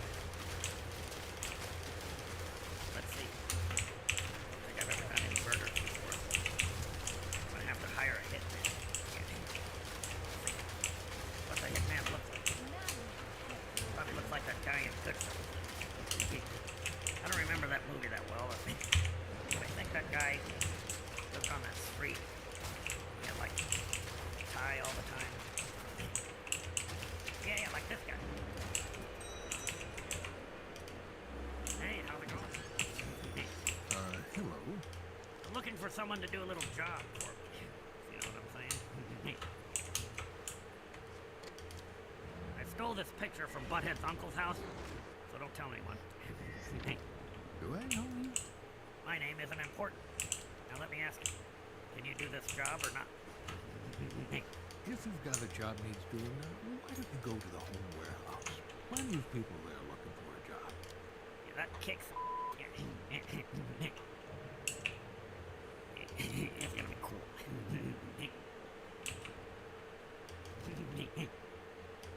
Okay, this looks like the place.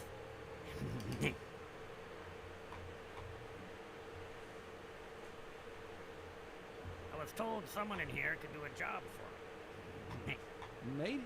What kind of job are we talking about? Here's a picture. It's from Butthead's uncle's house. Oh, yeah. This really needs it. Yeah, I know. He slapped my sunburn and stuff.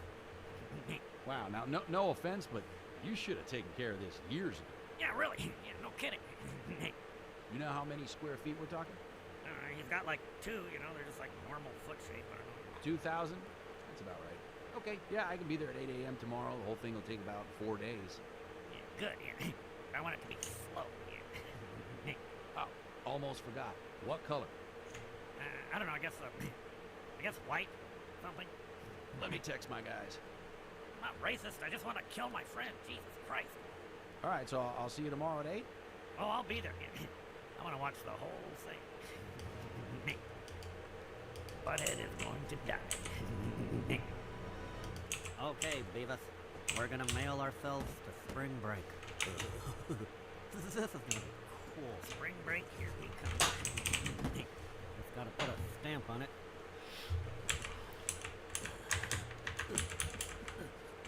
Ah! Hurry up! I think I hear the mail truck.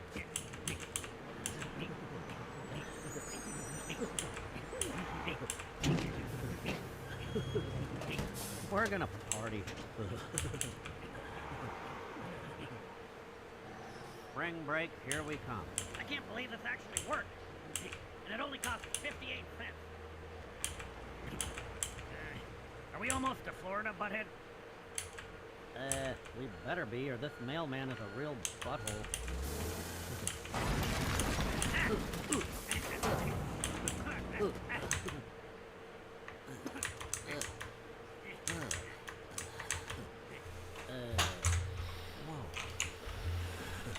Florida is even cooler than I thought.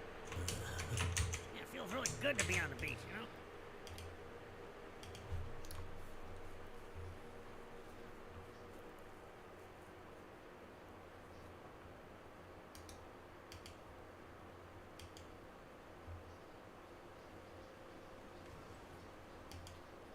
The Trample Toe boots are undoubtedly one of the... Okay then, Helldivers, we are back. We've got loads to go over because yesterday, Sunday, it was just chaotic. The major order got completed. We managed to dissipate the void into absolutely nothing, and it's gone back to normal as if nothing even happened. I have no idea really what it is that's going on or what it is that is going to happen moving forward. So we're going to break down everything that you guys need to know, including new rewards and where it is that the story is going right now. Not only that, but we'll be live after this video where we're going to see what it is that's happening with the next part of the major order.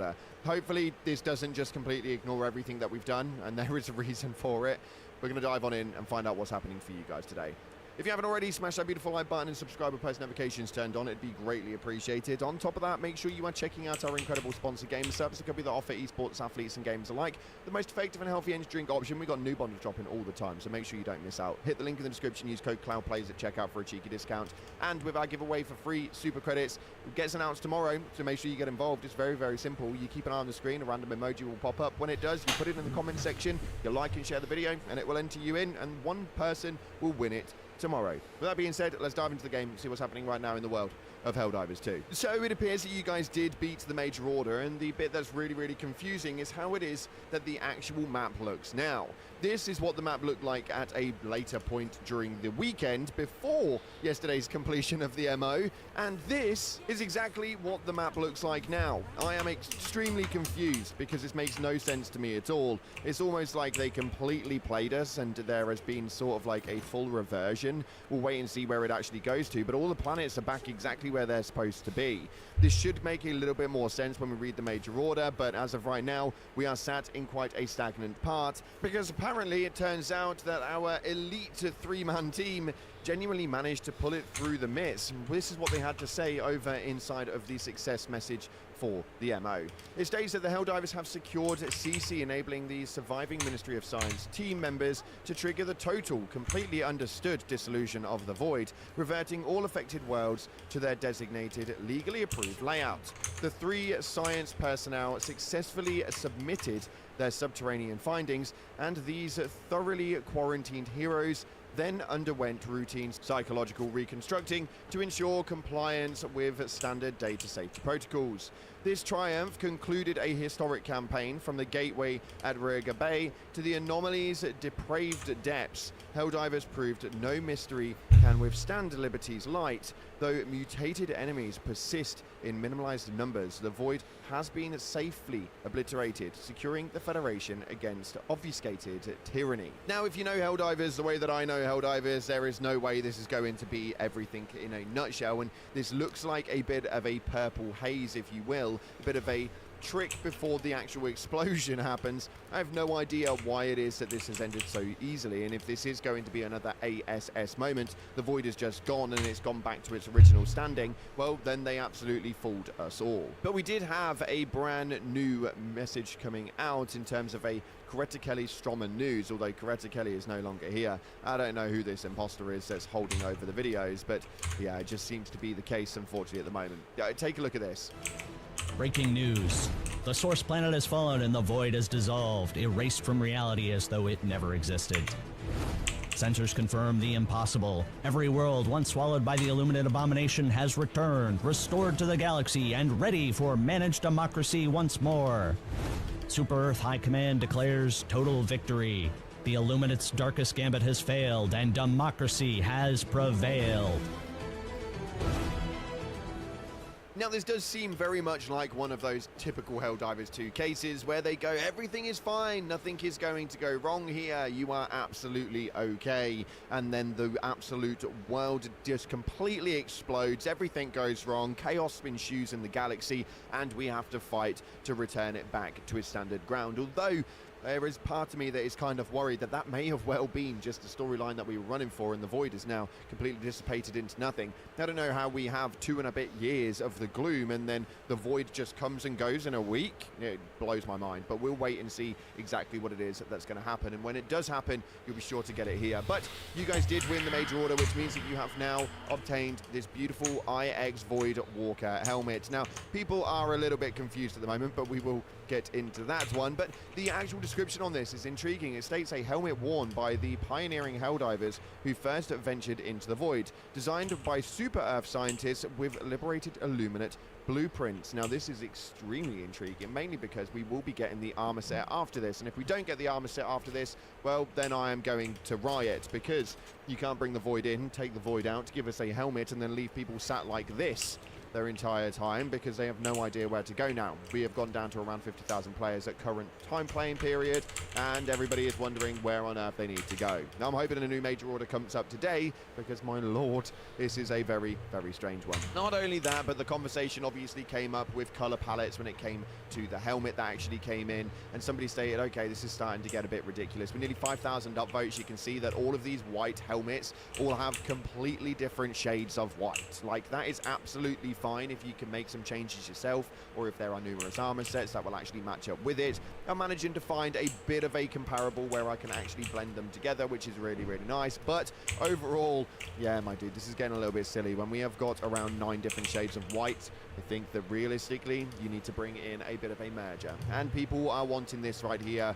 where there are different shades, so you can utilize the primary weapon camos for armors and helmets, please. I do think that would be pretty damn cool. I think that actually it's a really cool way of being able to merge it. You've already got the shaders available, and I don't know how difficult it would be applying it to armor sets, but there's no way it's so difficult that you couldn't just turn that thing on. I think it would be extremely simple. But alas, at the moment, it's just not seeming to be what we're dealing with. I'm really, really intrigued, though, to see where this one is going to go, and I'm really hoping that they lean into this story narrative, and it does seem to be a bit of a ploy before it goes into pure unauthorized chaos very, very soon. Either today or tomorrow it has to well be, although there has been a bit of a negative standing point with tomorrow. We know full well that tomorrow is Tuesday. This major order is now finished, and it's likely that we'll not get a major order until tomorrow at some stage, ready for Tuesday to actually hit an update.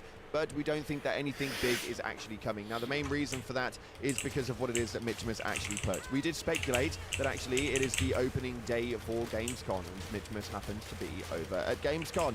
Now, apparently it is completely by chance that is the case, as they are stating right here that they are just going to hang out. They're not actually exhibiting. So it doesn't appear that there is going to be anything for them. Either that or we're just getting employed with another joke and a bit more of a troll, but we'll wait and see exactly how that one plays out. I'm hoping that tomorrow is really, really good, but I am also holding on my breath and going, this could well very much just have been it. I'm intrigued. Let me know what you guys are thinking via the comment section below. And talking about the comment section below, we've got to go over your top comments from the previous video, where on Saturday we went over the fact that there could well potentially be another update coming, and it really leaves me a little bit hopeful. I don't ever see things like this happen in Helldivers, where it just comes to an abrupt end and Super Earth genuinely just win and that's where it ends.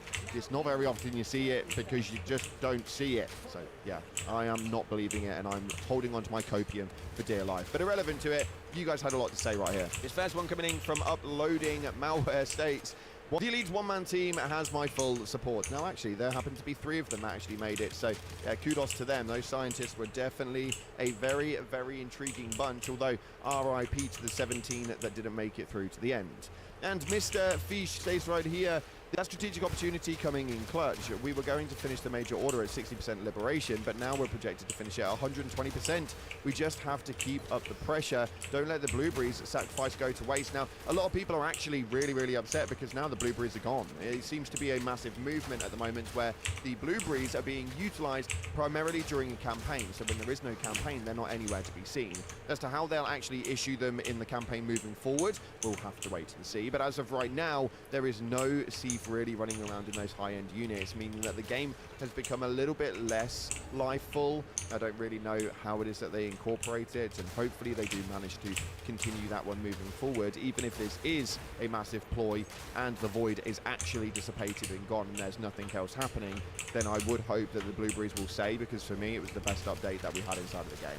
Anyway, moving on to the next one right here, coming in from Funky Pants States. I'd love for more units to be shadow dropped. Now, we do think they've got a massive open door here, and the storyline has kind of gone into a really weird station where I'm actually hoping that they utilize it really, really well.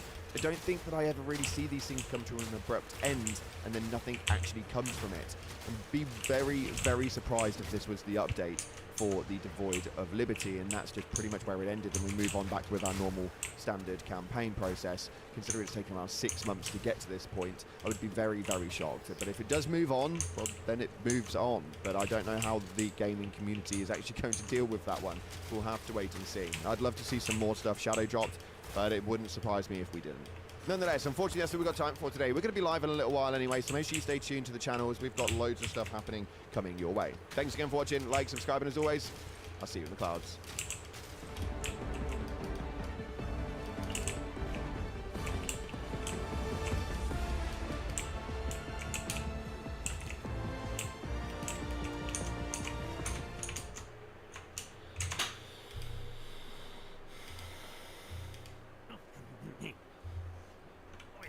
Really smells terrible, doesn't it? With all the dumbass fish.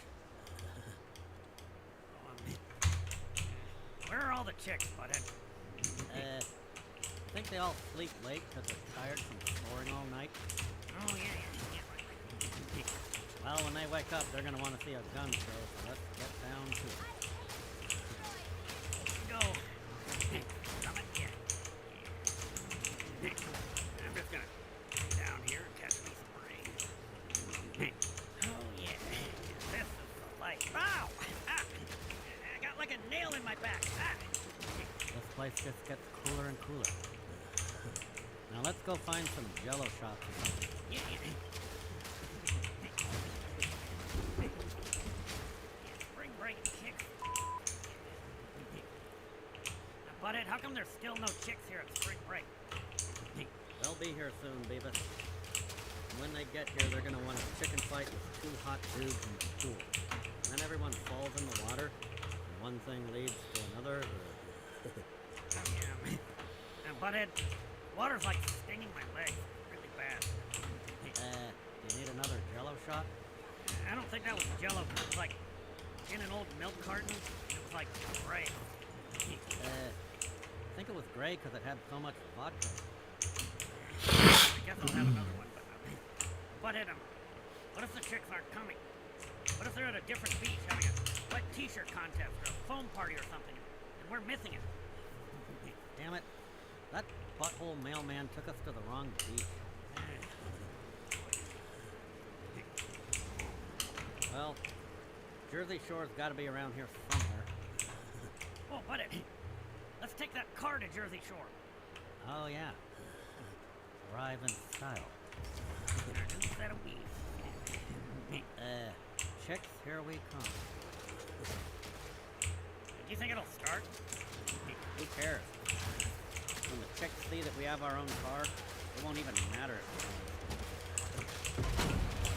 Whoa! Whoa, here we go. It works. And I think it's flying, too.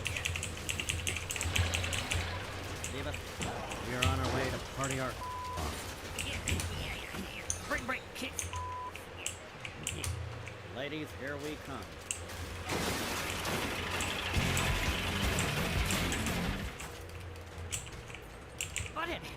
Butthead, I see why you made me do that. Paying for the nachos is the exact same motion I can use to block a punch. And carrying them over here gave me the exercise I need. No, that's not it. Better go buy me some more nachos until you figure it out.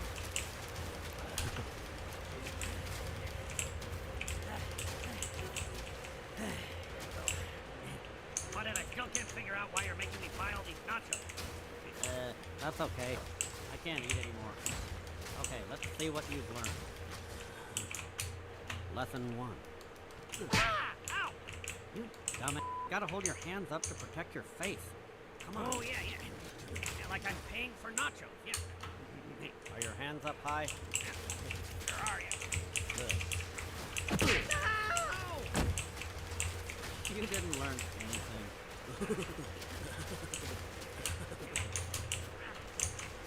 He's gonna kick my face in.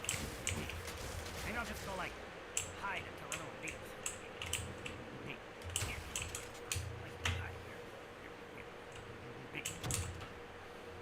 Whoa! What have we here?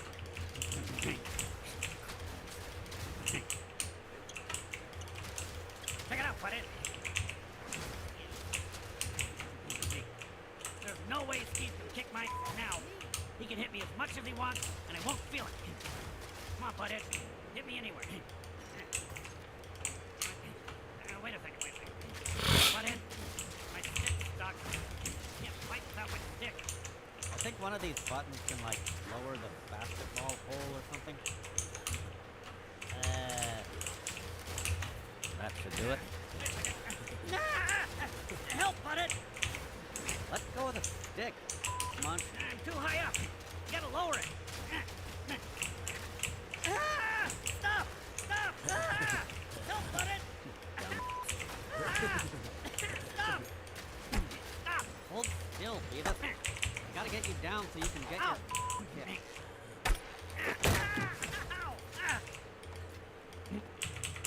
Good job, Beavis. Time to get going. Do you feel ready to fight that guy? Yeah, I think so. Yeah, I think I'm ready. That's right. You're a different man than you were at lunch, Beavis. Yeah, it's true. Thanks for believing in me, butthead. I believe in you, Beavis. I believe you're a wolf. Is it time? 3 o'clock, Beavis. It is time. 3 o'clock.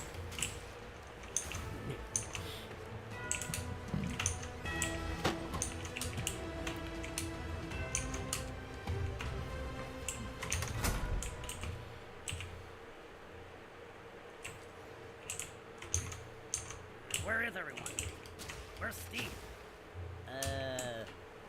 He must have chickened out. You probably heard about how I trained you up and got all scared.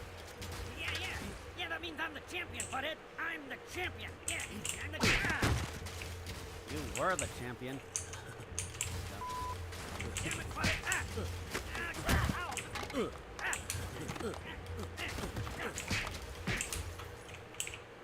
These porno magazines suck. They're just guys playing golf. Gentlemen, we're ready for you. It's a quick procedure. You'll be able to go right back to your normal routine. I just want to remind you to wait a minute before you eject. No, that's fine. Yeah. All we're gonna do this week anyway is score. Right, go ahead and lie down. And in a few minutes, you'll no longer have to worry about fathering children. Fathering children. Fathering children. Fathering children. Father. Yes, Butthead Jr. and Butthead Senior. Father, tell us about all the times you scored. Of course, children. But what's this? Mr. Head, I'm here to hand deliver Butthead Foreigner's report card. Parenthood is cool.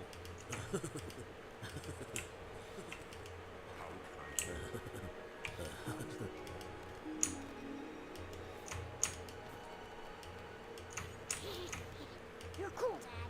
Oh, yeah? I guess I am. And you can play with our Legos. Whoa, cool. Lego. But what's this? Hey, look, kids, it's the Buttheads. We're here to kick your... Oh, cool. So glad we could get the families together, you know? Get him, son. Hey, can I get anybody anything? I got some Dr. Peppers in the fridge.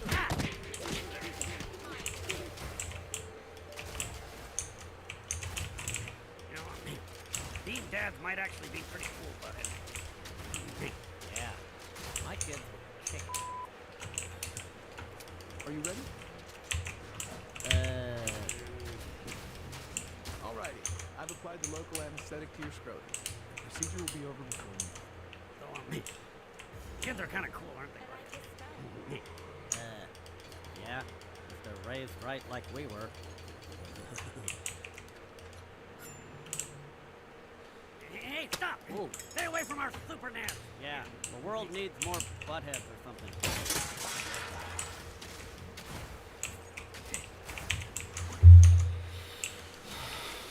Yeah, I'm gonna have kids someday, Butthead. Even if I have to never score to do it. My nads are numb. Yeah, mine too.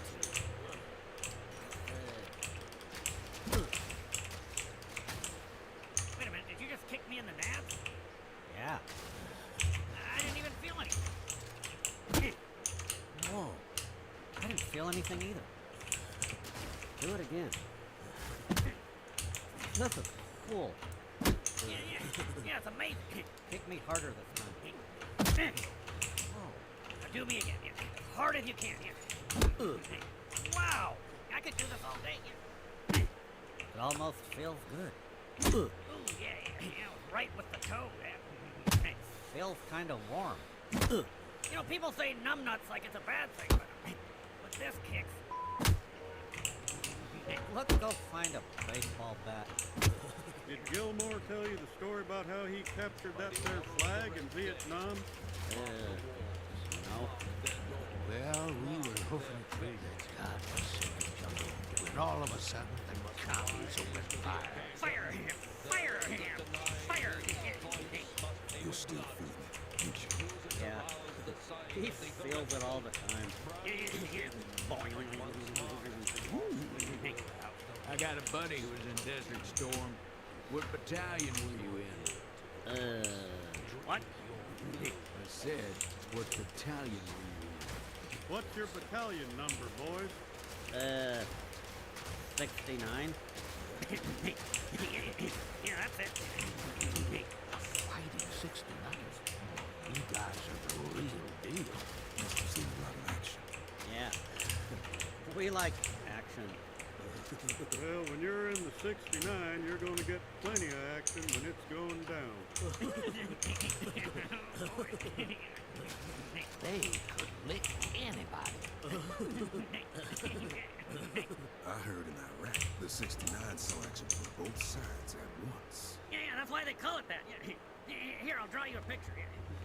Yeah, Bud had explained it to me once. See, the bottom of the 6 is the butt thing, and the 9 is like,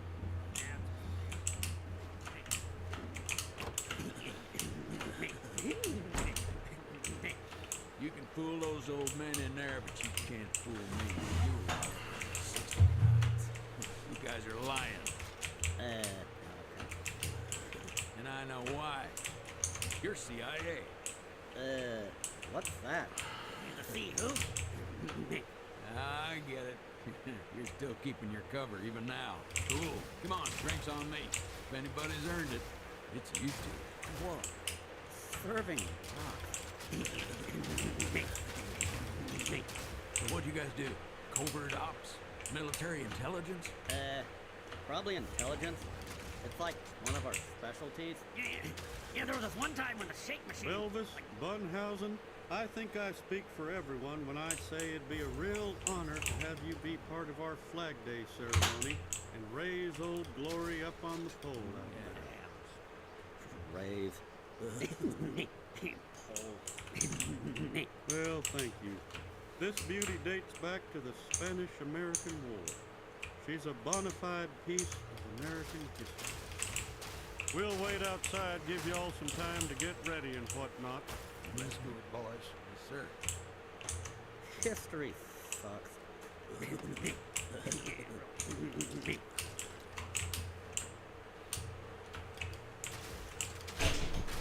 Dang it. Stavim ti ja ručak, ajde. Šta je stavio ručak? Dobro, dolazim. Ajde.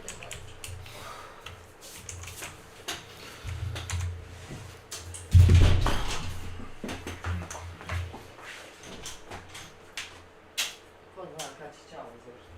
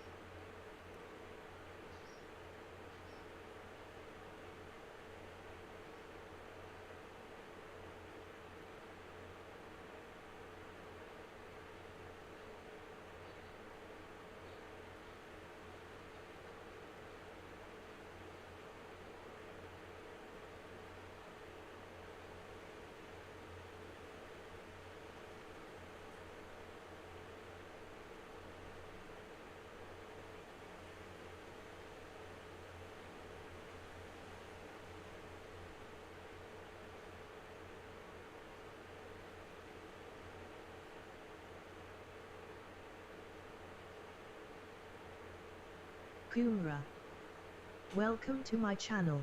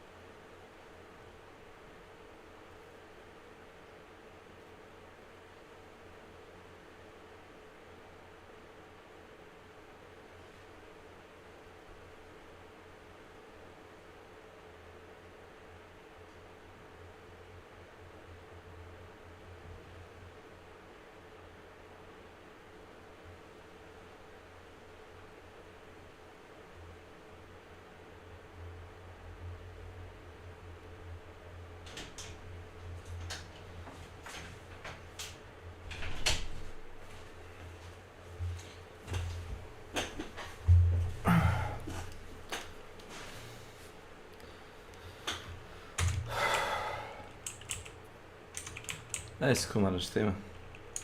They probably wanted their speech to be just so. They're fighting them, not talking them. Huh. Well, that's mighty nice of them.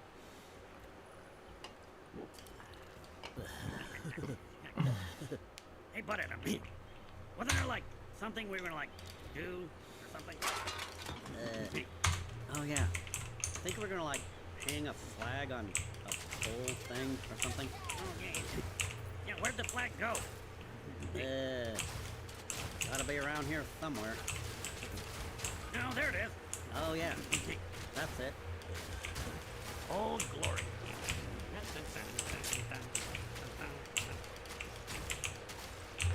Oh, here they come. Yeah, I like this bar, butthead. People are really nice. Yeah. They're like all American and stuff. Yep. What the hell? Did we just fly the Viet Cong flag over the American Legion Hall? Can you like get us some more beer now? Yeah, considering we just put your flag up for free. Stolen Fowler. God damn it! I'll kick your... This one's for Ho Chi Minh, you son of a... Hey, butthead. We're on this flagpole now. Guess that means, like, we're Americans. I guess we are. Guess you had to be in the army to join that place. Probably.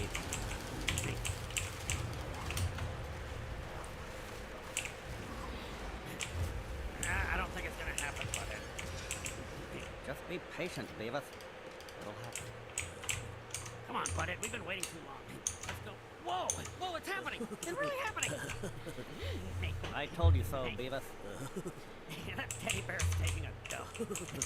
Worth the wait. Hey, is that your dog? No.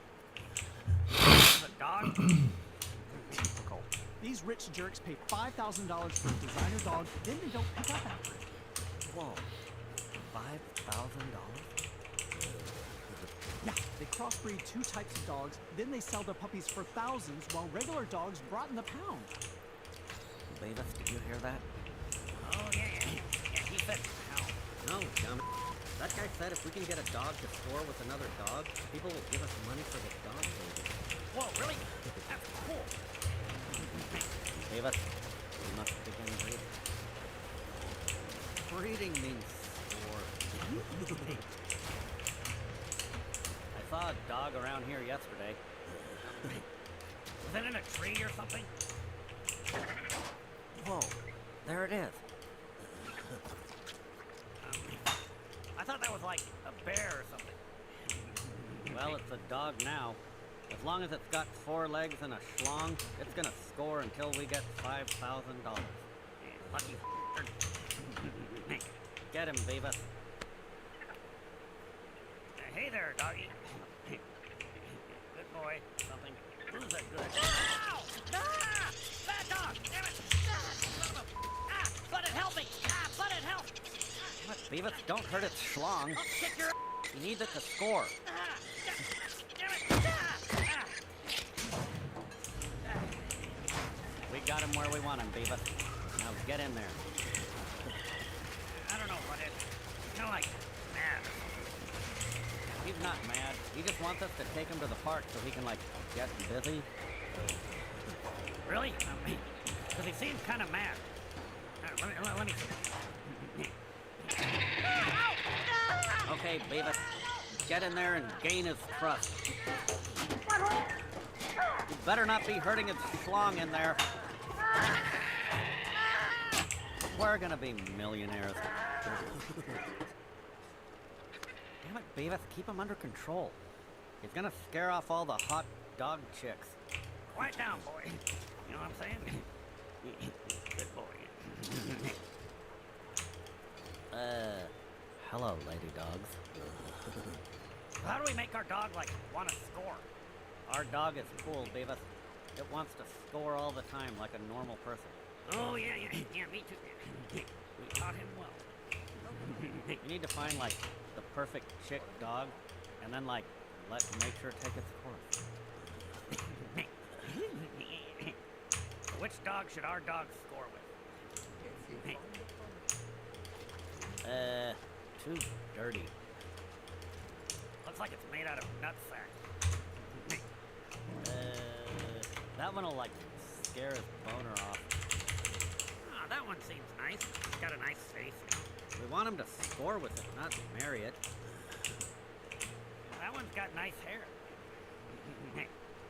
I think she's, like, taken or something.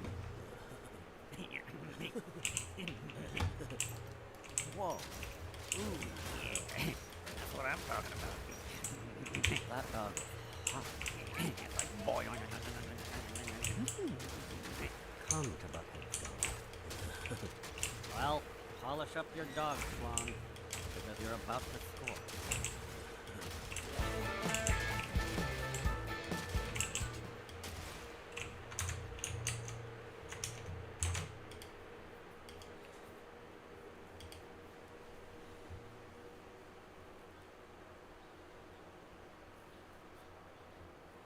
The 1990s were a different time in Hollywood, and it's worth wondering how one of the most controversial movies ever made became both a box office hit and cultural touchstone.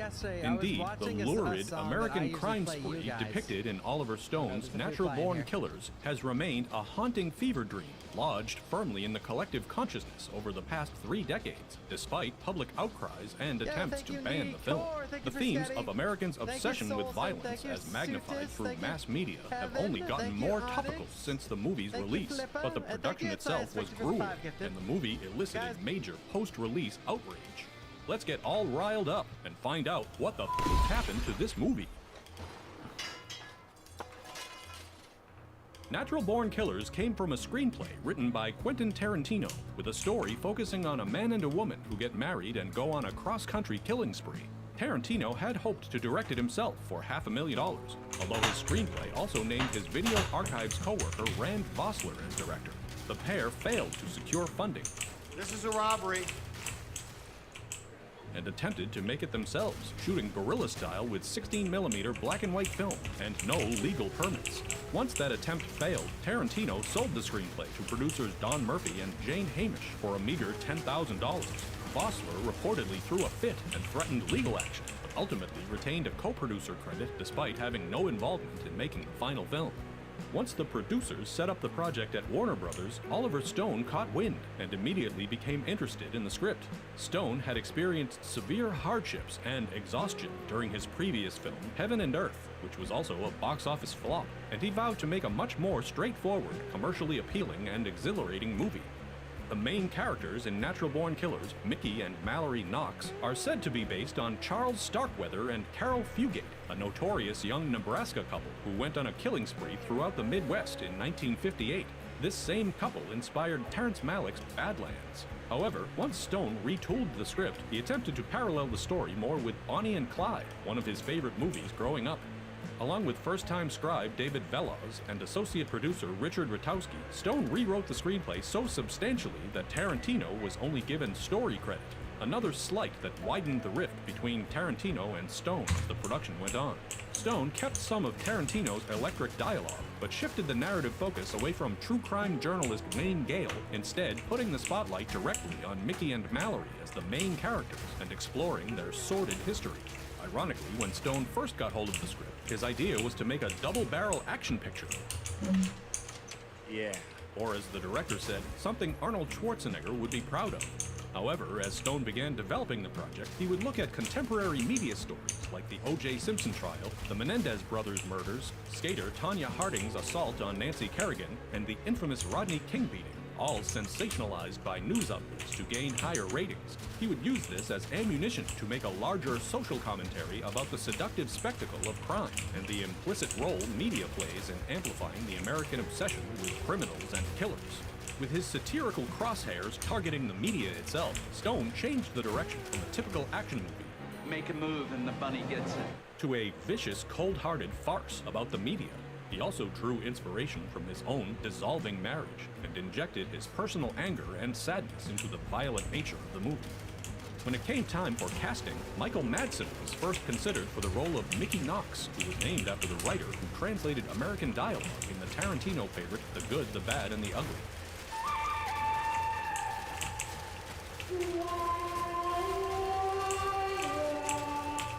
When the studio wanted a softer, less intimidating persona for a lead, Stone set his sights on actor Woody Harrelson, who was still primarily known at the time for his goofy bartender on Cheers. Stone was interested in casting him against type, and also said, "There's something about Woody that evokes Kentucky or white trash." Harrelson later noted that Stone cast him because he had, quote, the look of violence in his eyes. It's unclear whether Stone also considered Harrelson because his father, Charles Harrelson, was a hitman who assassinated the first federal judge in the 20th century. Believe it or not, Stone offered singer-songwriter Tori Amos the role of Mallory. According to her biography, Amos was interested until Stone explained that he wanted to use her song, Me and a Gun, for a scene where Mallory kills someone. Because the song was based on Amos's own traumatic real-life rape, she allegedly slapped Stone in the face and summarily declined the role. Just let me explain here. Where do I begin? Mommy! To tell you must have a really wide foot, we got both of them. Instead, Stone cast Juliette Lewis for similar reasons to Harrelson, eyes filled with malice and an aptitude for playing white trash. As Stone said of his two leads, they didn't feel like upper-class people. Although Stone encouraged Lewis to exercise and gain muscle mass, Lewis insisted that Mallory should resemble more of a pushover, which would make her capacity for violence that much more disturbing. Still, Lewis agreed to kickboxing training to ensure her fight scenes looked convincing. While Harrelson and Lewis were cast without much compromise, the same can't be said of the supporting players. For instance, John Cusack was offered the role of Wayne Gale, but he turned it down. Tim Roth and Steve Buscemi were both offered the role, but supposedly Tarantino threatened to never work with them again if they accepted. When Robert Downey Jr. was cast as Wayne Gale, he researched the part by spending time with Steve Dunleavy, an Australian TV host known for popularizing shocking and sensationalistic crime sprees. After his experiences with Dunleavy, Downey convinced Stone to let him play the part with an Australian accent. No one is born evil, Mickey. It's something you learn. Screen veteran Jack Palance was offered the part of prison warden Dwight McCluskey, but he declined due to the extreme violence in the script. The part instead went to Tommy Lee Jones, who had just worked with Stone in Heaven and Earth. Jones partially attributed his over-the-top performance to Moliere's satirical social climber play Le Bourgeois Gentilhomme. For unhinged detective Jack Scagnetti, Gary Oldman, James Woods, and Chris Penn were considered. According to the late Tom Sizemore, who was partnered with Penn in True Romance, based on another Tarantino script, he won the part by performing a monologue for Stone in a bar parking lot. Sizemore might have gotten a bit more than he bargained for. In the scene where Mallory smashes Scagnetti's face into a cement wall, Juliette Lewis genuinely broke the actor's nose. Perhaps most controversial was the casting of Rodney Dangerfield as Mallory's abusive father, primarily known for... Oj. Da, to će resti šta sad? 1, 2, 3, 4, 5, 6, 7, 8, 9, People can do whatever they want. You want to air it out online? That's your... Sure. Kamera. Kamera. Jeste. Popuće. Alo. Ovog što ga evo, stane.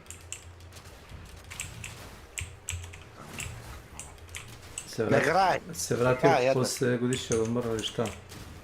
Evo sad ušao. Da, sjajno. Radiš i da vidim posle da opičemo ako si voljen. Da, radi. Ajde ništa, pa ću uličati posle. Baš. Ćao.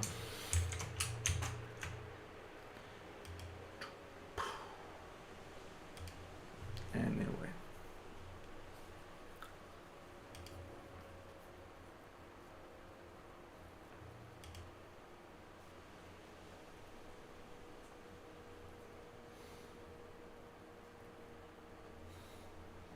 Not give a shit what anyone does. Why do I care what strangers do? That's why I made the joke of like, uh-oh, I said I didn't care about someone had a bad relationship. Fuck.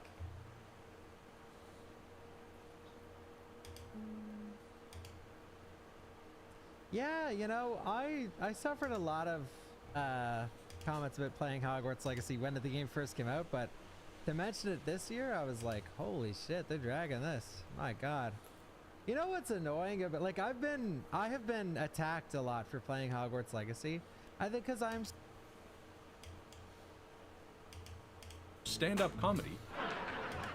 I mean, I don't get no respect from anyone. Well, last week my house was on fire. My wife told the kids, be quiet, you wake up Daddy.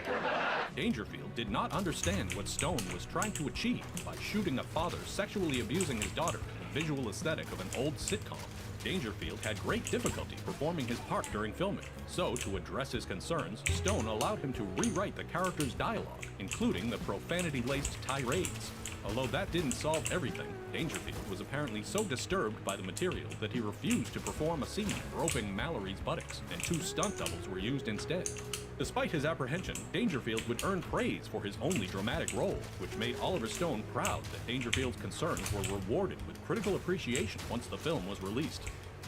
Natural Born Killers began filming in May 1993 with a production budget of $34 million. Principal photography took only 56 days, with much of the shoot taking place in New Mexico, while the prison scenes were filmed at the real-life Statesville Correctional Center in Joliet, Illinois, a maximum security facility where 80% of the inmates were jailed for violent crimes. When filming the brutal riot inside Statesville, many of the extras were actual convicted murderers equipped with fake rubber weapons. But when the real inmates were put on lockdown, 200 more extras were required to continue. Between this authenticity and Stone reportedly playing tribal African music at full volume on set, the result was a heightened sense of chaos and panic among the cast and crew that played well into the ramped-up riot sequence.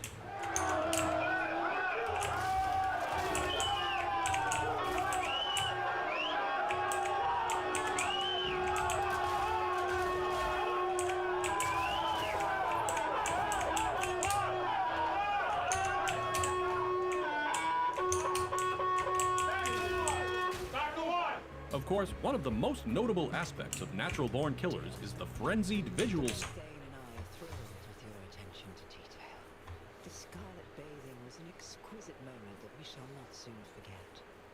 you were able to acquire so many heretical younglings in such a short time. Well, we cannot thank you enough. The whispers grow deeper. He sees us. He sees you. We shall know unfathomable prosperity by his grace. The Red Thane, the Pale Bride, and their loyal hound. A hound most faithful. A hound most strong. I must away for God, twice is a twice. So I'm still waking up. I was talking to my painters for a while. Purchase. Here we go. Dude, I can't wait to play this shit. Did I see the new Resident Evil teaser? Yes, yes, yes, yes. I'm gonna talk about that in just a moment. All right, I'm installing Alien. Sick. All right. Ones in the chat, have you seen the new RE drama? Anyone? Style that Stone and cinematographer Robert Richardson were able to create. Stone was partly inspired by the climactic shootout in Bonnie and Clyde, which used innovative editing methods, multiple cameras, and different frame rates. He wanted to integrate several visual components from popular TV shows and music videos as a way to critique the media as a whole. As Stone said, it had never quite been done before, a mixture of stocks and styles. I was influenced by MTV and some of the styles I saw in the early 80s and 90s on television, but no one had tried that style over the course of 90 or 100 minutes. To achieve this, they utilized color and black and white film stocks, and everything from front and rear projection to 35mm, 16mm, Super 8, High 8, and Beta, ultimately using a total of 18 different formats, along with Dutch angles, Cook zoom lenses, and jarring camera motions to establish the movie's disorienting explosion of imagery. But DP Robert Richardson, who had previously used multi-format techniques for his Oscar-winning cinematography on Stone's JFK, had an absolute nightmare experience working on Natural Born Killers. Richardson not only hated the script from the beginning, but he also only had 56 days to complete the demanding task of filming such a trippy and unique visual tableau. For Richardson, the script conjured painful memories of his past, with a lingering PTSD leading to insomnia and an overdependence on sleeping pills during filming. Over the course of the production, Richardson also broke his finger filming the POV shot of Mallory sprinting into wire mesh. He also found his marriage on shaky ground and dealt with his brother falling into a coma. While Richardson distanced himself from the film once his work was completed, he admitted that those hardships actually gave him a creative energy necessary for finishing the job. Perhaps most ironically, Richardson has gone on to become Quentin Tarantino's longtime cinematographer after both roundly rebuked Natural Born Killers. Stone made his aesthetic choices as a way to underscore the themes of violence in media and the trend of exploitative tabloid TV journalism in the 1990s. The director refers to the frequent transitions from color to black and white footage using repeated lines of dialogue as vertical cutting to create an objective outer moment juxtaposed with the subjective black and white inner moment of characters' emotions. For example, in the diner scene, when the waitress takes Mickey's pie order, the color version depicts her natural thoughts as the outer moment, while her flirtatious nature in black and white is meant to represent Mickey's inner moment. Similarly, when the redneck calls Mallory pussy in the colorized outer moment, a quick flash cut to Mickey covered in blood represents his own wrathful inner moment. Part of the multimedia blend included Stone's scathing criticism of TV commercials, which was meant to emphasize how emotionally soothing American TV advertisements were in relation to horrific events. To represent the trend of comforting TV commercials airing after tragic real-life news, Stone timed every commercial in the film to come directly after a violent incident or demonic appearance. To this end, Stone made use of two iconic Coca-Cola polar bear ads from the 1990s. According to Stone, the beverage corporation granted him permission to use the brand as product placement, despite knowing the movie's subject matter. But when the company executives saw the film, they were outraged by Stone's subversion of the ad. Stone also took aim at how other significant current events had been presented to audiences. The scene in which Wayne Gale interviews Mickey Knox in prison was modeled after Geraldo Rivera's interview with Charles Manson and Mike Wallace's interview with Panamanian dictator Manuel Noriega. Mallory's beatdown by police outside the pharmacy was meant to evoke the infamous Rodney King assault that had sparked public outcry and launched a debate about police brutality, a topic that's only become more relevant in the 30 years since. As for the movie's mysterious shots featuring a headless man, Stone claimed that he got the idea from a dream and said that the haunting visions represent Mickey's father, who committed suicide by blowing his head off with a shotgun. These visions were meant to represent the psychic toll of Mickey's scarred past. He cannot escape the cycle of violence passed down by his father. After principal photography on the movie wrapped in July 1993, it was followed by an additional 11 months of laborious editing to achieve the striking, surreal blend of psychedelic visual styles. Most feature-length films of the time contained around 600 or 700 editorial cuts, but Natural Born Killers featured nearly 3,000 cuts to accomplish the multimedia mashup Stone was aiming for. When the studio submitted the film to the MPAA, Stone was informed he would have to reduce the carnage in order to avoid an NC-17 rating. Stone trimmed roughly 4 minutes of bloodshed to get an official R rating, although the edits were reinserted into the 1996 director's cut of the film, which also includes a lengthy courtroom scene featuring Ashley Judd as one of Mickey and Mallory's sorority house victims. One scene that didn't make the cut was an alternate ending in which Mickey and Mallory pick up Arliss Howard's character Owen, the ghostly inmate who helps them escape from prison. In the alternate ending, Mallory pleads for her life before Owen shoots her and Mickey dead.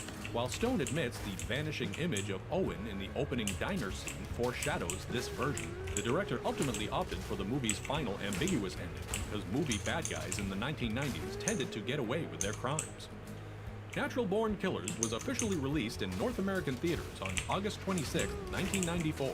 Despite the swirling controversy, or because of it, the movie opened on top at the box office with $11.2 million before eventually earning more than $50 million domestic and $110 million worldwide. The polarizing nature of the movie was reflected in the critical chasm among top reviewers at the time. Roger Ebert awarded the film 4 out of 4 stars and listed it as the 8th best film of 1994. By contrast, Rolling Stone's Peter Travers labeled the film as his #1 worst of the year. Despite the cuts that had been made to decrease the disturbing violence, Natural Born Killers continued to face controversy and censorship. The movie was originally banned from theaters and cinema clubs in Ireland, and in the UK, the theatrical release was delayed for 6 months while the British Board of Film Classification investigated unsettling reports that the film was inspiring copycat crimes in France and the United States. Although it eventually made it to UK theaters in February 1995, the home video release, scheduled for March 1996, was also affected by real-world events when a horrific school shooting in Scotland occurred that same week. As a result, Natural Born Killers was not released on home video there until July 2001, despite airing on television in 1997.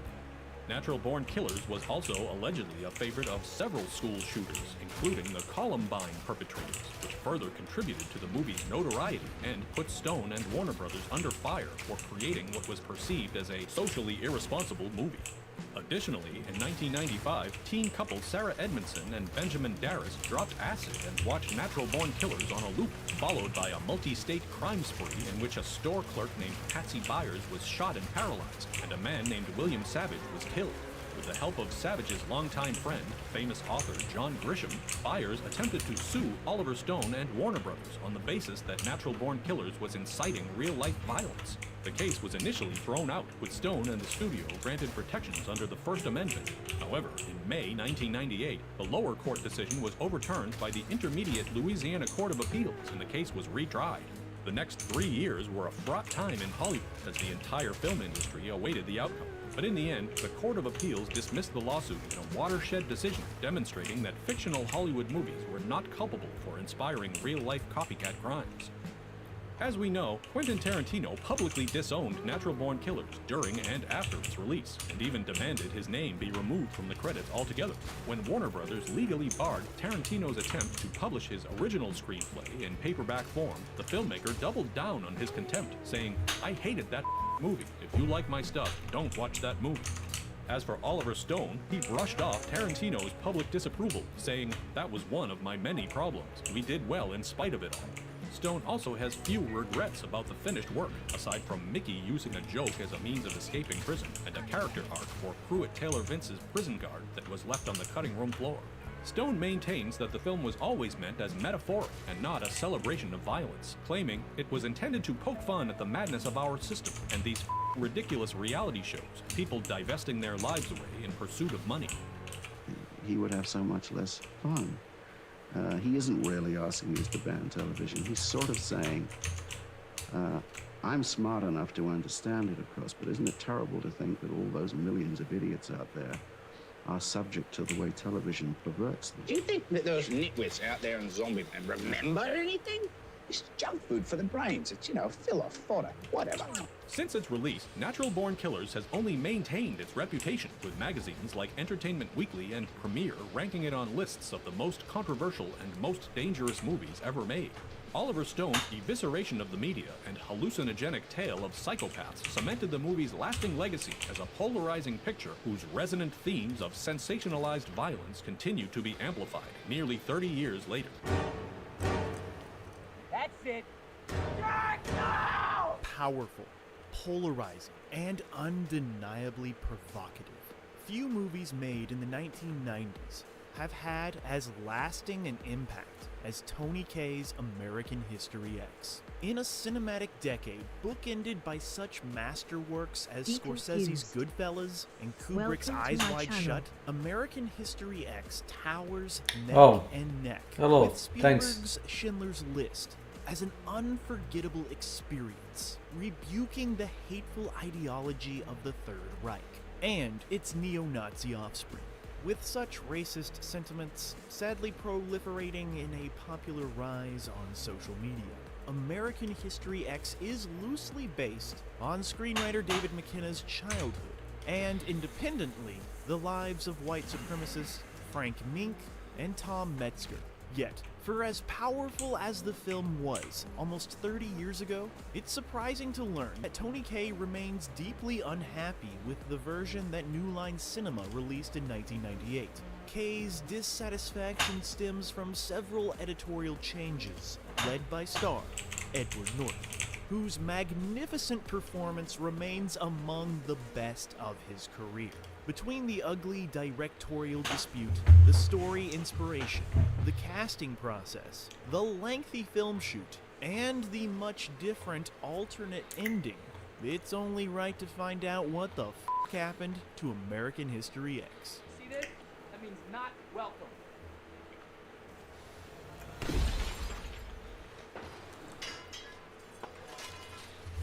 In a remarkable feat for a first-time screenwriter, David McKenna sold the script for American History X to New Line Cinema when he was 26 years old. McKenna, who grew up in a lawless punk rock subculture in San Diego, was inspired to write a story based on his first-hand experience with hate-mongering bigotry.